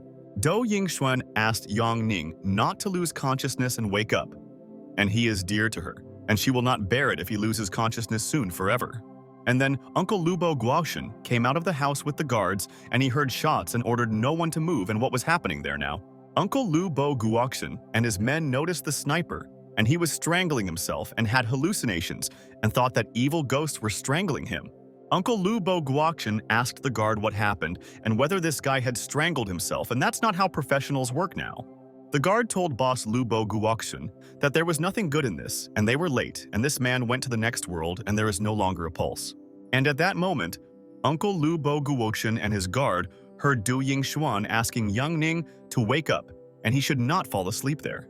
Uncle Lubo Guoxian noticed that Yang Ning was lying on the ground and he was injured, and Do Ying-xuan and Lin Jiqing were sitting next to him and wanted to help. Uncle Lubo Guoxian was alarmed and asked Do Ying-xuan what happened to the guy, and he couldn't believe that Yang Ning was wounded by a bullet. Do Ying-xuan told Uncle Lubo Guoxian that it was all her fault and her friend wanted to save and protect her, and she doesn't know why Yang Ning didn't wake up. Uncle Lubo Guoxian thought that this cannot be, and it's all over. And if the Yang family and the Ning family find out what happened to the guy, they will punish. Uncle Lubo Guoxian asked his guards to quickly call a doctor and use the personal line immediately they should help the guy. 10 minutes later, the ambulance arrived at the scene and they realized that there was a wounded guy there and they had to help him faster. The police officer asked the people if this was not Yang Ning and what recently happened to the representative of the Lin auction house at their competition. The police officer called the leader of the Confucius Bureau Society and said that something happened and it was Yang Ning and he had to report it to them. At this time, Mr. Pei and his friend were sitting with Zheng Yukong, and they wanted to ask him all the information about Yang Ning, and he knows. But then everyone got a call at the same time and said that Yang Ning was injured, and he was taken to the hospital, and Mr. Pei couldn't believe it, and it's a shock. Zheng Yukong also listened to the words of the police officer, and he thought that Yang Ning was so fast that they couldn't hurt him, and this surprised him. The guy also realized that an assassination attempt was made on Yang Ning at night, and he is 100% sure that now the Lin family will take revenge on them. Yang Ning was brought to a public hospital, and the doctors realized that this guy was seriously injured and he had to fight for his life. Yang Ning was immediately put into surgery, and the doctors are fighting for his life and will not let the guy die, and they will try to save him from death. Do Ying-xuan and all the other members of the Lin family were very worried, and they believe that Yang Ning is strong and can handle his problem. And then Senior Officer Kong approached Lubo Guoxian and asked his friend what Yang Ning's condition was now, and he wanted to know if he needed help.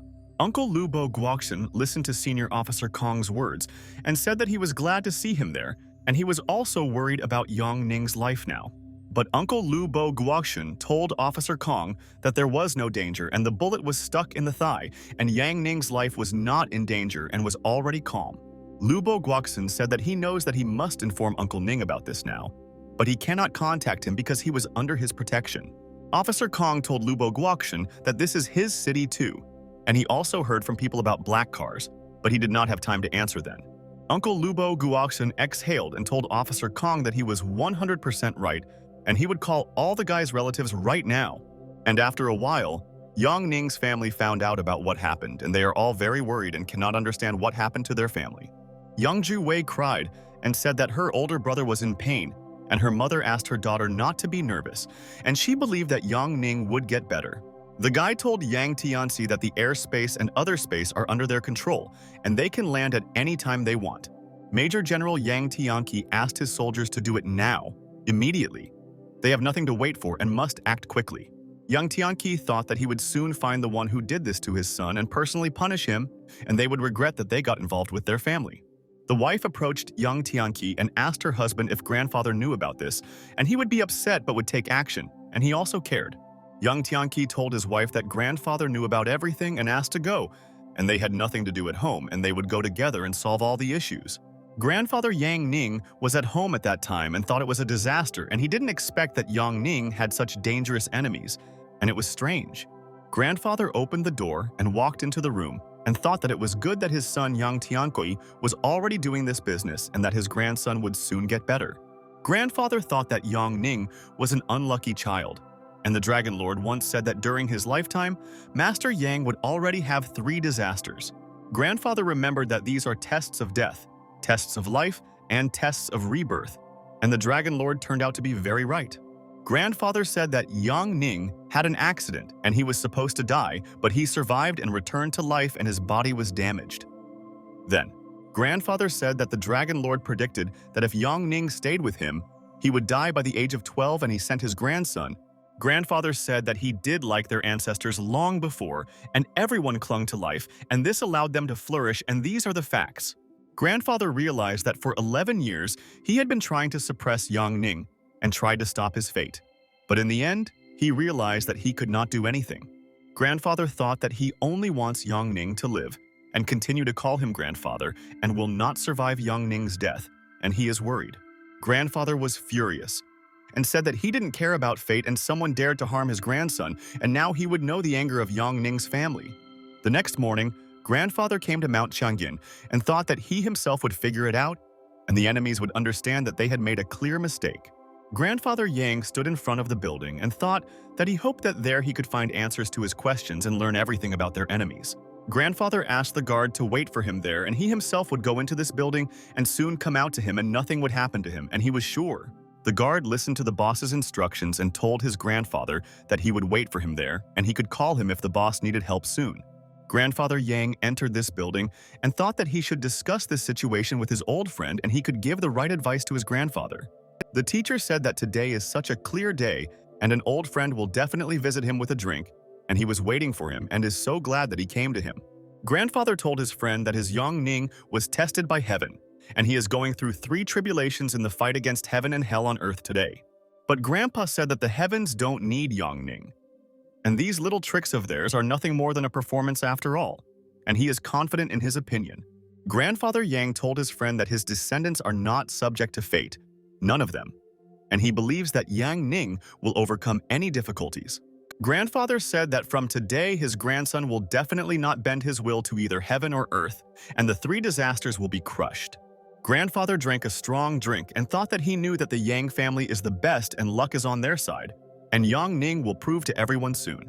He told Yang Ning that his grandfather would stand by him and let him hurry up and take the glory into his own hands and watch over him as long as he lived. Grandfather realized that his friend settled in a beautiful area and the old man was surrounded by trees and he did not want to contact anyone in the future. At that time, Yang Ning was lying in the hospital after being wounded, and yesterday the doctors successfully performed an operation on him and made sure that he was a strong guy. Dou Yingxuan sat next to Yang Ning and thought that only she was to blame for everything, and Yang Ning suffered because of her and she could not forgive herself. Dou Yingxuan sat next to Yang Ning all night and fell asleep and realized that her best friend was getting better and could soon return to her friend. Yang Tianqi quickly arrived at the hospital and noticed that Dou Yingxuan was sitting next to Yang Ning, and she was taking good care of him, and he was proud of the lady. Yang Tianqi asked Officer Kun if they had found which of the people was behind the attempted murder of his son, and he wanted to find these scoundrels. Officer Kun told Mr. Yang Tianqi that this incident of theirs is still under investigation, and the identity of the killer has been confirmed, and he is from overseas. Uncle Lubo Guoxun wanted to tell Mr. Yang Tianxi that these enemies from the foreign organization were hunting for Dou Yingxuan and she was their target. But Yang Tianqi told Lubo Guoxun that he knew that the true target was the girl, but they could not blame Dou Yingxuan for the crime. Yang Tianqi told Officer Kun that he heard that the killer sent himself to the next world and he wants to find out whether these rumors are true. Police officer Kun told Major General Yang Tianqi that they were all serious and it was true and he could see it for himself if he wanted. Major General Yang Tianqi told Officer Kun and Lu Bo Guoxun that he understood them, and now they would look into this matter and find the enemy. And at that moment, the door to Yang Ning's room opened, and someone wanted to check on him and make sure that everything was okay with the guy, and this is very important. Do Yingxuan woke up and realized that she had to make sure that their enemies did not come to the hospital to finish what they started, and she would protect. And then Du Yingxuan noticed Yang Ning's mother and his sister behind her, and they were worried about Yang Ning and therefore quickly flew there. Do Yingxuan told Yang Ning's mother that she was asking for her forgiveness and it all happened because of her, and these bandits wanted to catch her. Then, Yang Ning's mother told Do Yingxuan that she doesn't blame her for this, because she is also a victim and almost suffered from these bandits yesterday. Yang Ning's mom said that it breaks her heart to see her baby like this now, and she's worried that Ning might be in danger. Mom told Do Yingxuan that she would forget about everything as long as Yang Ning was alive, and everything would be fine, and she was absolutely confident in her son's strength. Mom was furious and said that no matter who was behind this, she would definitely not back down, and her family would not leave it like that and would avenge Yang Ning soon. Yang Ning's mother left the room and asked her dear husband if there was any progress in this matter and if they were able to find the culprit in this matter. Yang Tianqi told his wife that they are monitoring the situation, but everything is strange and it is more difficult for them to find an enemy who is not in their country and where the enemies are hiding. Mom said that Do Yingxuan is a good girl and Yang Ning seems to care about her, and they will mobilize the Yang family and avenge their son. Major General Yang Tianqi asked to inform everyone and the Yang family is getting down to business today, and these scoundrels got involved with the wrong people recently.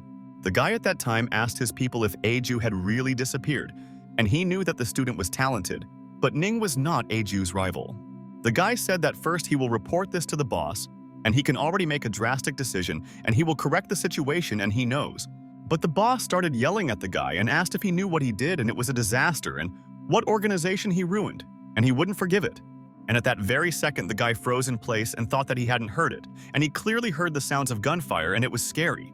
The partner asked the guy if it was the sound of gunfire and what was going on there and why the boss stopped communicating, and it seemed like this was a problem. The guy said that he doesn't know what kind of fight is going on there and he doesn't like it, and he thinks that they shouldn't be involved in it. The guy told his people that they should leave Huahai now, and they shouldn't stay in this city and it could be so dangerous. The guy couldn't understand what was going on there, and the connection with their boss was blocked, and did someone really find their lair and he doesn't believe it and it's nonsense. The soldier told the general that the target had been neutralized, and they had already found a second point on Li Huan Street and could intercept these people. The general asked his people to quickly go there and not waste their time, and they should all successfully complete their operation. The bandit asked his partner to avoid the city and let him take the highway, and he had a bad feeling and they didn't have time to stand in traffic jams there. And at that moment, the guy asked the driver to slow down and asked if this was a toll station, or maybe he was hallucinating from nerves. The partner braked the car and could not understand why the boss gave him such an order, because they were already in a hurry and everyone shouldn't waste a minute. The partner asked the boss what was happening and why he was nervous, and it would be better if he knew all the information and could help.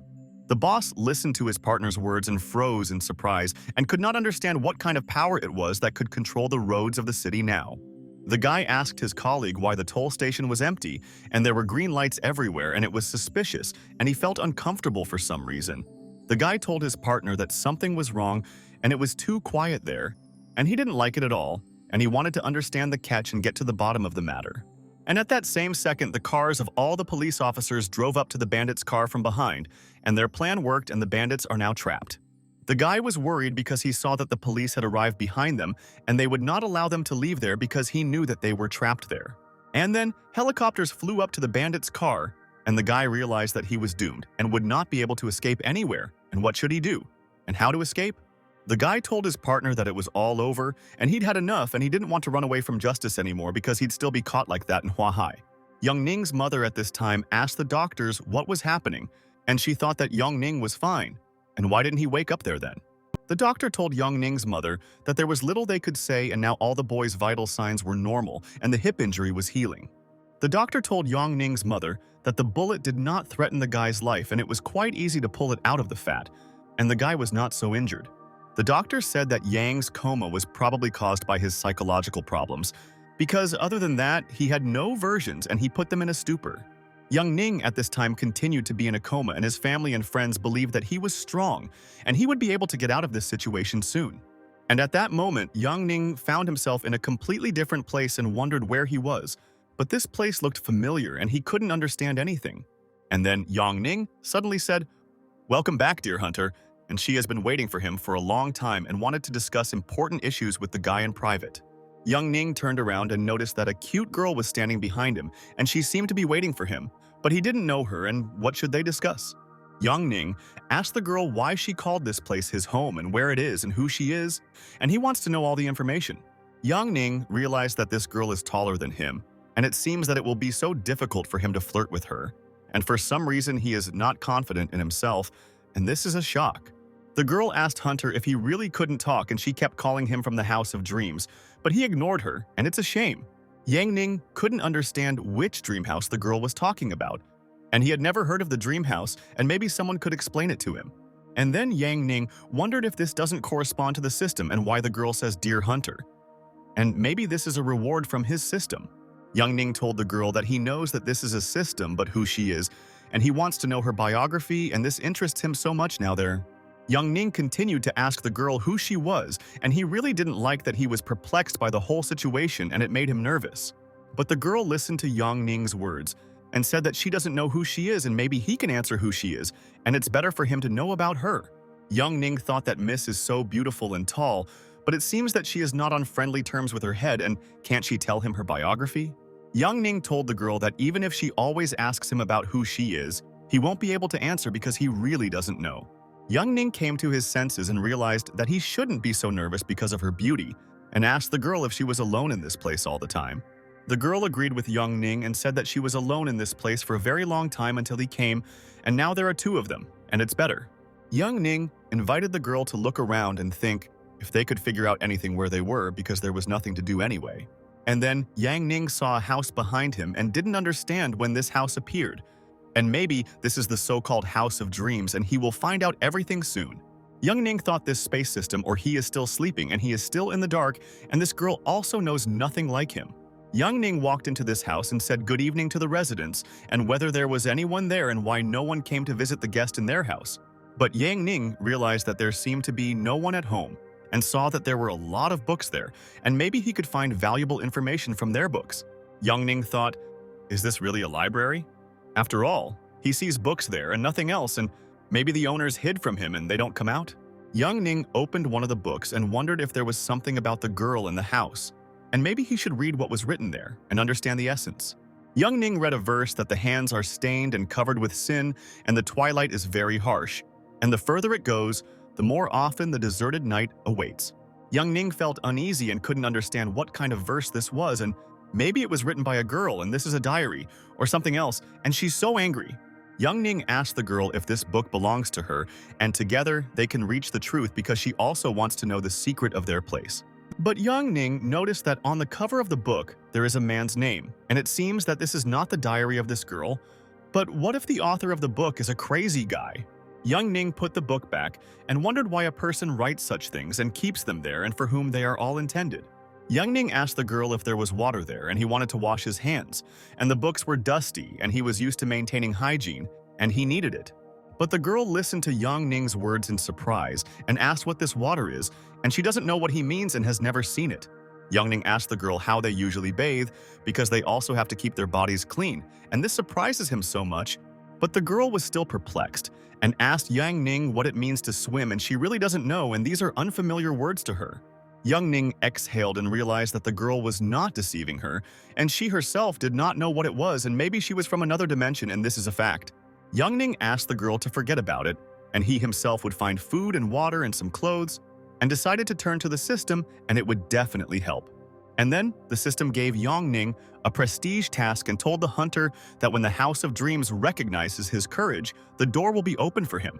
Young Ning realized that this was strange and how he would complete this task, and it all happened after he saved Dao Ying Xuan, and what a House of Dreams.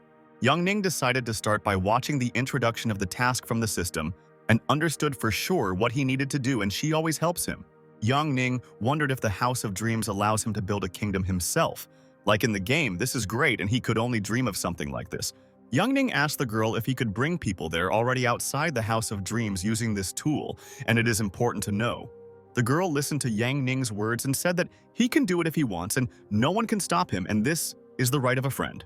Yang Ning fantasized and decided that all he needed was not to be discouraged and continue to modernize the House of Dreams, and he would achieve his goal. Yang Ning was interested to know if he would be able to receive things while he was in the process of working on the House of Dreams, and soon he would find out this too, and it would no longer matter. The girl was happy and told Yang Ning that the prosperity of the dream house lies solely with him, dear hunter, and she believes that she can. But the girl told Yang Ning that now they have no money and even no materials and labor, and it will be difficult even for an enthusiast. Yang Ning was upset and asked the girl if a man couldn't even dream about it and thought that she had spoiled his fantasies. Yang Ning asked the girl if she had advice for him, and he was ready to listen to her and make a decision, and she could help them a lot. The girl told Yang Ning that he can find advice in books and they can serve as an assistant for him, and he should trust her today. Yang Ning wondered if the clues were there and he would read and remember everything as soon as possible, and he would only need 3 days to learn everything. Yang Ning asked the girl, while he is in this dimension and not outside, their time goes the same or differently, and he wants to find out from his friend. The girl told Yang Ning that time passes in real time, and the friend will find out everything himself soon, and will no longer ask his friend so many questions. Yang Ning listened to the girl's words and thought that this was a disaster, and he obviously didn't know that time would go by the same way, and maybe the girl just deceived. The girl was surprised and asked Hunter if he really had to go and why he was in such a hurry and didn't want to stay with her. Yang Ning told the girl that he had been there for several hours and did not know what was outside, and when he had time he would return to her and visit. The girl asked the hunter if he was joking and would really come back and he should take care of himself, and she would wait for a friend and they would meet again. Yang Ning thought that he cannot stay in this dimension and he does not know what is happening to his family and friends now, and he always thinks about everyone. Yang Ning told the girl that very soon he would find out her real name, and until next time, and she should believe his words and not lie to her. The girl wished the hunter a good journey and believes that soon everything will be fine with them, and at one point they will meet her friend somewhere. Yang Ning told the girl that then they will see each other next time and he will not forget about her because she is a funny girl and he is glad to meet her. Yang Ning turned to the system and decided to leave this dimension and does not want to linger there, and then he will create his own empire with the lady. Yang Ning said goodbye to the girl and thought that now he should waste no time returning to his family, and they are definitely worried there. The system fulfilled Yang Ning's request, and he knows that he still has a lot to do and he must find the enemy and he cannot sleep for so long today. Yang Ning began to open his eyes and thought that it looks like he has now returned to the familiar world and is glad that no one has forgotten about him and everyone is there. Yang Ji-wei was delighted and told her mother that her brother had woken up and she believed it 100% because her brother is a real super brother. Yang Ning wanted to get up and thought that he was tired of lying down and now he can sort out all the matters himself and let his family not worry. Do Yingxuan asked Yang Ning to lie down and not move, and for now he is weak and should not make sudden movements, and she is worried about Ning's friend. Yang Ning thought it was really Do Yingxuan in front of him and he didn't think that she was so cute and he needed to fall under enemy bullets more often. But Yang Ji-wei distracted her brother and asked Yang Ning what was wrong with his face and if he could explain to her, and her brother was acting so strange there. Yang Ning told his sister that she should not pay attention to his idiotic face and he was shot and he should think about it for a minute. Yang Ning asked for forgiveness from his family for making everyone worry about him, and she didn't want to, so he immediately woke up today. And at that moment, Yang Ning felt a painful sensation already at the 5th point and thought that this was strange and why did this place hurt so much? Yang Ning screamed in pain and couldn't understand why his 5th point hurt so much, and did the sniper really shoot in this very place, and it's shameful. Mom asked Yang Ning to stop writhing, and maybe he forgot that he was shot in the thigh and let him not aggravate the injury and not move. Yang Ning told his mother, "Thank you for reminding him of this," and he had already forgotten that he was shot in the butt, and this life is unfair. At this time, Jung Yukong came to the hospital and wanted to visit Yang Ning, and how was his health and what happened to him that night. And it is intriguing. The guard told Jung Yukong that young master Yang Ning was there and let him give him the fruit basket and not forget everything. Jung Yukong listened to the guard and asked him to treat him properly and try to improve relations with Yang Ning, and this is so important. Zheng Yukong took the fruit basket and told the guard that he knows what to do and how to behave in such a situation, and he is a master and smart. The guard asked young master Zheng Yukong to try not to fight with Yang Ning now and show himself, and he is capable of many things. And then someone knocked on the door, and Du Yingxuan wondered if they really had a visitor, and it looked like people had come to visit Yang Ning in their room. And at that moment, Zheng Yukong came into the room and he wanted to visit Yang Ning and find out how the guy was doing and how the guy was coping with the injury. Yang Ning and Du Yingxuan were very surprised and asked Zheng Yukong what he was doing there. And they didn't expect him to come because he hated the guy. But Zheng Yukong asked Yang Ning to stop being surprised, and he heard that he was shot and therefore brought fruit and wanted to visit him. Yang Ning asked Zheng Yukong why he came to the hospital, and the guy looked disappointed and let him tell them what happened in life. Zheng Yukong told Yang Ning that he was very disappointed and she really thought that he was shot in the head and became an idiot. But that was not the case. Yang Ning was furious and told Zheng Yukong that he was a scoundrel and did he really come there to find out if he was crazy and let him get out. Neo Zheng Yukong told Yang Ning that he came there because of her and he saved Du Yingxuan. And this suggests that Yang Ning is a man among men. Zheng Yukong told Yang Ning that if he doesn't need anything else, he will go, and the company needs someone to manage it and he will take care of business. Yang Ning told Zheng Yukong that he knows that he doesn't care about his condition now and asked him to tell the truth and what he needs from him there. Zheng Yukong told Yang Ning that he hates him, but admits that he is a talented guy and he hates his guts and let him get better. Zheng Yukong slammed the door and left the room and thought that he had a lot of plans for today and his faithful guard was waiting for him outside. Yang Ning was angry and told Du Yingxuan that Zheng Yukong was pissing him off, and it was not nice at all, and he only came to mock him. Du Yingxuan laughed and thought that Zheng Yukong was funny and he was just joking with Yang Ning, and her friend did not understand this and was angry with Zheng. Du Yingxuan noticed that Zheng Yukong has changed, and now he is much more humble and you can have a normal dialogue with him. At this time, Zhou Bokong asked the marshal to wait and said that it was not his fault, and he did nothing and they should all believe him. But the marshal asked Zhou Bokong to tell them everything he knows and they all don't want to judge him, and he can avoid punishment if he helps them. Zhou Bokong was afraid and told the marshal that he would tell everything, and he would not hide anything if they did not punish him for it. Zhou Bokong said that after his dismissal from the Chongyang group, one woman hates Du Yingxuan, and her name is Kai Yu Hong, and this is true. The marshals looked at each other and said that they should quickly check this information, and then they would be able to find out who gave the order. At this time, in the hospital, Yang Ning's family told Du Yingxuan that a woman named Kai Yu Hong had sent a killer for her, and she was evil. Du Yingxuan asked if Kai Yu Hong really spent 10 million to finish her off, and who is Kai Yu Hong and she doesn't know. Yang Tianqi and his wife looked at each other and realized that they had to look into this matter and help Du Xuan defend herself. Yang Tianqi asked Du Yingxuan to come to the station later, and she would check everything personally and find out all the important information about Kai Yu Hong. Yang Ning's mother asked dear Du Yingxuan not to be afraid, and her aunt will soon sort everything out and no one will be able to harm her. And she gives her a guarantee. At this time, Mr. Pei was furious and hit the table with his fist, and he asked Kai Yu Hong what she did, and this is too much and she is harming them. But Kai Yu Hong sat calmly in her seat and asked Mr. Pei what he was talking about, and she didn't understand why he was so angry now. Mr. Pei told Kai Yu Hong that he was talking about her dirty deeds, and he said that she should not decide such matters on her own. But Kai Yu Hong told the old man that she didn't understand what he was getting at. And did he really call her there to give lectures and it was useless? But Mr. Pei was furious and got up and asked Kai Yu Hong if she understood what she had just done and what would follow. But Kai Yu Hong began to leave there and told Pei that she was busy and if that was all she would go and did not want to listen to these boring instructions.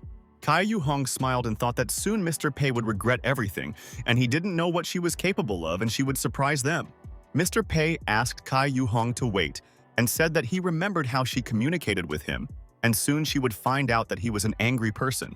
But suddenly, at that moment a policeman blocked Kai Yu Hong's path and he would not let her go because she was a suspect in a serious crime. The policeman told Kai Yu Hong that he would go with them and was suspected of attempted murder and resistance would already be met with force. But Kai Yu Hong told the police officer that she didn't care and wanted her lawyer to be there because according to the law, she has the right. The police officers led Kai Yu-hong along and asked her to follow them and not make sudden movements, otherwise they would punish her for it. Mr. Pei thought that Kai Yu-hong herself deserved this and should not have acted without his knowledge, and she attracted the attention of enemies. Do Yingxuan and Yang Ning's family watched as Kai Yu-hong was now sitting in the interrogation room and the police officers were doing their job and working. Do Yingxuan said that she remembers this lady and she is Pei Yongxuan's secretary, and they only met twice at a dinner party with the lady. Major General Yang Tianqi told Officer Kong that they would go there and he wanted to personally ask Cai Yu-hong questions and get answers from her. Dao Yingxuan entered the interrogation room, and she doesn't understand why this lady wanted to finish her off because she didn't do anything wrong to her. Cai Yu-hong was alarmed when she saw Du Yingxuan and immediately asked the fool why she was not dead and she should no longer live in this world. Dao Yingxuan told Cai Yu-hong that she was not the one who was shot, and therefore she was alive and unharmed, and did not expect that she was involved in this. Cai Yu-hong was surprised and asked Du Yingxuan if they didn't shoot her. Then why did Zheng Yukong go to the hospital and she doesn't know? Dao Yingxuan asked Cai Yu-hong to answer her questions, and why she hates her so much that she sends assassins and what enmity she has with her.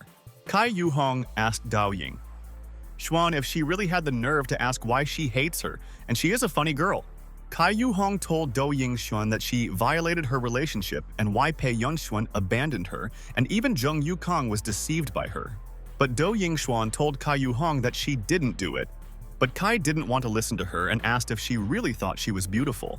Yang Ning's mother no longer wanted to tolerate insults against Do Yingxuan and thought that Cai Yu-hong was going beyond all permissible lines. And at that very second, Yang Ning's mother slapped Cai Yu-hong in the face and wanted to pacify her, and she didn't like that she was constantly shouting at Do Ying. All the people in the room were frozen in surprise and did not expect Yang Ning's mother to punch Cai Yu-hong in the face, and she is a brave woman and everyone is afraid. Cai Yu-hong was shocked and asked the woman if she really hit her. And who is she to do this to her, and she is an impudent woman. Yang Ning's mother agreed with Cai Yu-hong and said that she hit her in the face, but no one in this room cares about her and is already living with it. Cai Yu-hong looked at the police officer and wanted him to punish this woman, but the guy pretended that he didn't see anything and didn't know. Cai Yu-hong wanted to ask Yang Ning's mother why they are doing this, and she is Mr. Pei's girlfriend and he will punish all of them if he wants soon. Yang Ning's mother asked Cai Yu-hong. She says that Mr. Pei is her fiancé. But is there evidence, and where is the marriage document? And this is important. But Cai Yu-hong said that she is Mr. Pei Yunxuan's girlfriend and this makes him her man, and she thinks that this is enough for an alibi. Yang Ning's mother told Cai Yu-hong that Dao Yingxuan had much better taste in guys, and was she offended that she broke up with him? Yang Ning's mother asked Cai Yu-hong if she was offended by the guy and thought that killing Do Xuan would correct the situation and make her love her. The woman asked Cai Yu-hong to have at least some values and morals and how to call her a person after that and whether she could bear it. Cai Yu-hong asked the woman to stop telling her such things, and she is not like that and does not want to listen to nonsense because she was right in her affairs. But Yang Ning's mother told Cai Yu-hong that she was not a beauty or even a real lady, and it was people like her who disgraced the name of women in the world. Cai Yu-hong sat on the floor and asked the woman how dare she mock her like that, and asked her to stop this performance. She understood her. Yang Ning's mother had a smug face and realized that she was able to convey her thought to Cai Yu-hong because she really was wrong. Do Yingxuan listened to Yang Ning's mother's words and told her aunt that she couldn't believe it and it was incredible and she was the best woman. Yang Ning's mother asked Do Yingxuan to go from there and leave important legal matters to the police, and now she feels even better. Do Yingxuan listened to Yang Ning's mother's words and told Madam that she understood her and she was able to put moral and mental pressure on Cai.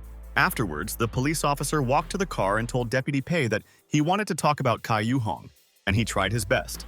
Mr. Pei Yunxuan told the police officer that he would give him 30,000 and asked him to tell him everything at once without unnecessary details.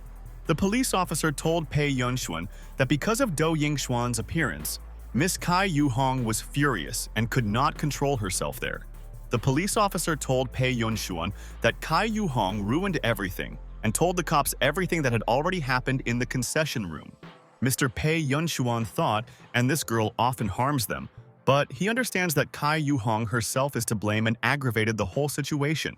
But the police officer asked Deputy Pei Yunxuan not to worry, and they will come up with a plan and release Miss Kai Yuhong, and he guarantees. The guy said that Miss Kai Yuhong was so upset and suddenly fainted, and they sent her to the best hospital, and they will take care of her. Mr. Pei Yunxuan asked the guy to do him a favor and help him in this matter, and he would not hurt him with money because he had known his friend for a long time. The police officer told MP Pei Yunxuan that of course he would help him soon, but he asked for 5 million for his services, and this is important.